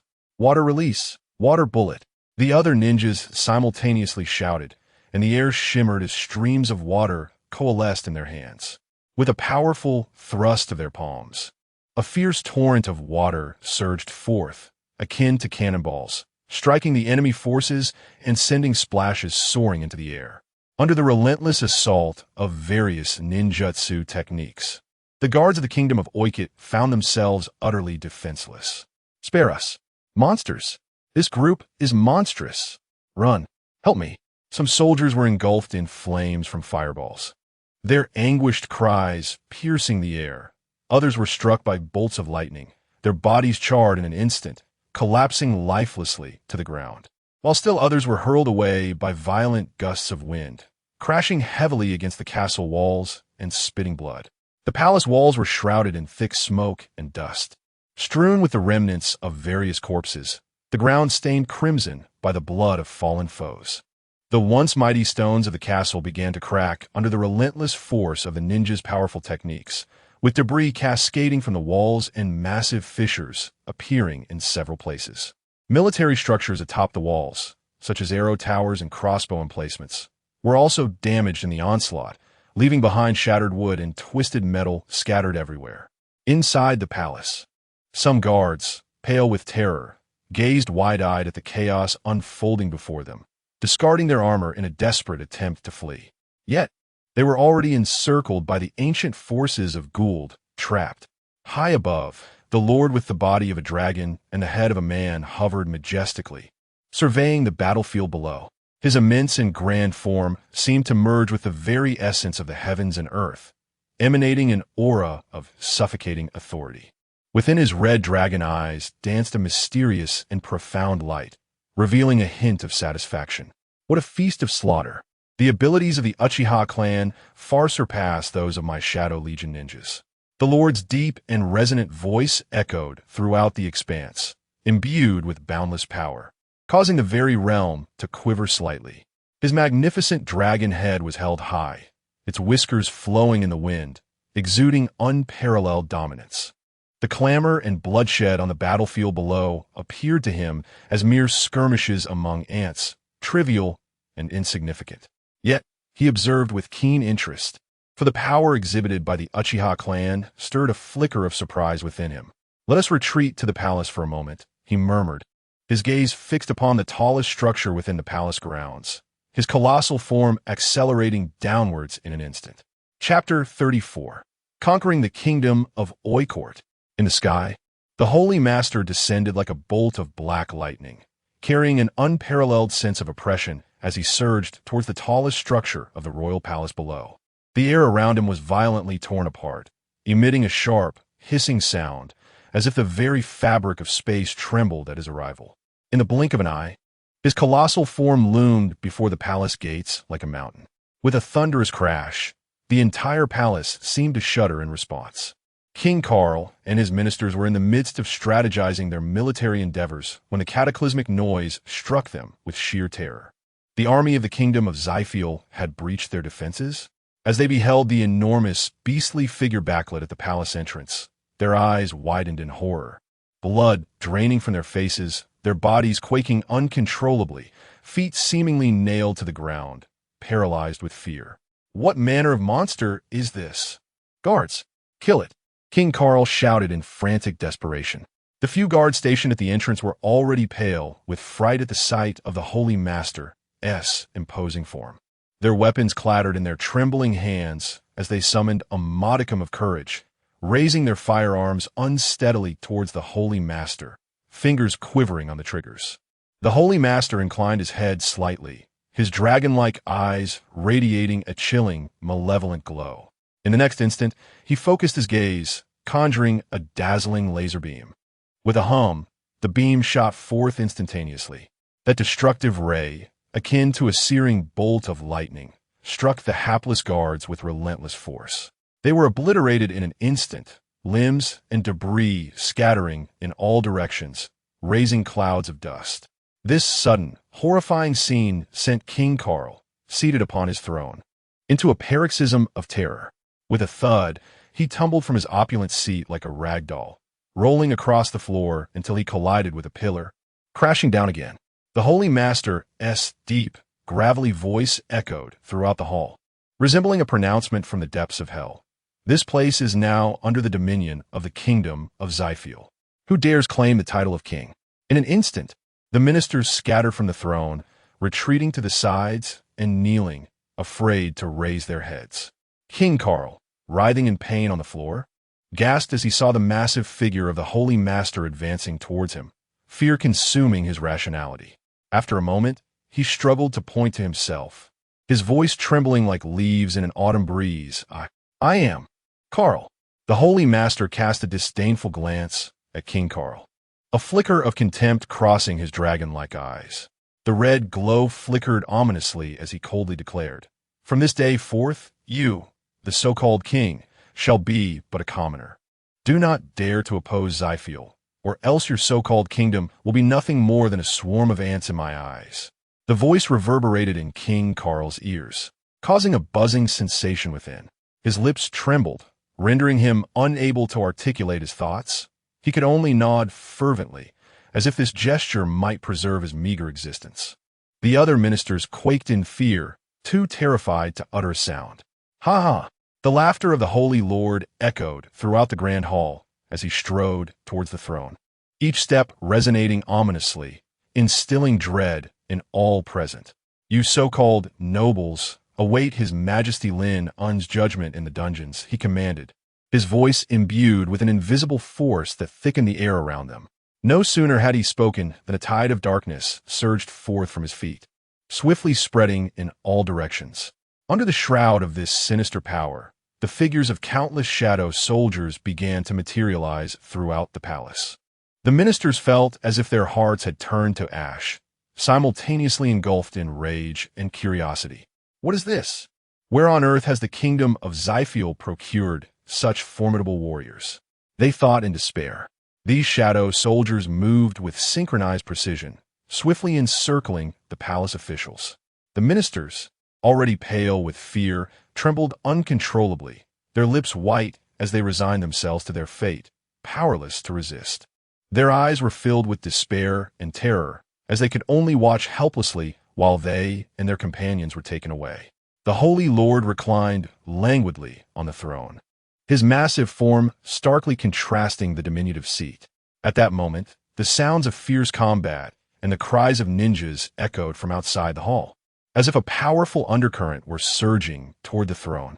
As the sounds drew nearer, shadowy figures flitted through the corridors outside, dispatching enemies with lethal grace. It was Uchiha Fugaku, leading a battalion of ninjas, their eyes ablaze with fierce determination, their steps resolute and powerful. Uchiha Fugaku forged ahead, and the ninjas entered the hall in a swift, orderly fashion, the scene resembling a tidal wave crashing in. At this juncture, the Holy Lord had already caught sight of their approach. Uchiha Fugaku, at the forefront, moved with purpose, leading the charge to the palace hall's entrance. The ninjas followed in an orderly procession, with Fugaku at the helm, his expression solemn. Upon entering the grand hall, they beheld the Holy Lord lounging on the throne, his imposing figure starkly juxtaposed with the small seat. The Uchiha ninjas felt a wave of discontent wash over them. They had expended considerable chakra in their siege, only to find the Holy Lord had seized control of the king and taken his place on the throne. Observing the breathless ninjas, the Holy Lord's tone dripped with condescension as he mocked. "Uchiha, your movements are rather sluggish. I could seize control of this nation in a mere minute." His deep, gravelly voice resonated within the hall. Fugaku furrowed his brow, locking his gaze on the Holy Lord, and intoned gravely, "Holy Lord, what is your intention in sitting upon this throne? Do you aspire to usurp his majesty?" Upon hearing this, the Holy Lord's fury ignited. He abruptly rose from the throne, his massive form quaking with rage. Uchiha Fugaku, cease your nonsensical utterances. How could I harbor such thoughts? You are slandering me. His voice reverberated through the grand hall, as if to shatter the very air itself. A glimmer of cunning flashed in Fugaku's eyes, for he understood that he must not be intimidated by the Lord's imposing presence at this moment. He lifted his gaze slightly, his eyes steady and filled with confidence. "My lord, the evidence is irrefutable. We have all witnessed it firsthand. Unless you agree to one condition, allow your draconic minions to sign a summoning contract with all members of the Uchiha clan. This matter shall be conveyed to his majesty in its entirety." The Lord, enraged, let out a furious roar, his heart brimming with indignation. How could he tolerate an insignificant insect negotiating terms with him? What a dream! You dare to make demands of me, you little creature. Yet, the Uchiha clan discerned the deeper significance of these words. Shirsue's gaze was profound, and Itachi's eyes sparkled with brilliance. They understood the implications behind their leader's statement. Should every member of the Uchiha clan possess the dragon summoning beasts, their combat prowess would undoubtedly ascend to unprecedented heights. Shirsue placed his hands across his chest and stepped forward, his tone sincere, yet laced with subtle pressure. "My lord, this course of action would be mutually beneficial. Not only would it enhance the Uchiha's combat capabilities, solidifying an extraordinary achievement for his majesty in pacifying the realm, but in the future, should you be aware of this, it would also increase your reliance on us." Itachi nodded slightly, his gaze sharp. "If you refuse, we cannot guarantee that whispers will not reach his majesty's ears." The assembled ninjas echoed their agreement, subtly forming an air of intimidation, which imposed immense pressure upon the Lord. He weighed the pros and cons in his mind. If this matter escalated, it would serve no benefit to him. Reluctantly, he sighed and ultimately acquiesced. "Very well, very well.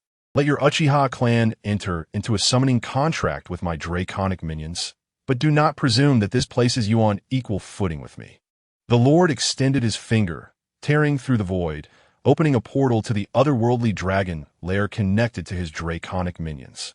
Chapter 35. The onslaught of the evil dragon pirate crew within the royal palace of the kingdom of Zyfiel. Lynn sat in his office, diligently working while relishing his lunch. On one side of the table lay a selection of simple yet exquisite dishes, devoid of ostentatious embellishments, exuding a subtle aroma of wheat and meat. The ordinary fare, in its harmonious and elegant color palette, presented a visually pleasing tableau. Lynn was engrossed in his writing, his expression serene and focused. After capping his pen, he handed the document to the shadowy figure beside him. This draft was to be submitted to the Merchant Guild for the procurement of a substantial number of sewing machines and other handcrafted tools to be dispatched to Duan Town, where various manual crafts would be undertaken by prisoners undergoing labor reform. Once these arrangements were made, Lynn savored his meal with gusto. Just as he finished, a shadow soldier, moving like a wraith with silent footsteps, approached him respectfully, holding a communication device and slightly bowing an invitation to speak. "Hello." Lynn gently set down his utensils and took the device. "Your Majesty, this is Fuyue. We have successfully captured the kingdom of Waikite, and the Holy Lord has bestowed the minions of the evil dragon upon all Uchiha ninjas, elevating them to the status of contract summoning beasts." Fuyue's voice crackled through the device, brimming with barely contained excitement. "Oh, the Holy Lord has done splendidly," Lynn acknowledged with a slight nod, his demeanor remaining calm, as if he had anticipated this outcome. In his view, with the combined might of the Holy Lord, the Uchiha clan, and the assistance of 30,000 royal troops, the conquest of the kingdom of Waikite was merely a matter of time. However, Lynn had not expected such generosity from the Holy Lord. He understood the immense value of the evil dragon's minions as summoning beasts, which would undoubtedly enhance the combat prowess of the Uchiha ninjas. After all, Having recently annexed 2 member states of the world government, he knew this would inevitably attract the ire of the world's foremost powers. It was imperative to swiftly bolster the strength of his legion. "Your Majesty, when shall you come to oversee the operations?" Fuyue inquired eagerly. "I shall depart at once. Prior to my arrival, ensure that the populace is reassured," Lynn replied steadily. "Firstly, we must actively abolish the nobility, allowing the people to truly experience equality. A thorough investigation of noble assets will be conducted, with all collected resources funneled into the treasury, to be reasonably allocated for the kingdom's development and the improvement of the common folk's livelihoods. We will also enlist the prisoners to augment our forces. Those unwilling to serve will be given a fair home, allowing them to feel our magnanimity and goodwill. Simultaneously, we must enhance the training of the royal troops to elevate our overall combat strength." "Understood, Your Majesty." Fuyue's voice rang out, filled with confidence and determination. Fully aware that the monarch's presence would undoubtedly provide the kingdom with clear direction and guidance, Lin ended the call, and with a mere thought, a Tao-seeking pearl materialized, transforming into a flying disc. He stepped onto the disc and soared out of the palace, darting towards the port. Moments later, the ship of the Crick pirate crew came into view, its repairs complete, the fiery standard of the kingdom of Zyfiel billowing in the wind. On the deck, 100 shadow soldiers stood in orderly formation. Lin steadily descended onto the deck, murmuring, "Set sail for the kingdom of Oikot." The shadowy soldiers moved with mechanical precision. The sails were swiftly hoisted and adjusted by the crew, while sailors diligently checked the ropes and transported supplies. The vessel slowly departed from the harbor, cutting through the shimmering waves.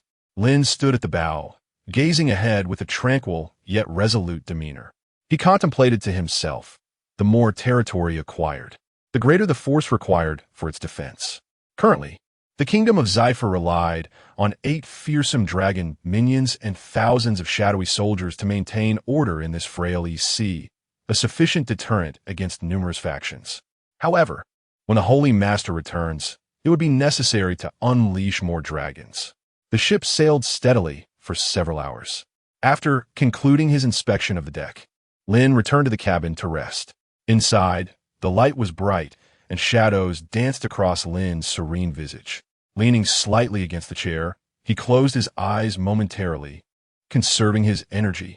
Suddenly, he keenly detected the hurried footsteps of the shadows, their rapid cadence shattering the cabin's tranquility. Shortly thereafter, the thunderous roar of cannon fire filled the air, causing the walls to tremble slightly. Lin furrowed his brow, a flicker of confusion crossing his gaze. He pondered quietly, "Have I encountered pirates?" Slowly, he opened his eyes, instantly straightening his posture, his expression turning serious. Rising, Lin walked steadily towards the cabin's exit. Upon hastily reaching the deck, his attention was immediately captured by the scene before him. The shadowy soldiers, well-trained and methodical, operated 3 artillery platforms with precision. Bang! Bang! Bang! Amidst the flickering flames, projectiles soared towards a massive crimson vessel in the distance. In stark contrast, his recently refurbished ship appeared minuscule, like a mere grain in the vast ocean. Lin's brow furrowed further as he retrieved a fallen monocular from the deck. Soon, he noticed the colossal canvas of the distant red ship, where 2 white bones crossed over a red shark emblem. The jagged prow resembled the menacing visage of a dragon, exuding a sinister and malevolent aura. "Dragon pirate crew," Lin murmured under his breath, instantly recognizing this notorious band that roamed the waters near the kingdom of Oikot. In a flash, various pieces of information about the dragon pirate crew surged through Lin's mind. Once, the Sun Pirates, under the reign of one of the warlords of the sea, Jinbei, had gained renown. However, not long ago, Jinbei had accepted a portion of the fishmen bestowed by humanity and departed from the Sun Pirates to form the dragon pirate crew. Leading them was Arlong, Jinbei's brother. Arlong, alongside his fellow fishmen, established their own pirate crew.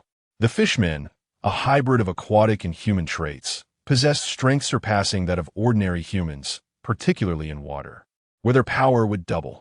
Armed with this unique prowess, they wreaked havoc across the East Sea, instigating countless terrors and asserting dominance. Lynn recalled the original narrative while aligning it with the current timeline. The Dragon Pirate crew must have recently landed on the island that is the hometown of Nami in the East Sea. The inhabitants of the island found themselves engulfed in an abyss of fear. Eren issued a cruel decree, mandating that on a specific day each month, the island's residents must pay for their lives. Adults were required to contribute 100,000, while children were to pay 50,000. Failure to produce the requisite sum meant certain death. Under this reign of terror, the people endured a harrowing existence, as the once tranquil and harmonious island was shrouded in a heavy veil of despair. A glimmer of excitement flickered in Lynn's profound gaze as she murmured, "Another splendid opportunity to enhance my renown has presented itself." Chapter 36. The Might of the Taoist Jade on the deck of the Shark Spabu. Belonging to the evil dragon pirates, Arlong stood at the forefront, his towering, serrated shark-human form emanating a chilling aura. His sharp, jagged nose glimmered with a frosty sheen under the sunlight, and his malevolent gaze betrayed boundless greed and savagery. He erupted into a thunderous laugh, the echoes of his sinister guffaws reverberating across the deck, prompting the surrounding fishmen's subordinates to join in a raucous merriment. Bull. We are on the verge of seizing the kingdom of Safir, and here we encounter one of their warships. What splendid fortune! Arlong exclaimed, gesturing towards the distant Safir kingdom's military vessel. Beside him, the octopus fishman, Xiaoba, though outwardly charming with his silvery gray hair resembling a starfish, bore a glimmer of ferocity in his eyes. His trumpet-like mouth opened and closed in agreement. "Boss, these humans are truly oblivious to their fate. Daring to retaliate against the evil dragon pirates, it's akin to courting death." Kruby, standing nearby, exhibited the agile form of a soft-bodied fishman. With his hair styled into two small braids, he was an unequivocal master of fishman karate, capable of manipulating water to unleash devastating projectiles. In a robust voice, he declared, "Fear not, boss. With their meager weaponry, they dare to oppose us? Allow me to swim over and obliterate their ship with a torrent of water bullets. Then we shall capture the ones aboard and compel them to guide us to conquer the kingdom of Safir." The over 200 fishmen subordinates, each with distinct appearances, chimed in with malicious grins, mocking the solitary warship. In their eyes, human strength was not only insignificant but also contemptible. It was the fishmen who ruled these waters. "Kruby, your suggestion is commendable. Cease the bombardment," Arlong commanded, revealing a chilling smile with his razor-sharp teeth. "Kruby, take the lads and capture the commander aboard that vessel. Let none of the others survive. Let them learn the consequences of defying the evil dragon pirates." "Yes," Kruby responded, leading a spirited group of fishermen subordinates as they swiftly leapt from the deck into the sea. In that instant, their forms sliced through the water with grace and agility, moving with a speed surpassing that of humans by tenfold. The surrounding sea churned in response to their movements, creating a vivid tableau of dynamic energy and wildness. On the Safir Kingdom's warship, Lynn witnessed the scene through his telescope. A slight smile graced his lips, his gaze profound and composed. "Ghost shadows, cease fire," he commanded. The ghost shadows halted their actions, momentarily stunned, gazing vacantly at Lynn. With a stern expression, he gradually approached the edge of the deck, his head slightly raised, and a piercing glint flashed in his deep-set eyes. In that instant, the attention of those around him was captivated as he concentrated his will. 9 black orbs, each resembling a fist in size, emerged silently from behind. These mysterious spheres, akin to shadows from the underworld, emitted a cold and profound glow. They rotated slowly, as if adhering to an ancient and enigmatic rhythm. With a gentle shift of his will, Lynn transformed the 9 orbs into 9 pitch-black harpoons. These harpoons hovered at the edge of the deck, radiating a chilling light, reminiscent of monstrous beasts poised to devour their prey. Below the surface, the mermen had succumbed to a frenzied fervor, their dark and fiery eyes fixated on the underside of the royal vessel of the kingdom of Cypher, glimmering with savagery and greed. "Brothers, charge! The ship of the Cypher kingdom is right before us. Once we ascend, they shall know the might of our kind."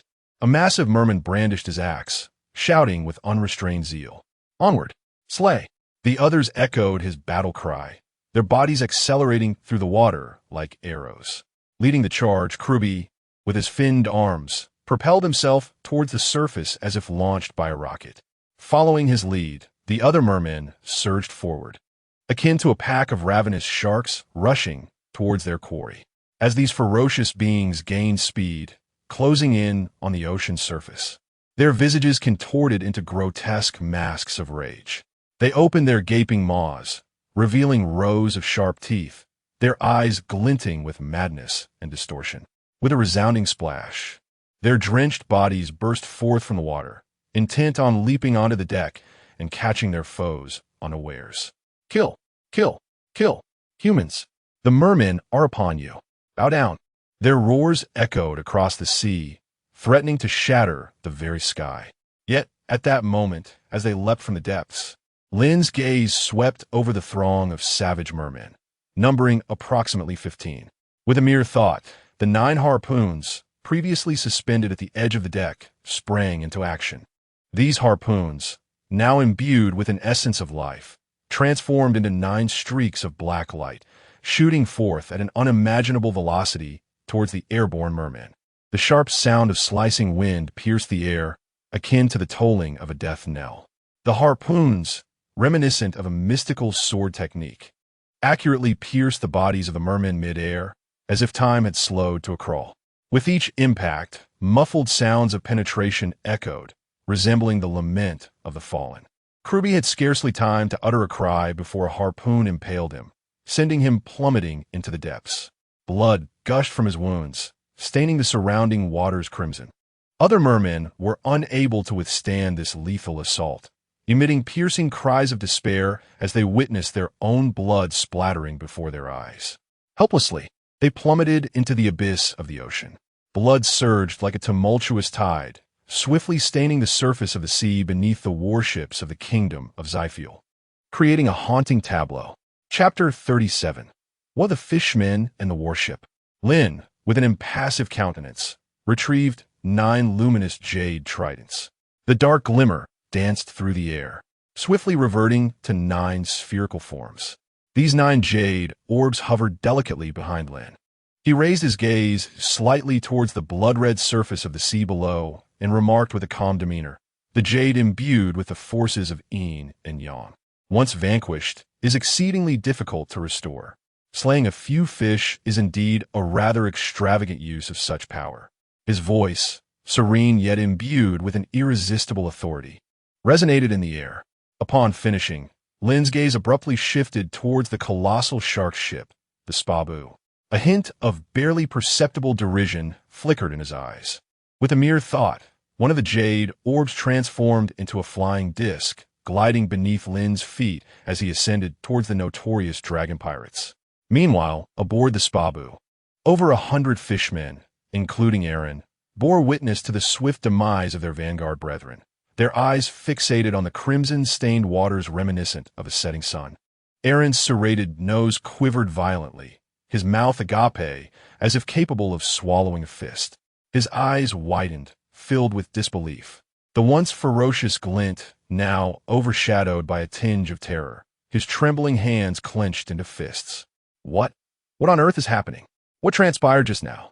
Aaron's voice trembled with anxiety. Beside him, a grotesque fishman, its face slick with a viscous substance, appeared frozen in shock. Its eyes bulged as it emitted a series of clattering sounds, as if its teeth might soon dislodge, stammering, "How? Could Kruby and the others be dead? What transpired in that fleeting moment?" Impossible. A crab-like fishman flailed its robust pincers in a frenzy, overwhelmed and disoriented. Its claws waved aimlessly in the air, reflecting a visage of fear and confusion.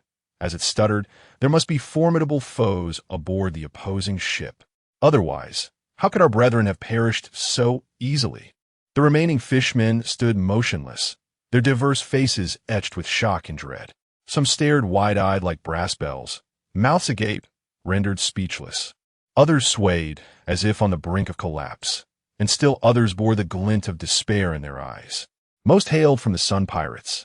well aware of the multitude of terrifyingly powerful beings in this world. Yet, such entities typically roam the Grand Line. The Kingdom of Zephyr, a feeble and remote realm in the East Blue, seemed an unlikely haven for such strength. Could it be? At this moment, a horrifying conjecture dawned upon this once arrogant assembly of fishmen. Could it be that the recent ostentation of the Kingdom of Zephyr was a signal of the recruitment of formidable allies? Amidst the crowd, there existed a peculiar fishman, his eyes wide and round, resembling brass bells in their exaggerated gaze, nearly bulging from their sockets. His mouth gaped open, large enough to accommodate 2 apples. As he cried out with a voice tinged with despair, "It's over. Look, someone is flying towards us. Surely, they're a user of a devil fruit."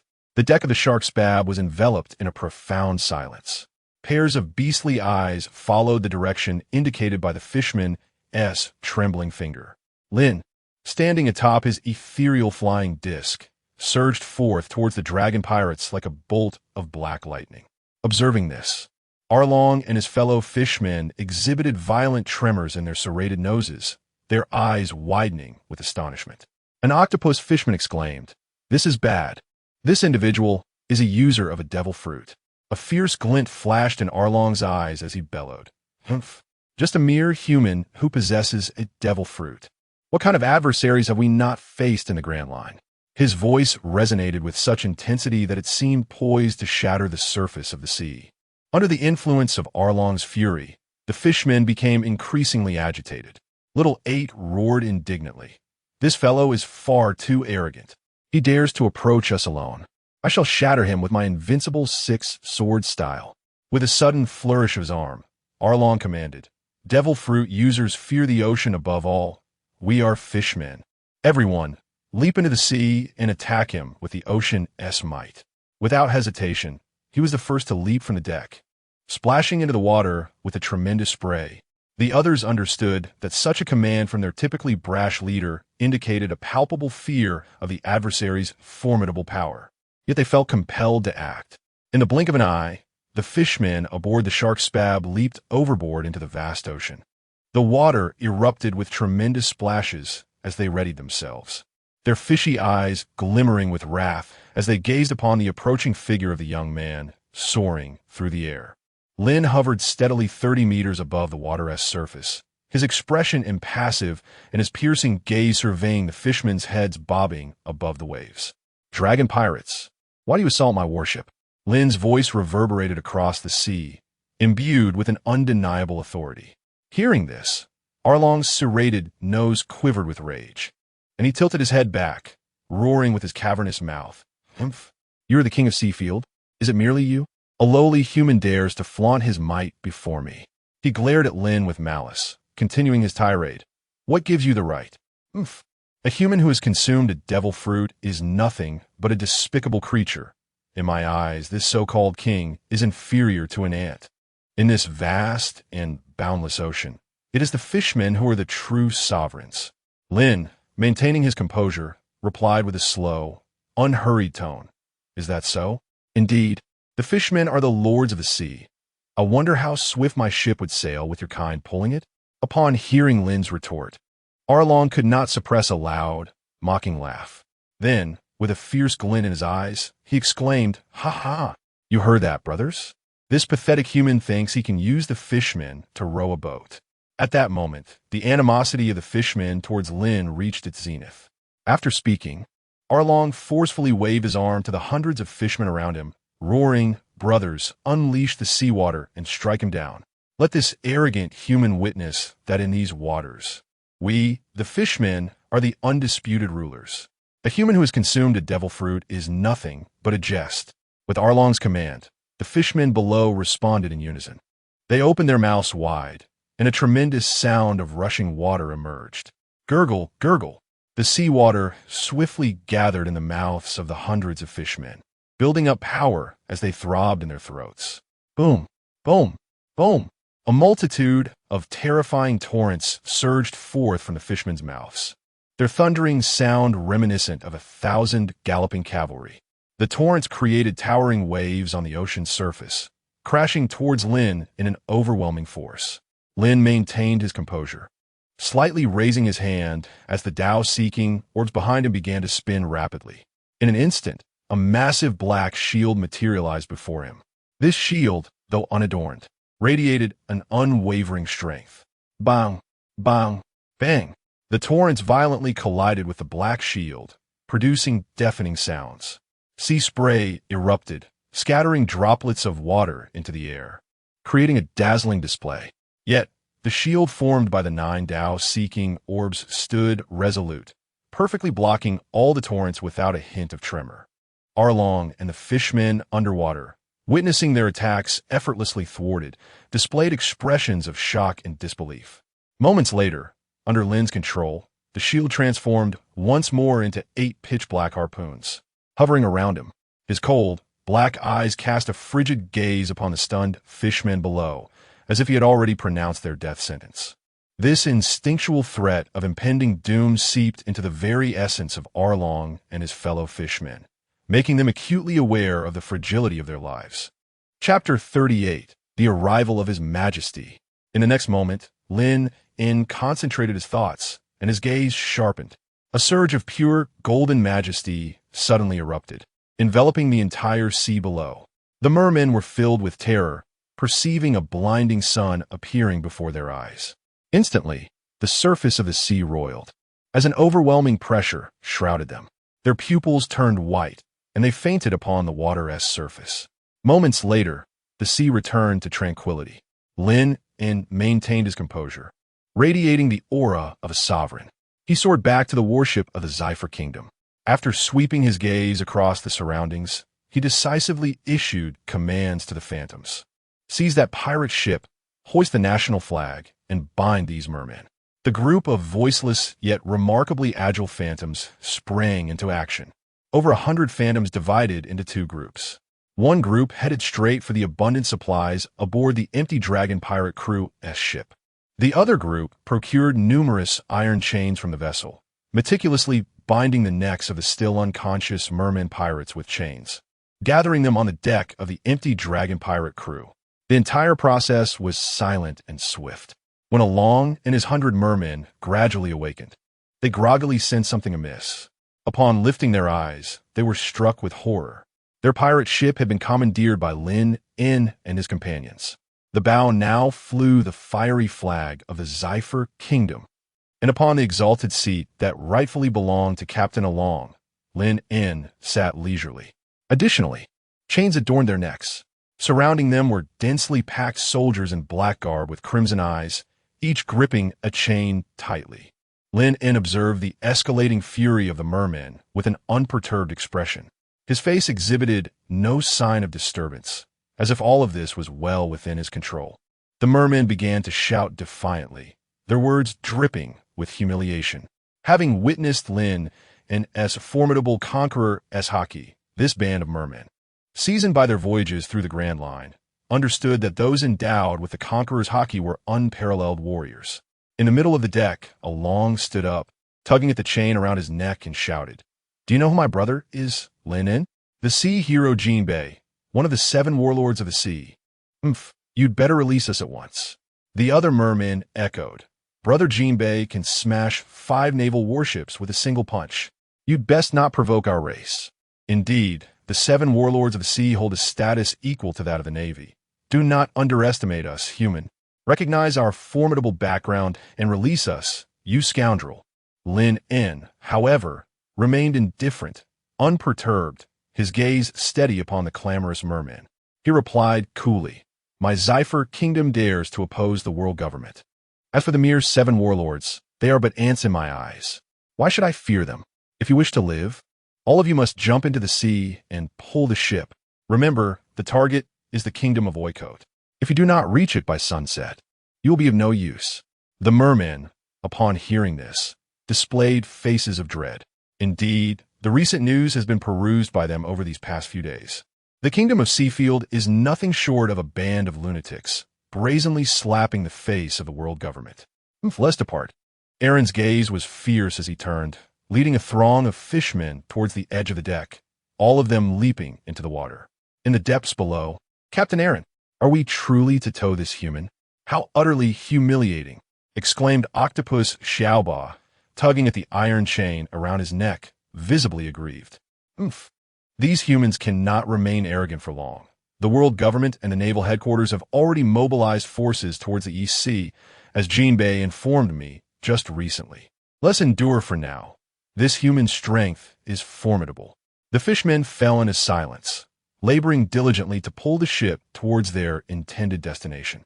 As evening fell upon the port of Oikit, the bustle persisted, seemingly unaffected by the earlier occupation of the Kingdom of Seafield's military. Patrols of the Seafield Army maintained order within the harbor. On the surface of the sea, the shark Parkbu loomed like a shadowy specter, slowly making its way to the port, the wind howling as it billowed the sails, resembling a roar from the depths of hell. Upon the lookout tower of the port stood a frail old sailor, his face etched with the marks of time, his eyes betraying a profound fear. He fixated on the approaching vessel, his lips trembling to the point of silence, the telescope in his hand clattering to the deck. In a panic, he shouted into a megaphone, "The evil dragon pirate crew has arrived." At the dock, a young mother clutched her infant tightly in her arms, her eyes wide with terror. Instinctively, she pulled her child closer, her footsteps faltering as she sought refuge, yet found none. The surrounding populace, dockworkers, travelers, and wealthy merchants, were struck with alarm, their gazes fixed on the shark Parkbu. The nation had recently undergone a tumultuous upheaval, and now the evil dragon's crew was upon them. Run, Kingdom Army! Quickly summon reinforcements to the port. The ruthless evil dragon crew is here. The evil dragon has come. Flee! They are notorious for abducting humans for ransom. The once bustling port erupted in cries of panic. The crowd scattered in disarray. The patrolling soldiers of the Seafield Army soon recognized the gravity of the situation, promptly reaching for their din-din mushi to contact the main forces stationed within the city. As the shark Parkbu drew ever closer, the very air of the port seemed to congeal. The dread among the populace spread like wildfire, enveloping the harbor in an atmosphere reminiscent of impending doom. As the Parkbu gently docked, chaos erupted. The crowd surged like a tide, screams and wails intertwining in a cacophony of despair. Meanwhile, at the periphery of the tumult, soldiers of the Seafield Army stood poised, weapons in hand, their spirits high. Yet, as their eyes fell upon the bow of the ship, with a blazing national flag flew proudly, a profound shock washed over them. They stared wide-eyed, exchanging glances filled with confusion and disbelief. "Isn't that our national flag?" a young soldier inquired, his voice laced with confusion. As soon as he spoke, dark waves surged from the sea. 100 formidable fishmen, led by Aaron, emerged from the depths.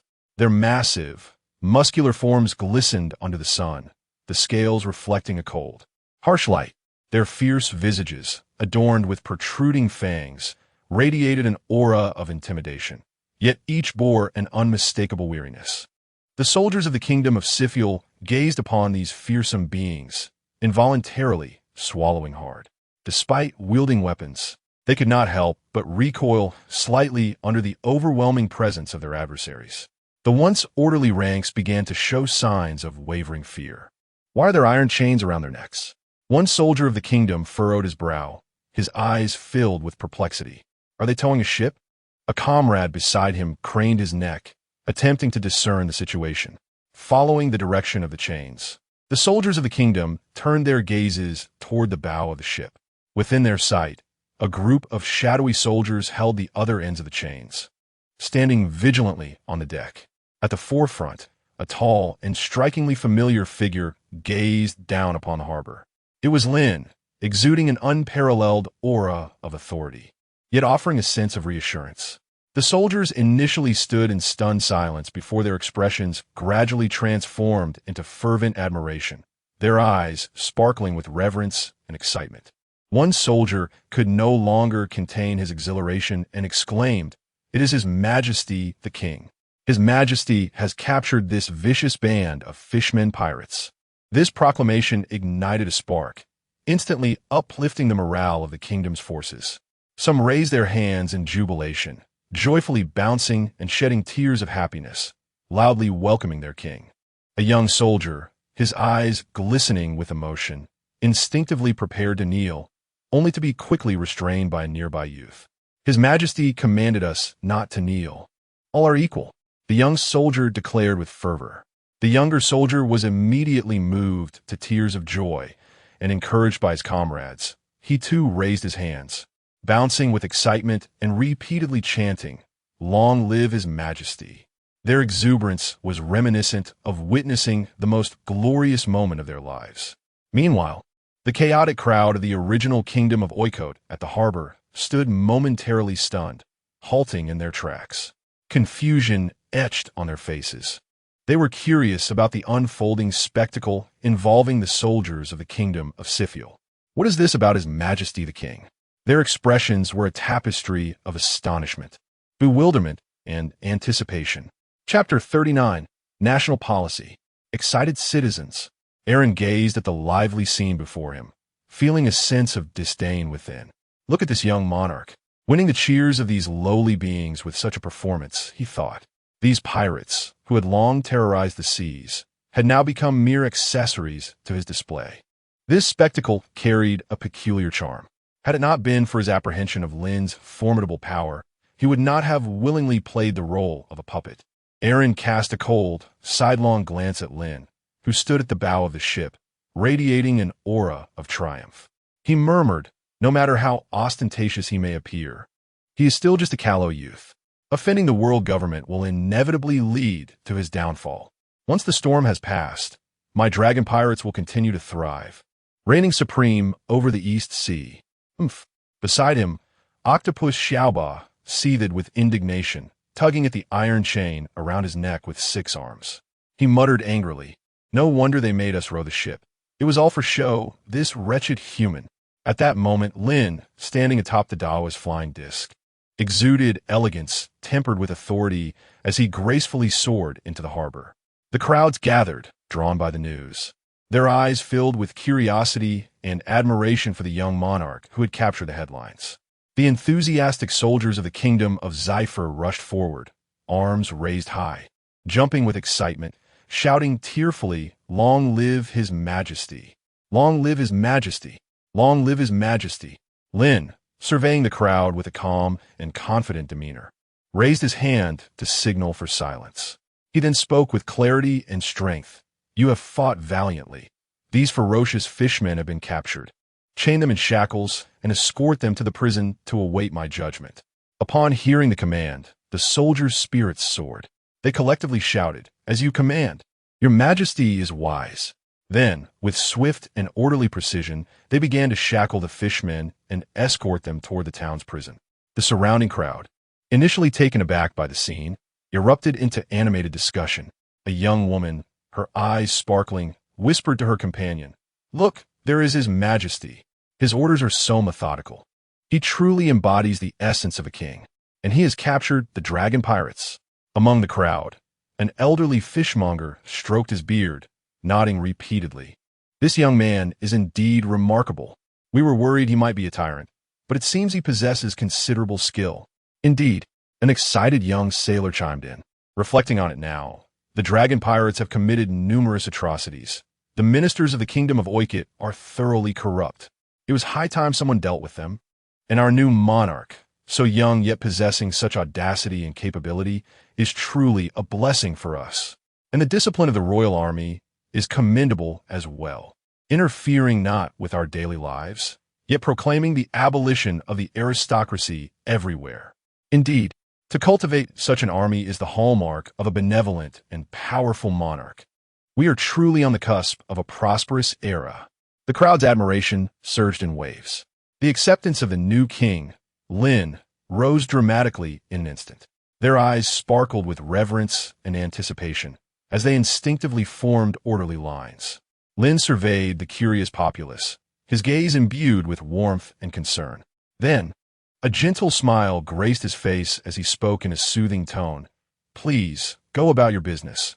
Do not stand here merely gazing at me. I understand your eagerness for the future and the questions that linger in your hearts."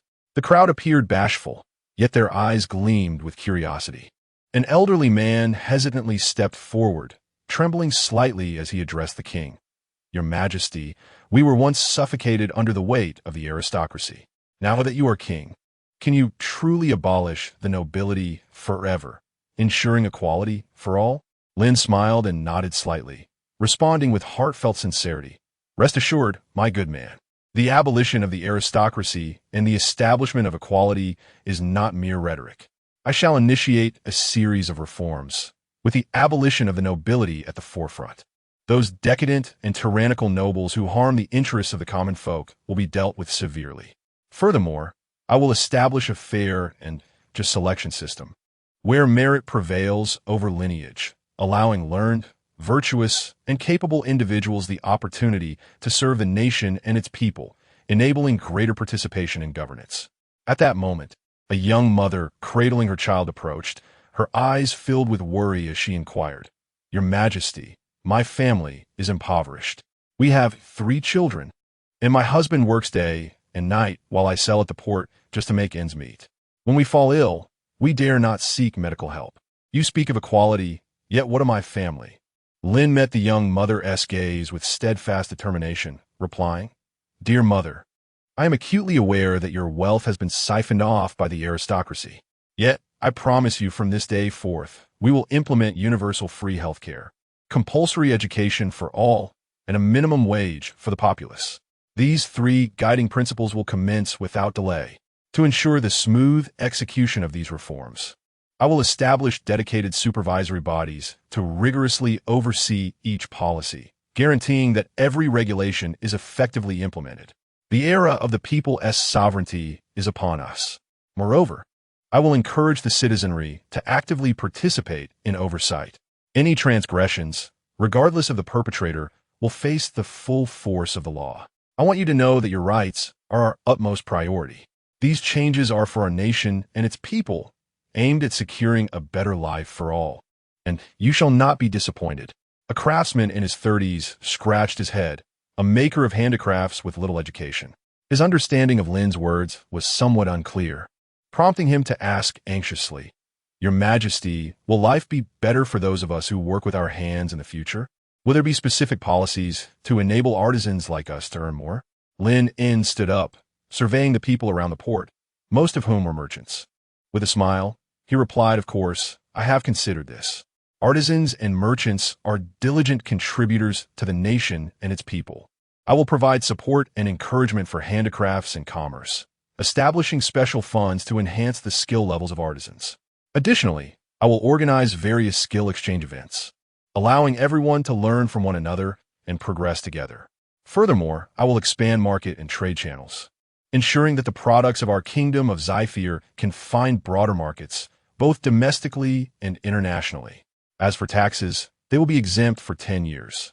A young scholar, filled with excitement, stood up and asked loudly, Your Majesty, I am a student, and I love learning various subjects. What is the compulsory education you mentioned?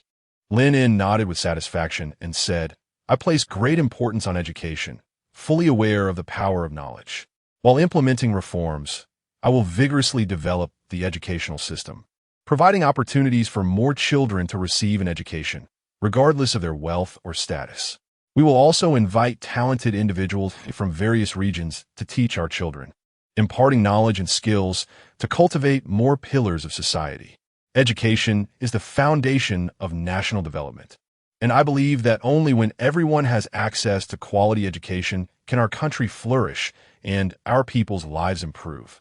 I have given these policies a name. Lynn's words ignited hope within the hearts of the populace. Their eyes brimmed with trust and anticipation as they clamored.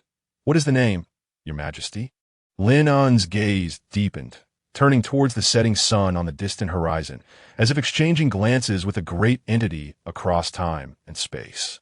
The name of this policy shall be Reform and Opening Up. Chapter 40. The Fury of the Masses. The nobles paraded in chains, under the escort of several shadowy figures.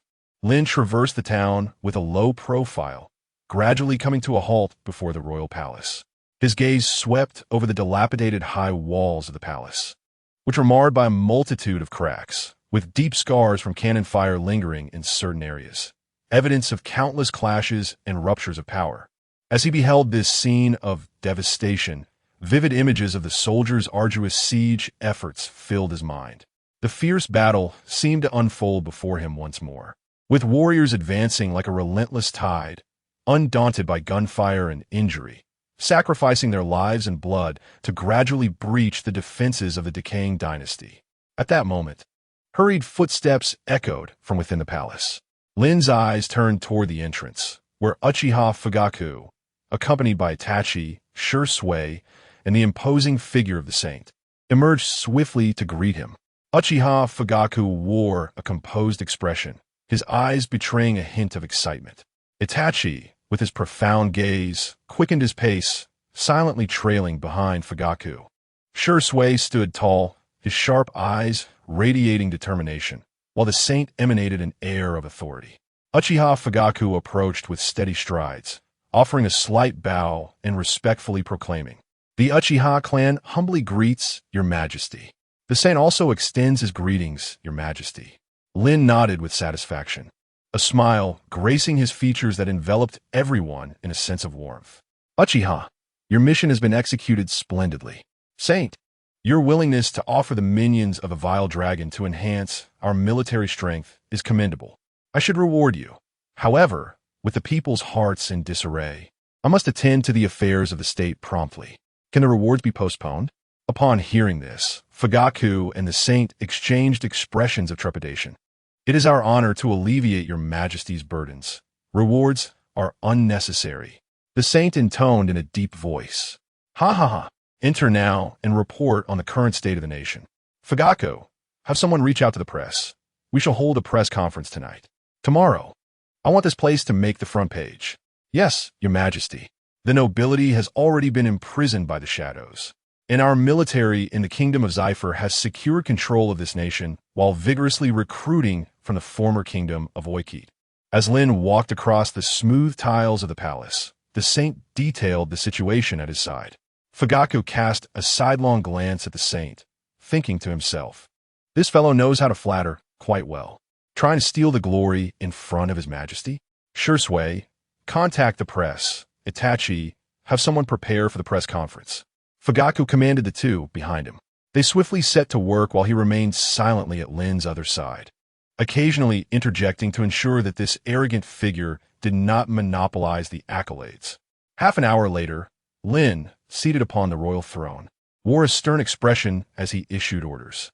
His voice resonated with an icy chill, echoing throughout the palace. The ministers of the royal court and King Carl, subjected to severe torture, were compelled to sign confessions, which were then proclaimed to the entire nation.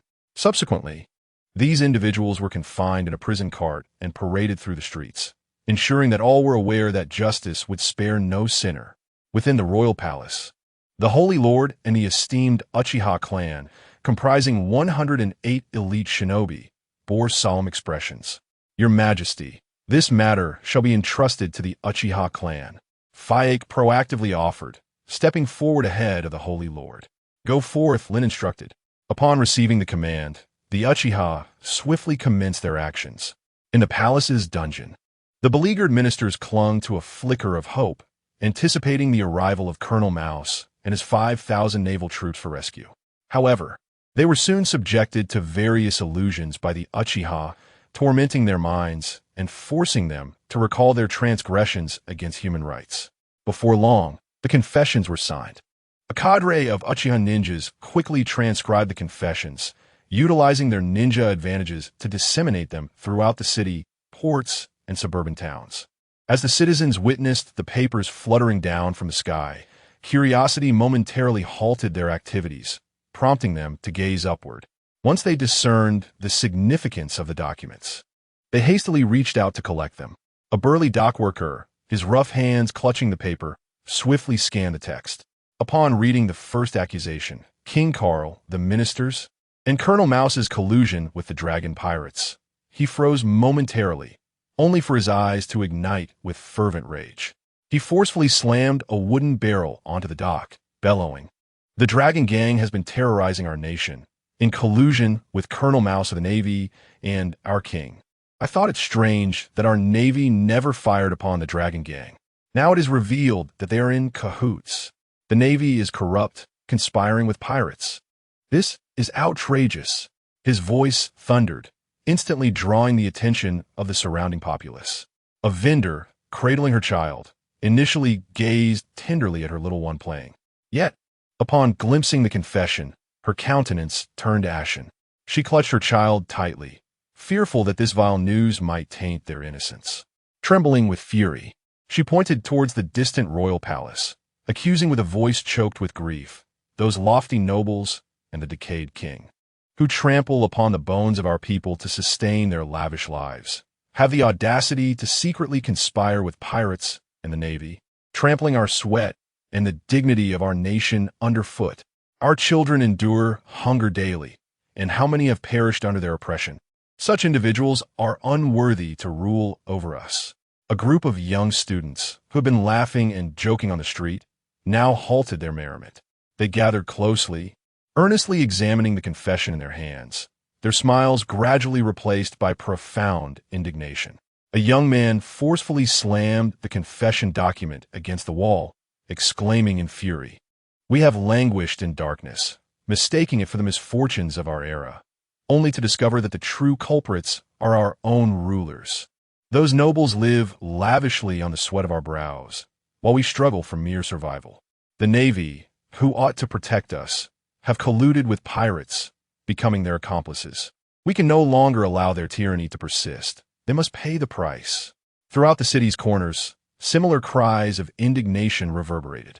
On the merchant ships in the harbor, a group of sailors was equally incensed by the confession. An old sailor, seasoned by years at sea, clutched his reading glasses tightly, gritting his teeth as he declared, "We have labored at this port, witnessing countless pirate raids upon our nation, while the Navy merely stood by, even engaging in trade with those scoundrels. Now we understand that your so-called justice is nothing but a deception, colluding with the nobles to exploit us, the common folk." A young mother, cradling her toddler who had just taken his first steps, glared with eyes brimming with hatred and rage. How much suffering and injustice have we endured in this land? Our toil has been wrung dry by these nobles. Look at our children. They should be joyfully growing, yet they struggle daily against hunger, all thanks to those lords and the Navy. Meanwhile, in the rural outskirts, farmers gathered in solidarity. An elderly farmer, tears streaming down his face as he held the confession handed to him by his son, pointed angrily and shouted, "We farmers have provided your kingdom with soldiers, weapons, and sustenance to safeguard us. Yet you conspire with villains while our compatriots are abducted by the vile dragon pirate crew. Our children are seized as laborers, and you remain indifferent. Today, we shall make it known that we, the common people, are not to be trifled with." The entire city seemed like a powder keg, with anger igniting within every heart. Hatred for King Carl and the nobles reached a boiling point. They vowed to bring these criminals to justice and restore righteousness and light to their nation. Half an hour later, crowds from various villages spontaneously made their way to the capital. At that moment, on the main thoroughfare outside the palace, prison carts began to emerge from within. Shadows drove the horses at a slow pace. The prison carts, tall and foreboding, were surrounded by cold iron bars. King Carl and the nobles, clad in tattered garments, bore the marks of severe torture. The minister's hair was disheveled, their faces pale, as they beheld the multitude of enraged citizens and reporters lining the streets. Terror and despair flickered in their eyes. As the procession of prison carts gradually entered the main road, young, robust workers brandished their fists, vociferously shouting, "You greedy beasts, consumed by self-interest, have exploited our labor. Today, your reckoning has finally arrived." An elderly woman, cradling her grandchild, wept uncontrollably, her voice trembling as she exclaimed, "Look at you wretched scoundrels, who have tormented us for so many years. The father of my child was driven to starvation by your kind, and now it is time for you to taste our suffering." A throng of furious youth surged towards the prison cart, hurling rotten eggs and decayed vegetable leaves with fervor, shouting, "Let these foul eggs and spoiled greens satiate your greedy appetites, and let us see if you dare continue your malevolence." Inside the prison cart, The nobles found themselves in a state of utter disarray. The faces of the royal courtiers were smeared with egg yolk and vegetable debris, their opulent garments soiled by the foul projectiles. Some bore injuries, with blood trickling down their cheeks from wounds inflicted by the onslaught. King Carl, too, suffered a gash on his arm from the iron bars of the cart, blood streaming from the injury, yet he dared not resist, bowing his head in submission. As the prison cart rolled slowly through the streets, the cries of the populace echoed in the air. Journalists captured these historic moments with their cameras, documenting the fall of those once exalted nobles, who now endured the humiliation and animosity of the people. Their disheveled appearances became a striking tableau within the city, symbolizing an era's demise. At that moment, a figure leaped atop the prison cart containing King Carl, standing upon the iron cage. With the king's head beneath him, it was Uchiha Itachi. An hour hence, His Majesty Lynn would convene a press conference to deliver an important address. Journalists were urged to attend at the palace, while citizens could witness the live broadcast through the image telephones set up throughout the streets. With that, Itachi vanished with a resounding thud, cloaked by a cloud of smoke. The fervor among the populace and journalists surged, their admiration for King Lin reaching its zenith, as they hurled their rotten eggs and decayed vegetable leaves with renewed vigor. Chapter 41. The Significant Address of Lin. The People's Soldiers. An hour later, within the grand hall of the palace, the atmosphere was already bustling with activity. Journalists from various regions congregated like a tidal wave, their cameras and flashes flickering incessantly as though striving to immortalize this momentous occasion. Around a high platform, the ghostly soldiers stood tall, vigilant in their watch. The Uchiha elite ninjas were strategically positioned at critical points, their keen eyes seemingly capable of piercing through any lurking peril. Under their meticulous protection, Lin, adorned in a resplendent black royal attire, stood upright upon the elevated platform. The dark throne enhanced his aura of majesty and mystery. Before him, a colossal image-phone insect with enormous eyes blinked, its chilling gaze efficiently transmitting the scene to temporary screens erected throughout the capital S streets. Crowds of citizens gathered in dense clusters, gazing upward at the suspended canvas. Upon the sight of Lin's visage, a wave of exuberant cheers erupted, akin to a surging tide. "Such a young and handsome new monarch," exclaimed a youthful man, his eyes shimmering with excitement as he fervently waved his arms, conveying his reverence and admiration for Lin. Those around him echoed his sentiment. Indeed, who would have imagined our nation's future entrusted to such an exceptional ruler? It fills us with hope for what lies ahead. A benevolent sovereign, a kind-hearted elder, her eyes brimming with affection, trembled slightly, the wrinkles at the corners of her eyes gathering in a display of emotion. The new monarch will undoubtedly lead us to prosperity and grant us a life of happiness. What important speech will the new monarch deliver? I can hardly contain my anticipation. A group of students gathered, their faces alight with excitement. One girl clasped her hands together, closing her eyes in earnest prayer. May the new monarch make our country better and ensure that the wicked receive their due punishment. I wish to marry the new monarch. He. On the other side of the city, a group of workers hurried from their construction site, pausing their labor to crowd around a nearby utility pole, their eyes fixed on the screen.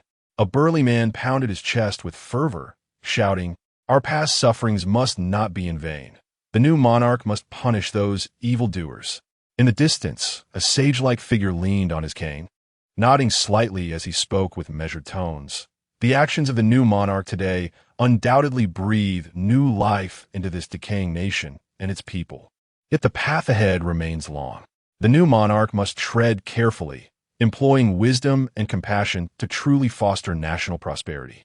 Cheers and discussions intertwined, narrating the populace's hopeful expectations for the new regime and their aspirations for the nation's future.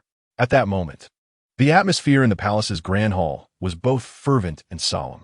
The multitude of inquiries from journalists rendered the environment somewhat raucous. Lin raised his hand, signaling for silence among the reporters. The profound yet luminous gaze of the young monarch swept slowly over the throng of reporters below, a subtle smile gracing his lips, reminiscent of a gentle spring breeze. He spoke in a calm and measured tone. I am aware that you, esteemed journalists, possess numerous inquiries. Might I first address the citizens for a moment? Following my remarks, I shall attend to your questions. I kindly request that you capture my most flattering angles and refrain from embellishing the truth in your articles. Lynn's humorous and charming words momentarily stunned the reporters. Yet they were soon enveloped by his unique charisma, their expressions softening like the warmth of spring. After all, it is a rarity to encounter such a young and affable ruler.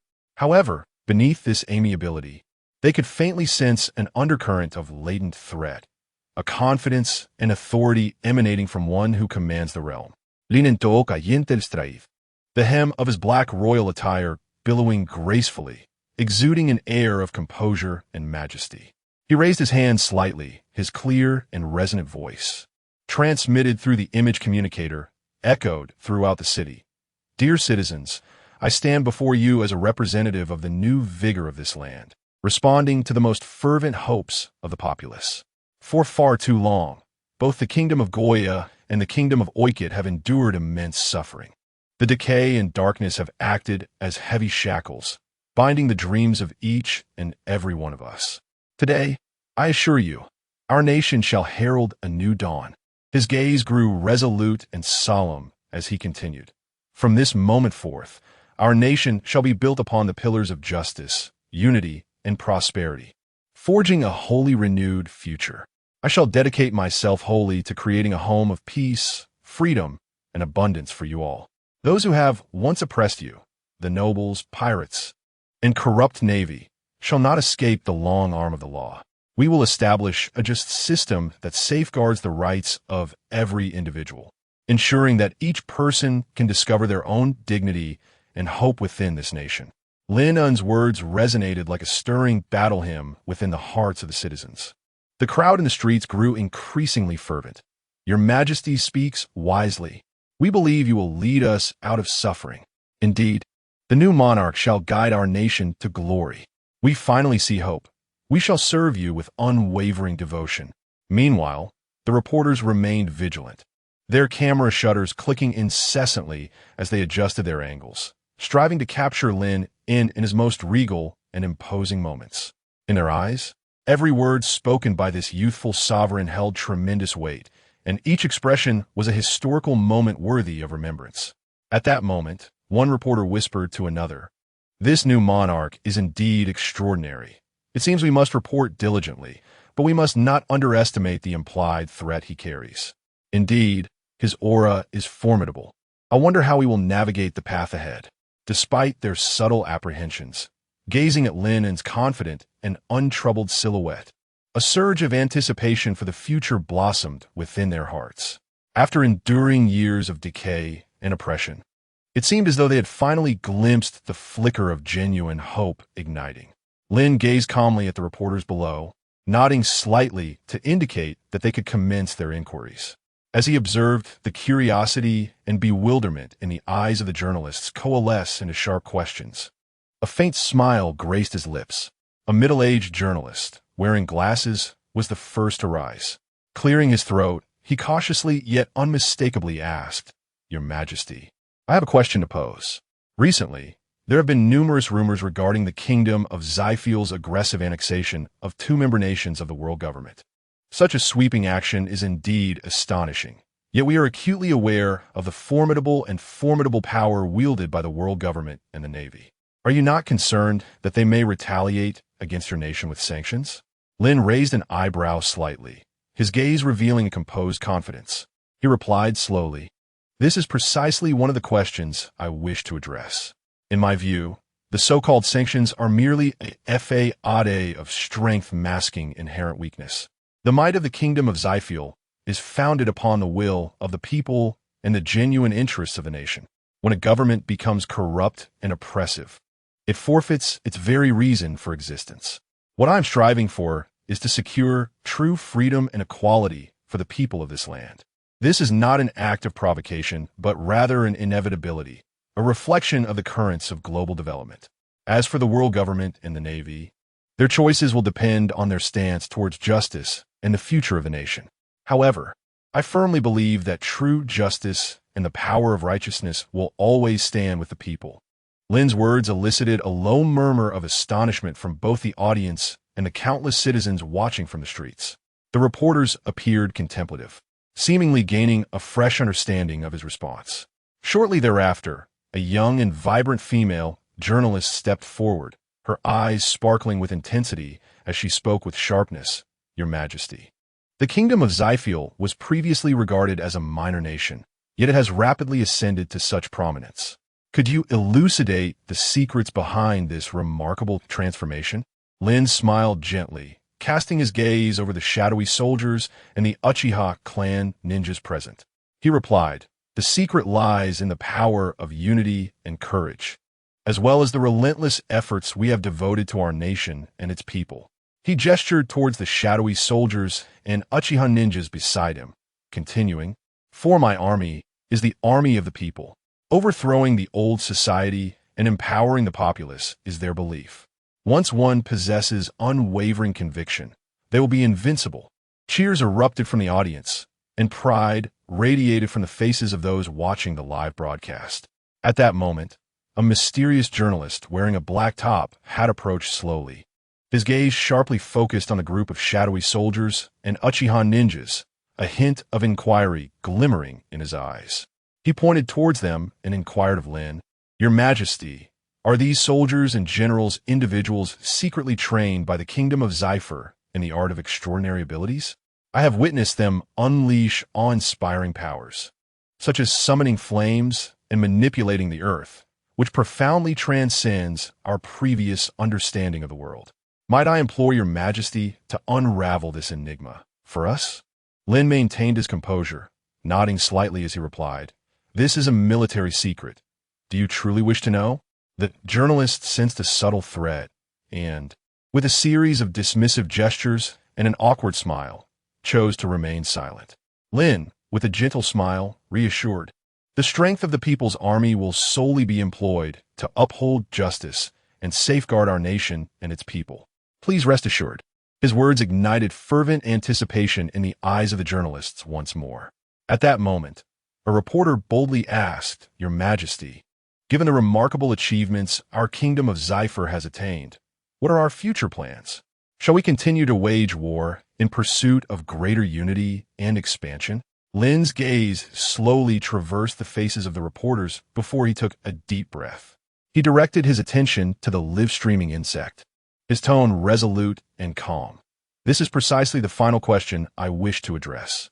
What I seek is not endless warfare and expansion. Our objective is to forge a future of peace, prosperity, and justice for the people of this land." He paused momentarily, his eyes reflecting a glimmer of hope and unwavering conviction, before continuing, "Wherever there is oppression, there lies the battlefield for the people's army of the kingdom of Zypher." Lynn's response was met with resounding applause from the audience. The journalists fervently recorded his words in their notebooks, acutely aware that each utterance from this young monarch challenged the existing world order and the authority of rulers. Lynn descended the platform slowly, his figure appearing remarkably tall and resolute under the sunlight. As the press conference concluded, the journalists promptly bowed in unison before hastily dispersing, each carrying with them the momentous news destined to reverberate across the globe. They hurried back to their predetermined lodgings, eager to transmute their thoughts and the profound revelations they had heard into world-shattering narratives within the limited time available. Upon returning, the journalists seemed to enter a state of fervent creativity.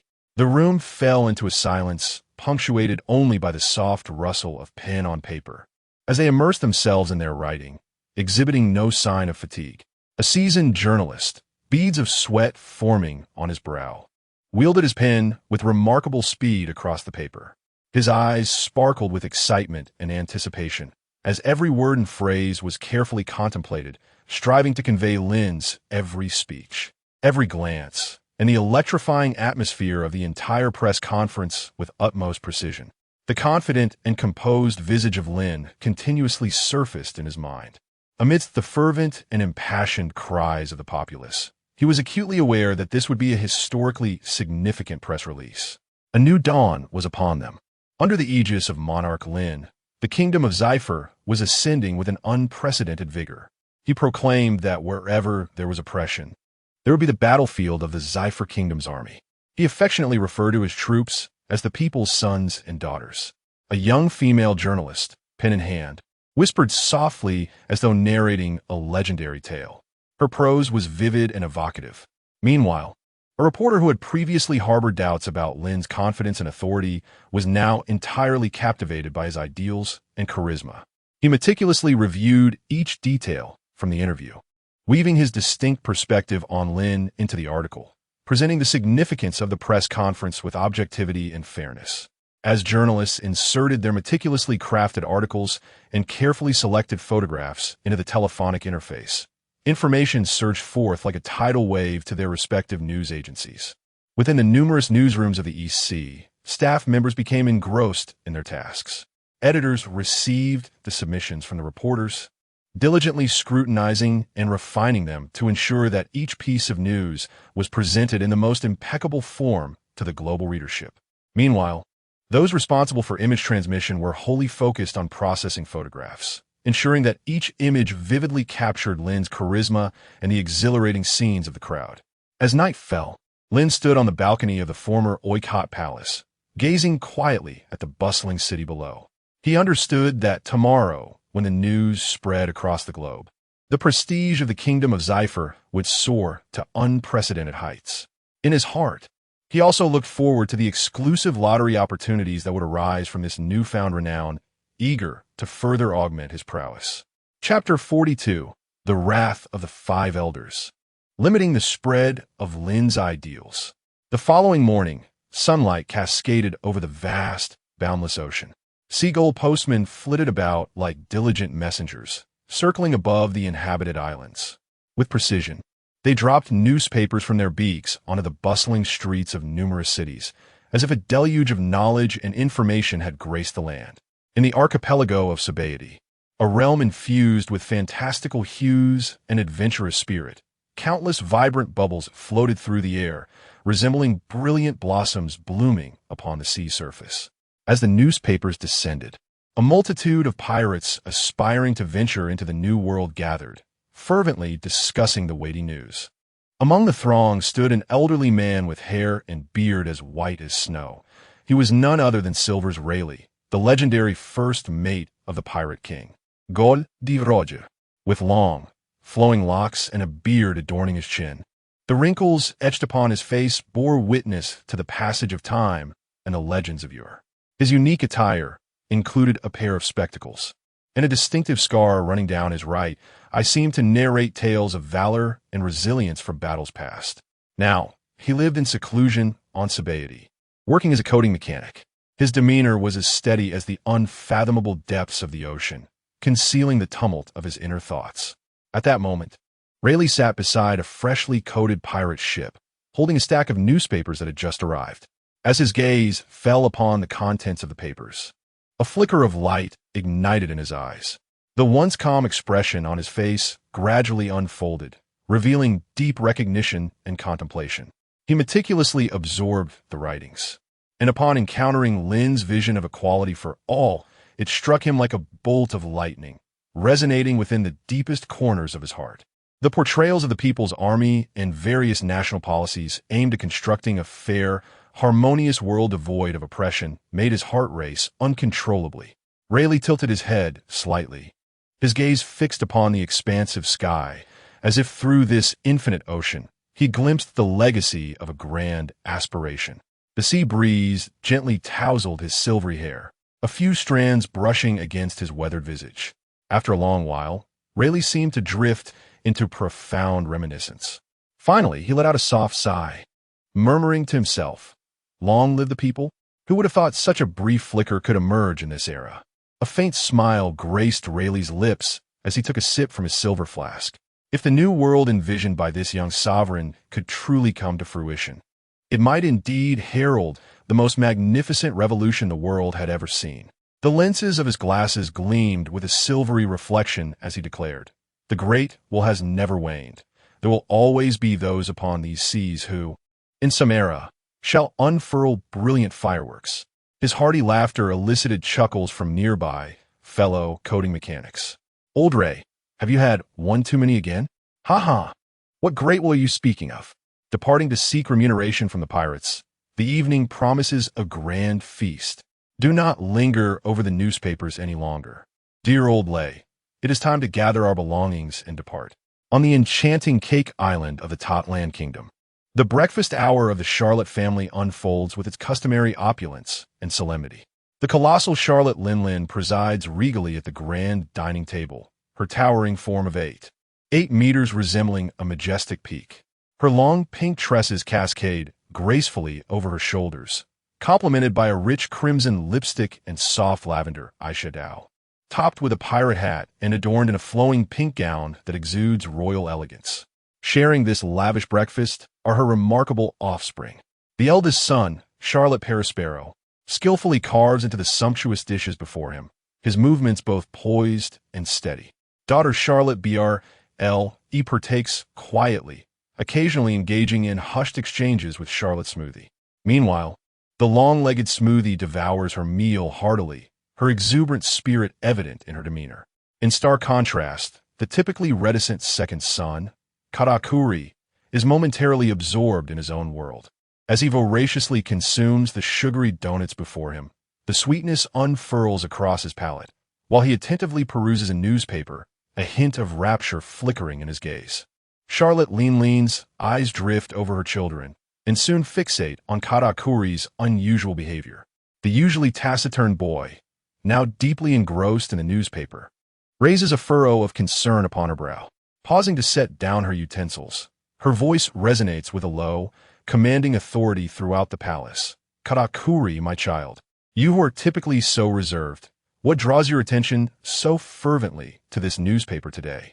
Katakuri, momentarily taken aback, conceals his exaggerated jaw with a scarf. He then places the donut and newspaper aside, meeting his mother's gaze with calm resolve. "Mother, this newspaper speaks of a young monarch named Lynn, whose governance and ideals in the East Blues Westfield Kingdom resonate deeply with me. His advocacy for the concept of equality for all seems particularly precious in this world rife with conflict and oppression." Upon hearing his words, Charlotte Lean's expression shifts to one of mild disdain. She lets out a soft scoff, replying, "Equality for all? Such notions are merely the whimsical fantasies of Na'vi children. To me, this world is fundamentally ruled by the strong. Only the mighty possess everything, and the so-called equality is but a powerless illusion. In our Totland Kingdom, I afford every citizen equal opportunities and rights. In the world I have forged, all are equal." Katakuri falls silent at his mother's words, fully aware that her version of equality is steeped in oppression. Within the realms of Totland, the common folk are required to sacrifice their souls and lifespans to attain the so-called protection and prosperity, wherein lies the true essence of equality. Charlotte Lynn observes her son's silence. Believing he was captivated by his own words, he continued, "Katakuri, you must understand that this world is harsh. Without power, one possesses neither status nor dignity. The notion of equality can only transform into genuine fairness under the governance of a formidable ruler. Soon, you shall see the news of the Westfield Kingdom facing naval sanctions in the newspapers." "Ha ha ha! Mother, mother!" Katakuri remained silent, his gaze revealing a tinge of complexity. He harbored disdain for the kingdom his mother had established, having glimpsed the cruel realities hidden beneath its seemingly glamorous facade. He held a fervent hope that Lynn, the young sovereign, would, in due course, realize the seemingly unattainable ideal of true equality for all in his own distinctive manner. Charlotte Lynn observed her son's speechlessness with mounting impatience and coldly remarked, "Katakuri, remember, you are my son now. You ought to view this world from my perspective. Do not let those impractical notions mislead you." At last, Katakuri spoke slowly, his voice low yet resolute. "Yes, mother." He fell silent once more, bowing his head as he resumed his breakfast. Yet his gaze remained steadfastly fixed on the newspaper, as if he had already charted his own course in his mind. Breakfast concluded amidst a subtle atmosphere of awkwardness and tension. The children departed the palace to attend to their own affairs, while Katakuri sank into profound contemplation, uncertain of Lynn's future or the path that the kingdom his mother had founded would take. Yet, the curiosity and anticipation he felt towards Lynn grew ever more intense. In the sacred and towering land of Mary Geos on the Red Earth continent, Pangu City stood like a celestial fortress, seemingly unbound from this world, exuding an air of unending authority. This was the abode of the world-controlling noble celestial dragons, where the symbols of power lingered as shadows. Deep within Pangu City, the five elders convened. At that moment, their towering figures emanated a wrath that enveloped the entire space, as if time itself had halted. Seated at their respective positions, the elders focused intently on the newspapers before them, casually strewn with various documents. Upon encountering the report regarding the young sovereign Lynn's advocacy for the ideology of equality, the atmosphere in the room instantly turned grave, followed by collective fury. The financial warrior Aizen V. Nejiru, in a fit of rage, slammed his hand on the table, causing the white robe to flutter slightly with emotion. The glasses beneath his bald head glimmered with anger, and the katana he grasped tightly seemed to hum in resonance with his fury. "This is utterly absurd," he bellowed, his voice echoing against the walls of the chamber. "This so-called ideology of equality for all is a blatant affront to the world's order. We must immediately halt the propagation of such thoughts." The other elders nodded in agreement, expressing their concurrence. The agricultural martial deity, Shepherd, bearing golden locks and a beard that shimmered like the sun, quivered with indignation as he furrowed his brow and gritted his teeth, exclaiming, "Lynn, a mere impudent youth with hair like straw, believes that with his so-called ideals, he can alter the very fabric of the world? Such notions are utterly fanciful. Has the Navy not yet reached the East Sea?" The legal martial deity, Topman Vulturely, with his distinctive mustache resembling an inverted V, a prominent birthmark on his forehead that deepened with fury, spoke gravely, "Should such thoughts gain traction, they will incite chaos among the populace. The hierarchical system upheld by our world government is grounded in long-standing governance and order, and we shall not permit anyone to dismantle it." The environmental martial deity, Marcus Maz, with his flowing hair and lengthy beard, also surged with anger, his voice resonating like thunder. "Indeed, we must act with haste. We cannot allow this perilous ideology to proliferate." Jaguar Lucius Satan, whose previously tranquil visage was now marred by rage, intoned somberly, "I propose that CP0 be mobilized immediately to prohibit all news agencies in the lower realms from reporting on the Kingdom of Seafield. Should anyone dare to defy this order, they shall be eradicated." The other four elders echoed in unison, agreed. CP0, the clandestine organization that had long operated in the shadows, executing the world government's covert missions and dark dealings, swiftly received the directive from the elders. The organization sprang into action, transmitting secret orders like a relentless tide to every corner. Seated within the palace of Pangu City, the elders continued to deliberate on strategies to neutralize the dissemination of Lynn's ideology. They would not permit any challenge to the dominion of the world government or the disruption of the existing order. They were resolute in their determination to extinguish this dangerous spark in its infancy. Meanwhile, within the Kingdom of Seafield, formerly the Kingdom of Oikit, Lynn remained blissfully unaware of the events transpiring in the holy land of Mary Geos. He continued his routine in his castle, consuming 3 eggs and a bowl of plain rice porridge accompanied by pickled vegetables. As he perused the newspaper, diligently drafting policy outlines, he awaited the chime of notifications from the system heralding his rising prestige. Chapter 43. Karp assumes command of the East Sea, imposing sanctions on the Westfield Kingdom. At this moment, at the edge of the vast and boundless waters of the East Sea, the port of the 16th Division of the East Sea Navy presented a scene of solemnity and exuberance. Beneath the towering watchtower of the naval base, the cobblestone path of the port was meticulously cleaned. On either side stood 5,000 fully armed naval soldiers, seemingly displaying the majesty of the Navy to the world. At the port, a robust figure disembarked from a vessel, one hand holding a rice cracker, the other a newspaper. Karp, clad in the Navy's justice cloak, had the fabric billowing dramatically in the sea breeze, while his well-tailored silver-gray suit exuded an air of composure and authority. His imposing stature lent weight to each step, the sound of his boots echoing resolutely on the cobblestones. Adorning his head was a distinctive cap, beneath which lay a weathered yet resolute face. Occasionally, he would take a rice cracker and chew it, the crunch resonating clearly in the tranquil port, marking a unique imprint of his leisurely moments. Carp was summoned here, tasked by Sengoku to serve as the temporary supreme commander of the East Sea, to impose sanctions on the Westfield Kingdom. At this juncture, in the square of the port, Colonel Mouse awaited quietly with his 5,000 sailors. Positioned at the forefront, Colonel Mouse observed Carp engrossed in the day's news. His despicable visage appeared particularly sinister under the sunlight, resembling a rat with a pointed nose and sharp features, his triangular eyes glinting with cunning and malice.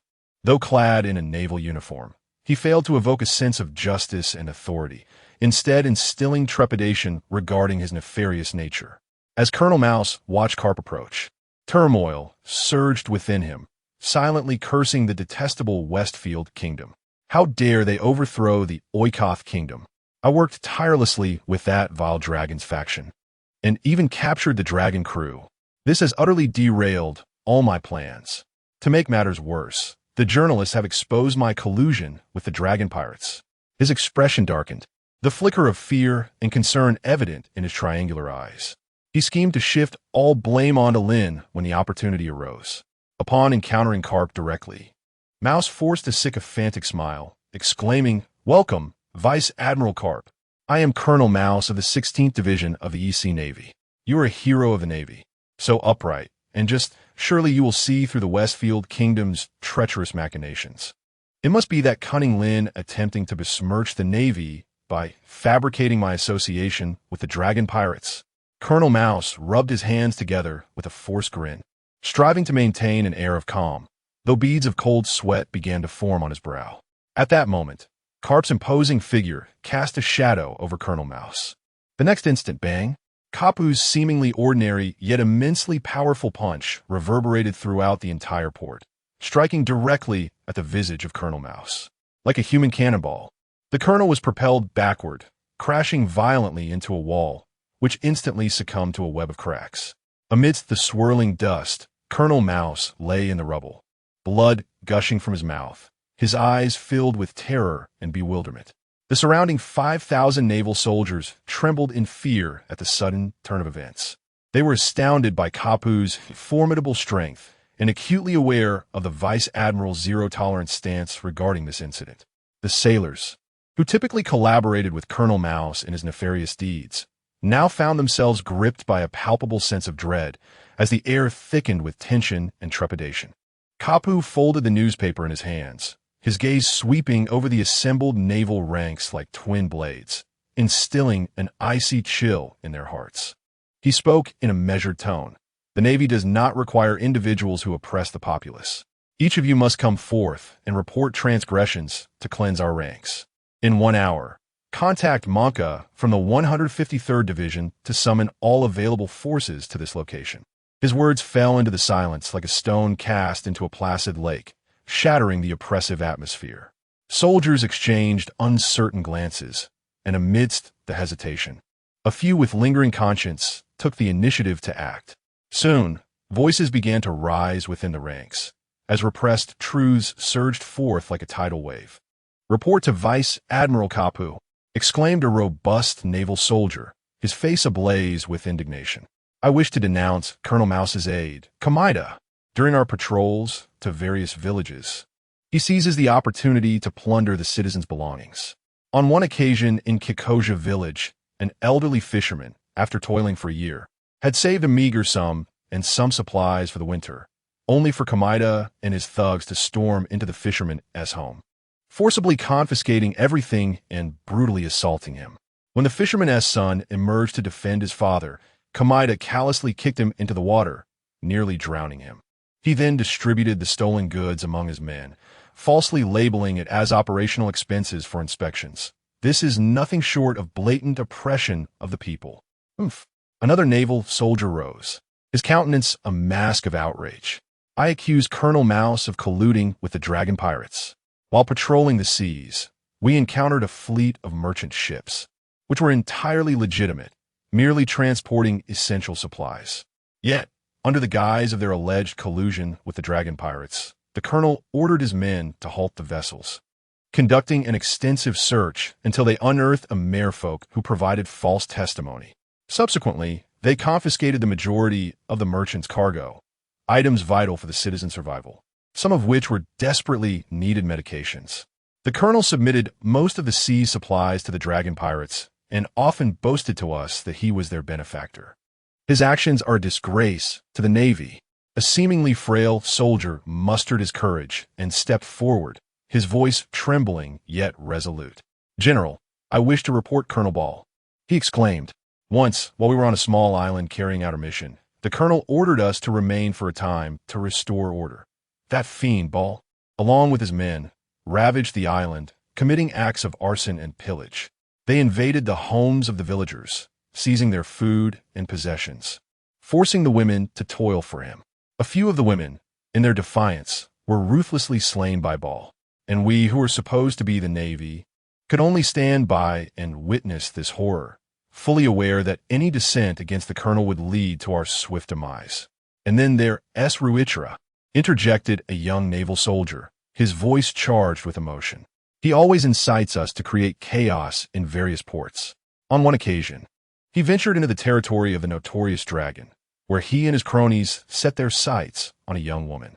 Her family pleaded desperately, but they ignored their cries and resorted to violence against them. In the end, Uchiha forcibly abducted the girl, and on the night she was brought back, she wept inconsolably. We could scarcely bear to watch, yet none dared to intervene.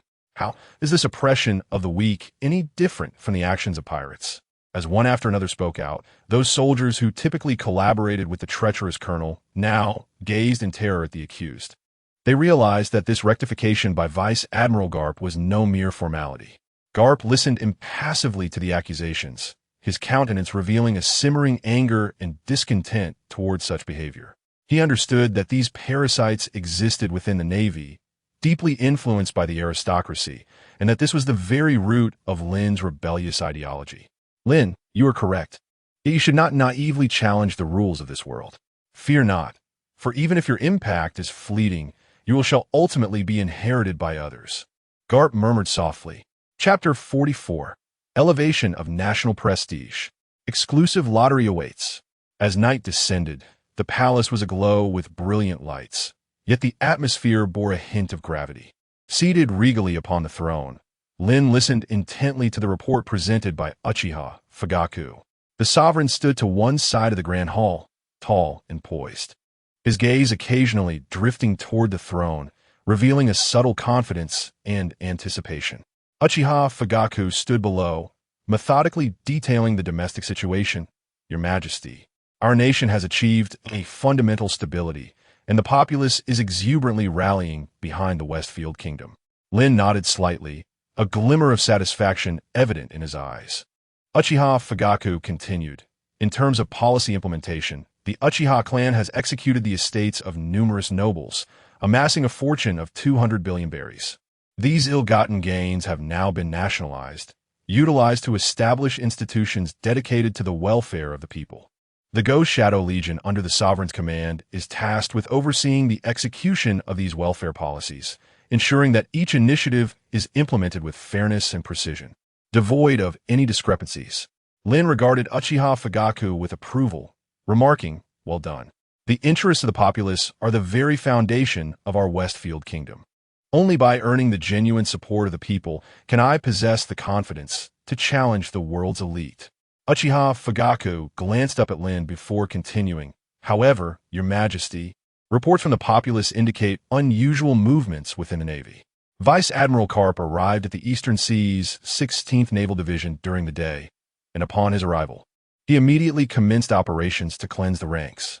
Not a single naval soldier who has abused their power to oppress the common folk has escaped unscathed. Moreover, Vice Admiral Garp has now assumed the position of temporary Supreme Commander of the Eastern Sea. At this juncture, Uchiha Fugaku furrowed his brow, adding, furthermore, he has begun to mobilize naval forces in the surrounding waters. It is anticipated that soon he will initiate sanctions against our nation. Additionally, a local merchant convoy has reported that a fleet of 50 ships from the naval headquarters passed through the Alabasta Sea yesterday, heading towards the Eastern Sea.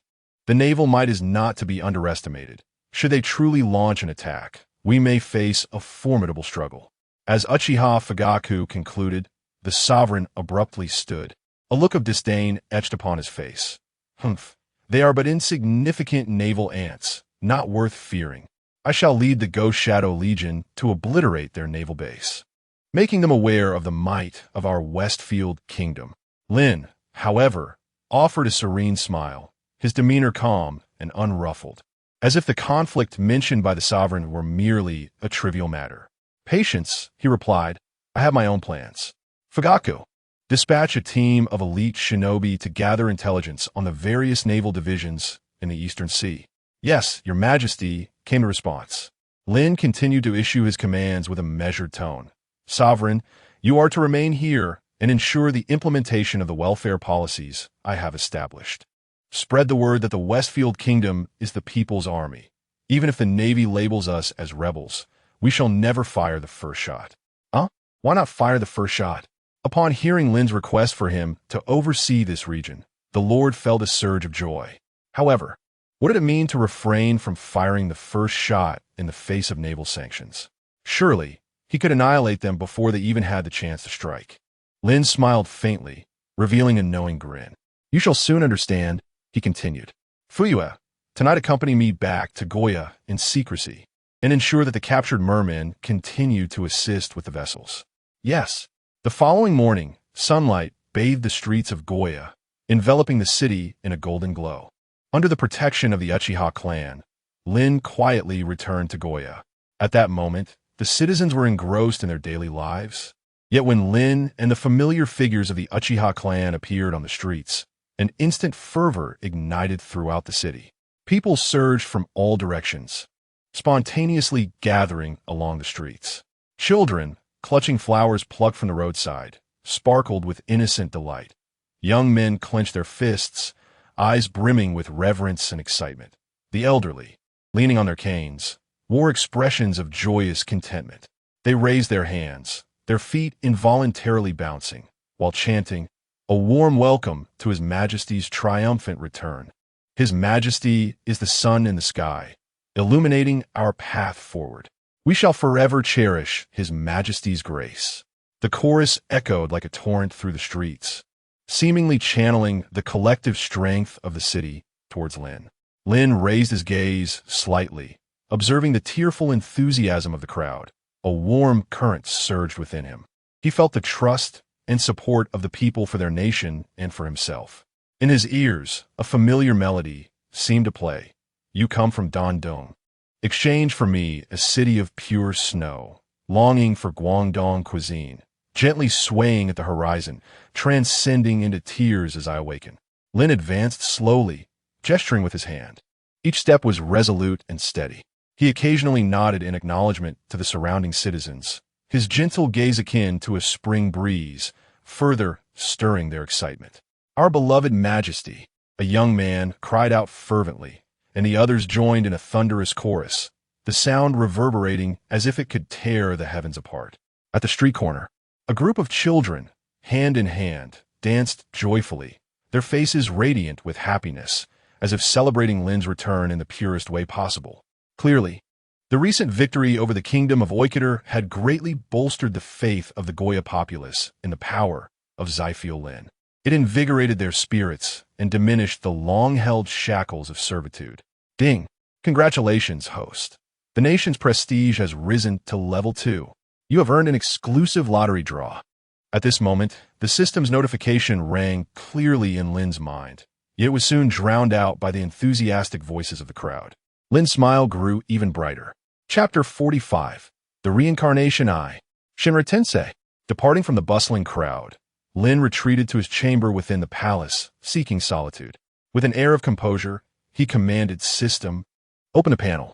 In an instant, a virtual panel materialized in the air, visible only to Lynn. Multiverse Legion System. User, Cephial Lynn Affiliated Kingdom. Kingdom of Cephial Position. King National Level. Second-rate kingdom.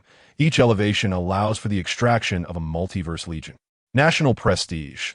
Level 2, each elevation grants a personal exclusive lottery. Current legions. Uchiha Clan, Konoha Guard. The Master, Ghost Shadow Corps. Ninja Group. Minion of the Evil Dragon. Exclusive armament.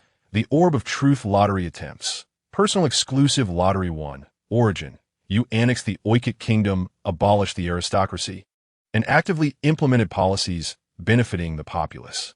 The name of the Kingdom of Cephial garnered substantial public support, and your ideas attracted considerable attention. Utilizing the personal exclusive lottery. Without a moment's hesitation, Lynn recognized the urgency of augmenting both his personal strength and that of his legion as his territory expanded and influence grew.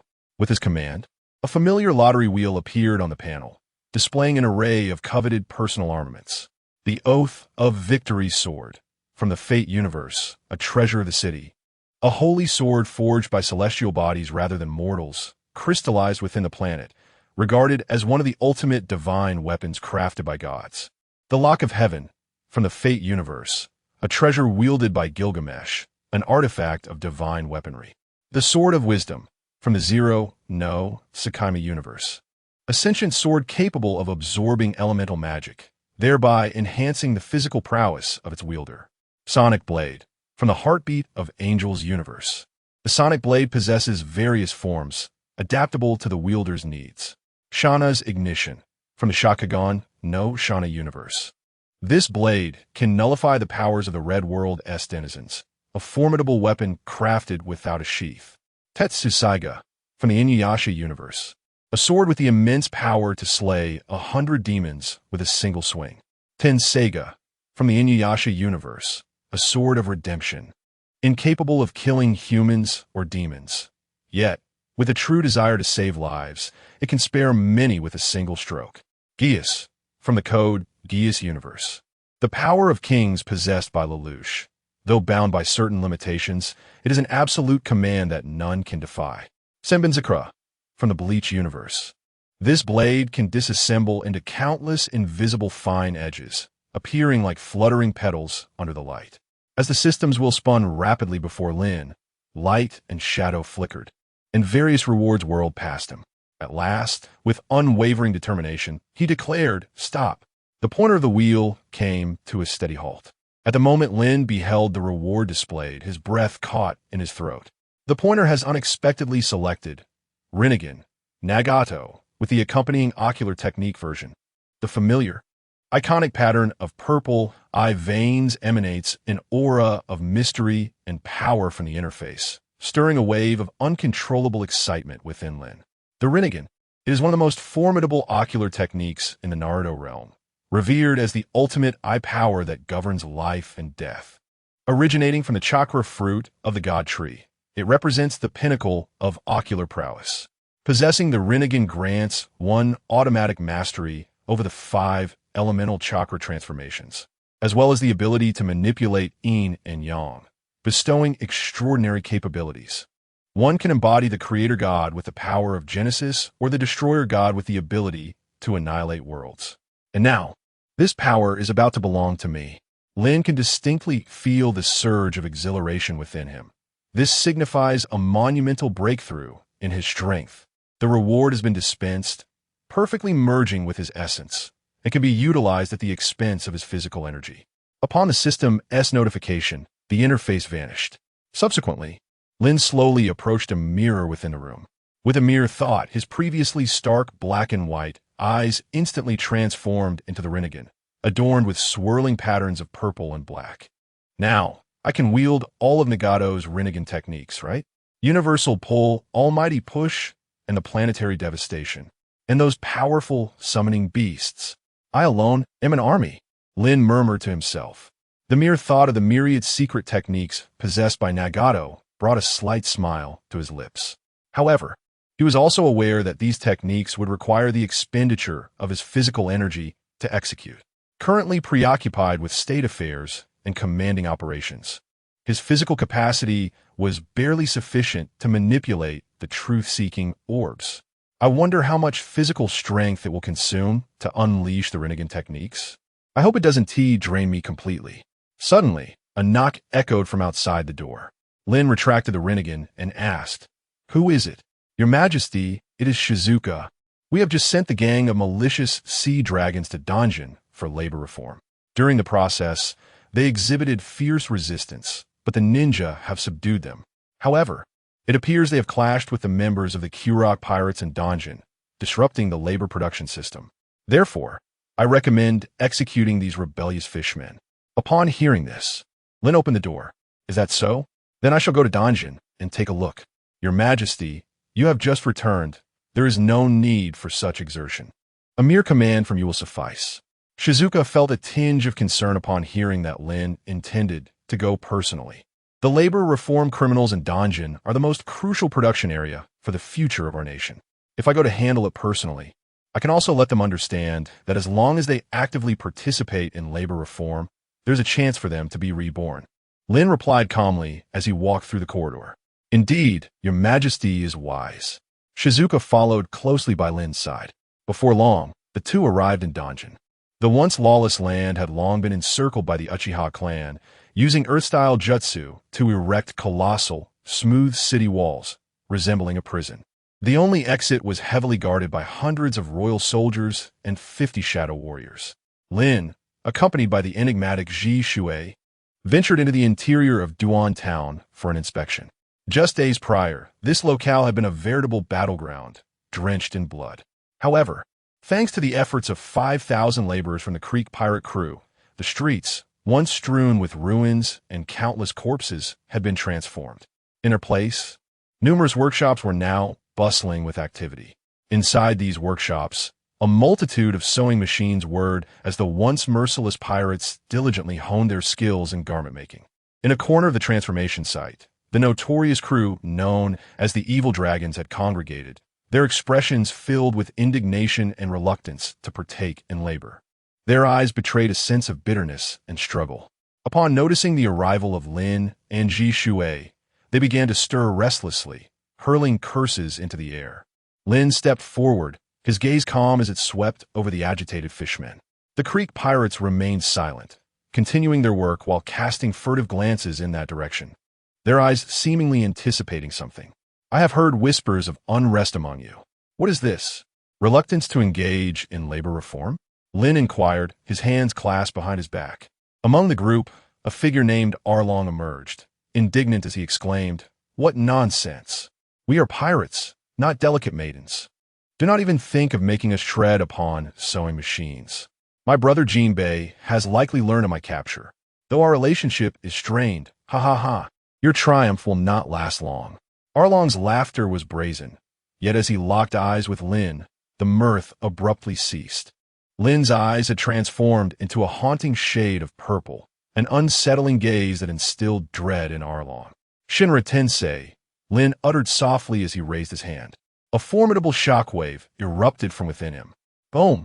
Accompanied by a thunderous roar, this seemingly casual strike unleashed a terrifying force. The overwhelming impact of Shinra Tensei obliterated Arlong's body, reducing him to mere fragments of flesh and bone, leaving only a towering skeletal remnant.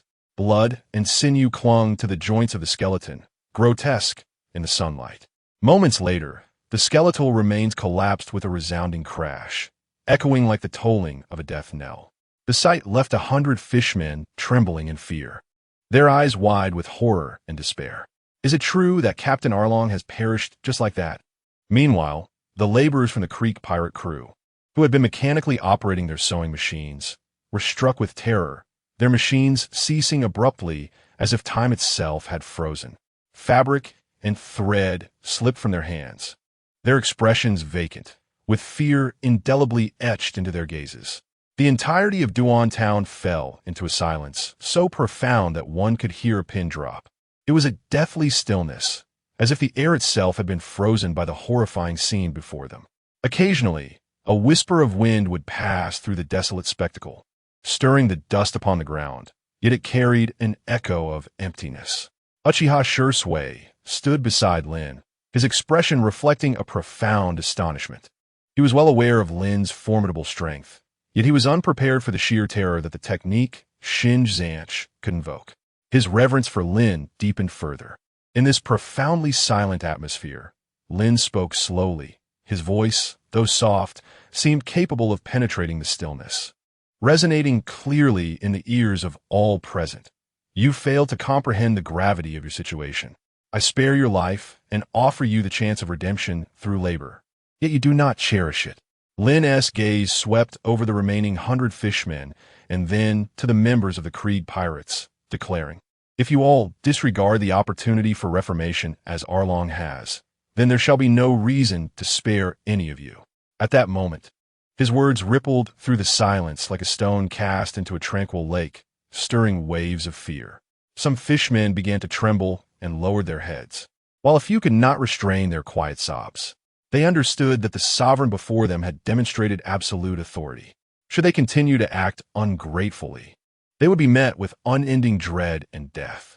The 5,000 members of the Krieg pirates dared not utter a word, their eyes fixed on the ground as they stomped on the sewing machines beneath their feet. The chains rattled ominously, and some even began to smoke, unable to quell the fear surging within them. Lynn chose not to elaborate further. He stood quietly, gauging the physical toll of the recent Shinj Zanch, which seemed to have exhausted him no more than a light jog of 5 minutes. Subsequently, Lynn departed with purpose. Meanwhile, in the bustling center of the high town, the area once reserved for nobility had transformed into a vibrant commercial hub following the abolition of the aristocracy. Uchiha Itachi was patrolling the streets when he suddenly heard a cacophony of angry shouts emanating from a nearby restaurant. He turned to see the commotion inside. "You 3 little rascals! How dare you dine and dash without any money?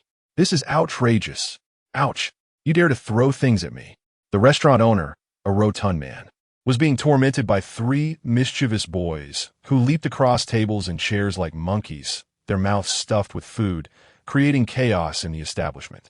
Itachi found the scene mildly amusing and shook his head in exasperation as he entered the restaurant.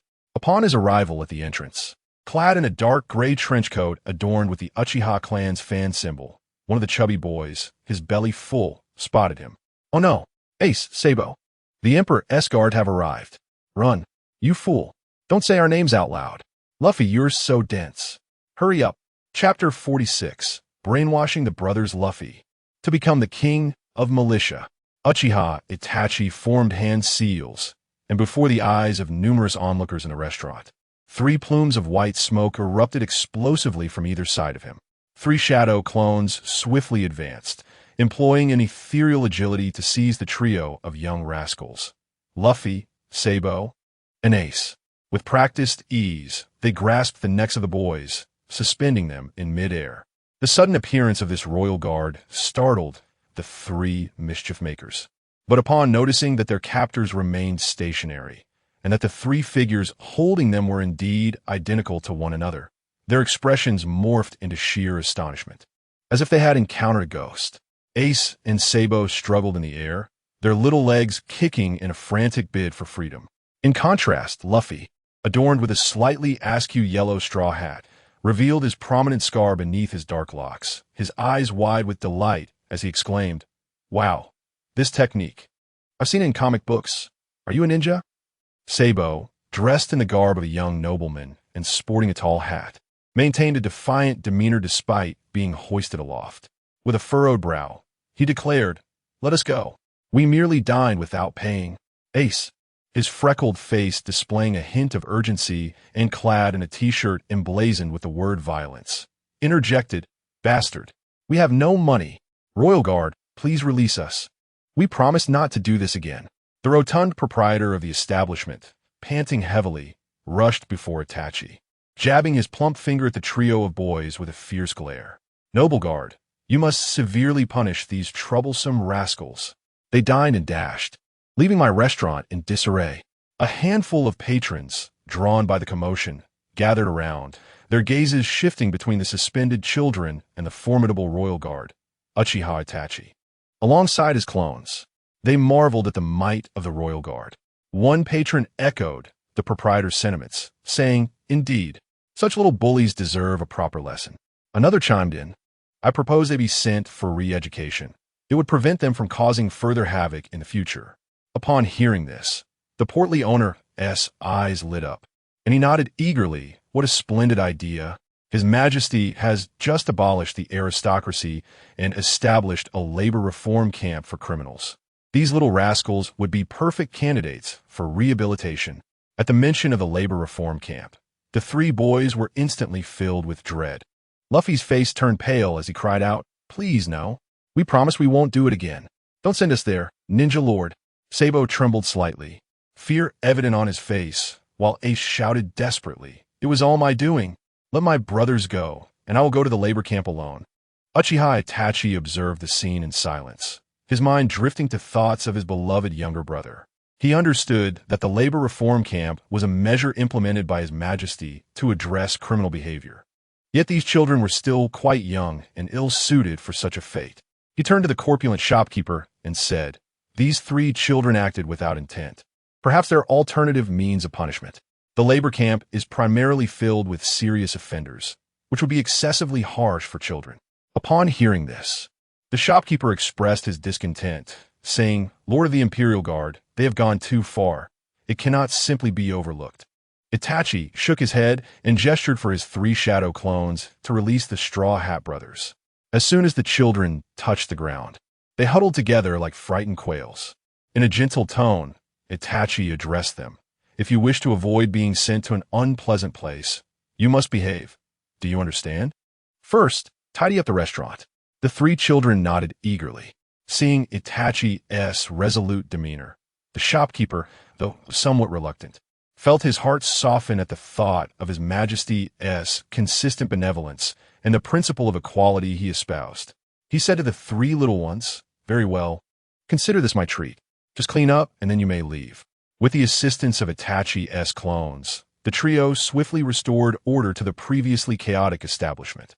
The shop, once in disarray due to their antics, was now immaculate, with every item neatly arranged. The shopkeeper, patrons, and even passers-by outside observed this scene with curiosity, their hearts filled with admiration for the discipline and quality exhibited by the Imperial Guard under Lynn's leadership. Having completed the task, Uchiha Itachi dispelled his clones. His cold gaze swept slowly over the faces of the three little ones, softening considerably just as he was about to avert his eyes. He spoke gently, "Go apologize to the shopkeeper." Although Luffy, Ace, and Sabo were somewhat reluctant, they lowered their heads and approached the shopkeeper step by step. Luffy muttered with a hint of reluctance, "Humph, I should have eaten more when I had the chance." Ace nudged him lightly, signaling for silence. Sabo, with a stoic expression, bowed deeply to the shopkeeper and sincerely said, "We are sorry, shopkeeper. We should not have caused a disturbance in your establishment and made you angry." The shopkeeper had not intended to let the three children off easily, but upon witnessing their sincere demeanor and recalling Itachi's earlier attitude, his anger gradually dissipated. He waved his hand dismissively, saying, "Humph, I want to pursue this matter this time, but do not let it happen again." The three children hurriedly nodded, promising not to repeat their mischief. Afterward, Itachi glanced at the sky and resumed his patrol. Upon completing his rounds and returning outside the palace, he unexpectedly discovered that Luffy, Ace, and Sabo were stealthily trailing behind him, whispering amongst themselves. Itachi halted, turned, and regarded them with a hint of curiosity, asking, "Why are you following me?" Luffy's eyes sparkled with excitement as he unabashedly exclaimed, "Are all of you in the Imperial Guard ninjas? I've seen you set fires and manipulate the earth. That is so cool. We also aspire to master the art of ninjutsu, for our ultimate dream is to set sail and become the Pirate King." Ace eagerly nodded, his excitement palpable as he added, "Indeed, we have witnessed your formidable ninjutsu. It is truly impressive, and we yearn to learn." Sabo, slightly lowering his head, shyly inquired, "Could you teach us?" Itachi Uchiha was momentarily taken aback by these three innocent little rascals, harboring dreams of piracy while simultaneously wishing to acquire ninja skills. To him, their ambitions seemed both amusing and somewhat exasperating. With a cold demeanor, he replied, "Become pirates? To wield ninjutsu for nefarious deeds? Absolutely not. You should return home at once. At that moment, Lynn soared through the air on the path-seeking orb, returning to the palace at an astonishing speed. As he approached the palace gates, the lively scene below captured his attention. He observed Itachi, his expression impassive, standing surrounded by the three children who were chattering excitedly. Lynn's gaze inadvertently swept past them and landed on a yellow straw hat perched atop Luffy's head. He recalled that this very hat was a treasured item left to Luffy by Shanks. In the world of One Piece, it symbolizes a legendary legacy woven throughout the narrative, imbued with countless stories, dreams, and aspirations. A wave of inexplicable fondness surged within Lynn. The speed of the path-seeking orb gradually diminished as his intrigue toward the trio deepened. How did these three brothers strike up a conversation with Itachi? Lynn pondered. Without hesitation, he deftly maneuvered the orb, swiftly descending before them. Upon the arrival of His Majesty, Itachi respectfully inclined his head in acknowledgement. What is the meaning of this? Lynn's gaze slowly traversed the three brothers before settling upon Itachi, his eyes reflecting a hint of inquiry. The brothers, aware of the recent popularity and acclaim of His Majesty, appeared somewhat reserved and cautious. Itachi nodded slightly, directing his attention to Lynn, and calmly elucidated, "Your Majesty, for some unknown reason, these three little rascals have been trailing behind me, chattering about their desire to learn the ways of ninjas in order to become pirate kings." Lynn was taken aback for a moment, a subtle smile gracing his lips as he regarded the trio. He recalled that in the original story, even as an adult, Luffy remained fervently enthusiastic about ninjas and mechs. It was likely that these three brothers had been captivated by the dazzling skills of the Uchiha clan, prompting their desire to seek tutelage. Lynn crouched down to meet their gaze, his expression gentle yet probing. "Oh, to become the pirate king? Pirates are often seen as wicked. Why pursue such a path?" Luffy, seemingly oblivious to the deeper implications of Lynn's question, maintained his exuberance and exclaimed, "Your Majesty, Shanks says that pirates are the freest people in this world. They live joyfully every day. We promise to use ninjutsu for good. We simply think ninjas are amazing and want to become strong like them, so we can fulfill our dreams." Ace quickly nodded in agreement and added, "We will surely become just pirates." Sabo lowered his head slightly, speaking with a hint of shyness. "We merely wish to learn the skills of self-defense and helping others." As Lynn observed the resolute expressions on their faces, he couldn't help but feel a wave of emotion. These young lads, though harboring dreams of becoming the pirate king, possessed noble intentions at heart. Suddenly, a spark of inspiration ignited in Lynn's mind, and a bold and innovative idea began to take shape. He surveyed the three aspiring pirates before him, recalling the idle youths in the kingdom, some merely in their teens and others in their 20s, who spent their days causing trouble without purpose. A plan to establish a civilian militia quietly blossomed in his thoughts. Leaning forward slightly, with eyes filled with determination and depth, Lynn regarded Luffy and his brothers, posing a serious question: which is more important, personal freedom or the overthrow of class oppression, ensuring freedom and equality for all?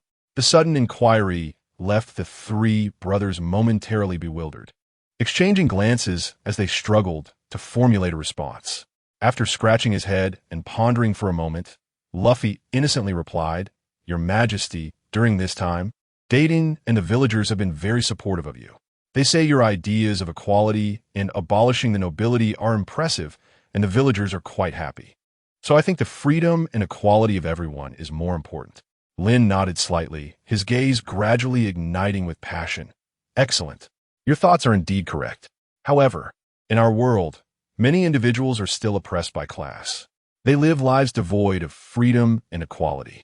Those mischievous young ones like yourselves and the idle ruffians roaming society.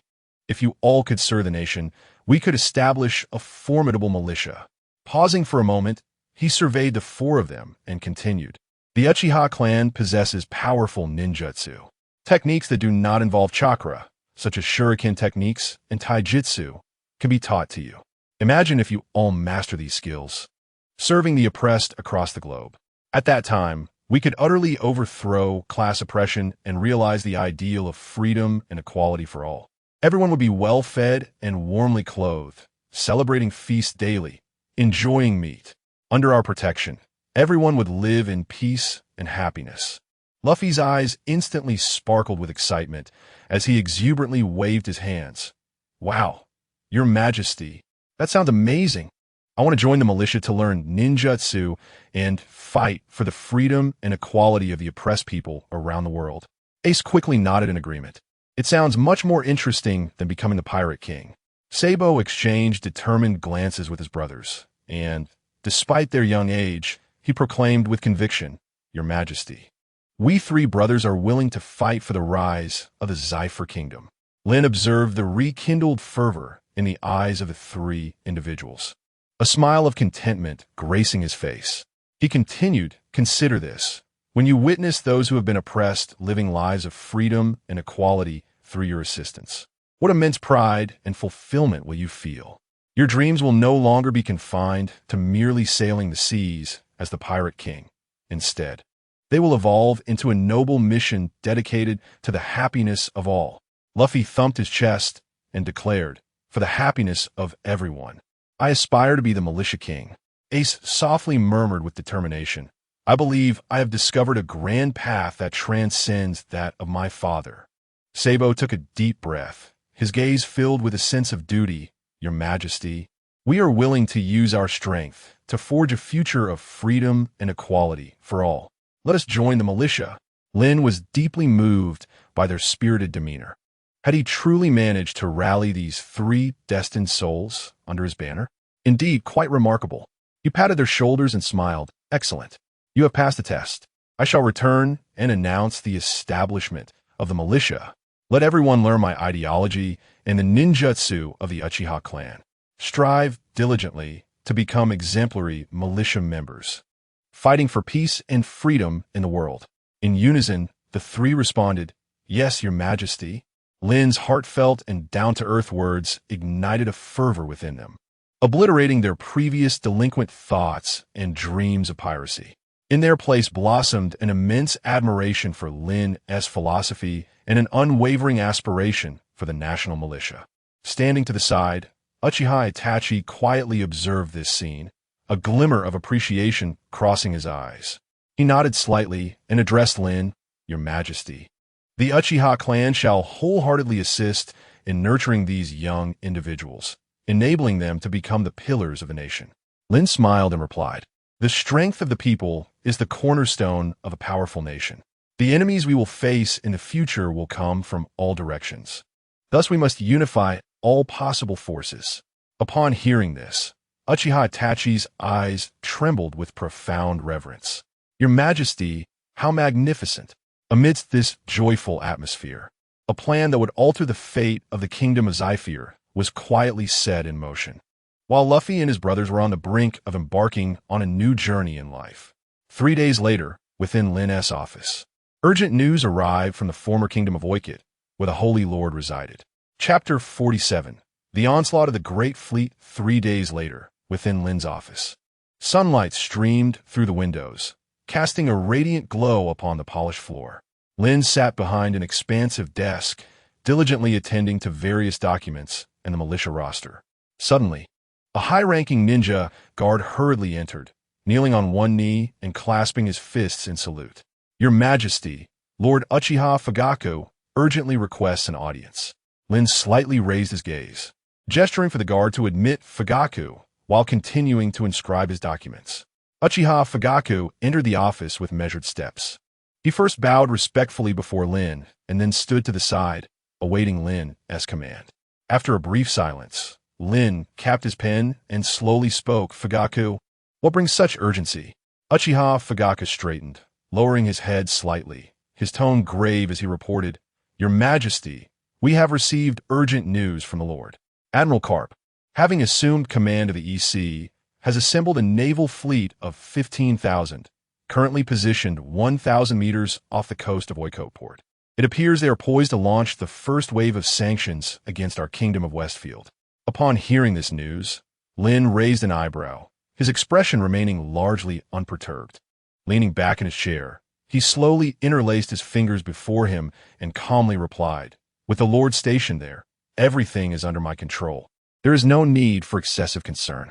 However, Lynn felt a twinge of worry regarding the Lord's temperament. He fixed a serious gaze upon Uchiha Fugaku, instructing, "You must immediately relay a message to the Lord, urging him to adhere strictly to our principles, never to fire the first shot, yet concurrently. We must not afford the Navy any opportunity to strike again. We must firmly establish the just image of our kingdom of Westfield." Uchiha Fugaku promptly assured him, "Rest assured, Your Majesty, I shall contact the Lord at once. He will undoubtedly act in accordance with your directives, ensuring the Navy's plans do not come to fruition." Lynn nodded slightly, his eyes revealing a glimmer of confidence. After this exchange, he fell into contemplation, seemingly pondering potential scenarios and corresponding strategies. Observing that Lynn had no further instructions, Uchiha Fugaku bowed once more, stating, "If there is nothing else, I shall proceed to communicate your orders." Lynn raised his hand in dismissal. "Go ahead." After Uchiha Fugaku turned to leave, Lynn retrieved a pack of cigarettes from his drawer, lit one, and stood to stroll towards the window, gazing into the distance. His thoughts swirled like the vast and profound horizon of the sea before him. He understood the significance of this impending battle. Despite the Lord's presence, the ramifications of this conflict loomed large. After this confrontation, the names of Westfield Lynn and the Kingdom of Westfield would resonate throughout the world. Meanwhile, in the grand palace of the former Kingdom of Oikote, where the Lord resided, he sat majestically upon a magnificent throne, exuding an aura of formidable authority. At that moment, his two colossal dragon claws grasped a small communication device, engaged in conversation with Uchiha Fugaku. On the other end of the communication device, Uchiha Fugaku conveyed a voice that was both steady and grave. "His Majesty has decreed that we must not fire the first shot. Yet we cannot afford to grant the Navy a chance to retaliate.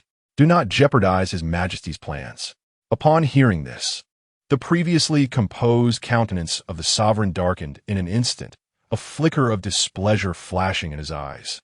He tilted his head slightly, scoffed coldly, and retorted without reservation, "Well, the first shot or the second? Those insignificant ants have audaciously come to my doorstep to provoke. If I were to take action, a single breath of dragon fire would annihilate them entirely, rendering these rules unnecessary." On the other side of the communication, Uchiha Fugaku's expression grew somber, his tone firm and authoritative. "His Majesty's arrangements are undoubtedly profound.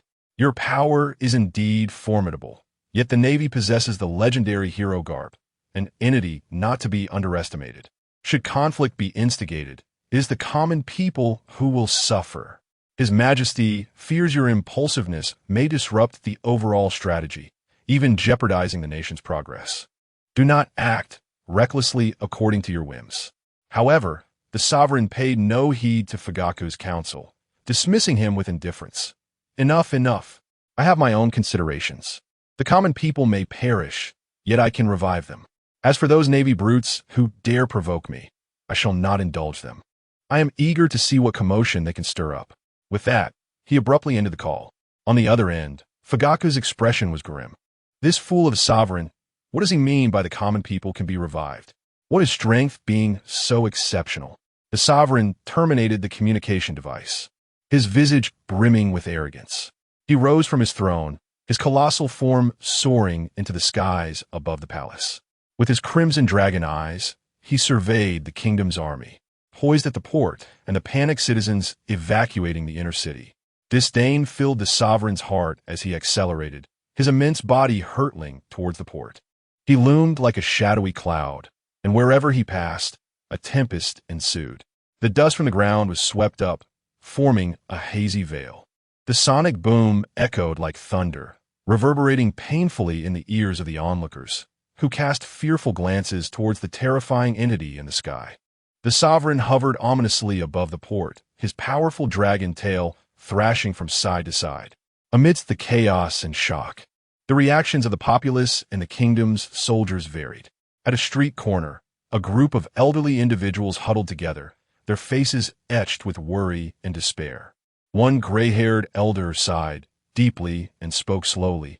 "Alas, Who would have thought that mere days after toppling the regime, the Navy would make such a grand display? Dispatching numerous fleets to punish us? I wonder if our new sovereign can stabilize the situation. Although this commander appears formidable, I have heard that the Navy's hero, Garp, is no easy adversary. It is said he has never tasted defeat on the battlefield, his prowess unfathomable. How could our new sovereign's current strength possibly rival that? Beside them, an elderly woman leaning on a cane gently nodded, her eyes brimming with fear. Indeed, our days are already fraught with hardship, and should war break out, who knows how many will suffer? If the Holy Lord truly cannot withstand the Navy, our lives will become unbearable. Surrounding them were several young women and children. The women clutched their little ones tightly, whispering soothing words, their gazes revealing profound helplessness. Though the children did not fully grasp the unfolding events, the terror etched on the adults' faces compelled them to burst into tears. Within the encampment of the kingdom's army, a resolute young sergeant stood at the forefront, his eyes fixed on the Holy Lord soaring above. The soldiers behind him, though betraying a hint of trepidation, maintained their formation, weapons at the ready. The sergeant raised his voice, declaring, "Brothers, we can no longer be bullied by the Navy. Though their fleet is vast, and they have Captain Carp at the helm, we possess our new sovereign and the Holy Lord as our commander. We have all witnessed the Holy Lord's prowess. He surely possesses the means to lead us in repelling the Navy's assaults, fighting for our freedom and dignity." The soldiers, invigorated by the sergeant's words, rallied together, chanting, "For the kingdom, for freedom." On the bustling streets of the city, some citizens found inspiration in the Holy Lord's renown. They stood at their doorsteps, gazing at the Holy Lord in the sky, their eyes filled with hope. A young man raised high the fiery flag of Zephyr, shouting, "Holy Lord, we believe you will vanquish the Navy and restore peace to our lives." Near the palace, the crowd surged with life. Among them was a middle-aged man, his complexion pale and his eyes reflecting despair. He clutched a tattered bundle containing his scant possessions and family photographs. Murmuring to himself, he lamented, "This is the end. The Navy's fleet is so formidable. Even the Holy Lord, regardless of his might, cannot withstand such an onslaught. The ninja guards are nowhere to be seen. And Captain Carp is a naval hero, his battle experience enough to instill dread. What can we ordinary citizens possibly do?" Nearby, a woman cradled a young child, who cried out in terror. Tears streamed down her face as she choked out, "What shall we do, my child? The new sovereign had just granted us substantial relief funds. I thought we could finally enjoy stable days, only for the Navy to arrive. Oh, how I regret bringing you into this world." At the harbor, fishermen gazed apprehensively at the advancing Navy fleet, their faces etched with fear. An elderly fisherman gazed into the distance, his voice trembling as he uttered, "For generations, we have toiled here in the waters, enduring a life oppressed by nobles, the Navy, and pirates alike. At long last, we welcomed a new sovereign. Yet now the Navy has arrived, declaring our new monarch a rebel. Even if the general of the Holy Lord possesses unparalleled prowess, it may not suffice to safeguard us." At that moment, a magnificent fleet emerged upon the sea, an awe-inspiring sight unfurling like a grand tapestry 1,000 meters from a port. A formidable naval force of 15,000 stood ready, with over 80 warships arrayed in formidable formation, constituting an immense armada. These vessels floated upon the waves like moving fortresses of steel, exuding an imposing presence that commanded respect from all directions. Each warship measured nearly 70 meters in length, their white sails billowing high, adorned with the vivid insignia of the Navy, a symbol of justice. On the decks of each ship, nearly 200 naval soldiers stood in precise formation, their cannons raised high, aimed at the distant port. The cannon muzzles gleamed with a cold metallic sheen, seemingly narrating tales of their formidable power. The secondary cannons were strategically positioned at every corner of the warships, akin to vigilant eyes, ever prepared to unleash fiery wrath upon any adversary. The soldiers, clad in crisp uniforms and adorned with proper caps, bore resolute and steely gazes, as if to assert the Navy's inviolability to the world. From afar, these warships appeared tightly interconnected, forming a colossal battle array. As the sea breeze gently caressed the surface, it stirred white-capped waves that lashed against the hulls of the ships. The neatly aligned vessels resembled a monstrous beast poised to roar from its cage, emanating an atmosphere of dread. At the heart of the fleet, the flagship, the Vanguard, proudly flew the naval ensign. Carp, donned in a dog-headed hat, stood upon the deck, his gaze fixed intently upon the Holy Lord soaring 1,000 meters above. He had witnessed the Holy Lord's fierce battle with Shanks and Goya. This dragon-like figure, reminiscent of Kaido, possessed formidable strength. Behind Carp stood a row of officers from various branches of the East Sea, meticulously arranged. Among them, Monka stood out conspicuously, his towering 285 centimeters frame resembling a small mountain. The metallic jaw on his visage glinted sharply in the sunlight, and the formidable axe embedded in his right arm seemed to harbor boundless murderous intent. Suddenly, Monka raised his axe-bearing arm, pointing unambiguously at the Holy Lord. With fervor, he proclaimed to his fellow comrades, "That must be the enemy commander. I've seen him in the newspapers these past few days. Vice Admiral Carp, I believe this is the moment to demonstrate our valor. Allow me to lead a fleet in the first wave of attack. I refuse to remain idle here. I seek to achieve glory." Carp furrowed his brow, his gaze shifting to Monka as he replied sternly, "The fleet of the East Sea does not comprise the Navy's elite. With your capabilities, would you not bring disgrace upon us? Remain composed." However, Monka appeared oblivious to Carp's admonition, his eyes shimmering with a frenzied and urgent light, driven by his disdain for the aristocracy that the nation of Zephyr had abolished. The notion of equality among all individuals is steeped in resentment. Monka perceives it as a suppression of his ambition.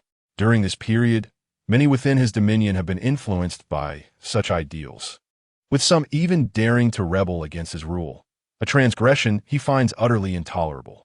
He has long yearned for the demise of the kingdom of Seafire, aspiring to establish his own illustrious achievements and become a pivotal figure within the Navy. The crowd merely hears Monka's derisive snort, disregarding Carp's counsel entirely.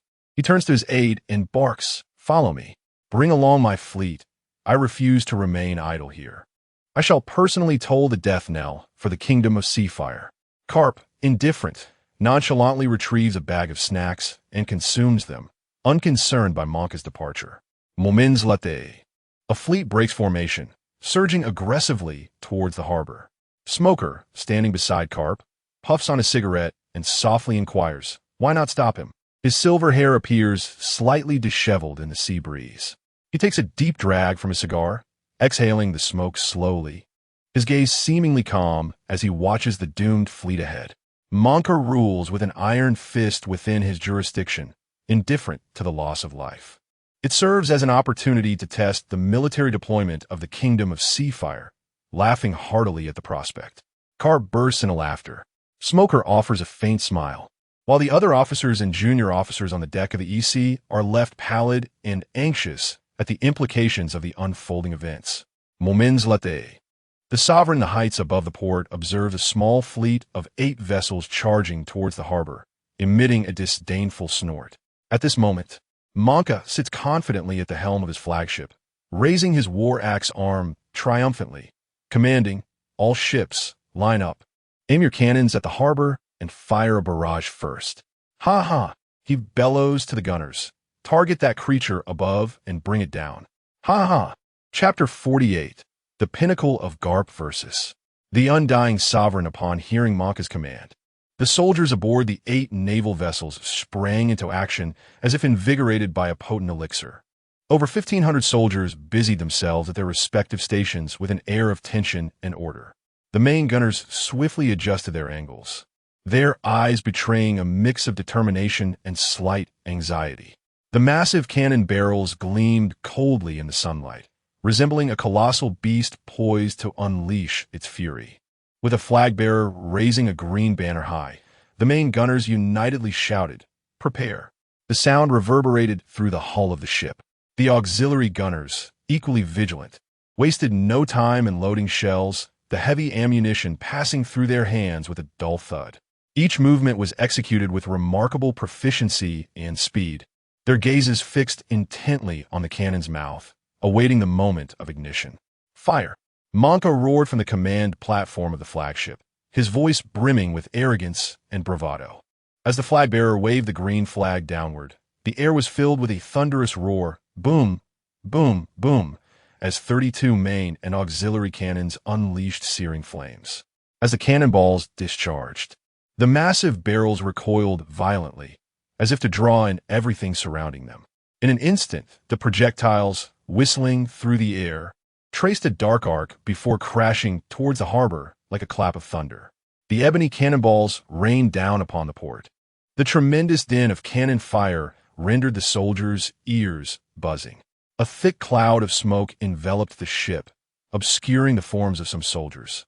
Yet the auxiliary gunners could still be seen swiftly loading ammunition, preparing for the next barrage. On the flagship, Monka raised his battle axe arm, a sinister and arrogant grin spreading across his face. The metallic glint of his jaw reflected a cold, sharp light in the sun, as if it were poised to cleave all in its path. Ha ha! Behold these cannonballs, akin to the fury in my heart, ready to utterly obliterate this port. Monka's laughter echoed in the sea breeze, infused with madness and defiance. At that moment, the port lay in disarray. The sea wind carried the acrid scent of gunpowder, prompting involuntary coughs. Once neatly arranged supplies were now in shambles, the warehouse roof having been blown away by cannon fire, debris littering the ground. The walls of the warehouse were riddled with enormous craters. In some areas, entire sections had collapsed, exposing the materials to the sunlight, which ignited them amidst the chaos of the bombardment, flames rapidly spreading. On the docks, makeshift defensive structures crumbled under the relentless bombardment. The concrete fortifications developed massive fissures before collapsing with a thunderous crash, bricks and rubble flying in all directions. Some vessels docked at the harbor were not spared either. Several small cargo ships were directly struck by cannonballs, their hulls snapping apart as seawater surged in. The vessels sank slowly, groaning in agony. Among them were several large cargo ships. After being struck by shells, sparks flew, and the items within were shattered. Meanwhile, on the surface of the harbor, the water churned into immense blue waves, splashing like fountains as it was hit by shells. Some projectiles plunged into the water, triggering underwater explosions, sending countless columns of water skyward and shaking nearby ships violently. The buildings surrounding the port were not spared from the bombardment either. Houses were shattered into ruins, some reduced to mere heaps of debris. Fortunately, the populace had already been evacuated to the inner city by the shadows under the command of the Lord, resulting in no casualties. In stark contrast, Monka's smile grew more sinister as he beheld the chaotic scene illuminated by flames. He envisioned the moment when a naval commander would personally award him for this destruction. High above the port, the imposing and majestic figure of the Lord hovered. As he surveyed the apocalyptic devastation below, a slight smile crept across his lips, his eyes glimmering with a hint of excitement, murmuring, "Now, I shall not grant your navy a second chance to strike." At the instant the Lord's words fell, a flash of cold light surged forth. A shell, resembling a black meteor, hurtled towards the Lord's head with a deafening roar. Encased in a thick metal shell, it sped through the howling sea winds, carrying with it the essence of death. Yet, the Lord reacted with astonishing swiftness. With a casual lift of his enormous dragon claw, he grasped the shell as if merely clutching at the air, securing the high-velocity projectile with ease. Upon contact with the Lord's claw, the shell emitted no tremor, as though his hand were the most formidable fortress in existence. The Lord lowered his head slightly, his blood-red dragon eyes radiating boundless authority and disdain. He cast a mocking glance at a warship below, and with a subtle movement of his fingers, propelled the shell towards the vessel like a marble. The projectile shot forth, instantly accelerating to an unprecedented speed, creating multiple sonic booms in the air. The sharp sound of its passage roared like the wrath of death, and this shell, imbued with the Lord's terrifying power, seemed to possess a life of its own as it dove towards the target warship at a near vertical angle. With a thunderous explosion that reverberated like a clap of thunder over the harbor, the shell penetrated the warship's defenses as effortlessly as a hot knife through butter. The immense force caused the ship to arch at both ends, breaking apart in the middle, with debris and metal fragments scattering in all directions. On the deck, soldiers barely had time to react before being hurled into the air by the overwhelming shockwave. Their cries were swallowed by the cacophony of destruction that ensued. The thousands of soldiers aboard the 7 warships surrounding them were utterly stunned by the astonishing spectacle before their eyes. They gazed with wide eyes and agape mouths, as if witnessing the very onset of the apocalypse. Each individual was rendered incredulous. The ferocious beast in the sky exuded an unimaginable power. Monka's terror and shock were palpable. Even his towering 285 centimeters frame involuntarily leaned forward. The colossal axe in his grasp slipped from his fingers, crashing onto the deck with a resounding clang. His eyes widened like brass bells, fixated on the scene below, while the muscles in his face twitched in fear. How could this be possible? Monka's voice trembled, his breath quickening and becoming labored, as if an invisible mountain were pressing down upon him, suffocating him. The flicker of excitement and confidence from their earlier assault had vanished, replaced by an overwhelming dread. He began to comprehend the gravity of Karp's earlier warning. At that moment, the figure of the sovereign high above slightly turned his head. 2 brilliant golden columns of energy erupted from his eyes, resembling beams of annihilation from the depths of the cosmos, hurtling towards the warships below at astonishing speed. As the sovereign's head swayed from left to right, the energy columns swept across the remaining 7 vessels in the blink of an eye. The speed was so extraordinary that it was almost imperceptible. A cacophonous crack resounded, followed by the horrifying sound of metal twisting and snapping. The 7 warships were severed in half, akin to fragile paper toys, and a massive splash erupted on the surface of the sea, as if the ocean itself lamented this unforeseen calamity. The shattered vessels floated upon the water, some tilting as they slowly sank, while seawater surged into their interiors like a breached dam. Others were cleaved into several pieces, their wreckage bobbing and colliding in the waves, producing a series of piercing sounds. The soldiers accompanying Monka were engulfed in terror. They were hurled into the air at the moment of the ship's destruction, only to plummet into the sea. Their cries for help and screams of horror intertwined, creating a harrowing symphony. The surface of the water was strewn with countless corpses and remnants of broken weapons, painting a scene reminiscent of hellish carnage. Ha ha ha ha ha! The sovereign's resounding laughter echoed through the air, reveling in this one-sided slaughter. In the distance, within the grand formation of the massive naval fleet, Karp remained at ease on the deck of the flagship, the Vanguard. His gaze was calm as he observed the unfolding scene, as if it were merely another routine battle. He had anticipated the sovereign's formidable power and felt utterly assured in his ability to confront the unfolding chaos. Meanwhile, Smoker, who had previously exuded calm while smoking a cigar, was now wide-eyed, watching in shock as the 7 warships were instantaneously severed in half. The cigar in his hand fell to the ground with a sharp thud. His mouth slightly agape. A flicker of astonishment crossed his face, as if he had been frozen in that very moment. What an astonishing display of devastation! Smoker's heart screamed in disbelief. The other officers, both junior and senior, were equally paralyzed by the sudden calamity. Some junior officers stared wide-eyed, rooted to the spot, their faces painted with incredulity. Senior officers furrowed their brows, their lips trembling slightly as they struggled to articulate their thoughts, only to have the overwhelming shock lodge itself in their throats. Yet, a singular, desperate thought echoed in their minds. We joined the Navy for advancement and prosperity.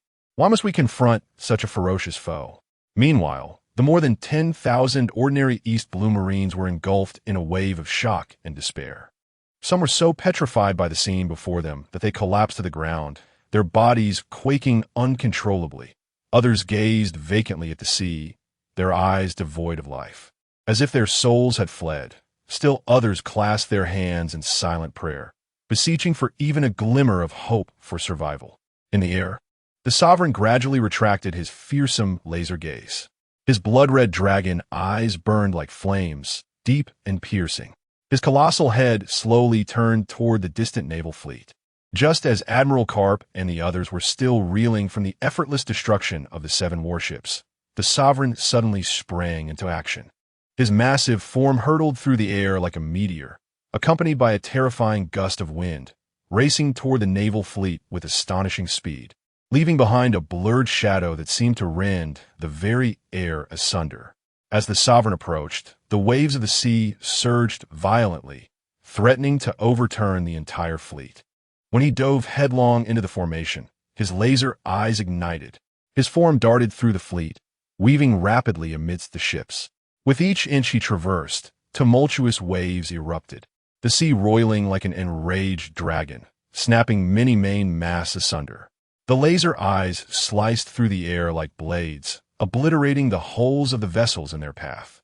The terrifying wind pressure manifested as a tangible hand, mercilessly sweeping the soldiers off the deck and into the air.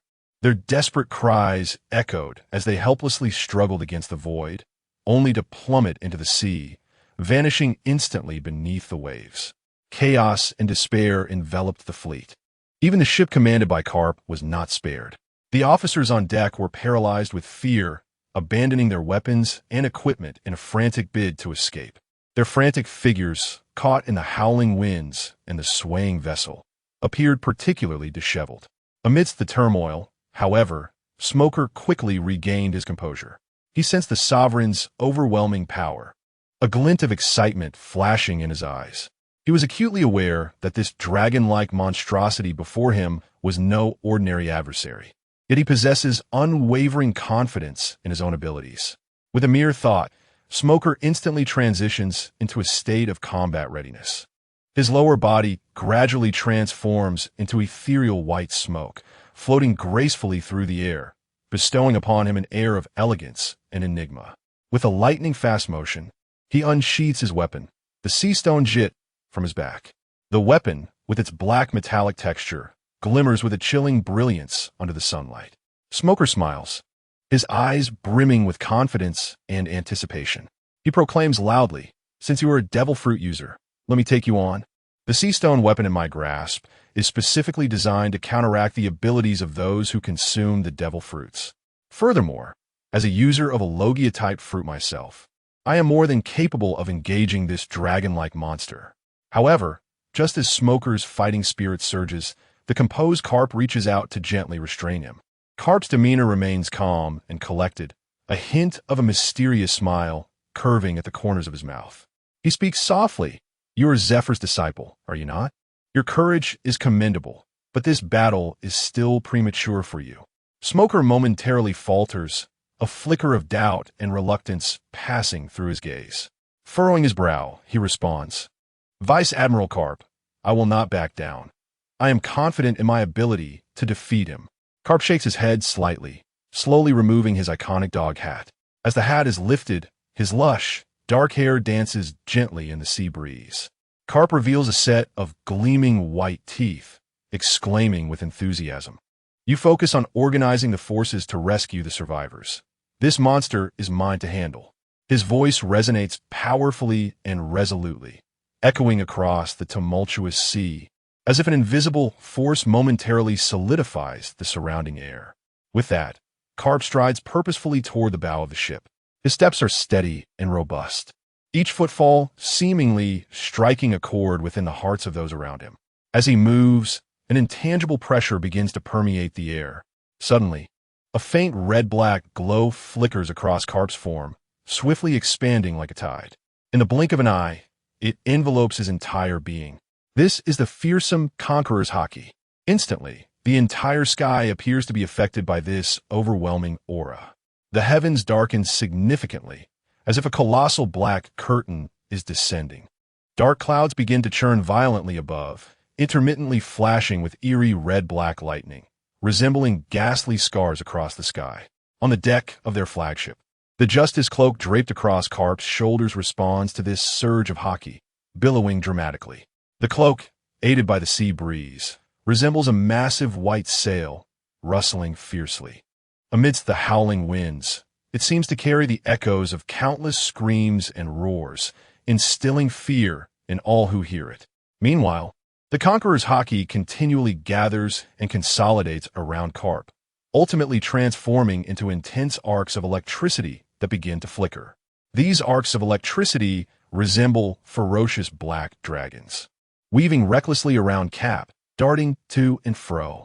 Each arc is accompanied by a thunderous crackle, as if countless bombs are detonating simultaneously. Chapter 49. An Extraordinary Battle. Carp captured. The cunning lord. Carp's fists, as large as cooking pots, were tightly clenched. With a resonant hum, pure black haki enveloped his right fist, resembling a solidified black metal. As the darkness intensified around his fist, a wave of ominous power radiated outward, sending tremors through the air. Carp continued to amplify his haki, with the black-red Conqueror's haki crackling across the deck. The surrounding atmosphere was compressed, producing a hissing sound, while wooden planks exploded into a flurry of splinters. Standing nearby, Smoker, despite being a Logia-type devil fruit user and a disciple of the former Admiral Zifa, felt the oppressive force, and his legs trembled slightly. It felt as though something had lodged itself in his throat. Is this the power of the hero Carp?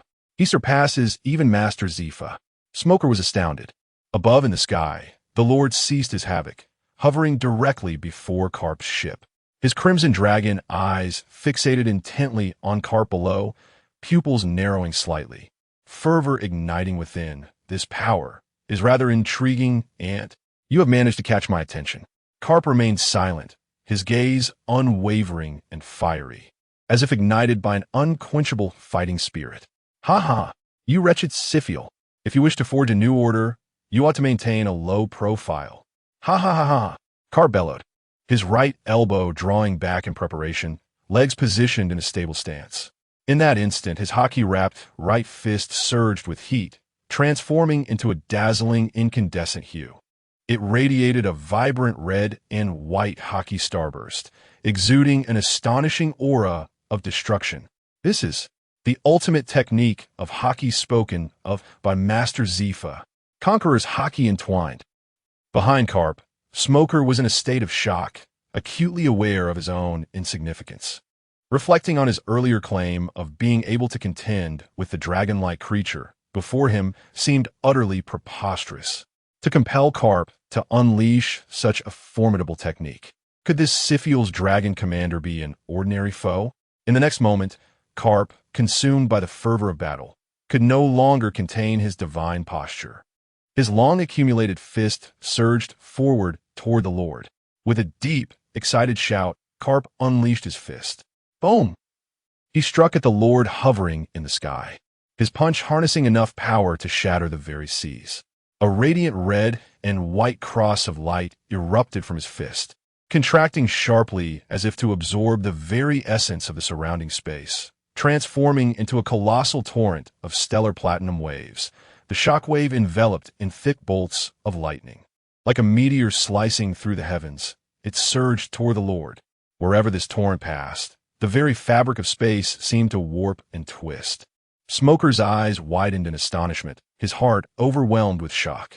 His body involuntarily retreated, attempting to evade the tremendous aftershock of that punch. However, the force was too fearsome. He felt an invisible power collide with him violently, propelling him backward like a kite severed from its string. Simultaneously, the colossal warship, stretching 70 meters in length, transformed into a jet-like vessel, hurtling swiftly across the distant sea due to the terrifying recoil from Carp's strike. The sturdy hull struck the water like pebbles skipping across its surface, each impact sending up colossal splashes. In that very moment, the Conqueror's haki-imbued shockwave rapidly engulfed the Saint. The terrifying heat and the destructive aura of the shockwave eroded every inch of his flesh. With one blow, the clouds in the heavens were instantly dispersed, and the atmosphere was tinged with a golden hue. Amidst the torrent of the shockwave, the Saint's body glimmered with an emerald-green magical light. Though he remained unscathed, the sheer force propelled him toward the harbor, where his massive form crashed into a clock tower, collapsing it and creating a deep crater in the ground, burying him beneath a cascade of rubble. The citizens, evacuated to the inner city, gasped in alarm as they gazed skyward at the golden torrent. Their fearful murmurs surged like ocean waves. On the warship where Karp stood, Smoker clung desperately to a mast as the vessel continued to sway across the surface of the sea. Observing Karp's dissipating aura at the ship's bow and the now clear sky, he marveled, contemplating that had that strike landed in the city, countless buildings would have vanished in an instant, resulting in the loss of thousands of lives. Karp, have the enemies been vanquished? Smoker stuttered, filled with trepidation. Karp erupted into a boisterous laugh, his gaze fixed on a rising plume of dust at the harbor. Ha ha ha, it's not that simple. You go rescue the people. I will continue to battle that monster at the port. It has been a long time since I encountered someone as resilient as Kaido. With that, Karp leaped from the bow, causing the massive ship to shudder and come to a halt. He soared into the sky, gliding toward the harbor with the grace of a moonwalker. Smoker stood bewildered, pondering who the true monster was. Furthermore, could the Dragon Man endure such a blow and still be alive? He deeply felt that this battle was beyond his participation. As Karp, now a swift shadow in the sky, arrived above the harbor, the saint had already risen from the ruins. The ground around him was riddled with cracks, seemingly narrating the aftermath of their recent confrontation. Ha ha ha! Such astonishing power. Do you have other techniques to amuse me? The saint's deep, resonant voice echoed across the harbor, his presence now more formidable than before. Ha ha ha ha ha! It appears you too relish the thrill of battle. Ha ha ha ha! In the sky, Karp cackled, his gaze sweeping across the battered port, ravaged by artillery fire. Oh, have the civilians been evacuated from the port? Well done. Now we can indulge a little more freely. Come fort. Mere ants, do not disappoint me. The Holy One, equally stirred by Karp's fervent combat spirit, felt a surge of excitement curling at the corners of his mouth. In the next instant, he raised his paw, unleashing a swift, green flash of lightning, a manifestation of the monkey talisman's power. Karp's eyes narrowed sharply as he executed an ultra-strong Soru, seemingly teleporting to the ground beside the Holy One. He positioned his right fist in a charged stance, enveloped in armament haki and conqueror's haki. The black and red luminescence emanating from his fist threatened to rend the very fabric of space around them. With a roar, Karp unleashed a ferocious punch aimed at the Holy One's abdomen. In a flash, the Holy One, embodying the speed of the rabbit talisman, transformed his massive form into an afterimage, causing Karp's punch to miss its mark. Instantly, the observation haki expanded, locking onto the Holy One's presence. Karp adjusted the trajectory of his fist, redirecting it toward the sea behind them. The Holy One, still a blur, dodged effortlessly with a quick twist. Boom! The shockwave from Karp's punch shattered the port, while the sea erupted into a towering wall of water that surged for miles. Ah, your speed is barely faster than a snail. Karp taunted. In the next moment, the pinnacle of the Pirate King's martial prowess erupted forth, matching the Holy One's superhuman speed. With the aid of his observation haki, the two collided at the center of the port. The impact of their fists resonated like the harbinger of doom. A terrifying force burst forth between their fists, unleashing a blinding golden shockwave that radiated outward in all directions. Where this shockwave passed, the earth was torn asunder like fragile parchment, great chasms opening up, seemingly bottomless. Surrounding structures and boulders were hurled into the air, subsequently ground to dust. The powerful shockwave expanded in a 360-degree arc, crashing toward the sea miles away like a raging flood. The surface of the ocean surged with colossal waves, towering like mountains, their crests shimmering with white foam, resembling ferocious beasts rearing to strike. Where these waves broke, the seawater boiled violently, steam rising to obscure the sky, shrouding it in a hazy gray. The surviving naval soldiers gazed in horror at the tsunami-like waves crashing down upon them, their desperate screams echoing in the air.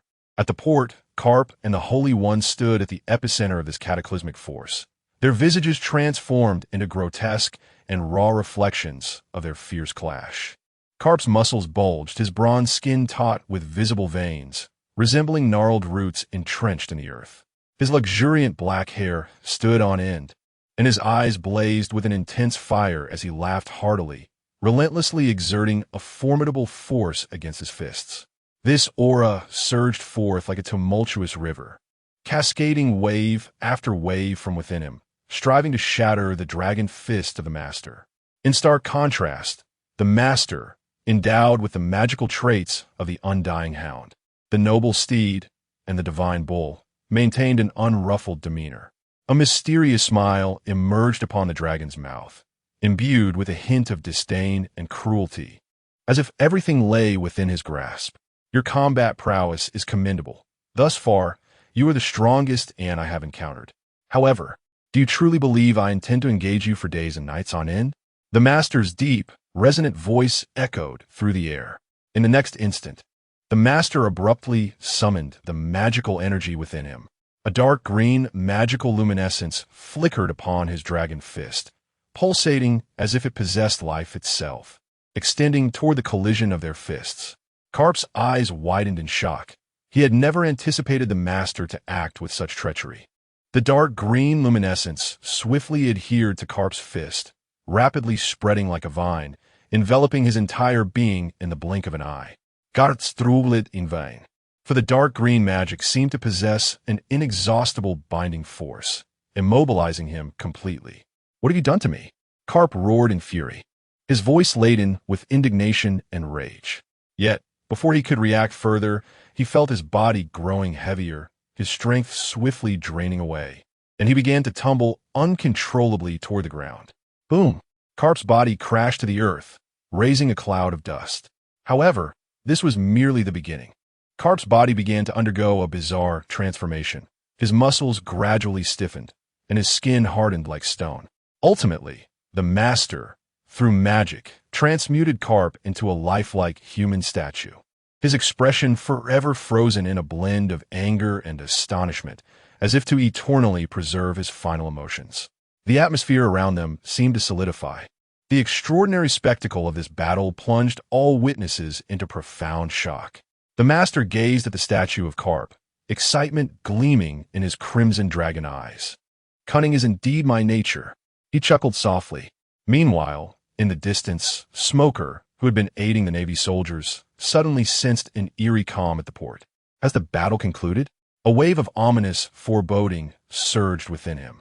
Utilizing the advantage of his Logia fruit abilities, he transformed his lower body into a billowing smoke, swiftly propelling himself toward the port where Carp was situated. Upon catching sight of the human statue and the Master from afar, his entire body froze, and he immediately sought refuge in a nearby corner. "Vice Admiral Carp." Smoker's voice trembled, unable to comprehend the scene before him. Then, he beheld the dragon-like monster wielding a certain power that levitated the statue of Carp into the air, following him into the inner city amidst the ruins. Smoker felt an unprecedented despair. He understood that an enemy capable of defeating even Carp signified that the entire Navy would be plunged into a profound crisis. Chapter 50, Triumph. The Sovereign, bearing the statue of Carp, gracefully ascended into the inner city. The colossal figure obscured the sky, casting a vast shadow over a significant expanse. Below, countless anxious citizens, as if finding their anchor, erupted into a tide of murmurs. How has the Sovereign returned? Has the battle concluded? A small vendor stood at the street's edge, tears still glistening on his cheeks. A hint of hope colored his voice. The terrifying aftermath of the recent battle had nearly claimed his life. Witnessing the Sovereign's return felt akin to glimpsing a flicker of hope. Did we prevail? An Edaliman, leaning on his cane, tremulously inquired amidst the crowd. His gaze fixated on the humanoid statue beside the Sovereign, his heart brimming with uncertainty and concern. What is the meaning of that statue accompanying the Sovereign? A young girl, nestled in her mother's embrace, curiously peeked out, her eyes filled with fear, were nevertheless compelled by curiosity to pose the question. The fierce battle at the port had been so intense. Surely it must have concluded. A soldier, garbed in military attire, remarked, his eyes betraying a trace of uncertainty. After all, he had just fled from the port. While relief washed over him at the Sovereign's return, anxiety lingered regarding the unknown circumstances. The Sovereign appeared unscathed. Surely, victory was theirs. A scholar, resting his chin in contemplation, analyzed the situation. though his words could not entirely mask his unease. Soon, the sovereign descended gracefully into the bustling garden square, hovering above the densely packed crowd of citizens. "Sovereign, you have finally returned," a young man exclaimed, enthusiastically waving his arms. "Has the battle ended? It is truly wonderful that you are unharmed." A woman, cradling her child, wept with relief. "Sovereign, what?" "What the statue of the naval hero Carp?" A perceptive young man cautiously pointed at the humanoid statue, asking with trepidation. The sovereign spread his wings, relishing the concern emanating from the throng below. A slight smile, tinged with pride, graced his lips. "I have returned in the battle."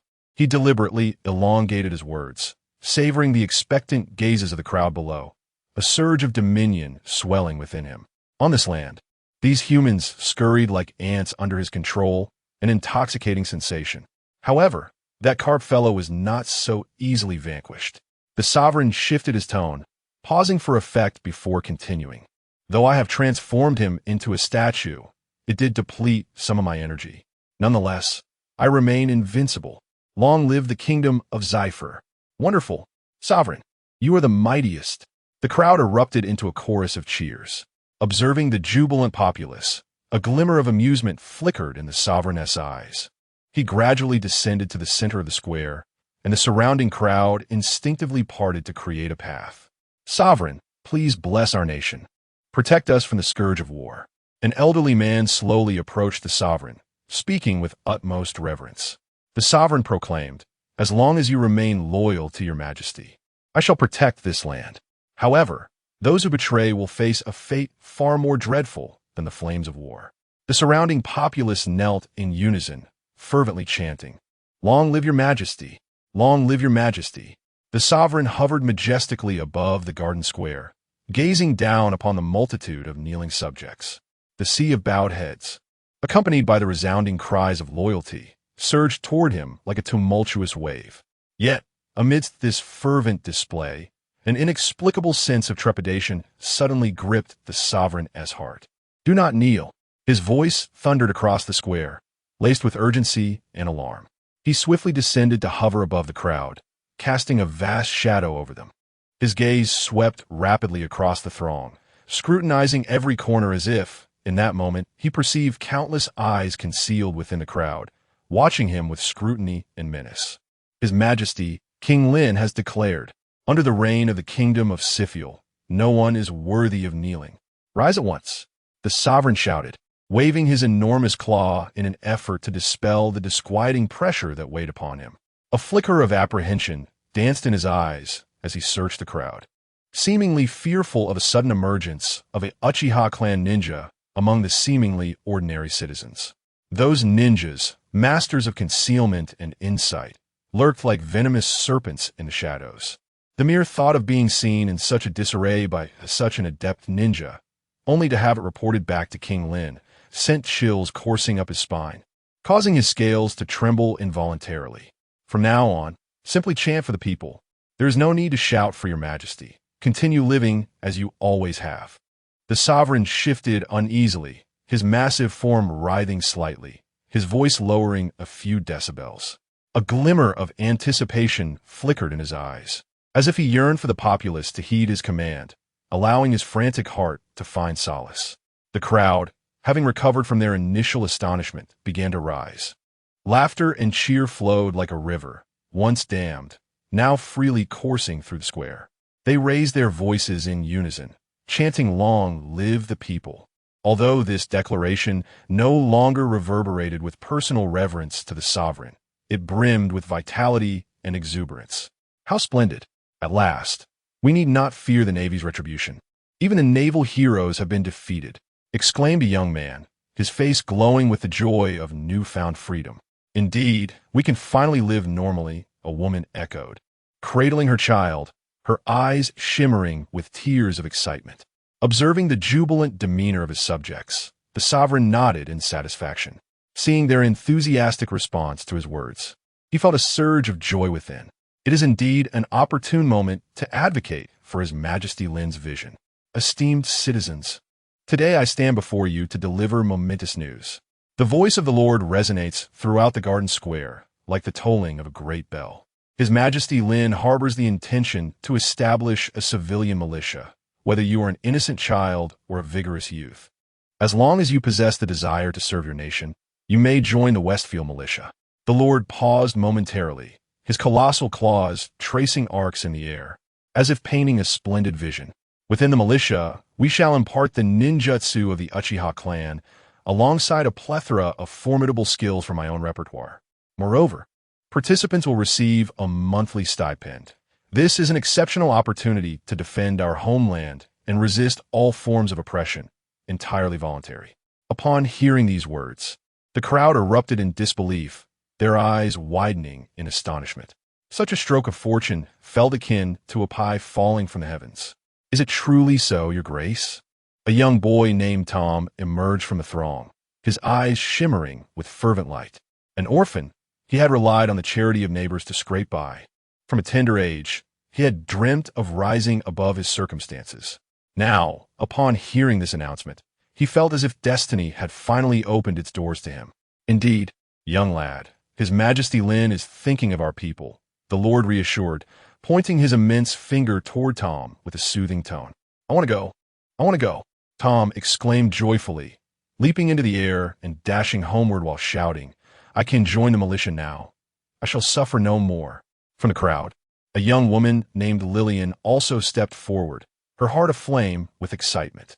She had always harbored a passion for martial arts, yet her modest background had deprived her of the opportunity to learn such formidable skills.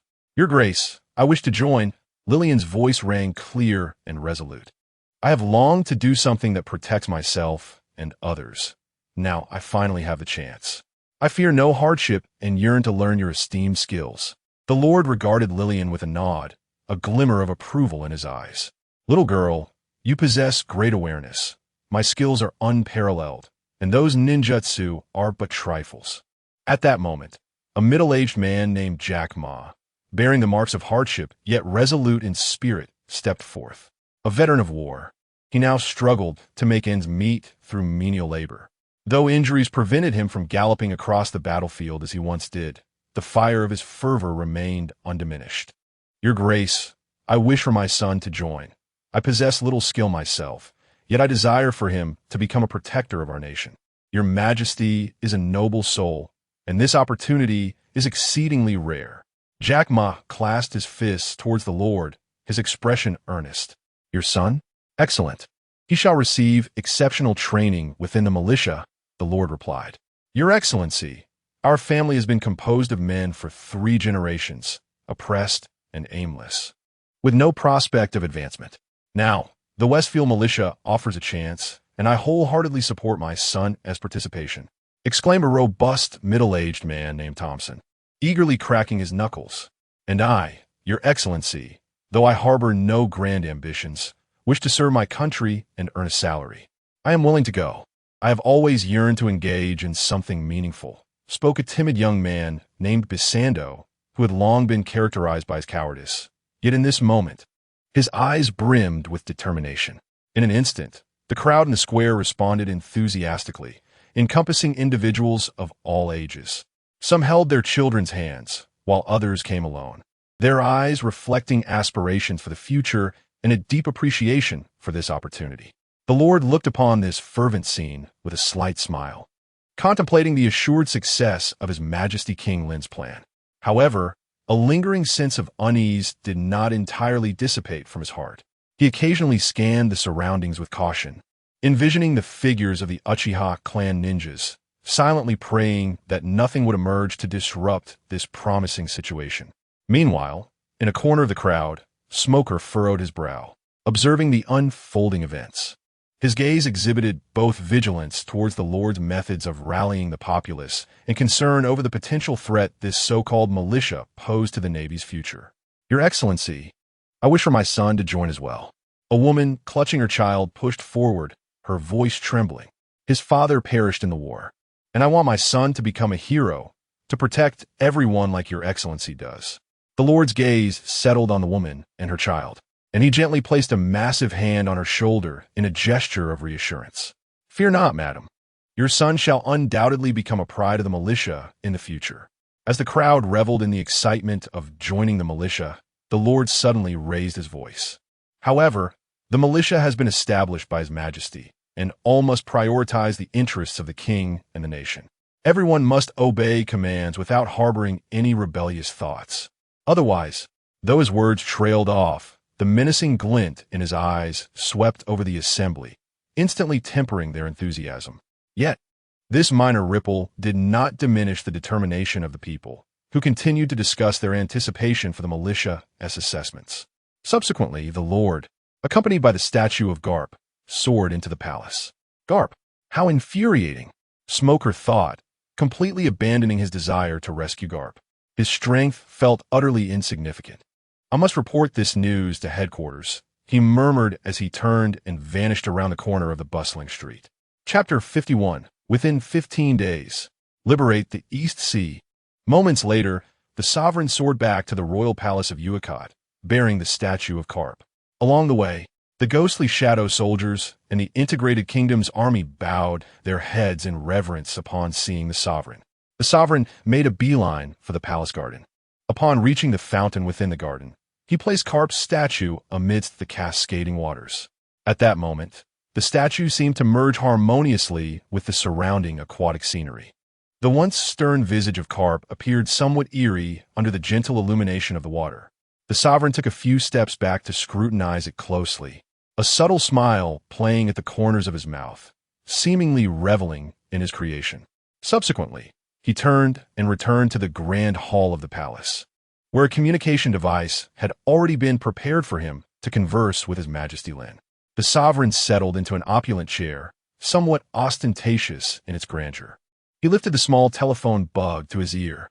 "Hello, is this His Majesty Lynn?" The sovereign's voice resonated, deep and respectful, within the hall. "Ah, it is the sovereign. How did the task fare?" Came the steady yet somewhat authoritative voice of His Majesty Lynn from the other end. The sovereign immediately straightened his posture. Although the distinction between standing straight and slouching was negligible given his massive frame, his demeanor radiated utmost respect. "Your Majesty, I have fulfilled my mission. The naval fleet has been destroyed, and Garp has been captured alive. Throughout the battle, I adhered to your principles, refraining from firing the first shot. After the naval forces attacked me, I retaliated without granting them a second opportunity."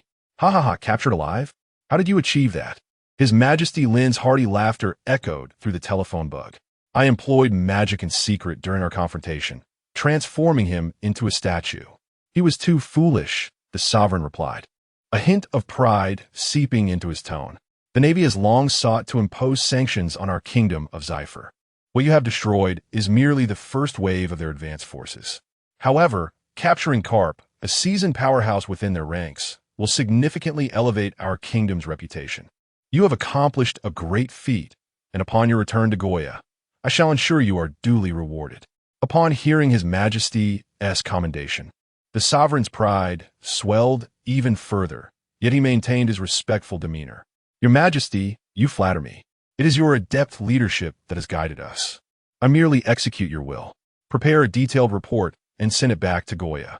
Tomorrow, it should be published in the news, ensuring the entire world recognizes our kingdom of Zephyr as invincible," commanded His Majesty Lynn. The sovereign felt a sudden buzz in his mind at the mention of writing a report. For one who had relied solely on brute force, the task seemed daunting beyond measure.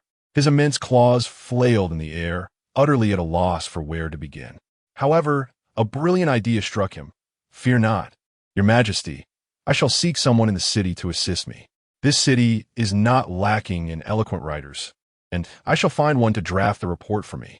Future matters of this nature will be entrusted to them." Inda. The laughter of His Majesty Lynn echoed once more. "Additionally, Your Majesty, I have announced the formation of the militia, and the citizens are quite enthusiastic. Therefore, I wish to inquire where these recruited militiamen will receive their training." The sovereign asked.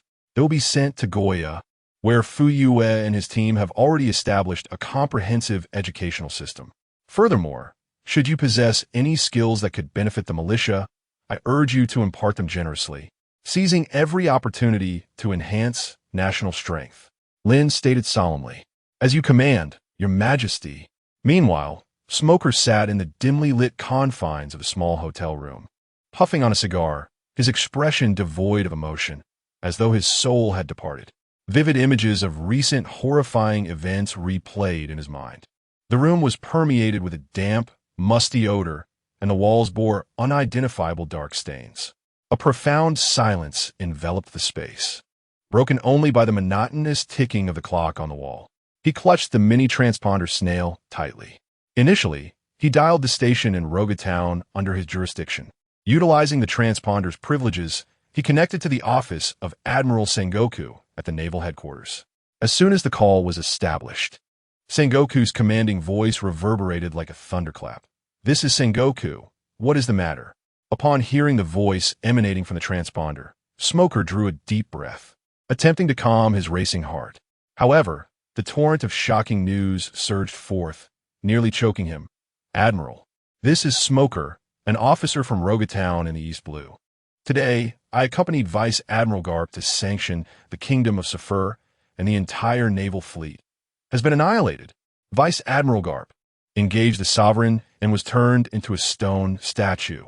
That sovereign brought back the petrified Vice Admiral to the palace. Out of 15,000 men, I am the sole survivor. Upon receiving this devastating news, Admiral Sengoku slammed his hand down on the massive desk, the sound echoing sharply as documents leapt from their places and a teacup trembled perilously. How could this happen? That was 15,000 naval personnel. What on earth was Garp doing? How many enemies were there? Sengoku, well aware of Garp's capabilities, recognized that this individual had performed numerous miraculous feats. A mere transformation into stone could be undone with supreme haki. Yet, the complete annihilation of the fleet suggested something amiss. Instinctively, Sengoku felt that Garp must have acted recklessly again. Smoker hesitated, swallowing hard as his gaze wandered uncertainly around the room. After contemplating his words, he murmured, "The Kingdom of Safur deployed only a single individual throughout the entire engagement, a commander resembling a dragon-human hybrid, named the Sovereign, possessing incredible speed, laser vision, formidable physique, and immense strength. Faced with the fleet formation, he effortlessly obliterated our entire force with repeated assaults coupled with laser barges." On the other end of the line, Sengoku fell into a brief silence, a stillness akin to the calm before a storm, oppressive and suffocating. Smoker distinctly heard the heavy breaths of Admiral Sengoku emanating from the transponder snail, the sound gradually intensifying, akin to the ominous winds preceding a storm. "What shall I do now?" Smoker could not help but inquire, his voice laced with fatigue and helplessness. Should he depart from this location and return to Navy headquarters, or remain concealed, seeking an opportunity to rescue Mr. Garp, who had been transformed into a statue? After a prolonged moment of contemplation, Admiral Sengoku finally replied, "Smoker, continue to lie in wait within the city of Westfield. Closely monitor the movements of the Westfield forces. The fleet of 50 elite Navy ships, led by Admiral Akiji, is en route and will arrive shortly. During this time, it is imperative that you gather intelligence, comprehensively understanding the capabilities and characteristics of the Westfield forces. Should an opportunity arise, you may attempt to seize Garp. However, if your life is endangered, do not act recklessly. Await reinforcements. Smoker, the Navy headquarters requires your calmness and wisdom to navigate this crisis." "Understood," Smoker replied resolutely, though a hint of uncertainty crept into his voice. "Admiral, I shall endeavor to fulfill my mission." He set down the transponder snail and slowly slid down against the wall, lost in thought. He was acutely aware that the adversary he faced was far from the simplicity he had imagined. The formidable power of the Holy Master had been vividly demonstrated during the battles in the port and city. And Garp, the legendary hero of the Navy, had been turned into a statue, filling Smoker with guilt and trepidation. An hour later, within the high-level conference room of Navy headquarters, all senior officers stationed at the base had convened. The assembly was divided into two sides. The presence of giant officers made the spacious room appear even larger, as they adhered to their custom of sitting on the floor. On the left side, several towering giant officers resembled small hills, their expressions grave, each muscle seemingly brimming with indomitable strength. Beside them sat the cold and silent Admiral Akainu, exuding an aura reminiscent of an iron tower. Admiral Kizuru lounged casually against his chair. On the right side, occupying the foremost position, was Chief of Staff Crane, maintaining her characteristic elegance with neatly arranged white hair, calmly sipping from her teacup. Next to her was the former Admiral Zephyr, now in retirement, with his striking purple hair. Surrounding Zephyr were several elite vice admirals. With the sound of steady footsteps, Fleet Admiral Sengoku entered the conference room, closely followed by 2 aides clutching documents, and proceeded directly to the front.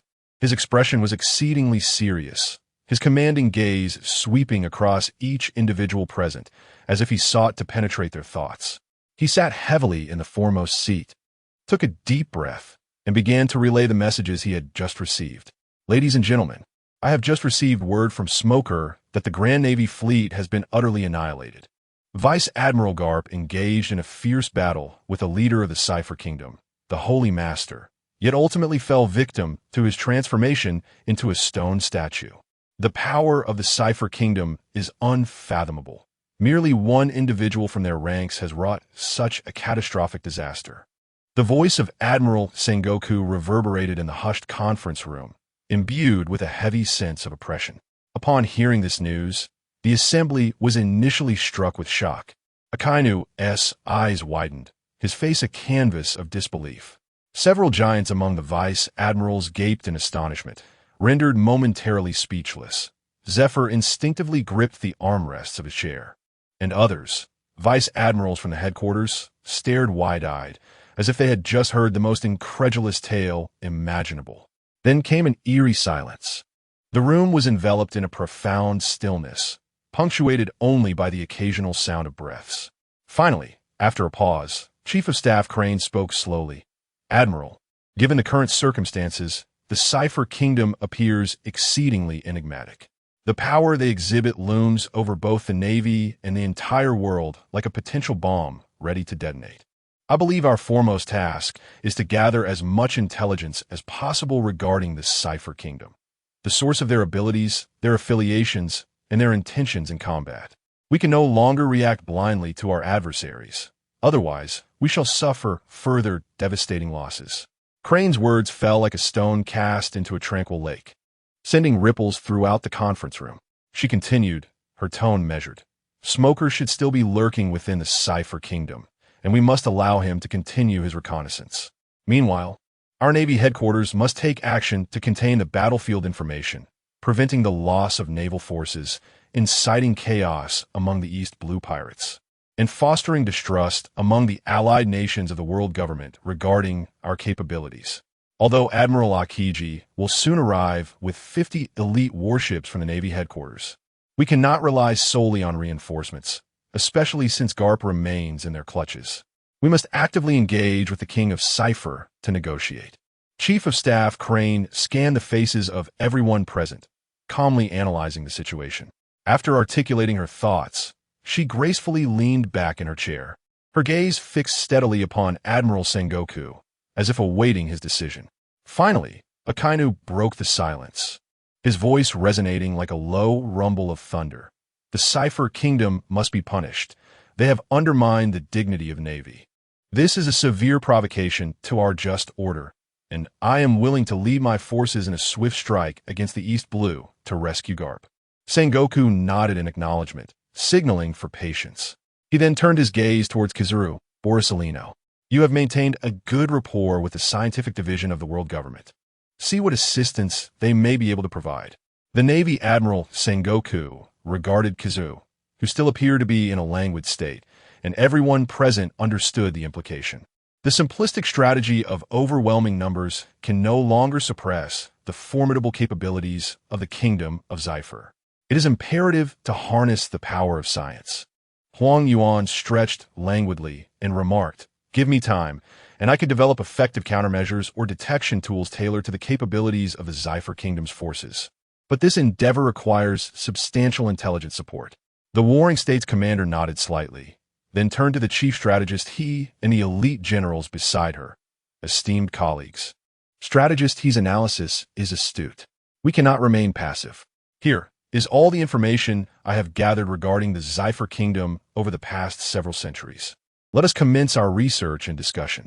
Upon finishing, he gestured for two aides, who were laden with numerous documents, to distribute the files. The following day, within the royal palace of Zephyr, Lynn convened the morning assembly. The ninjas of the Uchiha clan were methodically reporting on various domestic matters. Lynn reclined before a spacious desk, fingers poised delicately around a cigarette emanating tendrils of smoke. As the haze enveloped him, his gaze traversed the Uchiha ninjas below, and he silently pondered, serving the people is truly exhausting. Your Majesty, here are the current financial expenditures. Due to increased investments in universal medical supplies, expenses have surged by nearly 30% compared to previous times. Your Majesty, in accordance with the three major policies you established for the welfare of the people, the consumption of medical supplies has skyrocketed, leading to shortages in many medical institutions. Our inventory is nearly depleted, and the arrival of new supplies has encountered some obstacles. What should we do? As one elite ninja finished speaking, another interjected, Your Majesty, the militia currently has approximately 5,000 registered members, reaching saturation. Applications pour in from both urban and rural areas, and we must expedite the screening process to avoid public dissatisfaction. We could temporarily halt recruitment and begin the selection. Lynn listened attentively, nodding slightly, his fingers tapping gently on the armrest as he contemplated strategies. At that moment, Fugikage, who had remained silent at the side, stepped forward. His expression was grave, and his eyes brimmed with concern. Your Majesty, all major news agencies have refused to publish any reports regarding our kingdom of Zephyr today. This. Fugikage's voice reverberated through the hall, akin to a boulder plunging into a tranquil lake. Upon hearing this news, Lynn's earlier languor vanished instantaneously, replaced by an air of chilling composure. I did not anticipate such swift action from the world government, Lynn murmured. The loss of news agencies' outreach effectively severed his means of enhancing the kingdom of Zephyr's influence and prestige on a global scale, indirectly obstructing his path to greater power. It appears the time has come to instigate significant actions. Lynn extinguished his cigarette forcefully in the ashtray, sending ashes scattering. By my royal decree, let the Holy Lord return to Goya with the Kapu statue and rally the strength of the populace to disseminate the news of our nation's compelled retaliation against the naval sanctions. Lynn, with a grave expression, issued the command. Finally, he slammed his hands on the table and rose to his feet. With a cold demeanor, he intoned, furthermore, organize the military preparations and spread the word of my impending expedition. Within 15 days, we shall liberate the entirety of the Eastern Sea. Chapter 52 Nami, Zoro, Usopp, with a command from Lynn. News of the defeat of the Navy's formidable fleet of 15,000 by the forces of the Seafield Kingdom spread like wildfire across its territory within a single day. At this moment, in the village of Kokasia, once part of the Oikot Kingdom, the sun cast its warm rays upon the neatly arranged rooftops. Nami and Nokigo sat in their modest courtyard, surrounded by drying fish and a few pots of unknown flowers, as well as flourishing orange trees that filled the yard. On one side of the courtyard stood a modestly raised grave. The 7-year-old Nami rested her chin on her hands, her eyes sparkling with excitement as she exclaimed, Nokigo, did you hear? The Seafield Kingdom defeated the East Sea Navy's fleet of 15,000 in just one day. Her vibrant orange hair shimmered in the sunlight. Nokigo, momentarily forgetting the small basket she was weaving, raised her head, her blue eyes wide with shock and joy. Really, Nami? That's incredible. His Majesty Lynn must be an extraordinarily powerful person. Her own blue hair swayed gently with her movements. Nami leaped from her stool, bouncing around the courtyard. Of course. I heard that His Majesty Lynn is wonderful. If he hadn't defeated the evil dragon pirate crew, we wouldn't have this peaceful life now. And now he's vanquished those corrupt Navy forces. He is truly our hero. Nokigo stood up as well, her fists clenched in front of her chest. I really want to repay His Majesty Lynn, Nami. What do you think we can do? Nami pondered for a moment, then resolutely declared, let us enlist in the militia. I heard Grandpa Nakao, the village doctor, say that there's a recruitment drive in the city right now. Not only can we learn impressive skills, but we'll also receive a salary.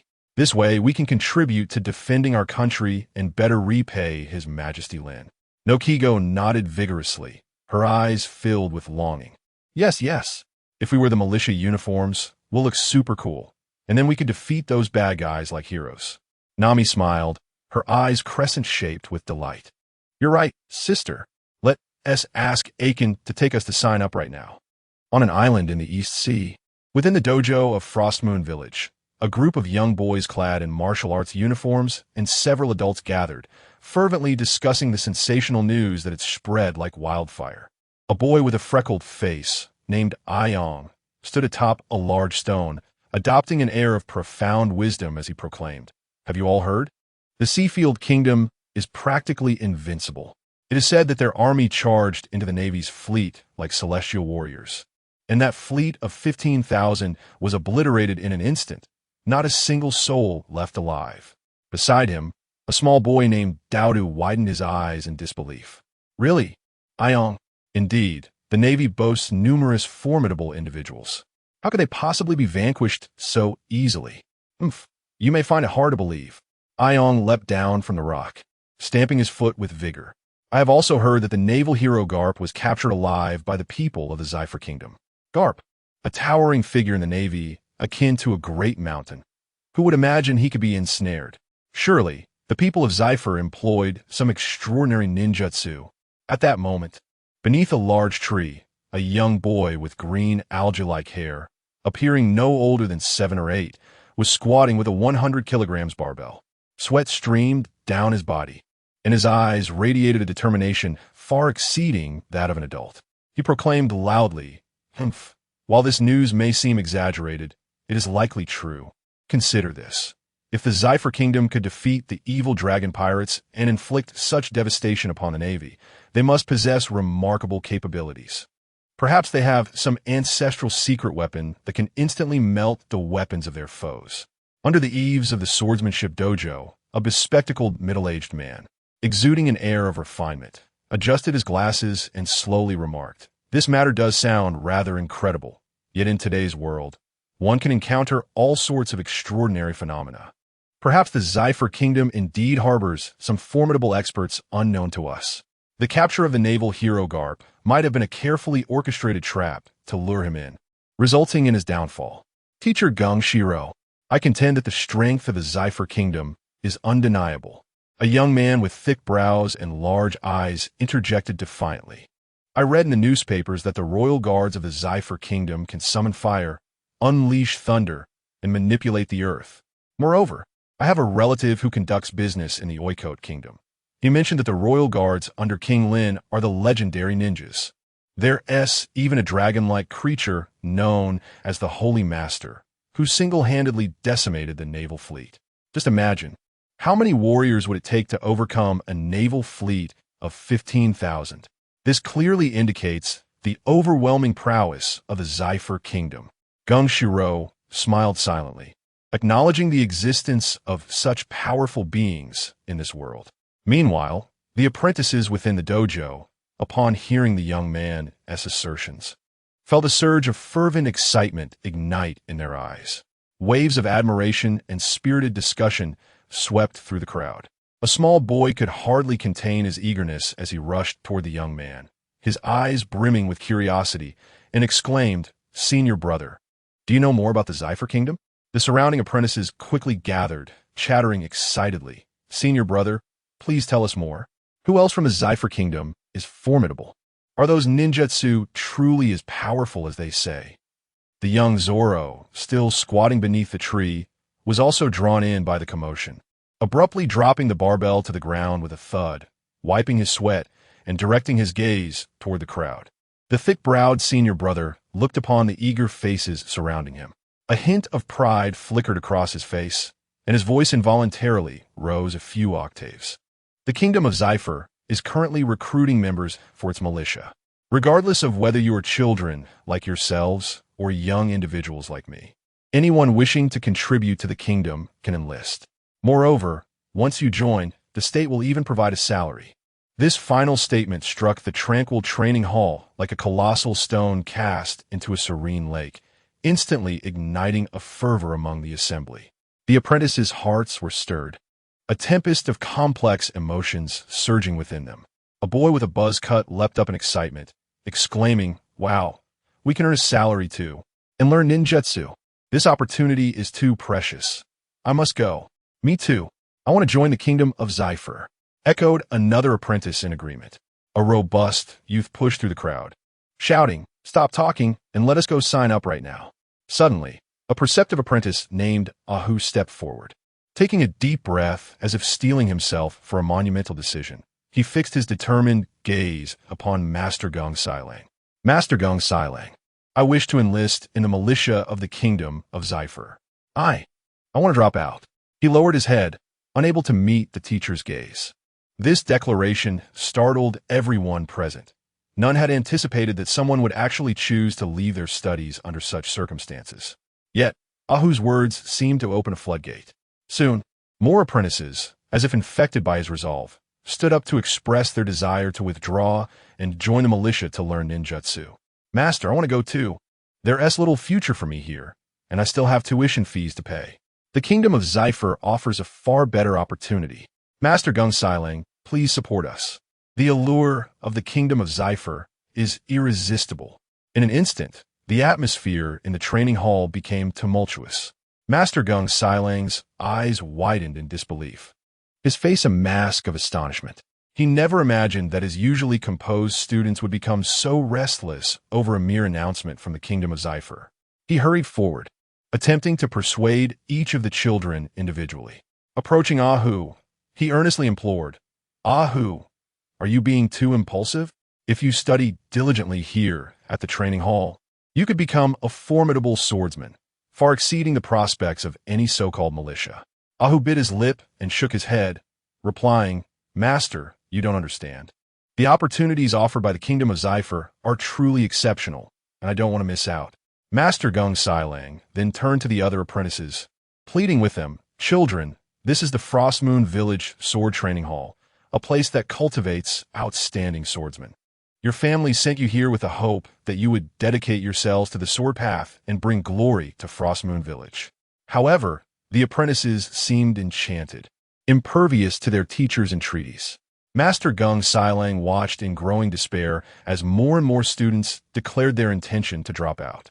He attempted to raise his voice, striving to imbue his words with greater persuasion. "Please reconsider. Once you depart from here, it will be exceedingly difficult to regain your current state." However, the apprentices had made up their minds. They no longer heeded Master Jingsairo's entreaties. Gazing at the chaotic Kendo dojo, his eyes were filled with helplessness and disillusionment. Once vibrant and full of life, the dojo was now fraught with the unrest brought on by the tide from the kingdom of Zephyr. He was at a loss as to how he could retain the children he had so painstakingly nurtured. Moments later, the dojo fell into a disquieting silence. The apprentices gradually departed, seeking new directions for their futures, leaving Master Jingsairo standing alone in the center of the dojo. He sighed deeply, that heavy exhalation seemingly laden with concern and helplessness for the dojo. He surveyed the empty space, his gaze brimming with solitude and reluctance, his heart a tumult of emotions. Just then, Guena emerged slowly from the room. Her deep blue short hair fluttered gently in the breeze, and her handsome features appeared even more refined under the sunlight. Dressed in a white shirt and brown shorts, her slender frame exuded both grace and strength, despite her tender age of 10. Her mature and composed demeanor was not to be underestimated. Guena approached her despondent father, softly offering words of comfort. "Father, do not be too sorrowful. The dojo will not lose its significance due to the departure of these individuals. We still have much to accomplish." Jingsairo raised his head slightly, observing his daughter's calm composure, and a flicker of solace blossomed within him. He gently ruffled Guena's hair and replied, "Yes, I understand. It is merely that this sudden change has caught me off guard. I cannot shake the feeling of emptiness within." At that moment, Zoro strode confidently towards Jingsairo and Guena. Jingsairo glanced at the exceptionally talented youth before him, and, with a resigned gesture, said, "Zoro, you should return as well. Since they have made their decision, we cannot alter the course of events." Yet Zoro resolutely shook his head, his gaze unwavering as he declared, "I have not yet defeated Guina. I will not leave. In the dojo, I shall only depart once I have triumphed over all my opponents." Guina looked at Zoro, tilting her head slightly, and calmly responded, "No matter how many times you challenge me, the outcome will remain the same. You are well aware of my abilities, and I am currently inclined to pursue other endeavors. Father, let us take Zoro with us to the kingdom of Zephyr. I have heard that the militia there is quite intriguing, and we could seize this opportunity to broaden our experiences." Jang-Siro regarded Guina, a flicker of hesitation crossing his eyes. He had initially intended to refuse, for the kingdom of Zephyr was an unknown territory. Yet, the thought of so many of his disciples venturing there inevitably sparked a sense of concern within him. He slowly stepped forward, gazing solemnly at Guina and Zoro, and spoke, "Very well.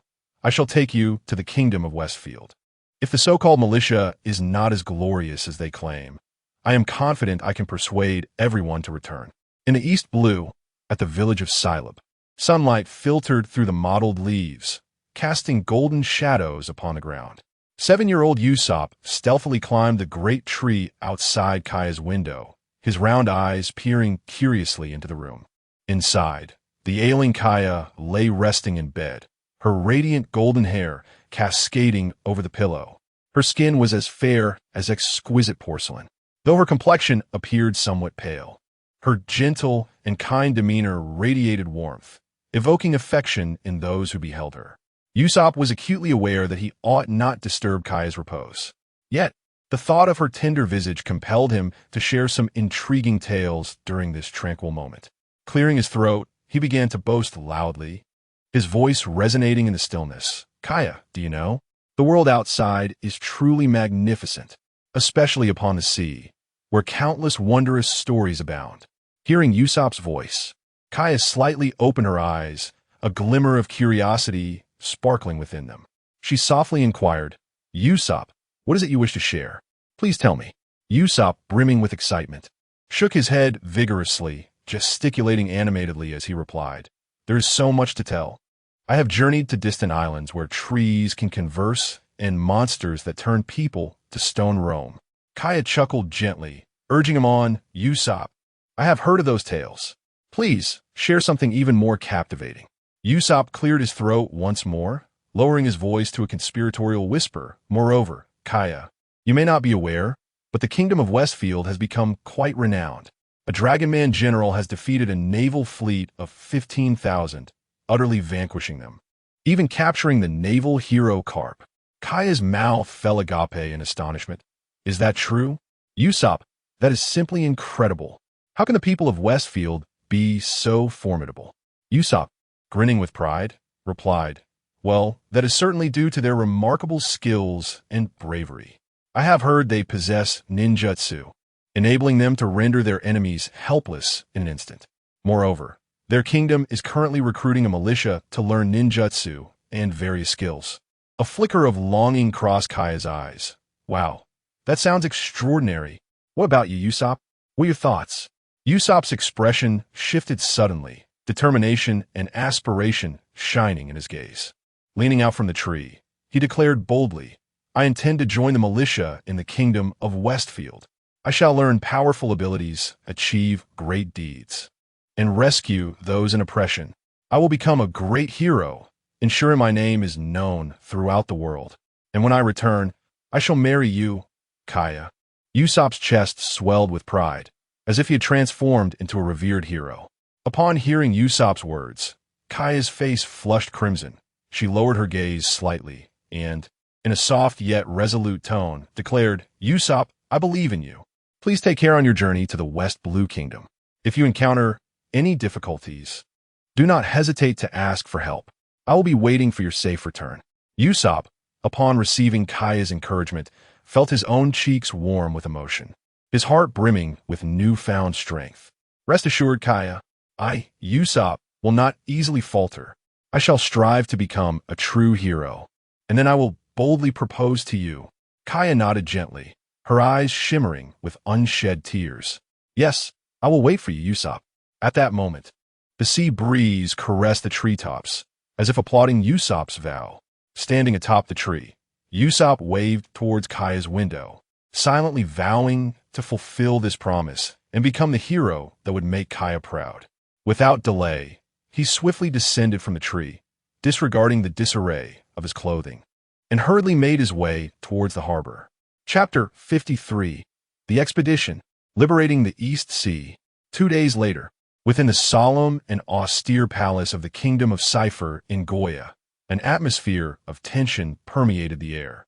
Lynn, clad in a regal black attire, bore a design reminiscent of military garb, exuding a certain rugged elegance. Draped over his shoulders was a deep crimson cloak, which, under the illumination of the lights, resembled a flickering flame, radiating an air of inviolable authority. He sat regally upon the throne, his gaze as profound as the cold stars, sharp and resolute as it surveyed the assembly below in the grand hall. Beneath the throne, the 108 elite shinobi of Fuyue stood in perfect formation, their postures as statuesque as marble. Among them, the Holy Master stood like an immovable mountain. In the center of the hall, a lifelike statue of Karp was displayed, capturing the moment of his petrified astonishment, as if it too had absorbed the palpable tension of the atmosphere. At this juncture, Fuyue stepped forward, kneeling on one knee, and proclaimed loudly, "Your Majesty." There are 23 nations allied with the world government in the East Sea, 30 nations not allied, and approximately 10,086 autonomous islands and villages. The required navigation pointers and charts have been prepared. Lynn nodded gently, a flicker of approval crossing his countenance.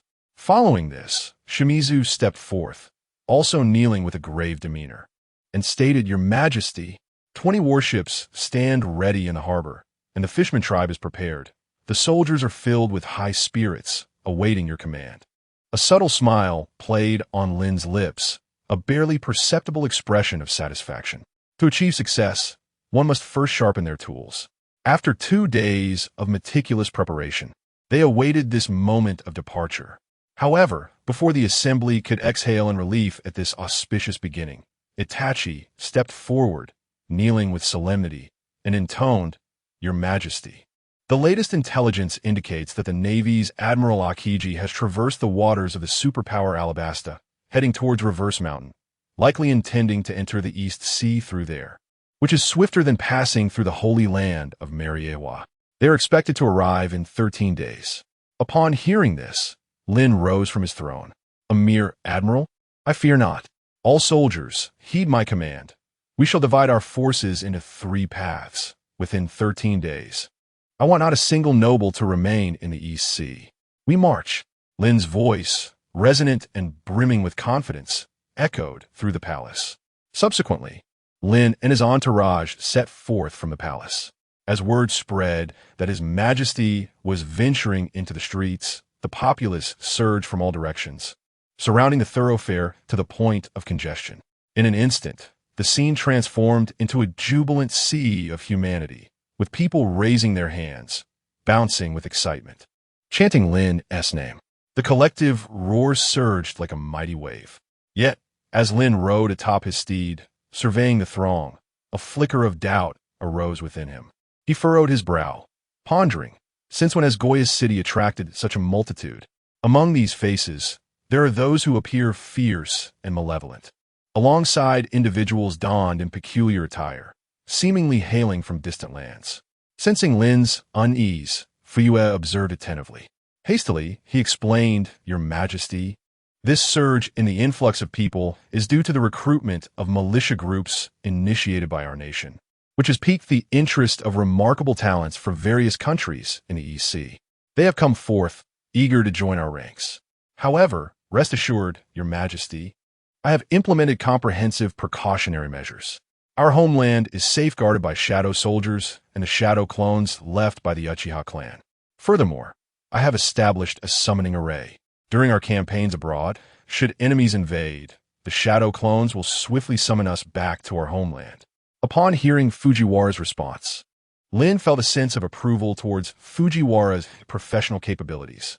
Nevertheless, he remained apprehensive about the myriad of new recruits, aware that various hidden dangers might lurk among them. Given the complex circumstances of the Eastern Sea nations, the kingdom of Zyfiel had also become a target of scrutiny. No one could ascertain the true intentions of these individuals arriving in Zyfiel. With resolute determination, Lynn reined in his steed. He raised his sword high and proclaimed, "Citizens of the kingdom of Zyfiel and valiant warriors from all corners, today I stand before you, moved by your enthusiasm. From the inception of our kingdom, we have upheld the principles of fairness and justice. Our pursuit is the peace and progress of the entire world, ensuring that every citizen can lead a life of happiness. Yet, the current state of affairs is intolerable. Those nobles, the corrupt navy, are solely concerned with their own interests, turning a blind eye to the plight of the common people." Lynn's voice soared, as if to pierce the heavens. Amidst the crowd, Kuna and Zoro stood beside Gongshiro. Kuina gazed steadfastly at Lynn, her small chest rising and falling with excitement, her cheeks slightly flushed. "Father, he must be the king of Zyfiel," she whispered to Gongshiro, her gaze unwavering from Lynn's imposing figure. Zoro, on the other hand, nonchalantly chewed on a piece of grass, his hands clasped behind his head, displaying an air of indifference. From the crowd emerged Usopp, his long nose bobbing as he excitedly waved his arms and shouted, "Your Majesty, Lynn, I want to enlist in the militia too. I aspire to be a great hero and then return to marry Kaya." His childlike enthusiasm elicited laughter from those around him. Nami and Nojiko, hand in hand, squeezed through the throng. Nami cupped her cheeks with her hands, tears of excitement glimmering in her eyes. "Nojiko, look, your Majesty Lynn is so handsome. He is exactly as I imagined." Nojiko nodded vigorously, replying, "Nami, let us join too. What should we call ourselves?" Nami inquired. Nojiko cupped her hands around her mouth and shouted excitedly, "We want to join the militia. Your Majesty Lynn." In that moment, a cascade of calls erupted from the crowd, all eager to enlist in the militia. Lynn, perched majestically atop his steed, surveyed the gathered masses with an authoritative and profound gaze. "Esteemed citizens," the clamorous discussions subsided momentarily. The crowd eagerly awaited Lynn's next words. "Ladies and gentlemen, resistance will undoubtedly entail sacrifice. Only those with unwavering faith in their hearts can become my warriors, learn my ideology, and subsequently transcend me." Amidst the throng, Usopp, unwilling to be overshadowed, leaped onto a nearby stone and proclaimed loudly, "Your Majesty Lynn, we shall support you. Let us oust those nobles from power." The surrounding people, inspired by his fervor, joined in a chorus of cheers. Nami excitedly exclaimed, "We will stand with your Majesty to make the world a better place." Noki echoed, "Indeed, we must ensure that everyone can live a happy life." Lynn gazed upon the fervent crowd, his heart brimming with strength. He continued, "My expedition aims to fundamentally alter this status quo within 13 days. I shall rid the East Sea of all noble oppression." Upon hearing Lynn's declaration, the once enthusiastic cheers abruptly quieted to half their volume. The crowd, previously enraptured by fervor, seemed doused in cold water, an indescribable shock swiftly spreading among them. The outsiders, who had initially been enticed by the recruitment plans of the Seafield Kingdom's militia, were now struck with disbelief. They had come filled with expectations of carving out their fortunes and glory here. Yet Lynn's audacious claim to liberate the entire East Sea in 13 days made them realize the sheer madness and impracticality of the challenge before them. How could this be possible? To liberate the entire East Sea in such a short span? Exclaimed an oddly dressed outsider, his voice brimming with skepticism and disdain. "Indeed, we are well aware of the Navy's strength and the military might of various kingdoms. Toppling the entire noble system of the East Sea in such a brief period is nearly an impossibility," another outsider concurred. Whispers of disbelief spread among the crowd, as many outsiders exchanged glances, contemplating Lynn's seemingly absurd proposition. Soon, some began to gather their belongings, disappointment etched on their faces. As they turned to leave, their footsteps hurried, as if they could not bear to linger in what they perceived as a deranged kingdom. Kuina approached Gongshiro, resolutely nodding her head. "Father, I will not leave. I wish to join the militia. I believe in your Majesty Lynn. He will surely make it happen. Upon hearing this, Gung Shiro frantically scratched his head. Meanwhile, Usopp contemplated slipping away, but, recalling his promise to Kaya, gritted his teeth and pushed through the crowd to the front. His eyes sparkling with determination as he shouted, I will become a great hero. I fear not these so-called difficulties. Zoro, after a moment of silence, casually remarked, Since Kuina intends to join, I shall join as well. Nami and Nokigo clasped hands, exchanging a resolute glance before turning their unwavering gazes towards Lynn. Your Majesty Lynn, we shall not depart. We have faith in you and in the promise that the kingdom of Sephir shall transform the plight of the East Sea. The voices of other loyal citizens echoed in unison, proclaiming, Your Majesty, we stand with you. We are prepared to fight alongside you. This chorus of steadfast support for Lynn ignited a fervent flame upon this land, starkly contrasting with the retreating outsiders. Lynn beheld these unwavering souls before him, a look of gratitude illuminating his features. From his steed, he tightened the reins and declared with conviction, to battle. Chapter 54. The Summons of the Seven Warlords. As Lynn and his companions boarded the vessel at the National Harbor, the throngs of well-wishers surged like a tide, their clamorous voices rising and falling. Yet, amidst this vibrant scene, Smoker stood quietly on a high building, a cigar clenched between his teeth, gazing distantly at the 20 warships of the Westfield fleet vanishing into the depths of the sea. His expression was somber, akin to a stealthy leopard lurking in the shadows of the night. Just 2 days prior, he had learned of the Saints' departure and swiftly made his way from Oikot to Goa. However, moments ago in the inner city, Lynn's impassioned speech unveiled a shocking spectacle. This youthful monarch audaciously proclaimed his intent to liberate the entire East Blue within 13 days, an ambition so grand it left one astounded.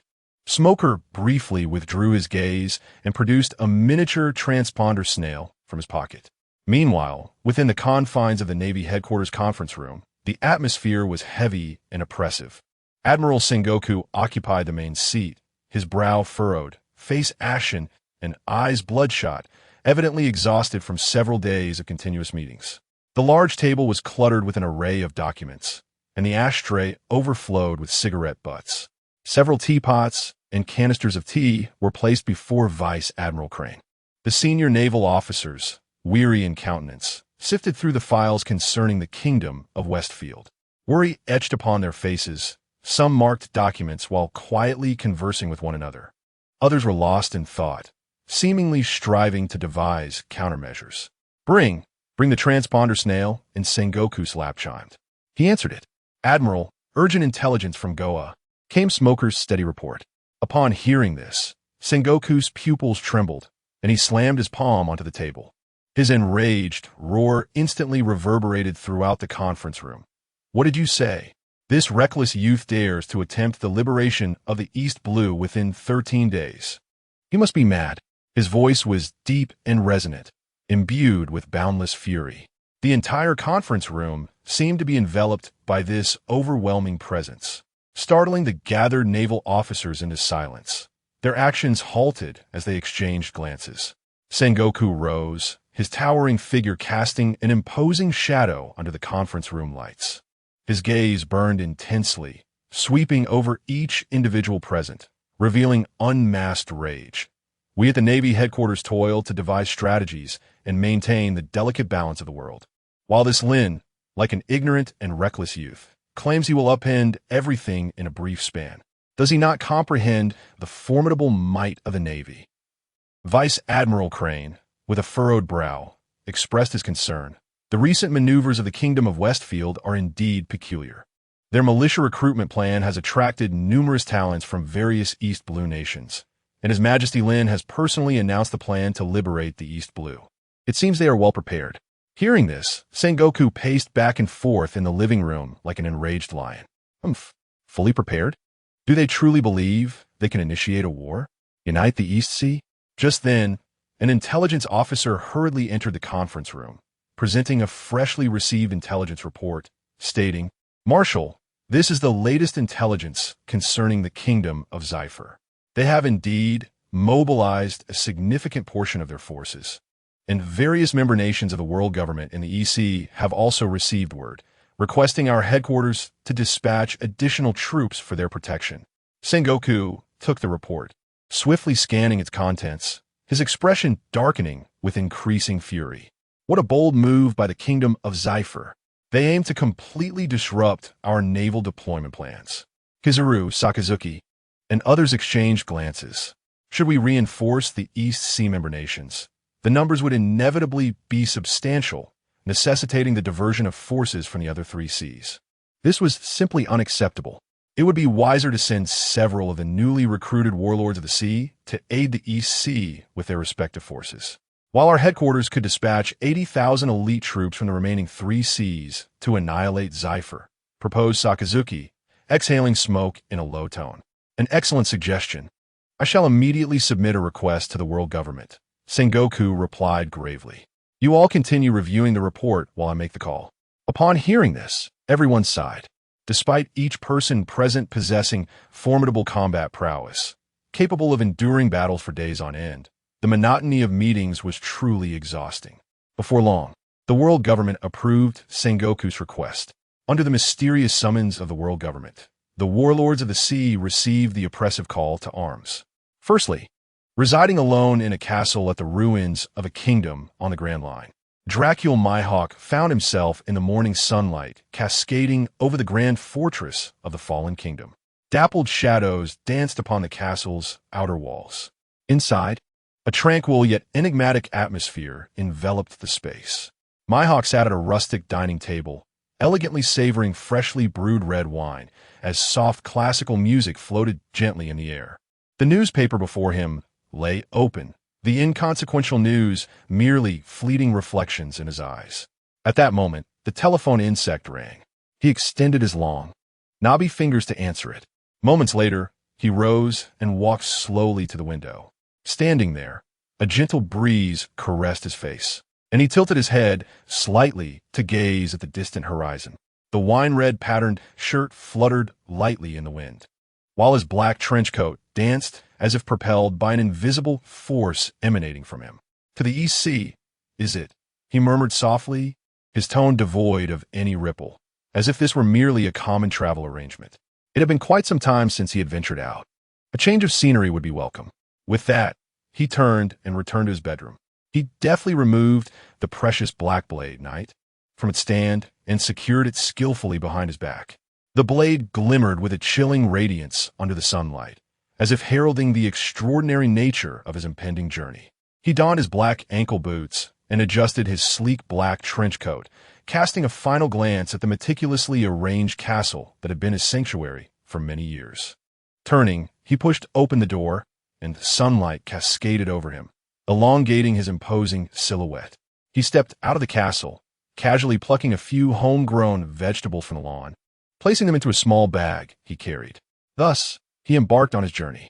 Deep within the palace of the New World Kingdom of Dressrosa, opulent crystal chandeliers cast a dazzling light that reflected off the grand marble floors, creating a mesmerizing halo. The entire palace was steeped in an air of luxury and mystery, as if each corner concealed untold secrets. Don Quixote da Flamingo lounged lazily upon his resplendent throne, his golden hair shimmering under the lights. His eyes, shielded by sunglasses, narrowed slightly, revealing a hint of a smile, as if he were scrutinizing the grand design of his meticulously orchestrated plans. The pink feather coat draped casually over his broad shoulders, while his cropped trousers and pointed shoes accentuated his distinctive and flamboyant style. Days prior, through a carefully orchestrated scheme, he had firmly grasped the reins of power within the kingdom of Dressrosa. At this moment, he reveled in visions of the future, as images of a flourishing Dressrosa filled his mind. Just as he immersed himself in his reverie, a golden telephone bug on a nearby desk suddenly rang amidst a multitude of waiting devices. Doflamingo raised his gaze slightly, curiosity and caution flickering in his eyes. Rising from his throne, he answered the call. Upon hearing the summons, a smile involuntarily crept across his lips, and his distinctive laughter echoed throughout the room. To the East Blue? Oh, what an intriguing proposition. As he spoke, He hung up the phone and returned to his throne, lightly settling back down, his fingers tapping rhythmically on the armrest as he fell into contemplation. A moment later, he abruptly stood and began to pace the room, a cunning glimmer igniting in his eyes. He whispered to himself, the tone laden with undeniable ambition. If I can establish my underground arms market in the East Blue, I will wield greater power in this world, and the future of Dressrosa will be boundless. Doflamingo paused, moving to the window to gaze at the bustling streets and the throngs of people, along with various humanoid puppets. A subtle smirk graced his lips, a chilling blend of coldness and calculation evident in his expression. As long as I operate covertly, without detection from the world government or the Navy, I can seize this opportunity to amass wealth through my weapons in the hands of the sovereigns of the East China Sea. He clenched his fists, emanating an aura of peril. The kingdom of Zypher, you have indeed performed admirably. Buddha, Buddha, Buddha. The glimmer in the depths of Ming Ji's sunglasses revealed his ambitious aspirations, as if the entire world were poised to fall under his dominion. Chapter 55. The summons of the 7 warlords in the grand and opulent palace of the Amazon Lily, nestled within the treacherous waters of the Grand Line. Every inch of space seemed to exude an air of regal authority intertwined with languorous tranquility. Here resided the enchanting Boa Hancock, the reigning empress of the pirate nation known as the Amazon Lily Kingdom, seated majestically upon her splendid throne. This throne, imposing and dignified, was adorned with serpents of her careful breeding, coiled and poised, some raising their heads to flick their tongues, while others languidly curled their forms, as if echoing their mistress's inviolable status in their own serpentine manner. Hancock reclined lazily upon her throne, her elongated fingers delicately swirling a glass of fine wine, the amber liquid glimmering within the chalice, mirroring her nonchalant state of mind. She toyed with the hem of her gown, which resembled the petals of a blooming rose, both resplendent and perilous, much like herself. At that moment, the serenity was interrupted by the ringing of a miniature transponder snail nestled in the corner of her throne. A serpent's tail deftly delivered the phone to Hancock, marking the 3rd call she had received. With a hint of impatience, she answered the call. Upon hearing the voice on the other end, her chin lifted with haughty disdain, her exquisite features etched with contempt. Why should I venture to such a remote location? The East Blue is far too distant for my liking. I have no desire to partake in such matters. With that, she resumed her contemplation of the wine, treating the issue with the same gravity as choosing her attire for the day.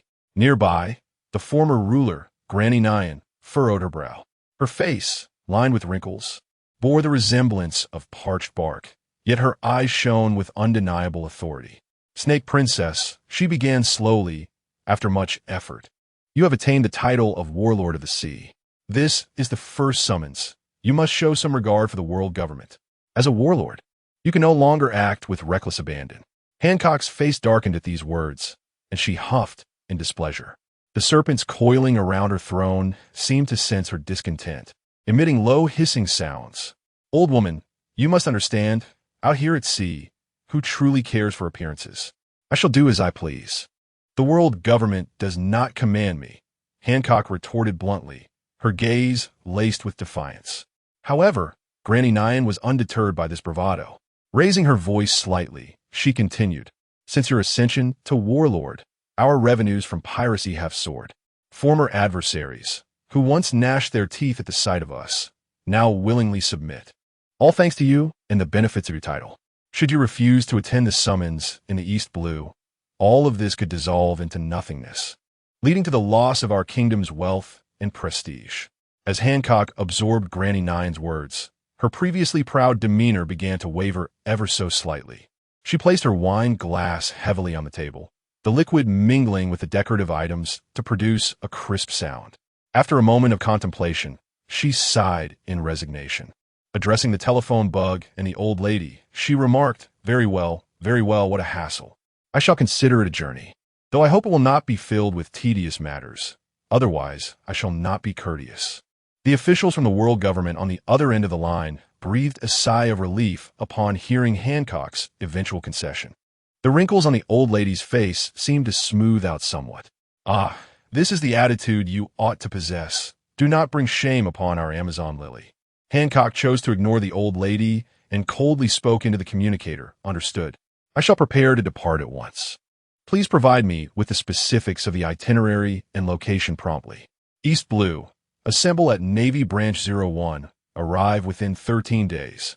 And the Navy will grant you the highest passage privileges. With that, the world government official concluded the call. The hall once again fell into a silence, punctuated only by the hissing of the great serpent and the gentle rustle of Hancock's skirt. In a tranquil bay of the Sabeti archipelago, sunlight danced upon the shimmering surface of the sea, resembling countless fragments of gold in motion. Here lies the temporary abode of the fishman Jinbei and his kin. Jinbei, with a physique resembling a barrel, stood on the dock. The gentle sea breeze caressing his thick and unruly beard. His deep-set eyes gazed contemplatively at the distant horizon, seemingly lost in thought. At that moment, a fishman's subordinate hurriedly approached, presenting him with a miniature telephone bug. Jinbei was momentarily taken aback, but quickly answered. Upon hearing the lengthy and grave summons, his face displayed no hesitation as he firmly stated, "Understood. I shall prepare to set off for the East Blue." The subordinates nearby exchanged surprised glances, fully aware of Jinbei's sentiments towards that distant realm, which was not the core area of their fishman activities and lay far from their reach. Yet, Jinbei's thoughts were tumultuous, akin to surging waves. His mind drifted back to recent events. He was aware of the emergence of the Zephyr Kingdom, a force that had stirred significant turmoil in the East Blue. Jinbei harbored a special connection to the East Blue, for his brother Arlong had wreaked havoc there. Though their relationship had always been strained and Jinbei disapproved of Arlong's ruthless actions, blood ties ran deep. Previously, Jinbei had warned Arlong to temper his actions and refrain from excessively harming the people of the East Blue. However, he had recently lost contact with Arlong's group. The thought of the Zephyr Kingdom openly declaring war on the Oikote Kingdom, where Arlong's gang was active, cast a lingering shadow over Jinbei's heart. He harbored a foreboding sense that Arlong's group might have already fallen victim to the abruptly rising Zephyr Kingdom. As this realization dawned upon him, a fleeting shadow of worry and regret passed across Jinbei's face. Although that rascal Arlong had committed many heinous acts, he was ultimately my brother, raised together in Fishman Street. If you're truly gone, Jinbei clenched his fists, the veins on his hands bulging. Yet, he swiftly composed himself. Turning to his subordinates behind him, he commanded, "Gather the members and set sail for the East Sea. Spread the word. Should anyone dare to exploit our absence to sell fishmen, they will surely feel the wrath of this lord upon my return." "Yes, Captain Jinbei. I'll notify everyone at once." His subordinate hurried away. In the Grand Line, on Ghost Island, a colossal and fearsome three-masted ship drifted like a silent, ominous cloud. This vessel was a marvel of the seas, its size rivaling that of an island, adorned with a plethora of terrifying elements. A dense forest exuded a chilling aura, concealing countless zombies, the undead, and puppets transformed into grotesque beings. At the island's center stood an ancient and crumbling castle, towering into the clouds, its spires casting eerie shadows in the overcast sky. Scattered throughout were numerous graves, resembling the resting places of countless tormented souls. Moria, a terrifying figure among the warlords of the sea, resided aboard this hellish three-masted ship. At that moment, he sat in a massive, decaying chair within the castle, surrounded by a throng of expressionless zombie subordinates. Clad in a shirt with bat-like collars and gothic attire, he held a recently disconnected snail phone. Moria's enormous eyes slowly rotated, glimmering with a barely perceptible excitement. He couldn't help but throw his head back in laughter, his cackling echoing throughout the castle. "Va? I require countless shadows and corpses to bolster my pirate crew. I seek a legion of undying, formidable crew members. I shall defeat Kaido."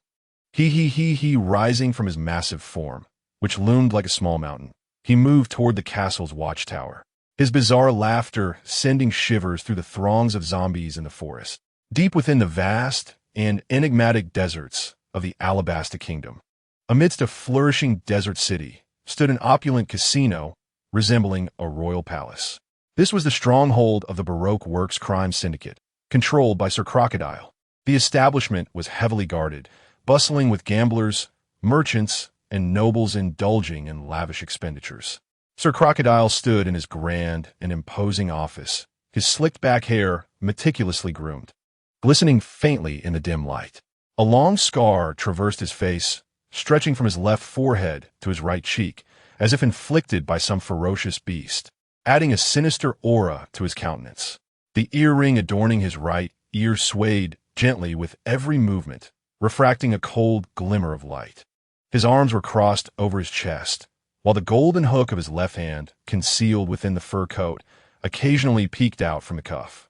Against the luster of the fur, it emanated a chilling metallic sheen. At that moment, his signature cigar burned slowly, the smoke curling above his head, enveloping him in a haze of mist. His style, reminiscent of an Italian mafia boss, was vividly illustrated within this space, an intangible sense of oppression permeating every corner. "I understand. I shall set out immediately," Crocodile declared as he ended the call. His icy gaze continued to fixate upon a traitorous leader before him, who trembled uncontrollably, unable to utter a single word before being swept away by a miniature whirlwind of sand conjured by Crocodile's palm, transforming him into a withered corpse. "A summons? Intriguing," he remarked in a deep, resonant voice. Then, addressing Nico Robin, who seemed to have melded into the shadows beside him, he instructed, "Miss All Sunday, summon all members of the Baroque Works. We are bound for the East Blue. This is the first summons from the world government, apparently aimed at addressing the rising power of the kingdom of Sephir. There may be numerous opportunities to exploit there." His voice was gravelly, yet magnetic, imbued with an undeniable authority. Nico Robin silently nodded, her figure vanishing like a specter into the hall. Soon, the members of Baroque Works converged in the grand hall. Mr. 1, Daz Bones, Miss Doublefinger, Sarah, and Mr. 2, Bentham, who could transform into anyone thanks to the powers of the clone fruit. He twisted his elastic body, a confident smile gracing his face, for he knew that wherever he ventured, he could infiltrate enemy lines and gather intelligence with ease. The other members stood quietly in the office hall, awaiting further instructions from Crocodile. Crocodile surveyed his subordinates, striding boldly to the center of the hall, cigar in mouth, and headed for the door. His deep, magnetic voice resonated. "Let us embark." Chapter 56. Conquering the 28 nations of the East Sea in 3 days. At this moment, aboard a vessel that had just traversed the inverted mountains, members of the Revolutionary Army emerged from the ship's cabin to breathe in the fresh air. Each individual was cloaked in dark green capes, which they now removed, revealing their true identities. The ship sailed steadily through the Grand Line, cutting through the azure sea, producing a gentle, soothing sound akin to a stirring prelude that heralded the magnificent saga of the Revolutionary Army. Within the dim, yet tranquil confines of the ship, a prominent figure loomed, Baron Kuma, a senior officer of the Revolutionary Army. Surrounded by numerous corps members of the revolutionary cadre, their faces bore a serious demeanor. The only sounds audible were the soft whispers of their breaths. Before them lay a communication device, through which the voice of a world government official resonated. "Understood. I shall proceed," Kuma concluded the call, rising slowly. His imposing figure seemed even grander within the cramped space, adorned by a trapezoidal white hat speckled with brown spots, reminiscent of twinkling stars in the night sky. His bear-like ears appeared playful, yet stood in stark contrast to the gravity of the atmosphere. Behind his rimless glasses, his eyes calmly regarded the revolutionary leader, Monkey D. Dragon. Dragon approached, standing tall and straight, his gaze imbued with seriousness and anticipation. "Your appointment as a warlord carries immense significance," he stated earnestly. "This title will serve as a unique guise for you. The Revolutionary Army has persevered amidst the relentless pursuit of the world government, and with the mantle of warlord, you will navigate this treacherous landscape, gaining insight into their clandestine schemes. For us, this is akin to a beacon in the darkness, illuminating our path and helping us evade perilous dangers." He paused, his eyes drifting to the chandelier above. Currently, Lynn of the Westfield Kingdom is undertaking a remarkable endeavor in the East Sea. He embodies justice and resistance, sharing our lofty ideals. It is imperative that you preserve his life and integrate him into our ranks. He is an invaluable ally, brimming with unwavering faith and indomitable courage. Should he join us, the strength of our revolutionary army will be greatly enhanced. Kuma remained silent, his expression as inscrutable as ever. Yet a slight nod revealed his resolute determination. Dragon placed a reassuring hand on Kuma's arm and added, "Go forth, Kuma. We place our trust in you. This mission is of utmost importance, so exercise caution." Kuma nodded once more, and amid the farewells of his comrades, he ascended to the deck. He removed the brown gloves he had worn, revealing hands that slowly unfurled, from which emerged soft pads resembling those of a bear's paw. The intricate patterns of the pads were vividly apparent, each crease seemingly imbued with mysterious power. The sea breeze howled across his visage, while the black woolen curls beneath his white hat danced in the wind. Then, he activated the powers of the superhuman-type pawpaw fruit. With a swift motion, he struck his chest with the palm of his padded hand. A mysterious force erupted from his palm, causing the entire vessel to sway slightly. Bartholomew Kuma ascended into the sky like a cannonball, his figure appearing remarkably diminutive against the backdrop of the azure heavens. Harnessing the abilities of the fruit, he soared higher, propelling himself rapidly toward the east blue. Meanwhile, behind him, the ship continued its journey into the depths of the Grand Line. Kuma, akin to a solitary warrior, bore the hopes and entrustments of the Revolutionary Army, embarking on a crucial mission that might alter the world's very fabric. His silhouette gradually diminished into a mere black dot, ultimately vanishing into the endless blue of the sky. Yet his determination and the conviction of the Revolutionary Army blazed like an unquenchable flame. 3 days later, the palace of the Sapit Kingdom was shrouded in an atmosphere of impending doom. What was once a solemn and dignified palace had transformed into a battleground rife with smoke and chaos. Fujitake, leading 78 elite Uchiha shinobi along with 78 summoned dragon minions, charged into the palace, their numbers overwhelming. With a ferocious roar, they surged forth, and the clash of battle erupted. The soldiers of the kingdom, fierce as wolves, brandished their weapons and yelled as they rushed toward the palace guards. Although the guards valiantly resisted, they soon faltered under the relentless assault of the vicious dragon minions and the staggering disparity in morale. Fujitake, a master of combat, rode upon a dragon minion, wielding a katana that splattered blood wherever he went. He lunged toward a commanding guard, and with a swift arc of his blade, the guard's head rolled upon the ground. With a casual flourish, he unleashed a fireball from beneath his dragon mount, clearing a path as the army of 10,000 surged into every corner of the palace. The cacophony of battle cries, the clashing of swords, and the sounds of anguish intertwined, composing a symphony of war.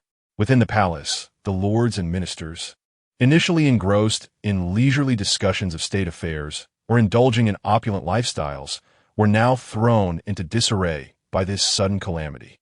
Their faces turned pale, their bodies trembling uncontrollably. An elderly advisor, eyes wide with fear, exclaimed, What is happening? Why is the army of the Sapit Kingdom attacked so unexpectedly?" A young noble, panic-stricken, stammered, "And my lord, what shall we do? We were utterly unprepared." Amidst the chaos, a seemingly resolute king furrowed his brow and shouted, "Silence. We must surrender at once. Perhaps there still lies a path to survival." Upon hearing this, the other nobles nodded in agreement.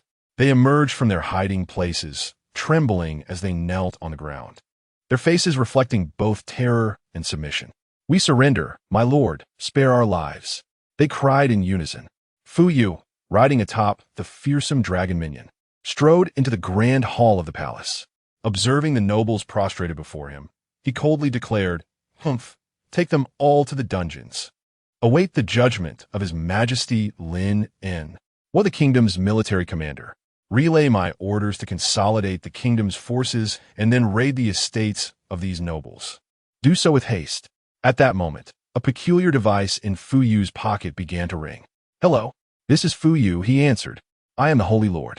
I have heard that you have subdued 3 member nations of the world government in 3 days. How dreadfully slow, with my dragon minion at your side. Your progress is lamentable. You might as well remain to guard the homeland," came the languid voice of the Holy Lord. Fuyue nodded deeply, his irritation mounting as he retorted, "Your dragon minion is not that swift. Do not take pride too soon, Holy Lord. How many kingdoms have you captured? Not many. In 3 days, merely 10 member nations of the world government. Our forces are now insufficient. We must await the integration of the various kingdom armies into the ranks of West Phil," the Holy Lord replied with a sense of pride. "Fool! His Majesty has already subdued the remaining 10 member nations and 5 non-member nations. He is accompanied only by my son, Uchiha Itachi, and 29 elite shinobi, along with 10,000 troops of the kingdom." Fuyu countered. "In 3 days, I claim the East Sea's 28 nations," he added, though secretly admiring the sovereign's strategic acumen and formidable influence. "You dare insult me?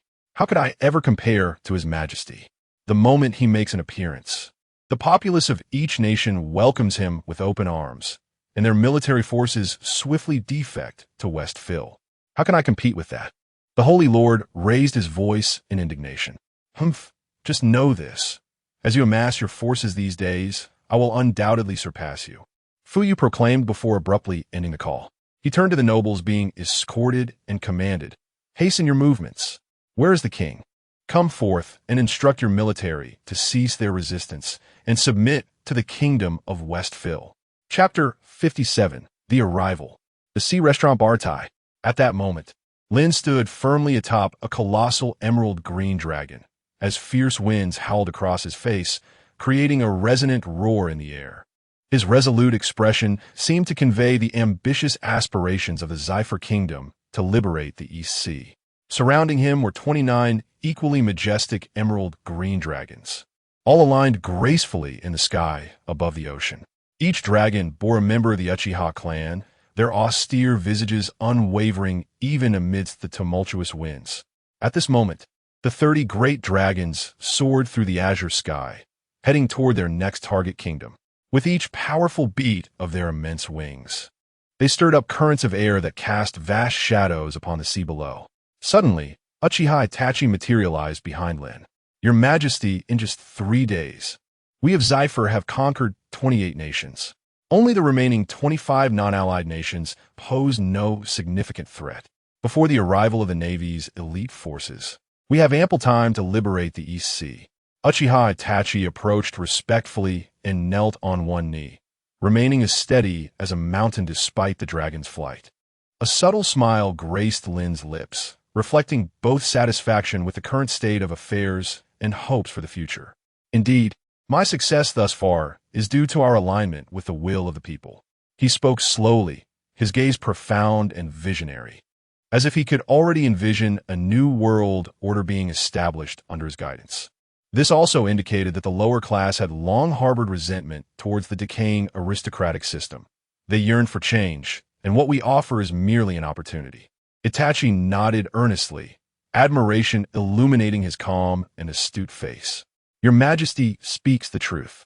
It is no wonder that the citizens of various nations, even the soldiers of their armies, are moved to tears upon seeing your presence and the Zephyr flag, surrendering without resistance. This is a testament to the recognition of your ideals and justice by the populace." Lynn laughed heartily. "Those nobles will never comprehend it.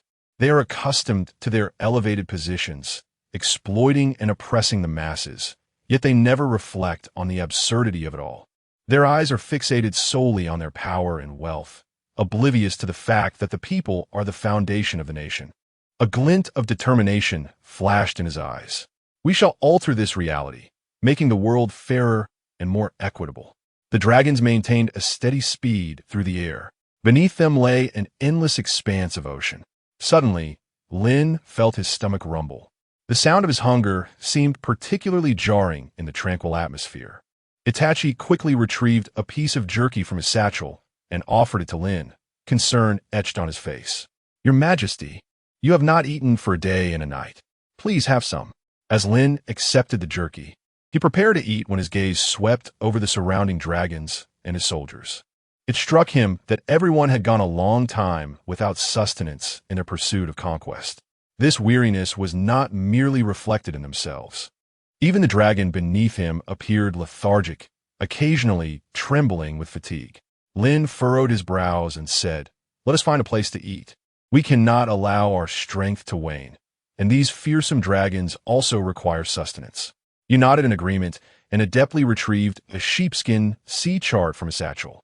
Upon unfolding it, he pointed to a location and declared, "Your Majesty, there exists a renowned establishment nearby known as the Bartai Restaurant at Sea. It is quite an exceptional place that should cater to your needs." Upon hearing this name, a flicker of interest ignited in Lynn's eyes, as he recalled that it was the restaurant where Sanji resided. He silently reflected on the information he had about this establishment. The proprietor, Zeph, had once been a pirate. His crew met with disaster while attacking a passenger ship, leading him and the ship's apprentice chef, Sanji, to endure 85 days of starvation on a deserted island. This harrowing experience left an indelible mark on Zeph, who, after being rescued, felt the profound pain of hunger. Together with Sanji, he established the Bartai Restaurant. This restaurant was no ordinary establishment. It was renowned for its martial prowess, a name that echoed throughout the East Blue as the most illustrious dining venue. Moreover, it adhered strictly to the principle of never wasting food, boasting a cadre of fully armed culinary warriors. Lynn nodded slightly and remarked, "Then let us proceed there." With a wave of his hand, the immense dark green dragons altered their course, soaring towards the Bartai Restaurant. As the dragons glided through the sky, the gusts of wind they generated sent ripples across the ocean surface. Soon after, they caught sight of a colossal structure rising above the horizon. It was the Bartai Restaurant. Its bow, shaped like a fish, resembled a grand fortress upon the sea. As they approached, the restaurant appeared magnificent and awe-inspiring. Lynn, accompanied by 30 dragon minions, descended toward the restaurant's deck. At that moment, the patrons surrounding the restaurant began to notice the unusual commotion in the sky. Some noble guests languidly lounged near the windows, savoring fine wines and exquisite delicacies, clad in opulent attire. The gentlemen wore finely tailored tailcoats, adorned with intricate patterns at the collars and cuffs, topped with tall, elegant hats. The ladies donned voluminous gowns, their skirts blooming like flowers, embellished with dazzling jewels and lace trimmings. As they beheld the ominous swarm of fierce dragons blotting out the sun, the once tranquil expressions of the patrons were swiftly replaced by terror. "My heavens! What manner of beast is this?" exclaimed a young nobleman, his voice sharp and piercing, akin to a cat startled by a sudden intrusion. Beside him, a noble woman clutched her gown tightly, her eyes wide with fear, her delicate handkerchief thoroughly drenched. "It is a demon. Surely, a demon has come. We are doomed." She trembled, instinctively leaning back against her chair. An elderly nobleman struggled to rise from his seat. Though his hands trembled slightly, he feigned composure and declared, "Everyone, remain calm. Perhaps this is merely a passerby." Before his words could fade, a deafening roar erupted from a fearsome dragon, as if it sought to rend the very heavens asunder. The nobleman's face turned ashen in an instant, rendering him speechless. The merchants fared no better. One merchant, adorned in opulent silks and draped in golden chains, sat in a corner counting his ledgers. Upon witnessing the dragon's approach, his accounts fell from his grasp with a resounding thud. He rose in terror, his quill slipping from his hand. "This will obliterate our business. My goods, my wealth," he cried, rushing towards the dining hall, inadvertently colliding with several waiters along the way. The merchants, who had been engaged in discussions of collaboration, became a cacophony of chaos. Some clutched their chests tightly, while others surged towards the entrance, incessantly shouting, "Protect our fortunes. Safeguard our lives." The patrons of the restaurant plunged into a state of disarray, and the establishment itself began to transform. Zep stood at the heart of the dining hall. Though astonishment flickered across his face, he quickly regained his composure. He bellowed, "All combat personnel prepare. Activate battle mode." At his command, the walls and floor of the restaurant began to shift. The entire venue morphed into a colossal transformer, transitioning into a state of readiness for combat. Tables and chairs swiftly folded away, revealing an array of concealed defensive mechanisms and weaponry beneath the floor. Amidst the throng, a young boy with curly blonde hair clad in a white chef's uniform shouted, "Deploy the fins." At once, Enormous defensive panels resembling fish fins unfurled from either side of the restaurant. These fins, thick and robust, were lined with various defensive devices. Once fully extended, they would shield the establishment from the dragon's assault. Small defensive turrets also rose from the corners of the restaurant, their barrels aimed at the dragon, soaring above. The young chefs hastened to their respective stations to inspect their armaments. Though they were indeed chefs, their extensive training rendered them adept warriors, each proficient in their own right. Young Sanji scurried to Zepp's side, his eyes brimming with curiosity and anxiety. Gazing at the dragon in the sky, he could not restrain himself from asking, "Old man, what manner of creature is that dragon? It appears quite fearsome." Zepp placed a reassuring hand on Sanji's shoulder, saying, "Fear not, Sanji. Our Baratai is not to be trifled with. We will certainly protect our guests. However, you must also be prepared to lend a hand, for assistance may be required shortly." Sanji nodded vigorously, clenching his fists and murmuring, "I will first ensure the ladies are safe." Jappu cast a slightly exasperated glance at Sanji before turning to the patrons in the dining hall and declaring, "Esteemed guests, please remain calm. Our battle chefs at Bharati are seasoned warriors, and we shall ensure your safety. Kindly return to your seats and refrain from running about." Upon hearing Jappu's words, some of the still frantic nobles and merchants gradually composed themselves. Although fear lingered, they had little choice but to obediently return to their seats. The nobles adjusted their attire, striving to maintain their composure despite their trepidation, while the merchants wiped the cold sweat from their brows, their eyes anxiously fixed on the menacing dragon in the sky. Observing the crowd settle into a semblance of calm, Jappu raised his voice towards the airborne dragons and those accompanying Lynn, proclaiming, "Distant guests, why do you approach with such fearsome steeds? If your intentions are benign, please reveal your purpose. Should there be hostility, know that Bharati does not shy away from battle." Lynn, perched atop the back of a dragon, recognized the transformation of the dining hall and the reaction of the people. Spotting the one-legged Jappu, he responded, "We are merely passing travelers, seeking to replenish our strength with a meal." Upon hearing Lynn's words, a look of relief washed over Jappu's face. It was merely a chance encounter. What a relief! Suddenly, Jappu's eyes widened, fixating on a fiery military banner bound to one of the dragons. "You are the army of the kingdom of Zephyr," Jappu exclaimed in shock. Chapter 58. Sanji's Culinary Battle. Lynn was taken aback by Zepp's exuberant recognition of their identities. He smiled and nodded in response. The boy's warm and kind smile enveloped everyone like a gentle spring breeze. After all, the recent achievements of the Seafield Kingdom in the East Sea had been nothing short of spectacular. They had not only conquered numerous nations and liberated their citizens, but had also decisively defeated the formidable naval fleet led by the legendary hero, Carp.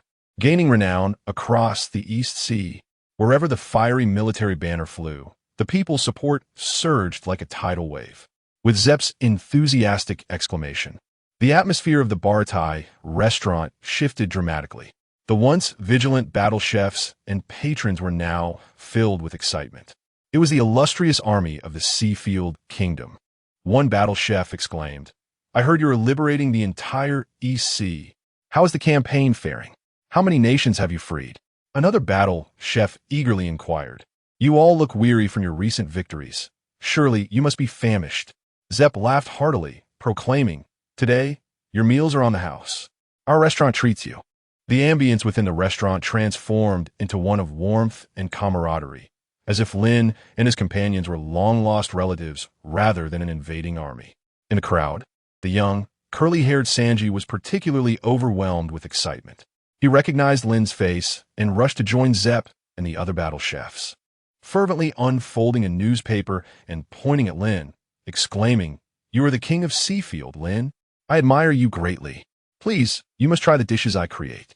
Seeing Sanji's flushed face brimming with enthusiasm, Lynn felt a wave of warmth in his heart. He smiled and ruffled Sanji's hair, saying, "Thank you, young friend. I appreciate your kindness." Turning to Zepp, Lynn continued, "The army of the Seafield Kingdom does not take even a thread from the people. We will settle our dues without delay." With that, he gestured to Itachi beside him, Itachi stepped forward, producing a scroll of ninja tools, which he unfurled with a swift motion. With a puff of smoke, a suitcase brimming with jewels appeared in Itachi's hands, which he presented to Zepp. "This is our payment for the meals. Please be sure to accept it. Additionally, we kindly request an ample supply of meat to feed these flying dragons, as we must hasten to liberate the next kingdom." "Very well, Sanji, clear out the large private room upstairs immediately." The kitchen, fired up, prepared dishes for his Majesty and the others. Zepp did not dare delay Lynn's noble endeavor and promptly issued orders to everyone. "Oh, there is no need for such formality. The army of the Seafield Kingdom is the people's army. As their leader, I must lead by example and not seek special treatment. Just arrange for us in the main hall," Lynn stated. Upon hearing this, Zepp, the other battle chefs, and Sanji all felt a deep admiration for Lynn and the army of the Seafield Kingdom. Shortly thereafter, the battle chefs in the restaurant began to bustle about, preparing for the esteemed guests. In his youth, Sanji stood upon a stool, eagerly crafting delectable dishes at a cooking station. Within this warm ambience, Lynn and his warriors reveled in the sumptuous fare and hospitable welcome, feeling the profound respect and anticipation from the people of the East Sea. Subsequently, Lynn and his entourage of 30 ninjas were ushered into the expansive dining hall. This grand space, adorned with a blend of regal palace elegance and the exuberance of the tropical ocean, was illuminated by a magnificent crystal chandelier that cast a soft glow upon the ocean-themed murals and sculptures adorning the walls, creating an atmosphere that was both sophisticated and vibrant. Surrounding merchants approached with generous gifts, their eyes shimmering with respect and expectation for Lynn and his companions. However, the Uchiha ninjas under Lynn's command remained acutely vigilant, stepping forward to interpose themselves between the merchants and their leader. Although they maintained a facade of politeness, the cold intensity in their gazes dissuaded the merchants from approaching too closely. Outside their private booth, several prominent merchants eagerly awaited their turn. A middle-aged man in an ornate robe, cradling a beautifully wrapped gift, beamed as he addressed Lynn. "King Lynn, it is an honor to meet you. Here are some humble offerings. I hope you find them to your liking. I represent a mercenary company and wish to partake in your grand endeavors." Another astute merchant, adorned with gold-rimmed spectacles and clutching a hefty contract, gleamed with the promise of profit as he proclaimed, "King Lynn, our pharmaceutical company is keen to collaborate with you. This contract may fortify your noble pursuits in the East Sea." A burly merchant, his face marked with jowls, hefted a substantial box and boisterously declared, "King Lynn, consider this a small gesture. May you exhibit even greater valor in the battles to come. I am, in fact, an arms dealer from the underworld, and I can procure as many weapons as you desire." Though each merchant harbored their own motives, they were courteously directed aside by the Uchiha ninjas. Lynn, however, paid them little mind, his hunger overwhelming his thoughts as he yearned for a hearty meal. Meanwhile, a small group of noble guests from various Isi nations and a naval officer stood silently in another corner of the hall, their faces twisted in disdain and shadows, fixated on Lynn and his company. Hostility brewed within them towards the military of the kingdom of Seafield led by Lynn, yet they dared not express it openly. At that moment, a young major from a certain Isi naval branch stealthily crept into the shadows. In his hand, he gripped a finely crafted pistol, his eyes gleaming with frenzied ambition. The prospect of imminent glory was intoxicating. Holding his breath, the major slowly aimed at Lynn, his finger gently resting on the trigger. Just as he was poised to pull the trigger, a shadow abruptly intervened before Lynn. It was Uchiha Itachi, who slightly turned, locking eyes with the major with an intense gaze. In the major's view, Itachi's blood-red eyes were adorned with 3 black tomo, a moment suspended in time. The major felt as though the world before him was drenched in crimson. A multitude of crows swooped towards him. Suddenly, he cried out in a frenzy, "Crows! Crows! Do not come near!" His voice echoed through the hall, drawing the attention of all present. Uchiha Itachi activated his Sharingan Genjutsu under the influence of the illusion. The major appeared to witness a sky teeming with crows feasting upon his flesh. His eyes widened in terror, his expression contorted in agony as he writhed on the ground. The onlookers were left in stunned silence, retreating in disarray. Yet, a certain jonin from the Uchiha clan swiftly advanced, deftly subduing the major to the floor. The entire sequence unfolded with minimal noise, yet it exuded an undeniable force that was impossible to resist. At the dining table, Lynn furrowed his brow slightly. His gaze remained calm as he observed the unfolding scene, as if it were merely an inconsequential interlude. Subsequently, the major was forced to kneel before Lynn. Itachi efficiently dispelled the genjutsu, a katana swiftly poised against the man's throat. The cold blade seemed to imbue the surrounding air with a palpable weight. Lynn sat upright, slightly turning his body, his expression devoid of any emotion, as he coldly inquired, "Name, origin." In the face of Lynn's formidable presence, the trembling young major could scarcely contain his fear. However, under the slight pressure of Itachi's blade, he suddenly found an absurd sense of solace, and his mindset shifted instantaneously. The terror evaporated, replaced by a hollow bravado. He shouted, "I am Major Flying Squirrel, and my uncle is the Vice Admiral of the headquarters. You had better release me.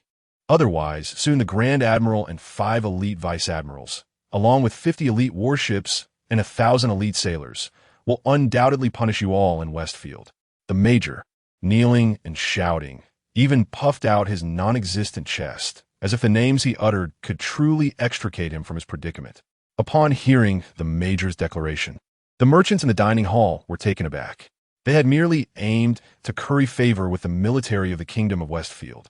Yet they had not anticipated that this minor character ensnared in the corner possessed such a formidable naval background. In an instant, the gazes of the crowd flitted around the hall, awaiting Lynn's response. Lynn remained composed, his voice steady yet resonant as it struck the ears of those present like a hammer. "So, he is the enemy. Throw him out to feed the foul dragon." His words were succinct and unambiguous, devoid of any hesitation or compassion. Upon hearing Lynn's command, the Uchiha ninjas wasted no time and seized the still ranting Major Flying Squirrel. It was only then that he realized his blunder. He sought to plead for mercy, yet his words fell on deaf ears before the Uchiha ninjas. He was dragged toward the deck outside the dining hall. Above, 30 dragons circled ominously in the sky. With a gentle whisper of wind, Major Flying Squirrel was cast into the lofty heights. A glimmer flashed in the eyes of the malevolent dragon, which then dove down, mouth agape. The chilling screams gradually faded within the dragon's maw. The onlookers in the restaurant gasped in shock at this gruesome spectacle. At that moment, Lynn slowly rose to his feet, his gaze calm, yet commanding as it swept across the hall, proclaiming, "The army of the Kingdom of Zephyr comes solely to liberate the people. Be it a so-called Vice Admiral or a general. They are but wretches clinging to a decaying regime in the face of justice. Our actions in the Kingdom of Zephyr are guided solely by righteousness. Do not deceive yourselves into believing that power grants you the liberty to act with impunity." Upon hearing Lynn's words, the crowd nodded in agreement, though a small faction of nobles from the eastern seas departed silently after settling their bills. After this brief interlude, the battle chefs emerged from the kitchen bearing an abundance of delectable dishes, instantly filling the entire restaurant with a rich aroma of food. The first sight to behold was a fish head larger than a human. Expertly prepared, it emanated an enticing golden glow, surrounded by a rich and thick broth that resembled a golden ocean gently rippling on the plate. Alongside, it was a towering meat bone, its substantial flesh clinging tightly to the bone, as if narrating its own delicious tale. The meat appeared robust, yet exuded freshness and juiciness, clearly the result of the chef's meticulous craftsmanship. The savory fish soup was served in a gigantic ceramic bowl, steam billowing upwards like clouds, as the delightful scent tantalized the senses. The portion sizes of the culinary offerings were extravagantly generous, each dish seemingly enough to satisfy several appetites, reflecting the utmost respect that Zep and his kin held for the army of the Kingdom of Zephyr. Zep stood nearby, his face beaming with enthusiasm. He proclaimed loudly, "These are our signature delicacies from Baratai, and I hope the esteemed soldiers of the Zephyr People's army can indulge themselves fully and enjoy every morsel. The warriors of the Uchiha clan swallowed their saliva, eyes filled with desire for the feast. Even the usually stoic Uchiha Itachi found himself stirred, his fingers twitching, his throat subtly moving in anticipation. "Eat," Lynn gently commanded with a smile. Observing the joy radiating from everyone as they dined, Lynn felt an immense sense of satisfaction. Lastly, the young Sanji, as if entrusted with a great responsibility, carefully approached with a delightful meat stew. The stew was elegantly presented in a delicate bowl, adorned with flecks of vibrant green herbs, emanating a subtle meaty fragrance intertwined with unique spices. Beside the stew was a specially crafted cocktail named a Song of Ice and Fire. The glass appeared to be coated in a thin layer of frost, shimmering under the light, with a plump droplet of water hanging precariously from the rim, as if an ice sprite were dancing on the edge. In a glass, the cocktail's upper layer radiates a passionate crimson, reminiscent of flames in motion, while the lower layer boasts a profound azure, akin to the tranquil depths of the ocean.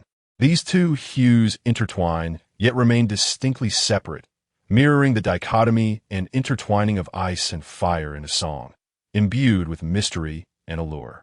Sanji, with an air of reverence, cradles the meat stew and the goblet in his hands, presenting them before Lynn with eyes brimming with admiration.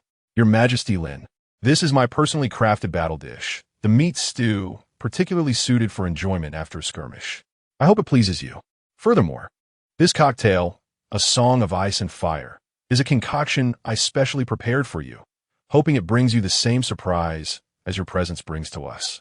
Lynn gazes at the young boy's earnest demeanor, warmth flooding his heart. He smiles as he accepts the meat stew and goblet, softly replying, "Thank you for your thoughtful consideration, Sanji." He then gently sips through a Song of Ice and Fire. The unique flavor instantly erupts in his mouth.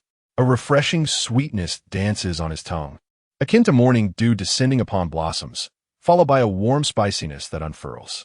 It feels like a flickering flame caressing his taste buds, with the two starkly contrasting flavors interweaving and colliding in perfect harmony, invigorating his entire being. Next, he takes a sip of the meat stew. It dissolves upon entry, the rich aroma of meat fused with the freshness of herbs enveloping his palate.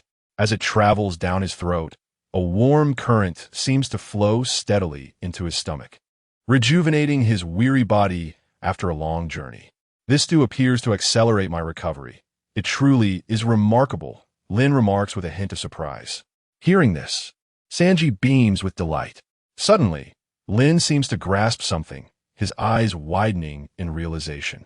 Chapter 59, The Warring States Diary. "I no longer wish to be a commander. This meat broth seems to accelerate the restoration of my physical strength. It is truly wondrous." Lynn felt a hint of astonishment as he savored the lingering aroma of the meat in his mouth. The profound warmth of pure sustenance coursed through his veins, reviving his weary body, which had endured the rigors of battle. Suddenly, his eyes widened as he gazed at the beaming Sanji before him, memories flooding back of Sanji's culinary prowess. In the original narrative, Sanji's combat cuisine possessed an almost mystical quality. It could enhance the stamina of his comrades, hasten the healing of their wounds, and ensure that the crew maintained a balanced nutrition while navigating the treacherous seas. Long-term consumption could even facilitate a remarkable transformation in one's physique, bestowing a more resilient strength.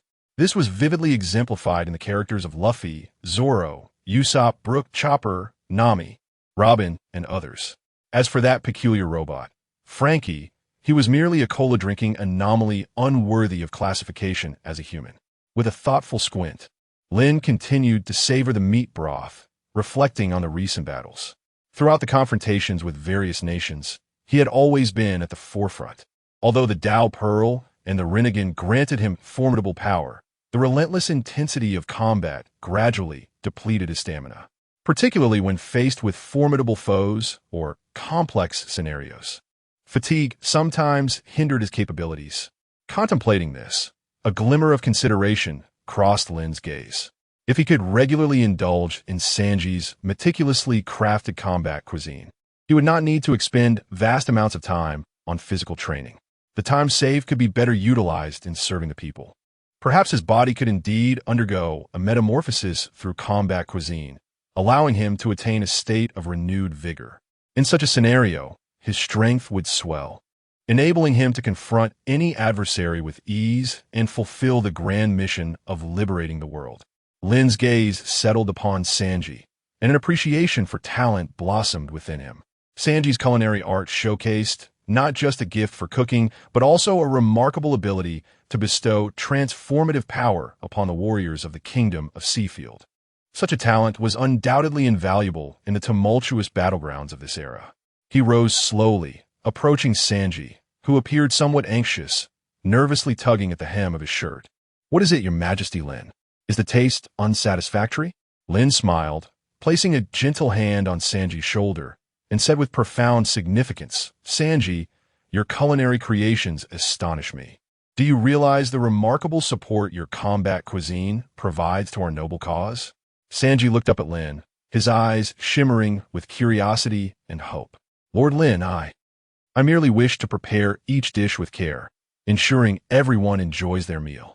Lynn gently patted Sanji's head and said with warmth, "My dear child, your intentions are indeed precious, but your culinary skills are essential to the kingdom of Seafield. I hope to retain you as a chief instructor in our militia, using your cooking to provide strength to our warriors as we strive together for justice and peace in this world." Sanji was taken aback, gazing into Lynn's sincere eyes, feeling a stir of emotion. On one hand, he yearned to create more delectable dishes at the Bartai restaurant, akin to Chef Zeph, bringing the taste of happiness to people's lives. On the other hand, Lynn's words made him realize that his culinary talents might serve a greater purpose amidst the turmoil of the world. At that moment, Zeph stepped forward, observing Sanji and Lynn. He sighed softly, saying, "Sanji, it is a privilege to be esteemed by King Lynn. Moreover, within the military, you can create more meaningful dishes that will warm and empower those in need." Sanji bit his lip, resolutely deciding, "Lord Lynn, I am willing to follow you and use my culinary skills to bring strength to everyone." Lynn smiled with satisfaction, patting Sanji on the shoulder. "Excellent. With your addition, our victory will be even more assured. From now on, you shall be a member of the Seafield Kingdom's army." Sanji nodded vigorously, determination shining in his eyes. At that moment, he envisioned a future where he used food and strength to bring hope to many in the world.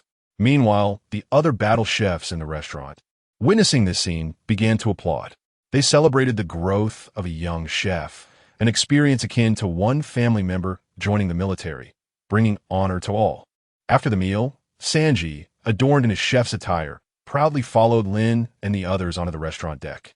In the sky, the 30 colossal dragons had descended, their massive wings gently stirring the sea breeze, occasionally emitting deep roars as if bidding farewell to the restaurant's patrons, preparing to embark once more on their journey with Lynn and his party.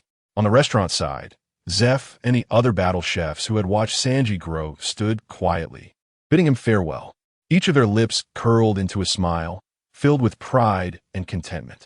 They understood that Sanji was embarking on a path brimming with glory and hope. Witnessing his radiance in this new journey was their greatest joy.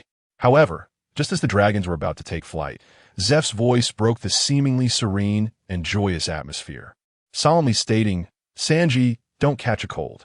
This seemingly ordinary phrase acted as a key, unlocking the floodgates of emotion within Sanji's heart. Suddenly, his expression turned profoundly aggrieved, as he struggled to hold back tears.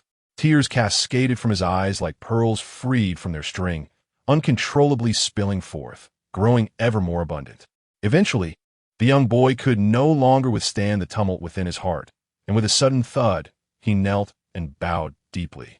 Through sobs, he cried out, "Old Zep, for so long, I have been indebted to your care. I shall never forget your immense kindness." Zep gazed at the kneeling Sanji, and in an instant, the smile in his eyes vanished, replaced by glistening tears that slowly trickled down his cheeks. He opened his mouth, as if 1,000 words were yearning to be spoken, yet found himself at a loss for where to begin. The battle chefs nearby were also overcome with emotion, tears streaming down their faces as they rallied around Sanji. Shouting encouragement with powerful words, You've got this, young man. Follow His Majesty Lynn diligently, and let the spirit of our culinary battles thrive. Let the world know that the cuisine of our Baratai is the finest in the world. When you achieve your dreams in this new journey, you must return and show us if you have found the all-blue. These words washed over Sanji like a warm spring breeze, gently caressing his heart. He understood deeply that no matter where he ventured, this place would always be his home, and these elders would be his strongest support. Lynn observed this scene, his heart a tumult of emotions. He could feel the sincere and profound bonds between these individuals, a connection that transcended mere employment or allegiance, resembling a familial love. He gently assisted Sanji to his feet, looking at him with eyes filled with trust. He then turned to Zepp and the assembled battle chefs, speaking earnestly. I will take good care of Sanji, rest assured. His determination and passion for cooking will receive my utmost support. I believe that by my side, he will have the opportunity to showcase his talents in a broader arena, without forgetting the dreams that reside in his heart. Zepp nodded slightly, his expression imbued with a mix of comfort and trust as he regarded Lynn. We believe in you, Your Majesty Lynn. Sanji is in your hands. I hope you can ensure his happiness. The battle chefs chimed in unison. Indeed, Your Majesty, we entrust Sanji to you. Lynn grasped Sanji's hand, which was warm and strong, as if imparting boundless courage and strength to him. Sanji raised his head, his gaze resolute as he looked at Lynn and nodded earnestly. Together, they ascended onto the dragon. With a fierce roar, the dragon took flight, soaring towards the distant horizon. Bathed in sunlight, the silhouettes of Lynn and his companions grew ever smaller, while Zepp and the battle chefs gradually faded from view. Yet, their encouraging and blessed gazes seemed to persist, urging them ever forward. Standing atop the dragon, Sanji held Lynn's hand tightly, glancing back at the receding restaurant. In his heart, he silently vowed to live up to their expectations in the days to come. Let the culinary arts of Baratie and the spirit of combat cuisine radiate even more brilliantly in the world. We must also lend our strength to assist His Majesty Lynn in the noble endeavors of the Kingdom of Cypher. Time passes swiftly. On the 6th day of Lynn's liberation plan for the East Sea, a group of distant individuals is plagued by daily headaches. Admiral Sengoku's work diary. Day 6. The situation in the East Sea has spiraled increasingly out of control. Each day, as I peruse the battle reports arriving from the front lines, my heart feels as though it is pierced by countless fine needles, the pain radiating throughout my entire being. The rise of the Kingdom of Cypher is akin to a sudden tempest, sweeping across the East Sea with an unstoppable force, while our Navy finds itself ensnared in an unprecedented predicament. Day 7. The commander of Cypher, the Holy Lord, rampages across the land of the East Sea like a ferocious beast. In merely 7 days, they have seized 10 nations affiliated with the world government. Now, they are regrouping in the Kingdom of St. Mark, amassing their forces. The incessant flow of information feels like a blatant provocation directed at our Navy. The thought that our meticulously constructed defense line in the East Sea could crumble so swiftly under their onslaught fills me with a sense of helplessness and fury. Day 8. Today, the usually languid Kizaru bore a weightier demeanor, while Admiral Akinu's face was a mask of fury, his fists clenched as if perpetually suppressing his inner wrath. Even the typically composed Chief of Staff Crane could not help but shake his head slightly, a flicker of concern in his eyes. Furthermore, today the 5 elders summon me for a reprimand. I find myself weary of this role as Admiral. Day 9. The offensive of the Kingdom of Cypher shows no signs of abating. Today's battle reports reveal that Uchiha Fugaku and his cohort, in conjunction with the mysterious dragon creatures, have conquered 3 nations affiliated with the world government and 2 non-affiliated nations. They move through these waters as if aided by divine intervention. Currently, they are resting in the Kingdom of Hirati, gathering their strength. Where do such bizarre forces from the Kingdom of Cypher arise? Our Navy and the Intelligence Department of the world government have been unable to uncover concrete information regarding these dragon creatures. Day 10 today, King Lynn of Cypher personally led a small contingent of Uchiha clan ninjas, astonishing me once more. In this brief span of time, they have taken control of 25 nations in the East Sea and with the Holy Lord and Uchiha Fugaku involved, it signifies the total subjugation of the East Sea nations. This occurred even a few days ahead of Lynn's proclaimed 15-day liberation plan. Upon receiving this news, the entire office fell into a profound silence, as everyone recognized that the situation has escalated to an exceedingly perilous state. Fortunately, the world government had already sealed off the news agencies, and apart from the EC, the populace in other regions remains oblivious to the events unfolding here. On the 11th day, Lynn, unsatisfied with his current triumph, began to advocate for the abolition of the aristocracy across nations under the banner of the Kingdom of Zyfiel. He sought to consolidate the armies of various realms and foster economic exchanges among them. This series of initiatives swiftly united the nations of the East Sea under the flag of the Kingdom of Zyfiel, forming a formidable force. At this moment, I fully realized that our naval foundation in the East Sea had been utterly obliterated. Faced with the Kingdom of Zyfiel's rapid advancements, we appeared utterly powerless. On the 12th day, the latest battle report struck us like a devastating bomb, shattering our naval confidence. Lynn ordered his subordinate, the Saint Lord, to assault our major branches and fortifications in the East Sea. Within merely 2 days, branches 02, 08, and 10 fell one after another. The naval deployments we had painstakingly established over the years in the East Sea collapsed entirely under the brief but fierce onslaught of the Saint Lord.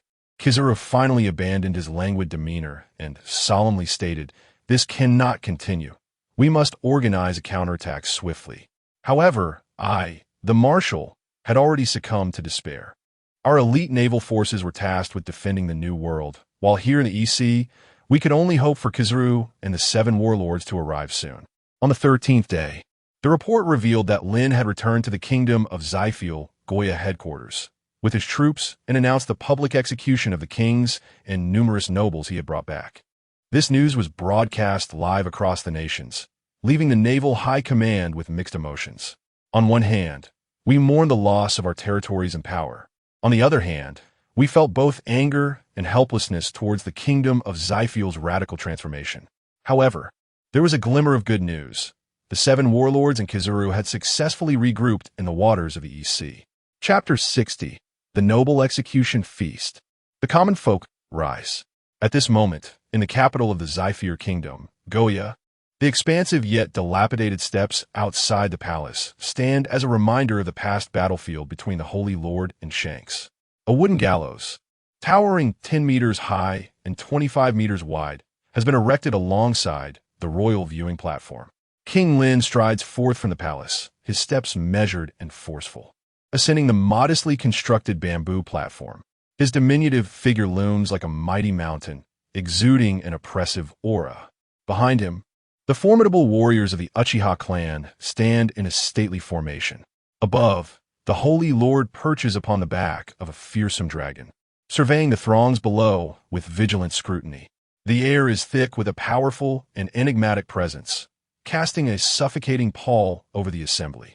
30,000 soldiers of the Zyfier Kingdom stand resolutely at various points along the palace walls, resembling an ironclad fortress, safeguarding this momentous occasion.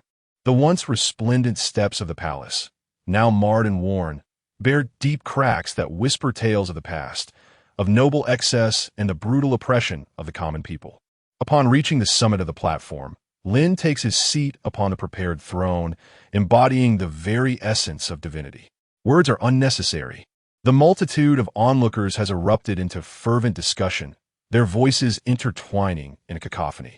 Look at these steps, so dilapidated now. I hear it was once the most magnificent part of the Goya Palace. A young merchant, drawn from another land in search of opportunity, calls out. It is said that His Majesty Lynn recently liberated the Goya Kingdom. By choosing to execute here, does he not convey to the world that the age of nobility has been shattered to dust? An elder merchant, stroking his grizzled beard, reflects wistfully, indeed. His Majesty Lynn is no ordinary man. He has risen from our impoverished realm, fought his way to this palace, and liberated the entire Eastern Sea. He seeks justice for us, the common folk. Look at those nobles who once flaunted their power. Today, they shall finally taste the bitterness of judgment. A young laborer waves his arms in excitement. Below the gallows, the kings, treacherous ministers, and nobles from the Eastern Sea, numbering in the thousands, are heavily shackled by ghostly soldiers, their faces etched with despair. Once exalted, basking in boundless wealth and glory, they now kneel in the dirt, hands bound behind them, like lambs awaiting slaughter. Do you so-called nobles still remember your past oppression of the populace? King Lynn's voice resonates like a thunderclap, echoing across the vast steppes. His gaze sweeps over the faces of the nobles, as if piercing through to their very souls. A young king trembled as he pleaded for mercy. Your Majesty, Lynn, I implore you, spare us. We are willing to reform. Lynn let out a cold scoff. Reform? The sins you have committed are unforgivable. Today marks your demise. At that moment, the soldiers of the Shadow Legion began to move in unison. The first wave of specters escorted 100 kneeling nobles to the makeshift execution platform. Clad in black ninja attire, their blood-red eyes were filled with a chilling intent to kill. With each step, it felt as though they were treading upon the hearts of these nobles. Gradually, the gathered crowd fell silent, leaving only the rhythmic sound of the soldiers' footsteps. The soldiers of the Shadow Legion ushered the nobles to the elevated platform before the throne, compelling them to kneel. Their movements were swift and practiced, devoid of hesitation, resembling a group of merciless executioners. Lynn remained seated upon the observation throne, exuding an unwavering regal authority. He slowly raised his right hand, signifying a judgment of justice from which there is no escape. Lynn's voice resonated with a deep and commanding tone, seemingly imbued with boundless power. This scene was broadcast through the image-communicating insects strategically placed in all directions, reaching the streets of the Eastern Seas nations. As Lynn's words echoed, he waved his right hand downward. The soldiers of the Shadow Legion sprang into action, their gleaming blades flashing coldly as they unhesitatingly struck at the nobles' necks. Blood spattered, and screams of despair filled the air. Yet, the soldiers remained expressionless, as if merely executing a frigid command. 1, 2, 3. With each noble executed, their heads rolled to the ground, blood staining the execution platform. Blood coalesced into crimson streams, dripping from above onto the heads and faces of the thousands of nobles below, causing many to emit desperate cries, some even fainting or soiling themselves in terror. Following this, the specters pushed the 100 corpses from the platform to the ground below, descending once more to bring up another 100 nobles for execution. Batch after batch, the crowd erupted in fervent support, a tidal wave of voices proclaiming, "This is true equality. From this day forth, there shall be no oppression by nobles in the Eastern Sea. The common people shall rise." Lynn declared loudly, his voice echoing across the expansive steppes, resonating endlessly. The crowd below united in a powerful chant. Long live the people. Long live the kingdom of Zyphiel. Their voices surged like crashing waves, converging into a formidable force through the power of the image-communicating insects. This harrowing execution scene on the crumbling steps outside the palace rapidly spread across the urban streets of the Eastern Seas capitals, each bloody yet cathartic image striking the hearts of the populace like a heavy hammer. In the capital streets of the Kingdom of Crawler, formerly a member of the world government, a throng of people gathered, resembling a mountain. They pressed together, utterly engrossed in the makeshift projection screen before them, fearful of missing a single detail. "Look, is that not Marquis Kaspersky?" someone exclaimed. At last, his moment has come. An elderly man, his face etched with the marks of time, pointed at the screen where Marquis Kaspersky was being escorted to his execution, trembling with excitement, his voice laden with unending wrath and hatred. "Indeed, my lord, this man has colluded with bandits, raiding our villages. How many innocent lives have perished because of him?" A young man beside the elder echoed, tears shimmering in his eyes. "Today, witnessing his execution brings solace to the souls of our departed kin." Meanwhile, in the streets of the Kaspersky kingdom, the people were equally fervent. "Hey, brother, look over there. Is that not Baron Cook? His family has monopolized our mines for centuries, allowing only themselves to profit while we toil endlessly, barely able to afford a meal." A burly man declared indignantly. These nobles care only for their own pleasures, indifferent to the plight of the common folk. A small, wiry man retorted through gritted teeth. Seeing them face justice has somewhat alleviated the fury that has long resided within me. This is a triumph for the people. In the streets of the Loka Kingdom, a young mother, cradling her child, wept uncontrollably. "Darling, please do not cry. These nobles truly deserve their punishment," a robust man comforted, his eyes reflecting the same fervor. "Look at that scene. One of the nobles meets his end by the blade. They have tormented us for far too long. Today marks their reckoning. Indeed, my love, we shall finally be able to live in peace, free from the oppression of those nobles," the young mother sobbed. Across the Eastern Sea nations, countless people wept, shouted, and ran through the streets. They embraced one another, sharing in this collective joy, or gazed skyward as if to share their exhilaration with their departed loved ones. In the central square of a certain capital, a group of young individuals gathered, their voices ringing out. "Down with the nobles! Long live equality! Long live the kingdom of Siphiel! We shall follow the footsteps of His Majesty Lynn, embracing His Majesty's ideals. Let us establish a nation truly belonging to the people." A fervent youth raised his arm, his voice resounding like thunder. "Indeed, we shall follow His Majesty Lynn, and with our own hands, forge a new world devoid of oppression and exploitation." Another passionate young man responded. At that moment, on the screen, Uchiha Fugaku ascended the platform, holding a megaphone, and spoke to the crowd. "People of the realm, today's judgment has illuminated the mercy and fairness of the kingdom of Seafield. His Majesty Lynn has abolished the aristocracy to ensure equality for all under heaven. Now is the moment to unite and rebuild our homeland. Let us together cheer for the people and pray for their well-being. Long live His Majesty Lynn. Long live the people." The crowd from various nations erupted into a deafening uproar, a sound that seemed to pierce the heavens and echo through every corner of the Eastern Sea. Amidst the throngs, an elderly man, weathered by the trials of life, shed tears of joy, exclaiming, "What a historic day this is! The oppression of the aristocracy has finally come to an end, and our future is filled with hope."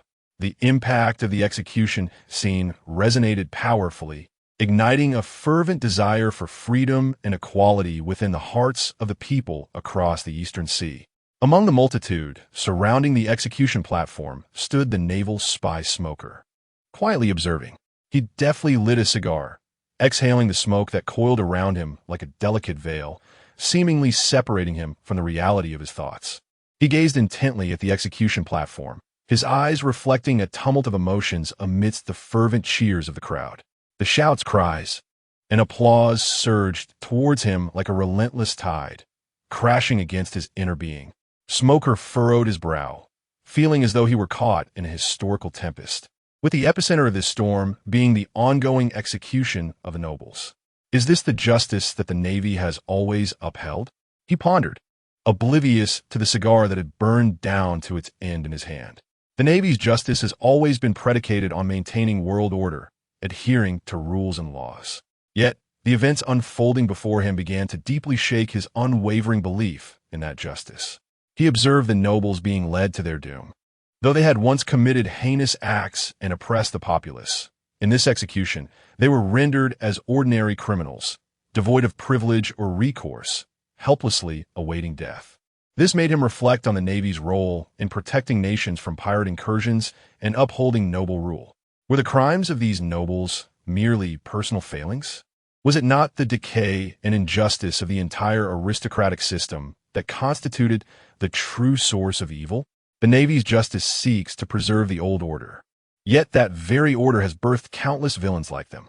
Is our so-called justice merely a shield for the interests of the few, while disregarding the suffering of the majority? Smoker murmured to himself, his gaze betraying a hint of confusion and disillusionment. He witnessed the anger and hatred in the eyes of the people, saw their jubilance at the downfall of the nobles, as if they were the most innocent victims in this world. The common people, oppressed by the nobility, endured a life of profound suffering, yearning for fairness and justice. At this very moment, they had finally awaited this day, discovering a means to resist. uncovering a beacon of hope that belonged to them. Yet, the Navy had always regarded the preservation of the existing order as its sacred mission. What would the world become if the aristocratic system were to be overthrown? Smoker furrowed his brow in deep contemplation. He understood all too well that dismantling an old regime would inevitably usher in a series of transformations and upheavals. A new power structure would emerge, perhaps giving rise to new avarice and corruption, or perhaps leading to even more wars and chaos. But if these nobles were allowed to continue their malevolence, to exploit the populace, what future awaited this world? Within Smoker, a fierce internal struggle raged. The scene before him seemed to offer a new perspective on justice. Perhaps justice was not merely the unwavering maintenance of the existing order, but rather an attention to the needs of the people, a pursuit of genuine fairness and freedom. Was the Navy's interpretation of justice flawed? A wave of intense self-reproach and doubt surged within Smoker. He had fought within the Navy for many years, adhering to its principles of justice, diligently executing various missions.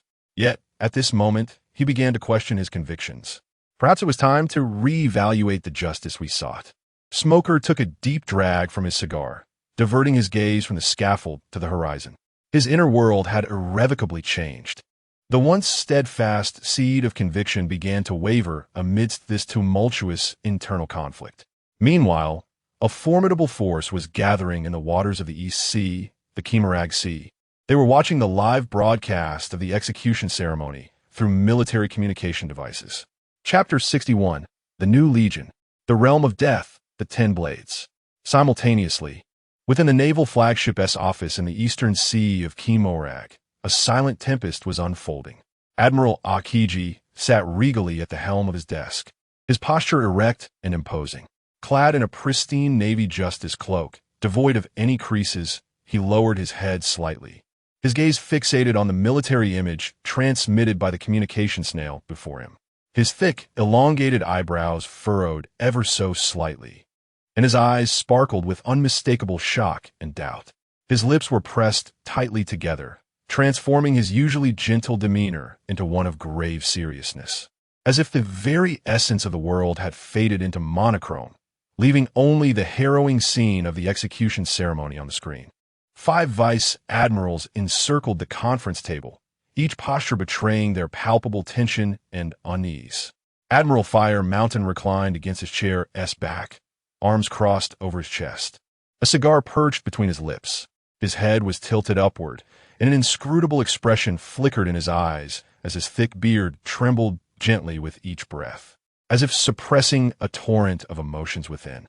Admiral Squirrel sat rigidly, hands resting on his knees, his fingers unconsciously drumming a rhythmic pattern upon them. The vigilant glint in his eyes appeared momentarily dulled, clearly rattled by the abrupt upheaval before him. Admiral Doberman stood tall and straight as a pine, his back erect to convey his steely resolve. However, his lips involuntarily pressed together, and his jaw tightened, revealing the turmoil and shock that roiled within. Admiral T. Pig sat upright, slightly leaning forward with his elbows propped on the table, supporting his chin with his hands. His previously calm visage was now marred by confusion, his gaze betraying a profound concern for the current predicament. Admiral Peach Rabbit maintained a relatively graceful posture, her legs together, knees inclined slightly to one side, hands elegantly resting on her skirt.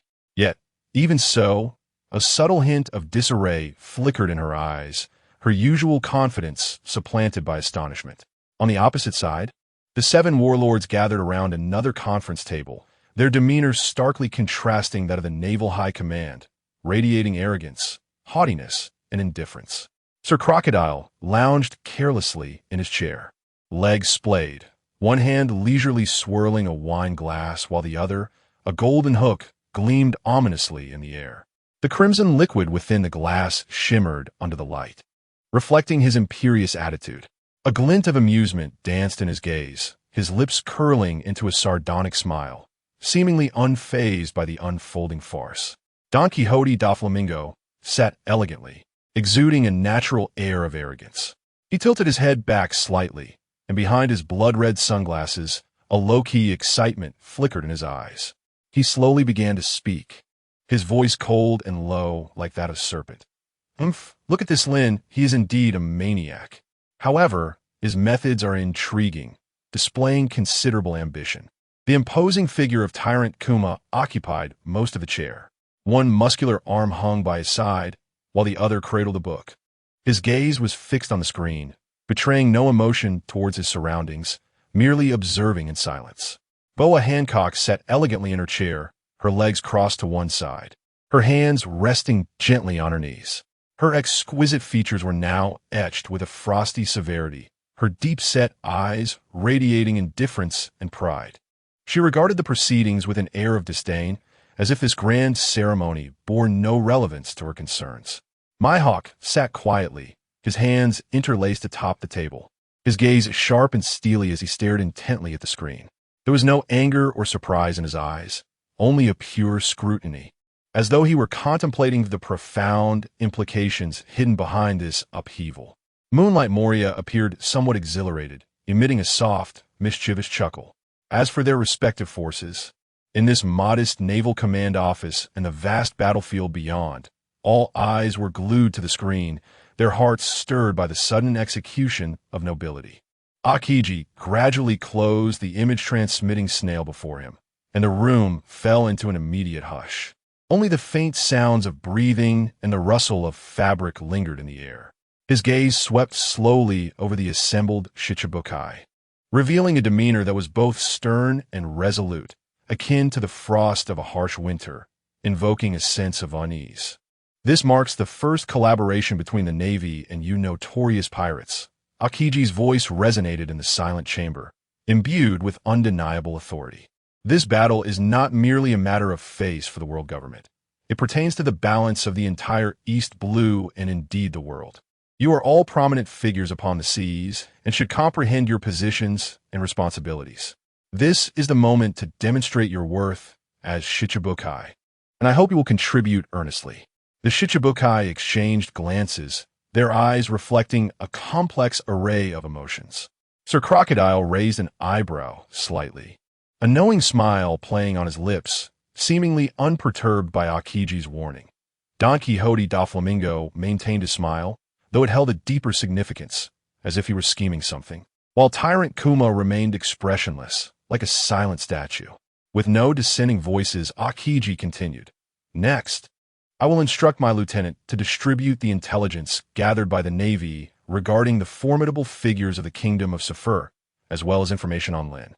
You are to study it meticulously, and together we shall devise a strategy for this impending battle.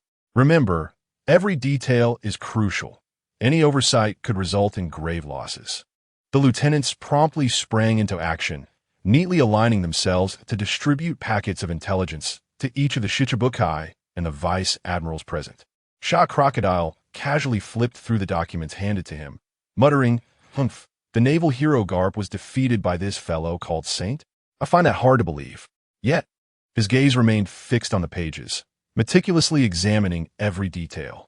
Tyrant Kuma took the documents and quietly immersed himself in reading. His expression was focused and austere, as if he sought to unearth every possible clue from the papers to better unite with Lynn.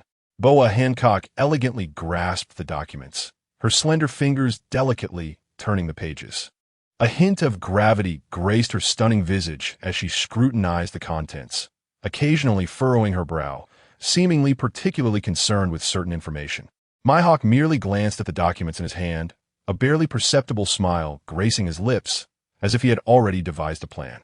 Yet, he maintained his customary silence, sitting there as if everything around him was inconsequential.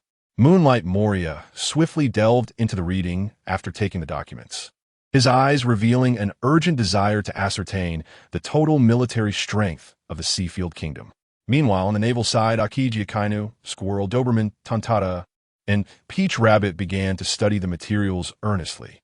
They occasionally bowed their heads in contemplation or exchanged hushed words with their companions, each bearing a solemn expression. The 7 warlords discussed the documents quietly as they perused the information. Outside the Seafield Palace, the execution scene remained tense and somber. Flames continued to consume the sins of the condemned. The cries and murmurs from the execution ground rose, and fell. As if to paint the entire sky with a tragic hue, Lynn sat quietly in the viewing platform, his gaze deep and composed, as though nothing before him could stir the steadfastness within his heart. However, at that moment, a long-forgotten sound echoed in his mind, the notification tone of the Multiverse Legion system. Congratulations, host, for elevating the kingdom's rank to a first-class kingdom, earning a Legion lottery chance. Congratulations, host, for raising the national prestige level to Tier 3, gaining a personal armament lottery once. This voice resonated like a celestial melody in Lynn's mind, igniting an uncontrollable joy within him. It signified that his recent efforts to liberate the EC had finally borne fruit. The elevation of national prestige to Tier 3 further underscored his authority and the reverence of his people. Yet, Lynn on the viewing platform revealed no emotion.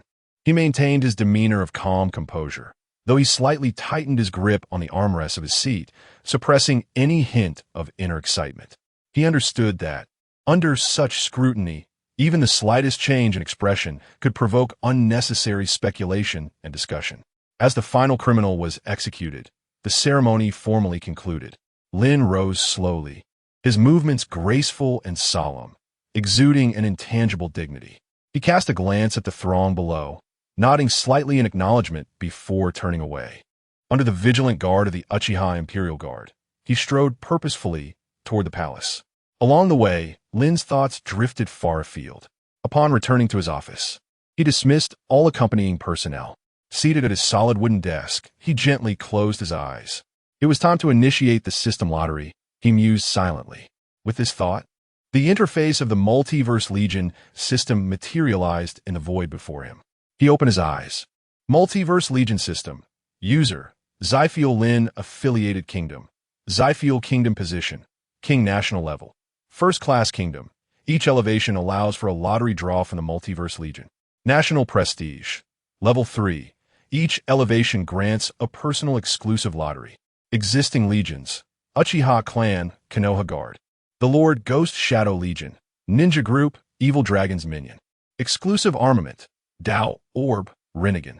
Lottery Opportunities. Personal exclusive Lottery 1 source. You liberated all nations in the Eastern Sea, abolished the nobility, and actively implemented policies benefiting the populace. The name of the Zyfiel Kingdom has garnered substantial public support, and your ideas have attracted considerable attention. Legion Lottery 1 source. You liberated and annexed all nations in the Eastern Sea. Lynn sat upon his throne, his gaze fixed intently on the 2 lottery opportunities displayed on the system interface, his eyes shimmering with an unmistakable thrill. His hands instinctively clenched, as if fearing that this fleeting opportunity might slip through his fingers. He began to meticulously analyze the current situation. Having successfully unified the Eastern Sea, his sphere of influence and developmental progress had reached the level of the once unified Jamar 66 Kingdom of the Northern Sea. This was a remarkable achievement. However, he was acutely aware that even greater challenges lay ahead for the Zyfiel Kingdom.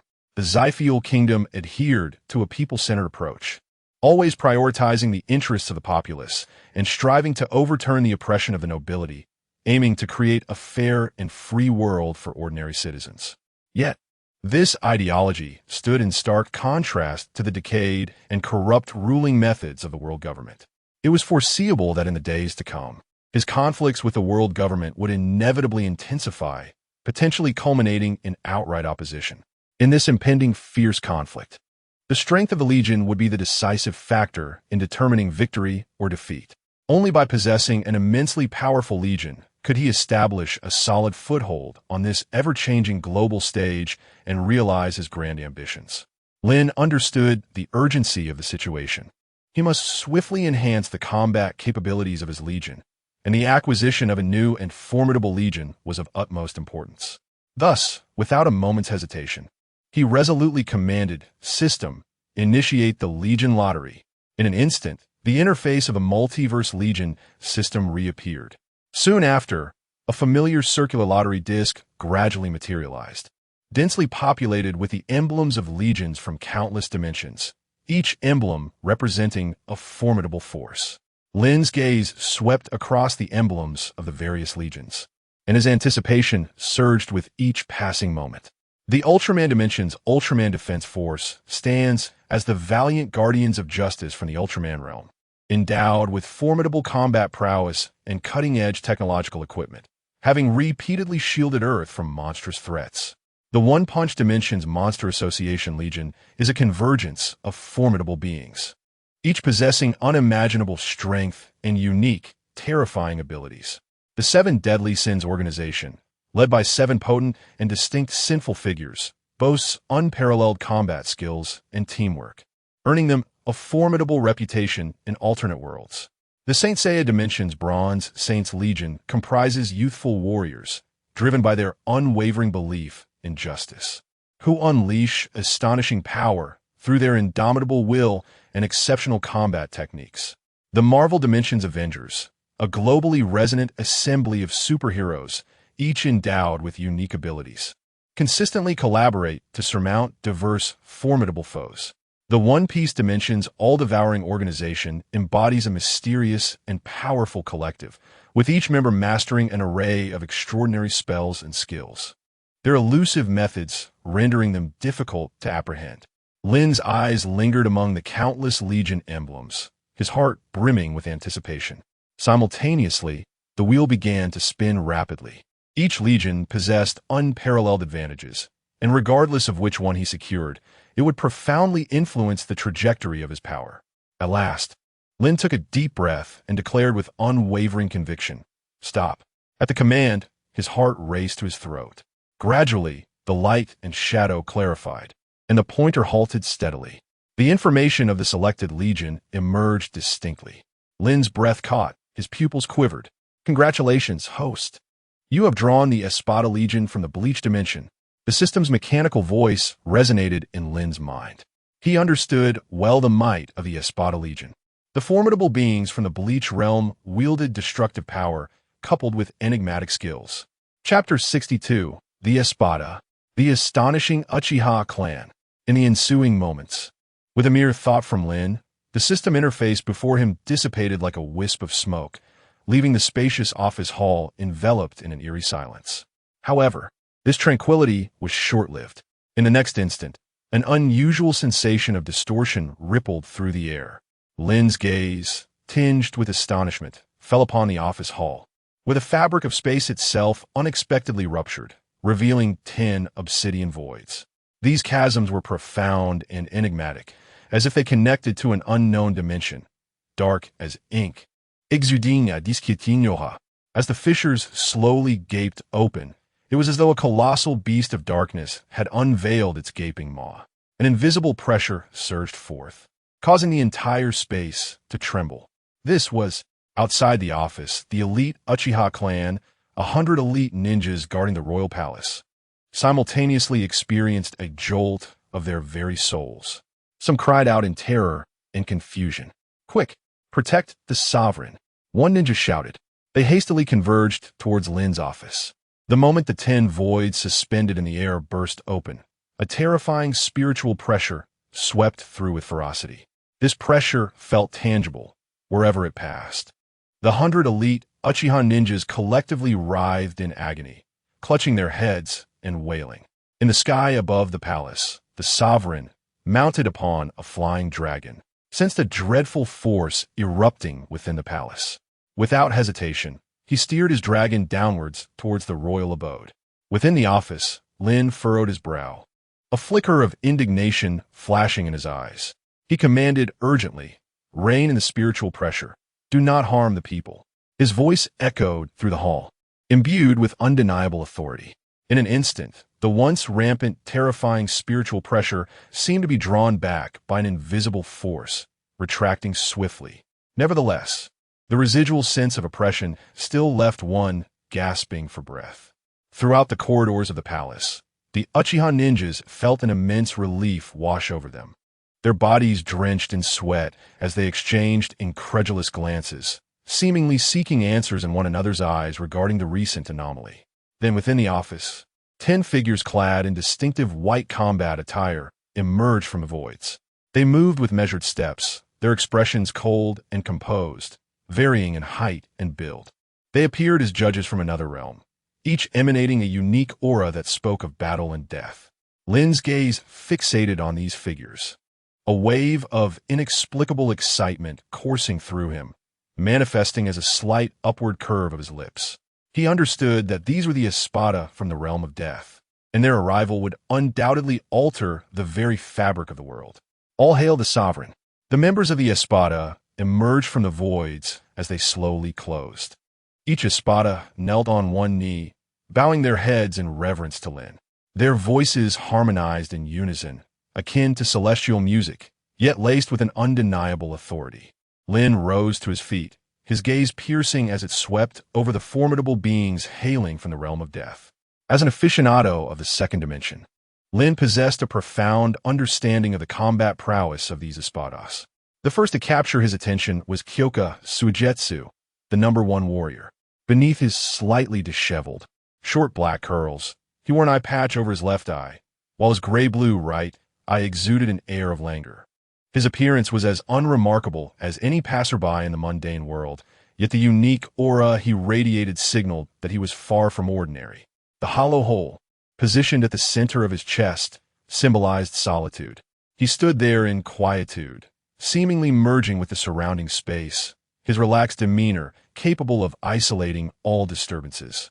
However, Lynn was acutely aware that once battle commenced, his terrifying spiritual pressure would unleash a limitless barrage of Zero, making him undoubtedly the world's foremost sniper in this realm of pirates.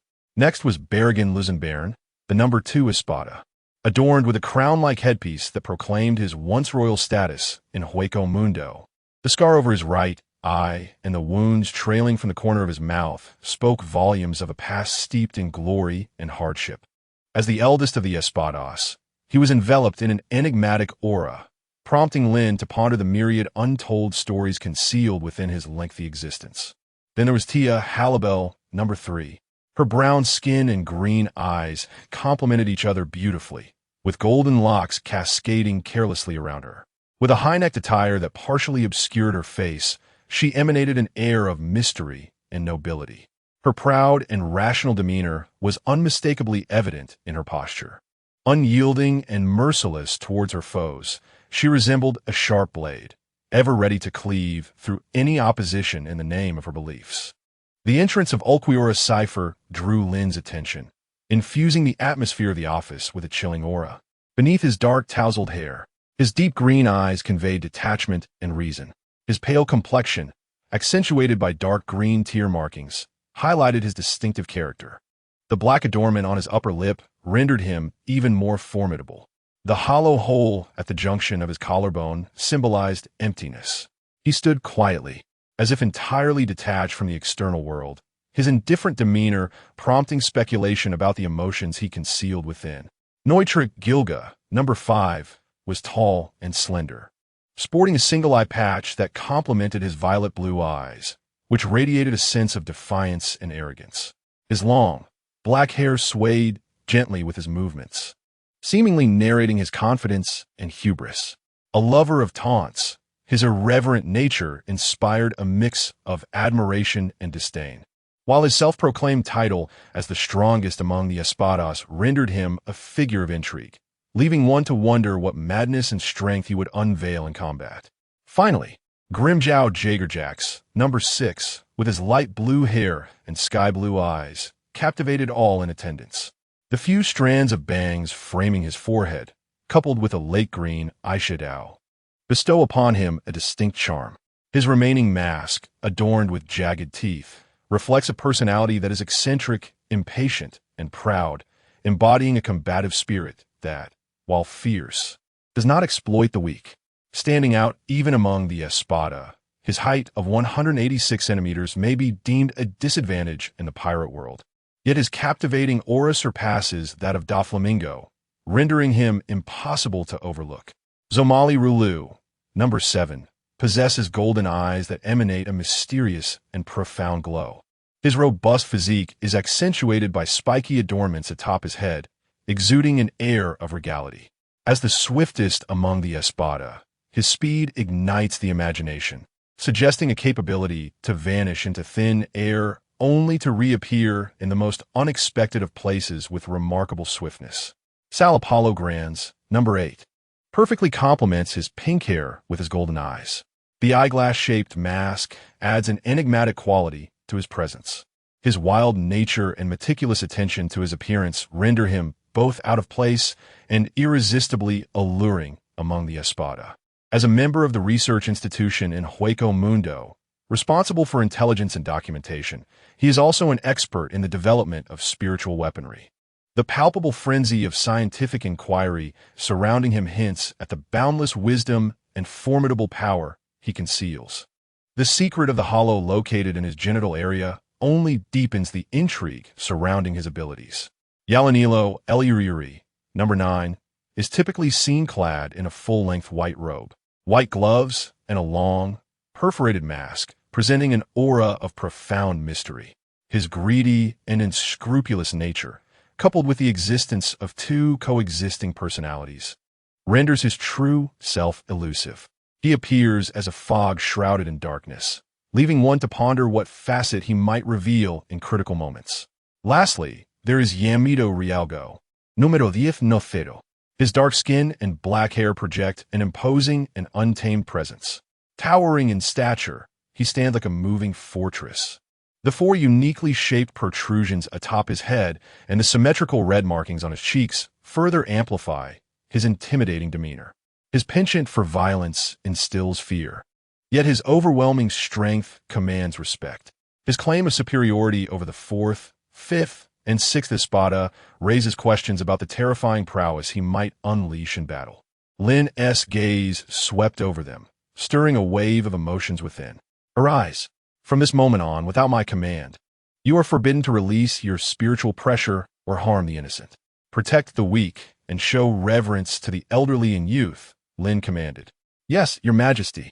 The members of the Espada responded in unison, rising with unwavering determination in their eyes.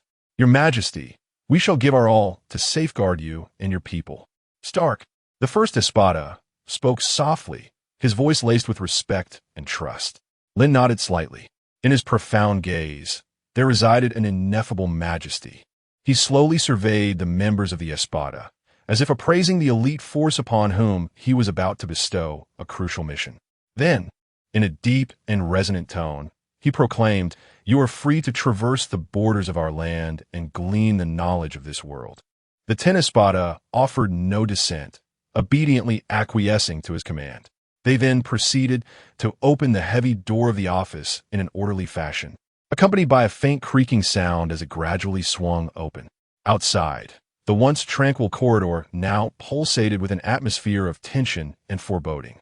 As the Espada stepped out of the office, they were met head-on by Uchiha Fugaku and Uchiha Itachi, leading 100 elite shinobi who surged forth from the adjacent corridors. The synchronized sound of their footsteps resonated like the beating of war drums, heralding the imminent eruption of a fierce battle. At the forefront was Uchiha Fugaku, his resolute gaze tinged with vigilance and scrutiny. Upon encountering the leading Espada, he was momentarily taken aback by their bizarre attire, peculiar forms, and the formidable aura they emanated. This aura resembled an unfathomable abyss of darkness, effortlessly penetrating one's innermost being and instilling a sense of invisible oppression. The other elite shinobi were no exception. Their steps faltered for an instant, astonishment etched upon their faces. Yet, being seasoned warriors, they quickly regained their composure. With a commanding voice imbued with strength and determination, Fugaku issued the order, "Activate your Sharingan." Instantly, all sprang into action. In that fleeting moment, pairs of eyes transformed into blood-red three-tomo Sharingan, the vivid crimson reminiscent of blazing flames, poised to unleash immense power. Uchiha Itachi and Shursui showcased unparalleled prowess as they activated their Mangeki Sharingan. Their deep and enigmatic eyes seemed to harbor boundless strength, evoking an instinctive dread in those who dare to gaze upon them. The Uchiha clan stood ready, poised for battle, their presence exuding a formidable sense of pressure that seemed to solidify the very air around them. Their meticulously arranged formation gleamed with the cold light of their ninja tools, casting a breathtaking radiance under the illumination. However, In stark contrast to the Uchiha's tense preparedness, the Espada remained eerily silent. Their eyes betrayed a mixture of arrogance and disdain, as if perceiving this formidable assembly of elite shinobi as nothing more than insignificant insects. Yet amidst this stillness, Yami, Grimjow, and the battle-hungry guildarts displayed an undeniable interest in the confrontation before them. A smile of excitement crept across Yami's face, his massive frame trembling with anticipation.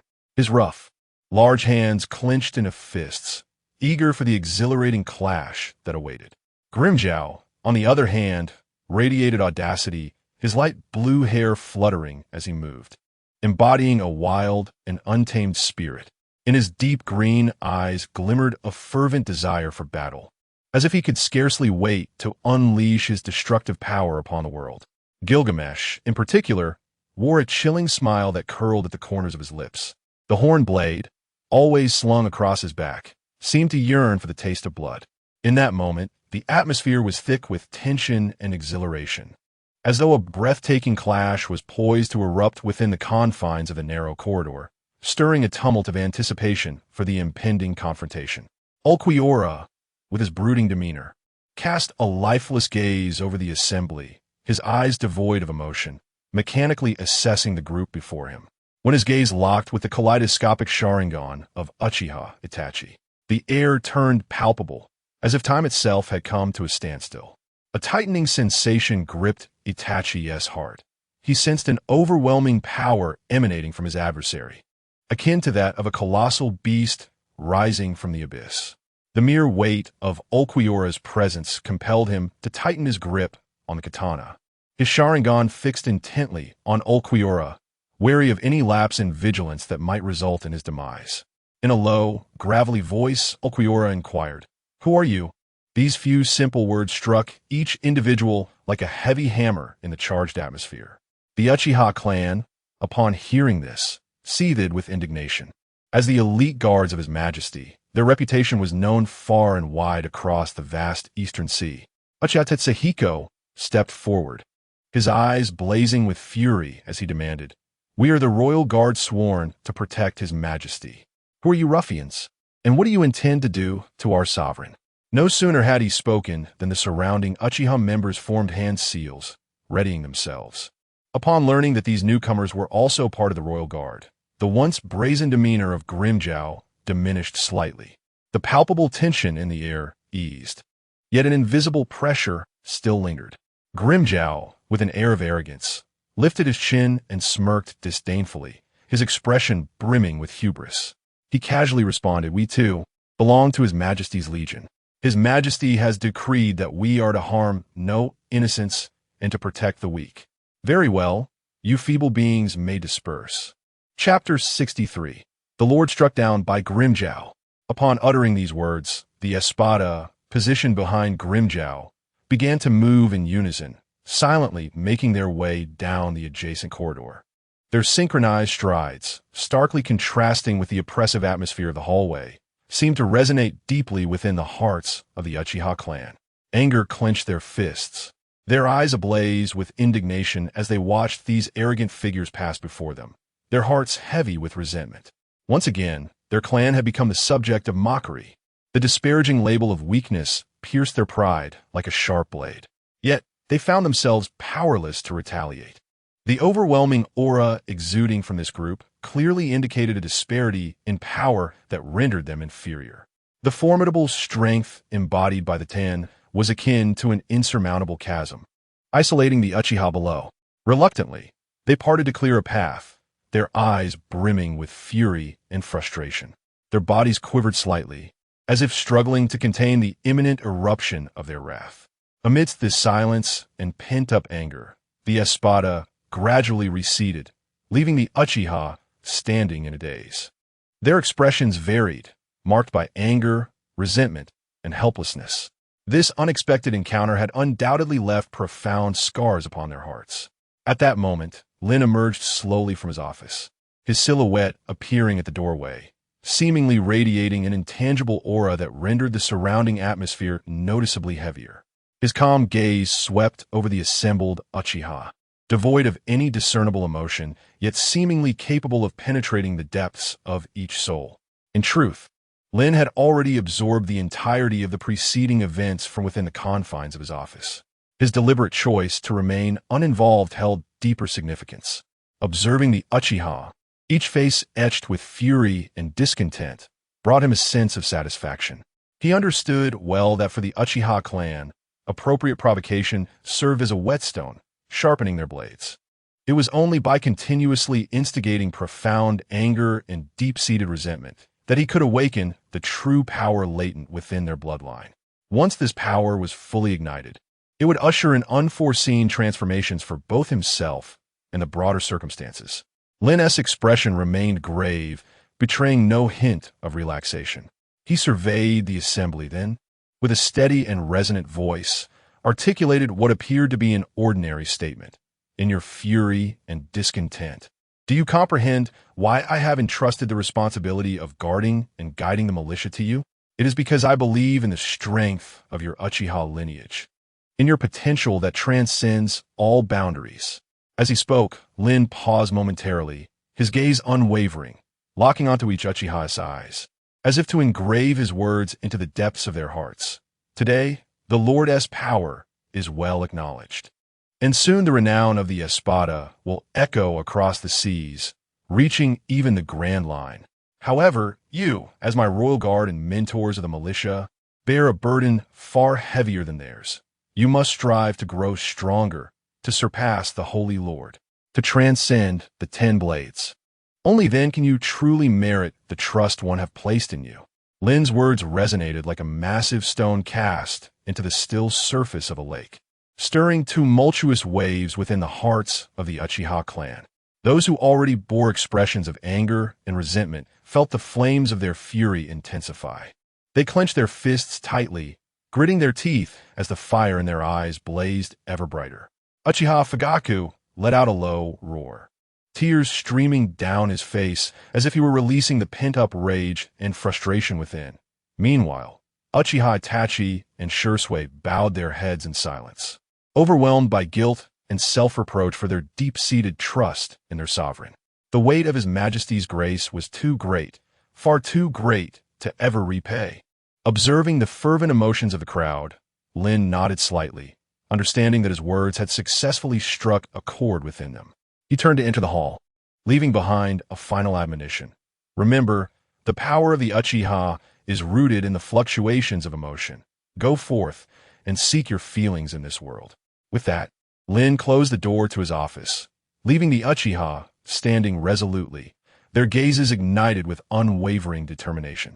They knew that from this moment onward, they would embark on a more arduous and protracted path of cultivation, driven by the desire to protect their sovereign and to surpass both the Holy Lord and the 10 blades.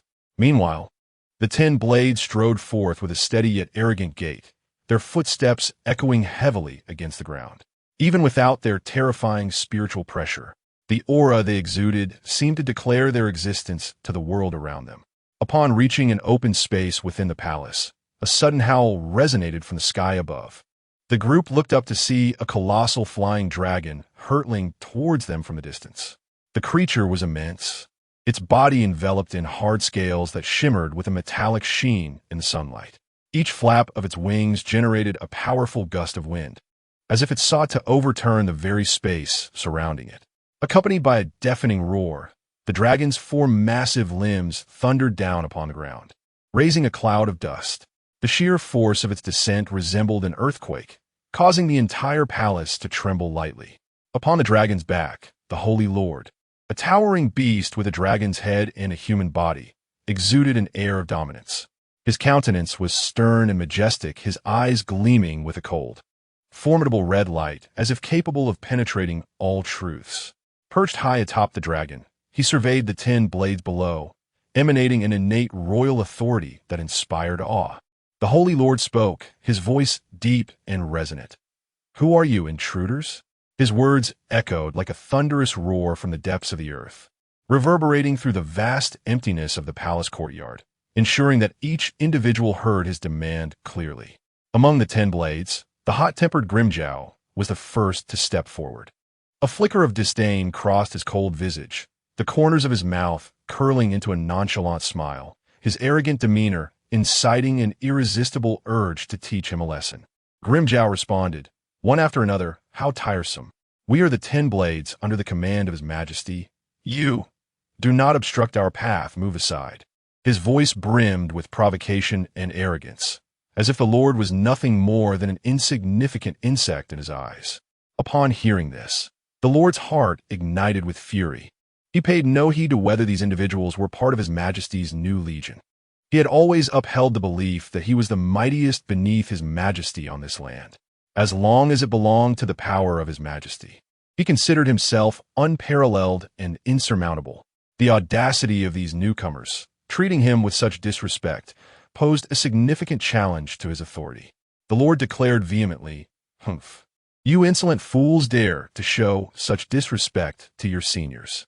Today, I shall teach you what it means to honor your elders."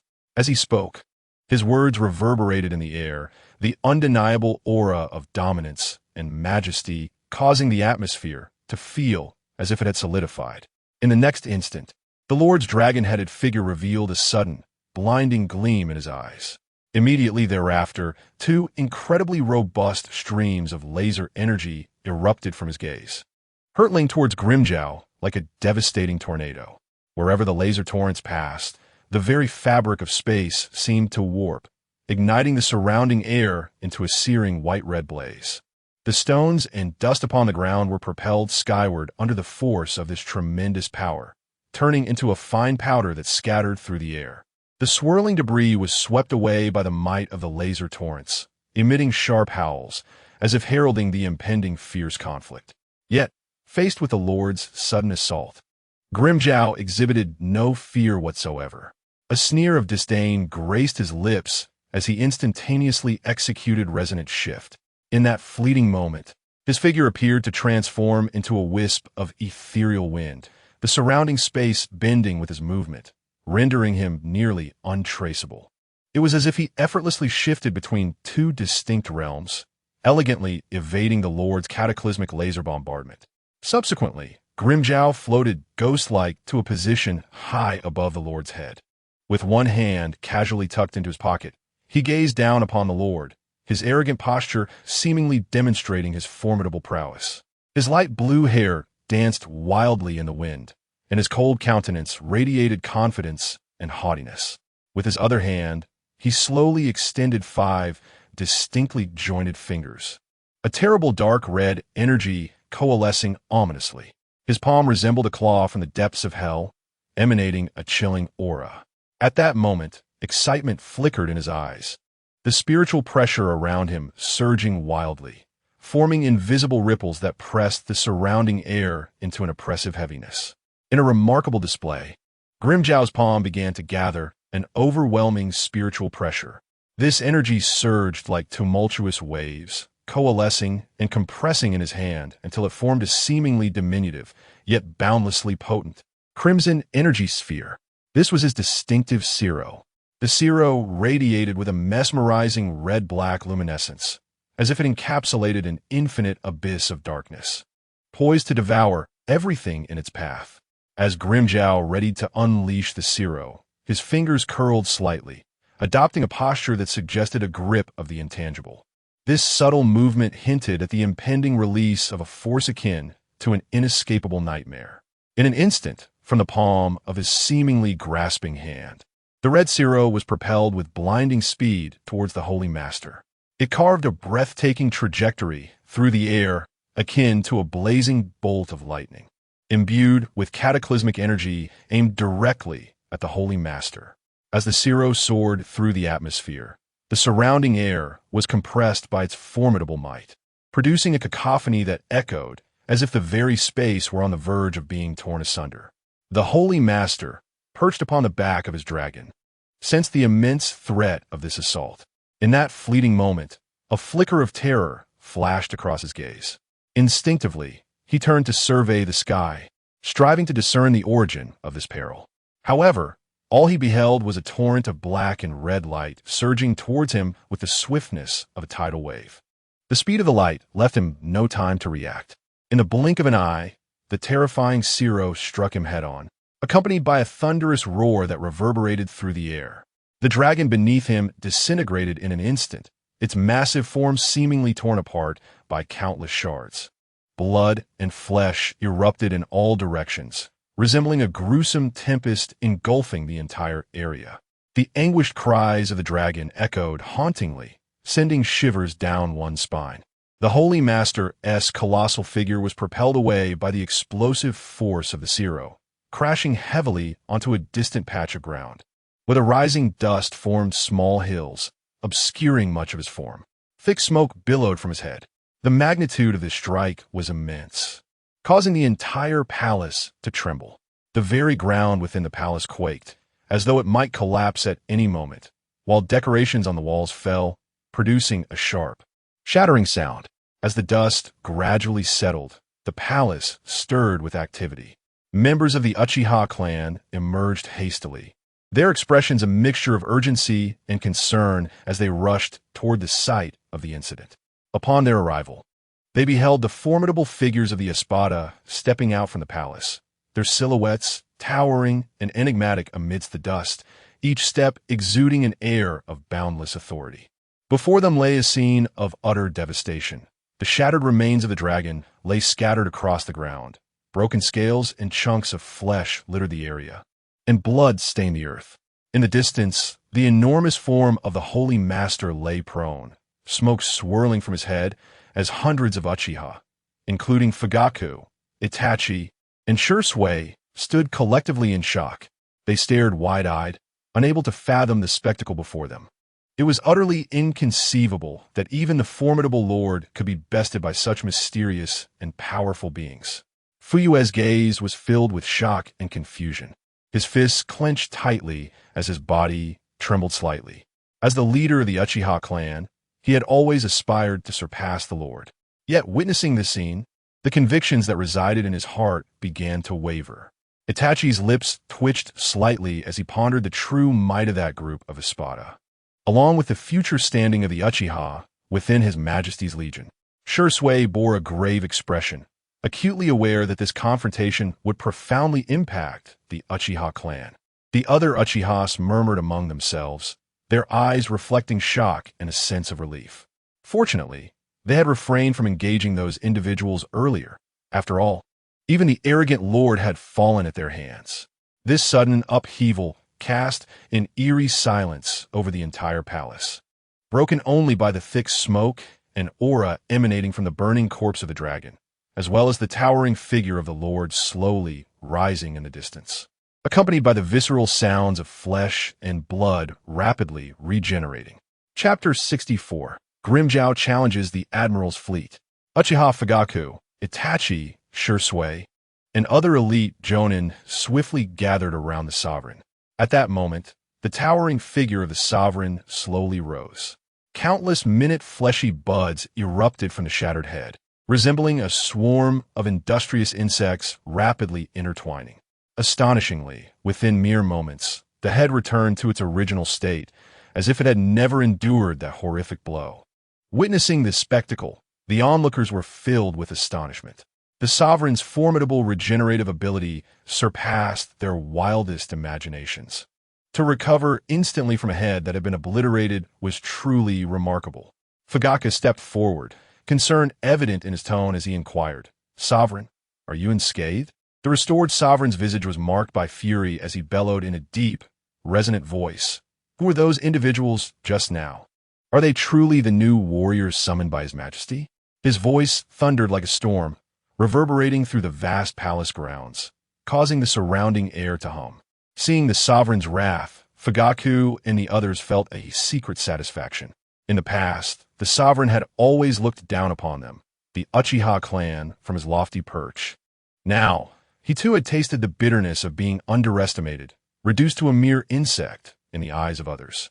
Yet, reason advised them to conceal their feelings. Otherwise, the sovereign's ire might be directed towards them.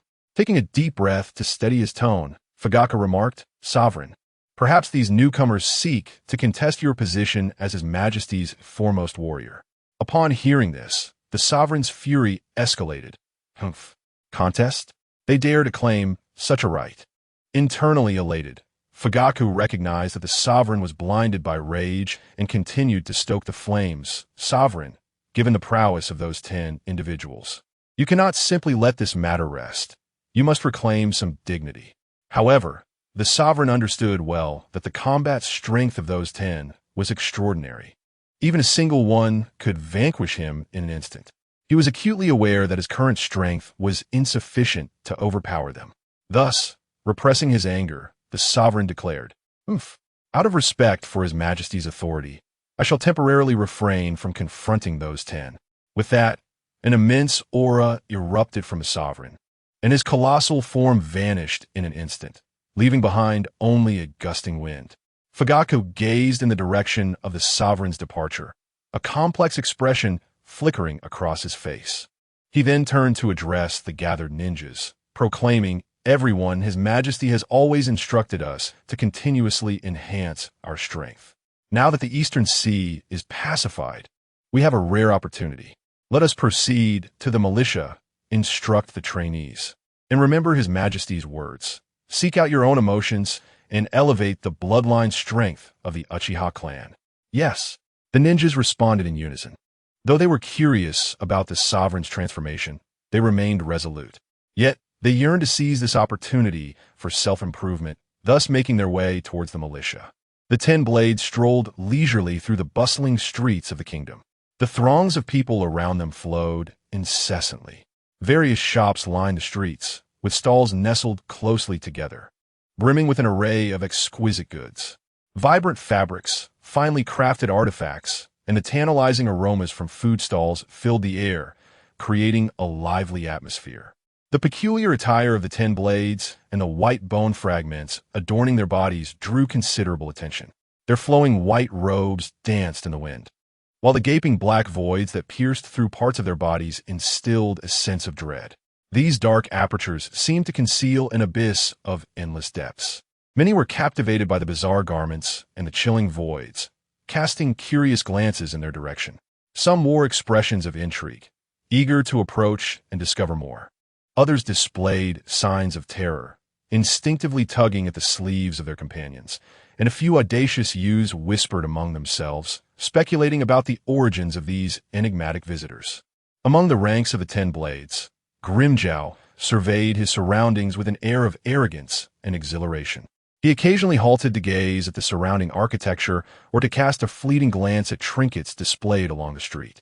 As he admired the intricately crafted tools made from peculiar materials, he could not resist reaching out to handle one, a sinister smile spreading across his face, sending the stall owner into a trembling panic, nearly causing him to kneel in fear. "Hey, my good man, this item appears quite splendid," Grimjow jested, his eyes glinting as though he were toying with a mere plaything. However, his attention was soon diverted by a cacophony of voices nearby. He overheard a group conversing on the street, mentioning that the Navy Admiral, accompanied by the 7 warlords, had arrived in these waters, purportedly to impose retribution upon their kingdom of Seafield. "I just heard someone mention that the Navy Admiral and the 7 warlords have reached this area, claiming they are here to deal with us. Shouldn't we take action? It seems that Admiral is one of the highest combat powers in this world." Grimjow remarked to his fellow 10 blades, his excitement palpable, the fervor gleaming in his light blue eyes, as if he could hardly wait to showcase his prowess. The first blade, Stark, furrowed his brow and stepped forward, stating, "Grimjow, that is not permissible. We must adhere to His Majesty's directives. Our current mission is to remain within the kingdom and familiarize ourselves with the fundamental information of this world. Acting independently could disrupt His Majesty's plans." Hellable, a striking figure with fiery golden hair, added sternly, "Grimjow, as subordinates of His Majesty, we cannot act on our own accord. We must first gather sufficient intelligence and comprehend the rules of this world. That is our duty to the king." Yet, Grimjow remained defiantly arrogant, casting a sidelong glance at the others. With a disdainful snort, he declared, "Humph. Such plans are the concern of you feeble souls. To truly understand the foundational truths of this world, one must engage in battle." With that, he abruptly activated his swift movement, leaving behind only a fleeting shadow of blackness. Those around him, wishing to intervene, could not act in time, watching helplessly as Grimjow soared into the sky. His speed was astounding, accompanied only by a howling wind. The countless onlookers on the street were left in a state of shock by this sudden spectacle. For a moment, the thoroughfare was enveloped in silence, save for the sound of their breaths. Soon, as if awakening from a dream, the people began to stir, pointing skyward with countless hands, exclaiming in astonishment, "What manner of creature is that? How can it fly? Terrifying!" The other members of the Espada exchanged glances, ultimately deciding to remain momentarily in place to observe this world further. They continued their leisurely stroll down the bustling street, each step allowing them to absorb the unique atmosphere surrounding them. Grimjow, utilizing his swift movement, departed the borders of the nation at an astonishing speed, his black figure weaving through the clouds, stirring up currents of air. His velocity was so extreme that it seemed as if he would tear through the fabric of space itself, leaving behind only a faint black silhouette. Not long before, the Lord, having left the palace, now hovered high above, surveying the movements of the Espada. Suddenly, he detected an unusual fluctuation of power in the sky. The familiar aura sent a tremor through his heart. The Lord gazed in the direction of that energy, catching a glimpse of a white figure rapidly retreating. He thought to himself, "It is him. Has he strayed from the group?" A flicker of curiosity crossed his gaze. Perfectly, he decided to follow and discern the intentions behind this individual's actions. Could it be a special task assigned by the Emperor? Regardless, he would pursue him, seeking an opportunity for vengeance. Harnessing the power of his mystical talismans, the Lord soared through the air at high speed, deliberately maintaining a distance from Grimjow, allowing his massive and conspicuous form to blend seamlessly into the clouds, remaining undetected. Time passed as he flew over the vast ocean, his curiosity about Grimjow's intentions growing ever more intense. Just as he pondered this, he observed Grimjow, hands tucked into his pockets, suddenly halt, hovering several thousand meters above. Below lay the azure sea, its shimmering waters resembling a vast expanse of silk unfurled across the earth. Surrounding him were layers of clouds, soft and fluffy like white cotton candy. The Lord, concealed within the distant clouds, remained perfectly camouflaged, as if he were one with the surrounding atmosphere, awaiting Grimjow's next move. In the next instant, Grimjow slightly closed his eyes, then slowly opened them. In that moment, an overwhelming and intangible spiritual pressure erupted violently, as if a colossal hand were recklessly stirring the very fabric of space. In an instant, vast swathes of clouds were swept away, the wind howled, and the mist swirled, creating a scene reminiscent of the ominous prelude to a storm. The Holy Lord felt as though his soul had been struck with tremendous force, a violent convulsion coursing through him. Instantly, the entire space began to tremble lightly, as if enduring an invisible catastrophe. The Holy Lord was filled with dread. Simultaneously, his spiritual pressure surged forth, dispersing the multitude of clouds surrounding the sky. His colossal form was laid bare amidst the distant heavens. Grimjow cast a fleeting glance at the Holy Lord, his eyes brimming with disdain, as if he had merely glanced at an insignificant ant by the roadside, completely disregarding its existence. At that moment, the Holy Lord was engulfed in awe at the terrifying aura before him, reflecting, indeed, that individual had not unleashed his full power earlier. In the next instant, it seemed that Grimjow had locked onto a target with his spiritual pressure. The corners of his mouth curled upward in a haughty smirk, revealing a chilling smile. He uttered nonchalantly, "Found you." In the following moment, he lifted his index finger and pointed at the air before him. Without warning, a pitch-black portal split open in the atmosphere, surrounded by an aura of darkness, resembling a gateway to an unknown realm. The interior of the passage flickered with a dim, eerie light, as if concealing endless secrets. Without a trace of hesitation, Grimjow stepped into the inky void, his figure swiftly vanishing into the darkness. From a distance, the Holy Lord watched in profound astonishment as Grimjow disappeared within the portal. The sheer magnitude of the power and confidence emanating from him caused the Holy Lord to silently rejoice that he had not revealed his full strength, thus avoiding Grimjow's attention. Subsequently, accompanied by a deep, rumbling sound, the dark passage gradually closed, and the space slowly returned to tranquility. The Holy Lord realized that this individual might be up to something insidious. The formidable power and reckless demeanor instilled a sense of unease within him. He dared not linger for a moment longer and promptly turned to soar back toward the kingdom of Siphiel, eager to report this astonishing discovery to His Majesty. Chapter 65, Devouring Thousands of Souls. General of Shushan Town. In a certain area of the East Sea, amidst the gentle caress of the sea breeze and the soft lapping of waves against the hulls of warships, a fleet of 50 elite naval vessels lay anchored in serene stillness. Each wooden warship emanated an aura of antiquity and majesty, arranged in perfect formation upon the water surface, resembling a colossal beast poised for battle. Upon the expansive decks, naval soldiers clad in simple combat attire, bare-armed and showcasing their robust physiques, basked in the golden rays of sunlight. Beads of sweat cascaded down their foreheads, glistening as they wielded their weapons, which shimmered with a cold gleam under the sun.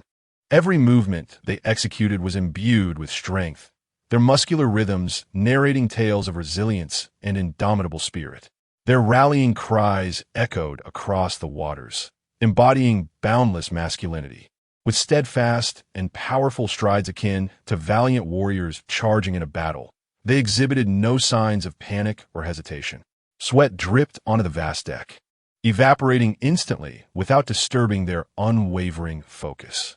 Some soldiers engaged in paired sparring, their stances evenly matched, each maneuver executed with the swiftness of a cheetah and the precision of a falcon. The sounds of clashing weapons rang out melodically, each impact igniting sparks that danced in the air. Their eyes radiated determination and bravery, as if nothing could impede their advance. Meanwhile, another group of soldiers undertook physical training, bearing heavy barbells and advancing steadily, each step akin to overcoming formidable obstacles. Others practiced swordsmanship, their blades flashing with an icy brilliance, their movements swift as lightning. Their techniques endlessly varied, leaving onlookers in awe. Amidst this seemingly tranquil scene, a sudden disturbance occurred. High above, a black fissure slowly formed, creating a 3-meter-wide portal that appeared to be an entrance to a dark abyss, exuding a mysterious and terrifying aura that tinged the surrounding air with a faint darkness. Soon, a figure emerged from within. Garbed in white, Grimjow stood at the threshold of the dark passage, a brazen smile upon his face. With his hands tucked into his pockets and his Zanpakuto slung casually at his side, he seemed to merge with the surrounding sea and sky, yet simultaneously existed as a transcendent being, gazing down upon the naval forces below. An impending sense of dread accompanied his arrival. The oppressive, invisible spiritual pressure surged downward like a tempest, enveloping the area at an unparalleled velocity. In an instant, the atmosphere trembled, as if the very fabric of space quaked. Beneath the waves, it felt as though a colossal beast was stirring.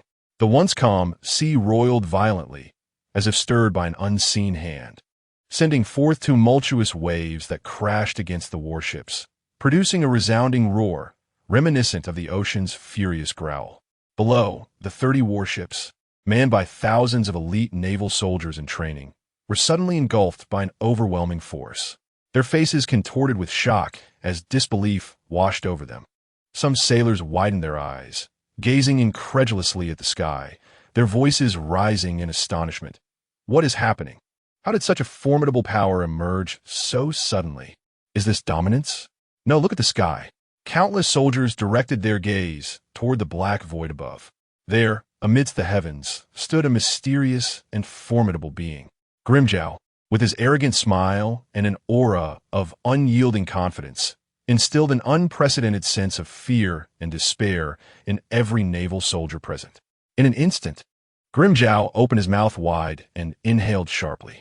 The force of his suction was akin to an insatiable black hole, capable of devouring the very world itself. In the next moment, the heads of thousands of elite naval warriors were drawn into a swirling silver mass, their souls.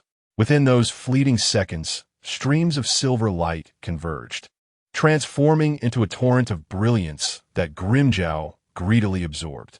His arrogant smile broadened, as if he regarded everything before him with utter disdain.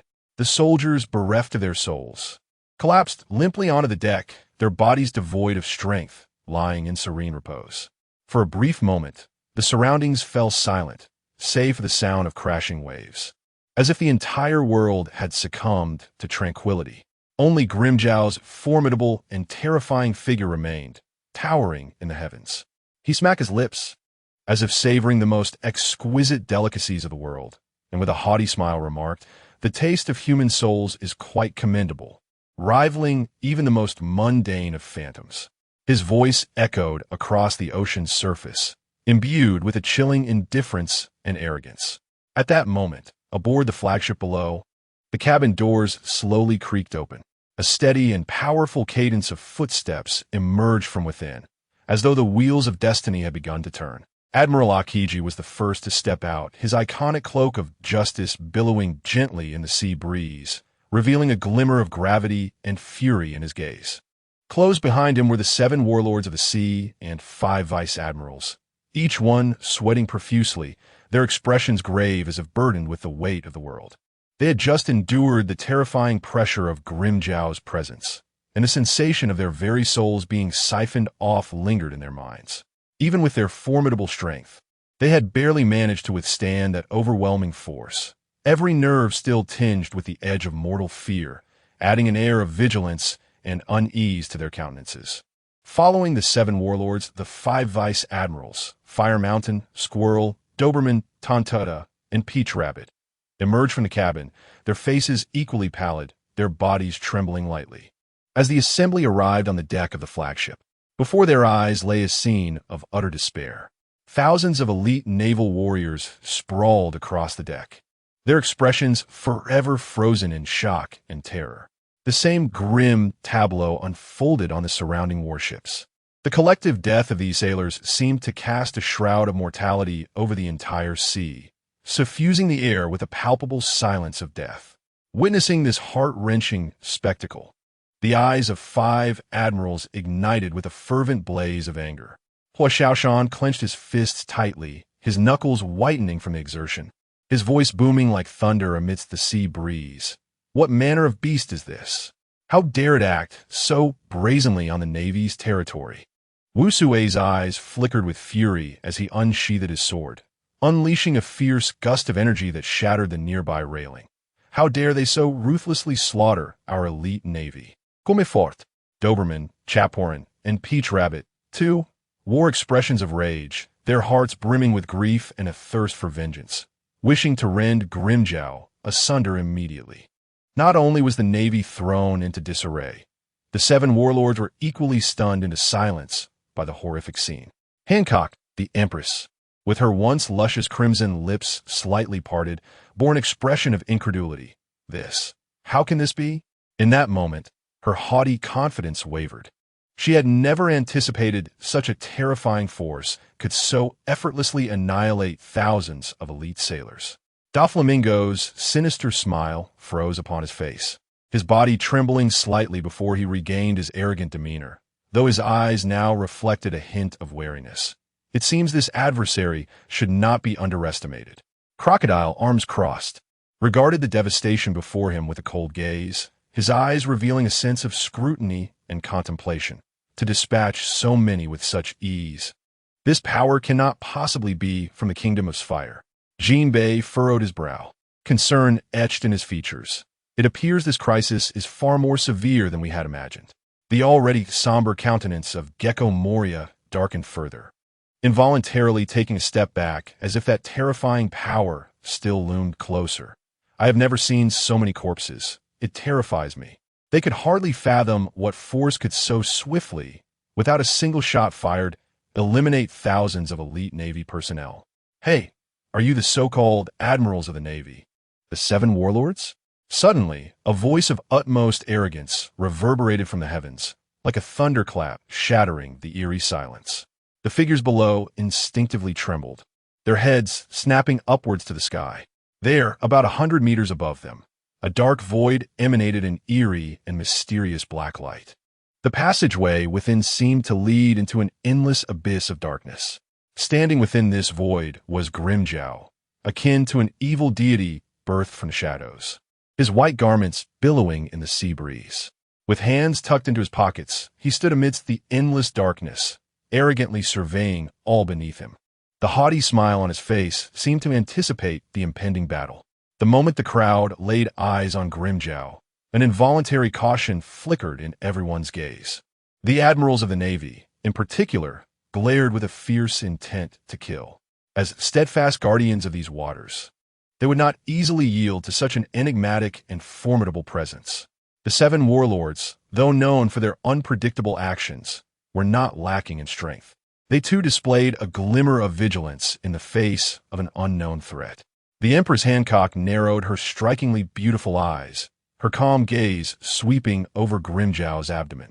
Upon noticing the pitch-black hollow, a gasp of astonishment escaped her lips. His midsection was astonishingly perforated.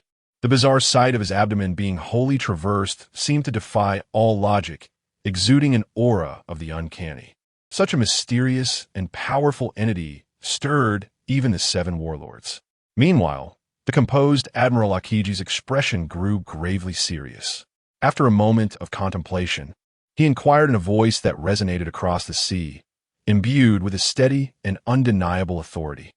"Who are you?" Hearing Akiji's question, Grimjow's arrogant smile widened further. He scoffed derisively before responding slowly, "I am Grimjow, one of the Espada under the command of His Majesty King Lynn of the Seafield. You audacious fools dare to challenge His Majesty, do you?" His voice reverberated over the ocean, carrying an intangible weight that deepened the unease of those below while heightening their alertness. Upon finishing his declaration, Grimjow swiftly drew his right hand, executing the motion with striking decisiveness, devoid of any hesitation. His palm was directed towards the crowd below. In an instant, an overwhelming dark aura coalesced in his hand. Soon, a crimson-black spirit pressure orb slowly manifested in his palm, the eerie darkness intertwined with streaks of red light, seemingly harboring the power to annihilate all. The orb twisted and expanded, as if the surrounding air were being consumed by this dark force, thickening with tension. The onlookers below sensed the terrifying nature of the crimson-black spirit pressure orb, a chill racing from their feet to the crown of their heads. They were not only astonished by the opponent's formidable strength, but also by the revelation of his origins, an officer of King Lynn of Seafield. This individual had not been mentioned in prior reports, nor had the Espada been referenced. Was this a trump card aimed at countering their Navy's elite forces? The Empress Hancock flickered slightly and assumed a combat stance, vigilantly observing the skies. The other 6, including Doflamingo and Crocodile, also donned serious expressions, each adopting a posture ready for battle. The situation on the naval front is equally dire. The 5 vice admirals, Akiji, Fire Mountain, Weasel, Doberman, and Chinchilla, swiftly aligned themselves in a formidable row, their eyes betraying no hint of retreat. Akiji slowly raises his hands, an intense chill emanating from him as his arms transform into sculptures of ice. Fire Mountain unsheathes his sword, cloaking it in the aura of his haki, Weasel's muscles tense, similarly enveloping his battle blade with haki, poised to strike at any moment. Doberman, Chinchilla, and Peach Rabbit also ready their weapons, bracing for the imminent confrontation. Meanwhile, Grimjow observes from the shadowy recesses above, his laughter growing increasingly maniacal at the sight of their resolute stances. His laughter seems to penetrate the very souls of those below, resonating ominously in the charged atmosphere, mocking their audacity. The black and crimson energy sphere in his hand steadily accumulates power, the aura of destruction intensifying, as if the very sky were on the verge of being torn asunder by this dark force. In the next moment, Grimjow's laughter abruptly ceases, his gaze sharpening with lethal intent. Chapter 66. Ice Age. The fearsome Espada. In that fleeting moment, his gaze transformed into something ferocious, akin to a beast poised to pounce. Cold and brimming with murderous intent, he bellowed, "Die!" Instantly, the energy sphere he had conjured erupted with a terrifying force, a tumultuous torrent of intertwining black and red. crashing downward toward the main ship and its occupants with an overwhelming might. The column of this black-red deluge bore an aura of annihilation, as if it sought to rend the very heavens asunder. Its surface roiled like molten lava, bubbling and seething, emitting a cacophony reminiscent of hellish roars. Wherever the light beam traversed, the air seemed ignited, contorting into grotesque shapes. On the deck of the main ship, Admiral Fireburn's expression hardened as he clenched his sword with unwavering resolve. Without a moment's hesitation, he propelled himself forward, his sturdy strides stirring up clouds of dust under the caress of the sea breeze. As he ran, he summoned all his strength to shout, "I come." With the swiftness of an arrow released from its bow, he soared from the deck, his sword raised high, slicing through the air with remarkable speed. A 3-meter-long silver crescent wave, under his command, surged forth like a fierce bolt of lightning, cleaving the atmosphere towards the descending energy torrent. The silver crescent glimmered with a chilling radiance in the sunlight, as if it encapsulated the very essence of his might. Its edges were razor-sharp, leaving sharp traces in the air that resonated with piercing shrieks. However, the moment the silver crescent wave met the black-red energy torrent, a cataclysmic clash ensued. It was as though the crescent had struck an insurmountable mountain, followed by a deafening roar that shattered the silence, exploding into a spectacle of silver fragments that scattered in all directions like fireworks. These shimmering shards flickered in the air before ultimately vanishing into the void. Yet, the black-red torrent remained unscathed, advancing menacingly towards the deck. Admiral Fireburn was momentarily taken aback by the stark contrast of power. A flicker of disbelief crossed his once determined eyes. In that instant of bewilderment, the other Navy members and the 7 warlords understood the urgency of the moment. They leaped onto the surrounding warships like agile birds, fully aware that time was of the essence. Then, with a chilling aura of impending doom, a thunderous crash resounded as the black-red torrent collided with the main ship. In that heartbeat, it felt as if the vessel, along with Admiral Fireburn, had been struck by a colossal meteor. The immense shockwave twisted the ship's hull, intertwining the sounds of metal rending, with splintering and weapons exploding into a symphony reminiscent of the world's end. Fragments of wood and shards of metal erupted like raindrops, scattering in all directions, each piece imbued with immense power that sent the surrounding sea into a tumultuous frenzy. The ocean was stirred into a catastrophic spectacle reminiscent of an apocalyptic event. The water surged as if bombarded by fierce explosives, violently churning and forming a colossal water column that shot skyward. This pillar soared to heights of over 100 meters, piercing the very heavens. Within the column, a myriad of colors flickered, a mesmerizing display created by the residual energy and the refraction of sunlight through the water. The surrounding seawater boiled and roiled like a cauldron, generating massive waves that surged forth like ferocious beasts, relentlessly crashing towards the nearby naval vessels. Wherever they swept, destruction followed, mercilessly obliterating all in their path. Ships teetered precariously under the onslaught of the waves. Some were capsized, their hulls tilting towards the depths, while others collided with one another, producing a cacophony of anguished metallic cries before disintegrating amidst the turbulent waters. Standing within the black abyss, Grimjow surveyed the chaotic scene below, a triumphant grin spreading across his face.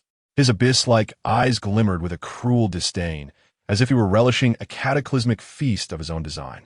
Witnessing the devastation of the flagship, Admiral Akiji hesitated not for a moment, plunging resolutely into the still turbulent sea. The instant his feet made contact with the water, an enigmatic force seemed to be unleashed. Surrounding his feet, a chilling aura erupted like a stampede of countless white steeds. This was no ordinary cold. It possessed an infinite frigid power, akin to a multitude of sharp ice needles, radiating wildly from his feet in all directions. In the wake of this extreme cold, the once surging waves underwent an extraordinary transformation. No longer were they tumultuously rolling.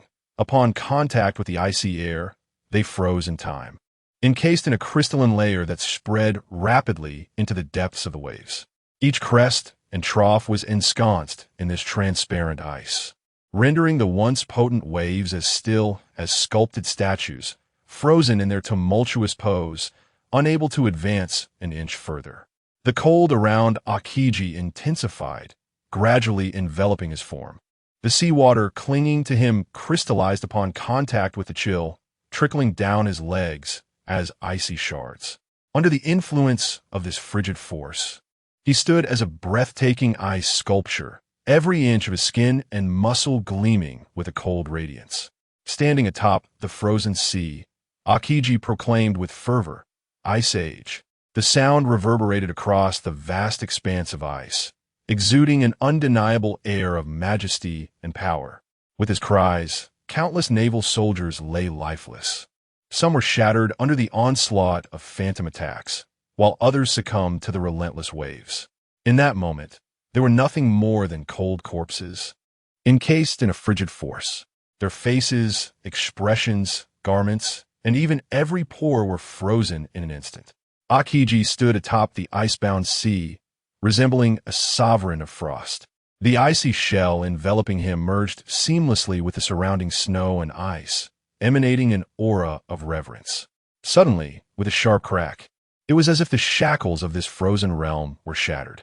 The ice sculpture of Aokiji, forged from the depths of cold, gradually moved afoot.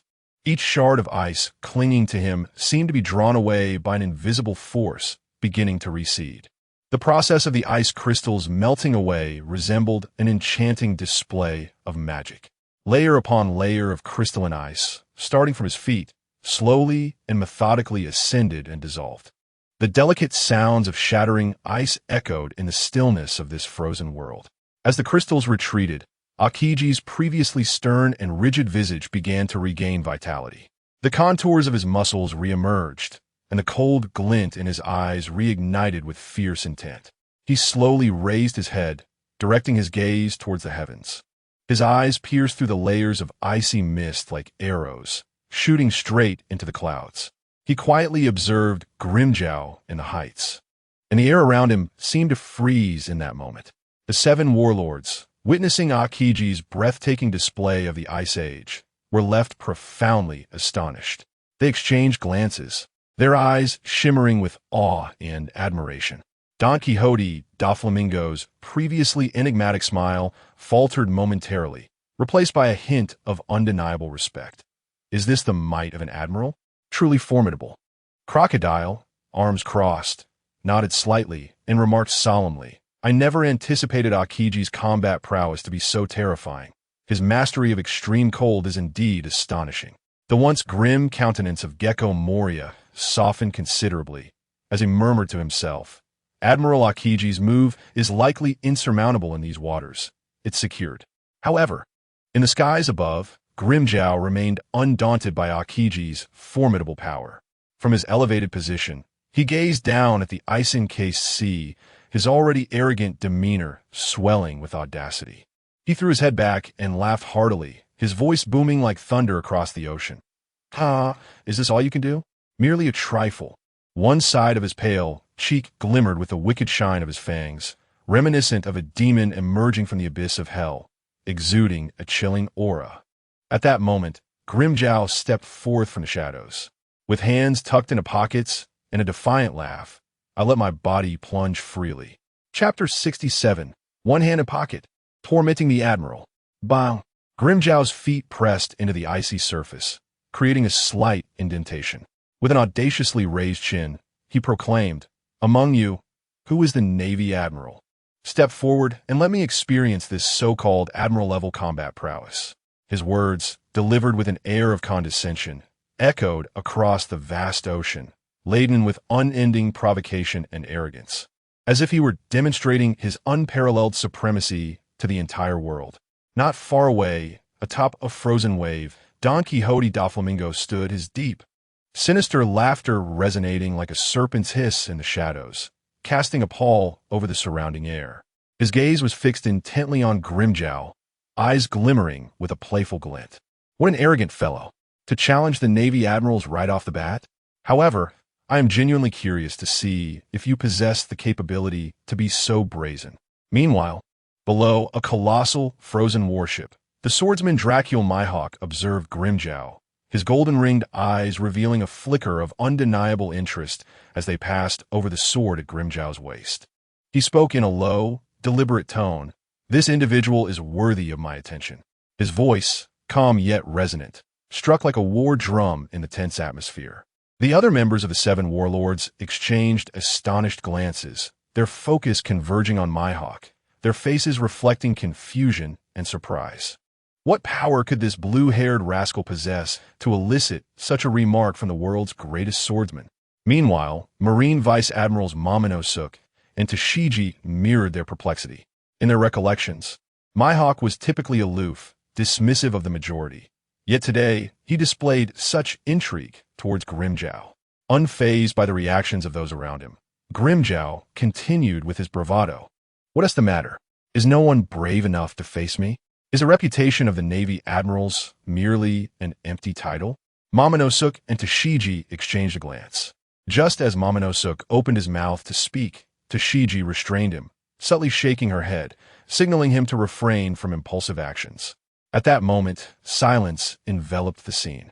All eyes were fixed on Grimjow and Aokiji. The tall figure draped in a cloak of justice, Aokiji, slowly advanced, lazily declaring, "I am the Navy Admiral. Where is the statue of Mr. Carp?" As he spoke, Aokiji walked forward, raising his right palm slightly, conjuring a 3-meter-long ice spear from the frigid air, which he grasped with ease. The spear's tip shimmered with a piercing cold light, as if it could effortlessly penetrate anything in existence. Grimjow's eyes sparkled with excitement as he remarked, "What statue of Carp? If you can amuse me in battle, I might just inquire about it when I return." In the next instant, whoosh, Aokiji executed a swift movement, seemingly teleporting to Grimjow's rear, thrusting the ice spear toward the location of Grimjow's heart. The icy spear darted through the air with remarkable swiftness, leaving behind a faint glimmer of chill. Grimjow paid it no heed, standing resolutely in place, allowing the piercing strike of the ice spear to land upon him. His haughty demeanor was imbued with unwavering confidence, as if all that transpired before him was well within his control. However, in the eyes of the 7 warlords and the 4 rear admirals, a singular thought seemed to resonate. "It's secure. This fellow is doomed." After all, he was a Marine admiral. Yet, as the ice spear made contact with Grimjow's back, a resounding crack echoed through the air. The spear shattered upon impact, for Grimjow possessed a skin as tough as steel, its resilience rivaling that of hockey. A flicker of surprise flashed in Aokiji's eyes, but his response was swift. He immediately unleashed an intense wave of freezing energy from his palm. In an instant, Grimjow found himself encased within a massive block of ice. Unfazed by his predicament, Grimjow smirked, a wild laughter escaping his lips. "Is that all you've got? This trivial block of ice cannot contain me." As his laughter resonated, fine cracks began to spiderweb across the surface of the ice, indicating that he was gathering strength to break free from his confinement. Aokiji furrowed his brow, sensing a formidable power emanating from the ice. In the next moment, an endless ferocity ignited within Grimjow's azure gaze. A terrifying spiritual pressure surged forth like an overwhelming tide, violently radiating outward. The ice surface trembled, and with a thunderous boom akin to a clap of thunder, a torrent of ice shards erupted into the air, propelled by the force of his unleashed power. The shards seemed to possess a life of their own, whistling as they shot in every direction. Wherever they landed, the frozen surface was gouged, and the ice-encased warships were pierced, fracturing under the onslaught. The very ice beneath him buckled under the weight, forming a substantial, semicircular depression, its edges marred by remnants of black cracks, a testament to the sheer might that had just been unleashed. The surrounding air was thrown into chaos by this force, creating visible whirlwinds. Faced with such an intense spiritual pressure, Aokiji's expression shifted, and he dared not underestimate the situation. In a blur, he darted away, evading Grimjow's proximity. Coming to a halt at a safe distance, he wasted no time. His elongated right arm slowly rose, transforming into an intricate ice sculpture. With a steely gaze, Aokiji called out, "Icebird." In an instant, his arms swelled, giving birth to a gargantuan ice phoenix, its feathers radiating an ethereal cold light. Each feather appeared to be meticulously crafted into razor-sharp blades. With wings spread wide, spanning 20 meters, it resembled a flying iceberg. The immense eyes of the ice phoenix glimmered with a chilling brilliance, exuding an aura of unmatched power as it surged rapidly towards Grimmjow. As the ice phoenix advanced, the surrounding air was compressed by its formidable power, producing a series of thunderous roars, as if trembling in anticipation of its arrival. Observing this, Grimmjow's lips curled slightly, revealing a disdainful smile. He withdrew one hand from his pocket and waved it, unleashing a torrent of silver-white spiritual pressure in the form of a blade-like energy from his palm. Ho mp ho, mea politrex. Grimmjow scoffed. The silver-white energy clashed instantaneously with the ice phoenix, and their forces collided in an ephemeral flash, silent yet impactful. The colossal ice phoenix was swiftly cleaved in two, its surfaces perfectly severed, and shards of ice scattered like rain. The two halves of the ice phoenix, propelled by inertia, glided past Grimmjow's sides. Boom! The ice surface trembled, leaving behind two deep gashes. Grimmjow nonchalantly returned his hand to his pocket, a proud smile gracing his face. What a monster! What was that ability just now? Light slicing? Akiji furrowed his brow. Hey, I sent it time to end this long-range probing? Grimmjow remarked, his blue eyes brimming with provocation, as if he found this trivial skirmish utterly tiresome. Akiji inhaled deeply, a formidable chill surging throughout his being. He elegantly assumed a martial stance, poised like a master ready to unleash a fierce onslaught. One side of his body swiftly became encrusted in ice crystals, the translucent layer radiating a subtle chill under his body heat. Immediately beneath him, an eruption of piercing white, freezing air erupted, soaring skyward like raging dragons, forming an impenetrable barrier of frost. The sheer force of it was astonishing, as if it sought to encompass everything within its dominion. Akiji stood firm, resembling a towering iceberg, his hands transformed into fists, every muscle bulging with seemingly boundless strength. The terrifying pressure fractured the smooth ice beneath him into deep, crescent-shaped depressions, from which countless sharp ice spikes erupted, eager to pierce the heavens. In that very moment, Grimmjow's feet felt as though bound by invisible chains, tightly ensnared by solid ice that rendered him immobile. He cast a calm glance at his frozen feet, a look of disdain adorning his face. He lifted his chin slightly, as if to taunt Akiji, his arrogance unabated. Humph, is this the extent of your tricks? You think you can trap me? In the next instant, Akiji gathered a sphere of deep blue energy in his palms, resembling a colossal sapphire that radiated a profound and mysterious glow. With a sudden motion, he hurled the sapphire-like energy sphere toward Grimmjow, shouting, "Ice ball!" The icy energy sphere raced through the air with remarkable speed, producing a sharp whistling sound. And in an instant, it was upon Grimmjow. Before Grimmjow could react further, the energy sphere of ice collided fiercely with him. Instantly, a layer of blue ice spread rapidly from his body, akin to bamboo shoots breaking through the earth in spring. The speed was astonishing. In but a moment, Grimmjow was once again encased in ice, resembling a statue of ice standing resolutely. However, the battle was far from over. Akiji effortlessly snapped a colossal ice pillar beside him, which shattered in his grasp as easily as fragile chopsticks. With a powerful throw, he launched the ice pillar like a javelin, hurling it towards Grimmjow. Boom! A thunderous sound erupted, reverberating like a clap of thunder. The swiftly flying ice pillar, propelled by a torrent of air, hurtled towards the encased Grimmjow like a cannonball. It left visible ripples of air in its wake. Even ensnared in ice, Grimmjow could feel the formidable power of the assault. His blue pupils narrowed slightly, and a grin spread across his face. This was becoming somewhat interesting. The ice-encased Grimmjow grinned again, and the ice surface before him began to crack. His smile was filled with mockery and disdain, as if the previous adversities were mere child's play. In the next instant, An overwhelming spiritual pressure erupted from him, surging forth like a torrent of molten lava, spreading wildly in all directions. The crystalline ice that had encased him so securely shattered instantly under the onslaught of this terrifying spiritual pressure, scattering like fragile eggshells. Almost simultaneously, a hand emerged from his pocket with astonishing grace, moving so swiftly that it left only a blurred afterimage in the air. Grimjow's long hand reached out confidently.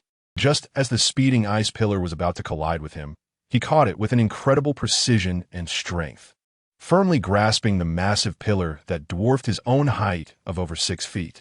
The ice pillar pressed snugly against his palm, and he appeared utterly unfazed, as though this were a trivial task. The juxtaposition of the giant ice pillar against Grimjow's figure created a striking visual impact, a stark contrast between reality and imagination, causing those present to gasp in astonishment. In the next moment, a terrifying event unfolded. Grimjow exerted force, uttering a low growl. The immense ice pillar in his hand suddenly unleashed an indescribable power. It was hurled back towards Aokiji at an unimaginable speed, breaking the sound barrier and causing the surrounding air to compress, unleashing a series of sharp, thunderous roars, as if the very fabric of space were about to tear apart. Unable to withstand the instantaneous acceleration of such immense power, the ice pillar began to develop fine cracks. Then, accompanied by a deafening explosion, it detonated like a bomb, shattering into countless fragments. These shards flew forth like projectiles, racing towards all directions with incredible velocity. Wherever they traversed, the atmosphere seemed to warp and twist. The indiscriminate bombardment instantaneously engulfed vast expanses of the sea. Numerous warships, frozen in ice, were struck by this overwhelming force. The shockwaves generated by the explosions sent cascades of ice crystals soaring into the air, falling like a torrential downpour. In that very moment, Grimjow did not falter in his relentless assault. Utilizing the cover of the ice crystals, he executed a hyperspeed maneuver. In that instant, everything around appeared to come to a standstill. The gaze of onlookers could not keep pace with his form. Surrounding scenery rapidly receded, creating a blur of light and shadow. The air itself became distorted by the sheer velocity of his movement. In the next heartbeat, Grimjow's elongated silhouette materialized before Aokiji. Aokiji furrowed his brow, sensing the sudden surge of momentum, and promptly focused his mind to conjure a defense. However, Grimjow's speed was so staggering that he had no time to mount any effective counteraction. With a hand that had previously rested in his pocket, now extending like lightning, he pierced through Aokiji's torso, his palm striking true to the heart. Aokiji felt a searing pain radiating from his chest, and his body began to tremble uncontrollably. His entire form swiftly became elemental, shattering into countless ice fragments. Yet, when he reformed elsewhere, onlookers were astounded to see blood trickling from the corner of Aokiji's mouth. Against the backdrop of the white ice, the crimson hue stood out starkly, akin to a harbinger of life's fading essence. As Don Quixote da Flamingo, one of the 7 warlords, processed the scene, astonishment etched itself across his face. He widened his eyes, stammering, This is impossible." The typically composed Doflamingo now appeared somewhat at a loss. The confident smile that once adorned his face had been replaced by profound shock and fear. Meanwhile, the weasel displayed an expression of disbelief, his body trembling slightly, eyes shimmering with panic. He instinctively stepped back, as if seeking to distance himself from this terrifying clash. The pirate Empress Hancock, already fair-skinned, now appeared as pale as parchment. Her beautiful eyes filled with shock and incredulity. She parted her lips, attempting to utter words, yet it seemed an unseen force had lodged in her throat, rendering her mute. Jinbei, the fishman, gaped, his expression revealing unprecedented astonishment. His massive form leaned backward, as though shaken to the very core by the unimaginable confrontation. The remaining warlords exhibited similar expressions of shock, their previously arrogant demeanor evaporating without a trace. Chapter 68. The Radiance of Wang Su. Eagle-Eye Mihawk, who had been observing from a distance, found his interest piqued further. His golden, Ringed pupils sparkled like two brilliant stars against the night sky. His gaze was steadfastly fixed upon Grimjow, as if drawn by an invisible force, unable to divert his attention. After a moment of silence, he slowly spoke, his voice deep and magnetic, resonating through the charged atmosphere. He hasn't even drawn his sword, yet has managed to injure a Marine admiral solely through physical prowess. His swordsmanship must be even more formidable. As these words left Mihawk's lips, the arena fell into a hushed stillness, with only the sound of breaths echoing. The four Marine Vice Admirals, Tao Tu, Chak Tun, Deo Bowman, and Wusei, who had already been astounded by Grimjow's terrifying might, felt a shiver run through their hearts. Instinctively, they turned their gazes towards Grimjow, only to discover that the once arrogant figure had a sword quietly sheathed at his lower back. As masters of the sword, each had attained the realm of great swordsmen. Their comprehension of swords and swordsmanship surpassed that of ordinary individuals. To them, a sword was not merely a weapon, but a symbol of power, a testament to their belief in combat. They understood the critical importance of swordsmanship in battle, a powerful sword in hand, combined with their profound mastery of sword techniques, often led to a qualitative leap in combat prowess. At that moment, tumultuous waves surged within their hearts. Tao Tu's eyes widened slightly, a trace of panic breaking through his previously composed demeanor. This fellow's physical skills are already so formidable. If he were to wield that sword, he might indeed reach a level comparable to an admiral. The unattractive Cha Tun furrowed his brow tightly, creating a deep furrow. His lips pressed into a thin line, revealing an unmistakable hint of anxiety in his gaze. He murmured to himself, if he draws that sword, I will charge forward to fight alongside Aokiji. Surely, Tao Tu will regard me with newfound respect. Mihawk remained motionless, his gaze unwaveringly fixed on Grimjow. He was waiting, anticipating the moment Grimjow would draw his sword. At that moment, Grimjow boldly regarded the crowd, a chilling smirk playing at the corners of his mouth. His smile was replete with unparalleled provocation and disdain. He spread his arms wide, as if welcoming a grand feast, and proclaimed in an audacious tone, Marine Admirals? Merely that. Come at me all at once. Let me relish the thrill of battle. Once you are all defeated, I will present your heads to His Majesty Lynn, so he may behold your foolishness. With that, he deliberately twisted his neck, producing a series of cracking sounds, as if preparing for the impending clash. Faced with such brazen provocation, the onlookers could no longer contain themselves. Aokiji inhaled deeply, his previously languid eyes now filled with gratitude.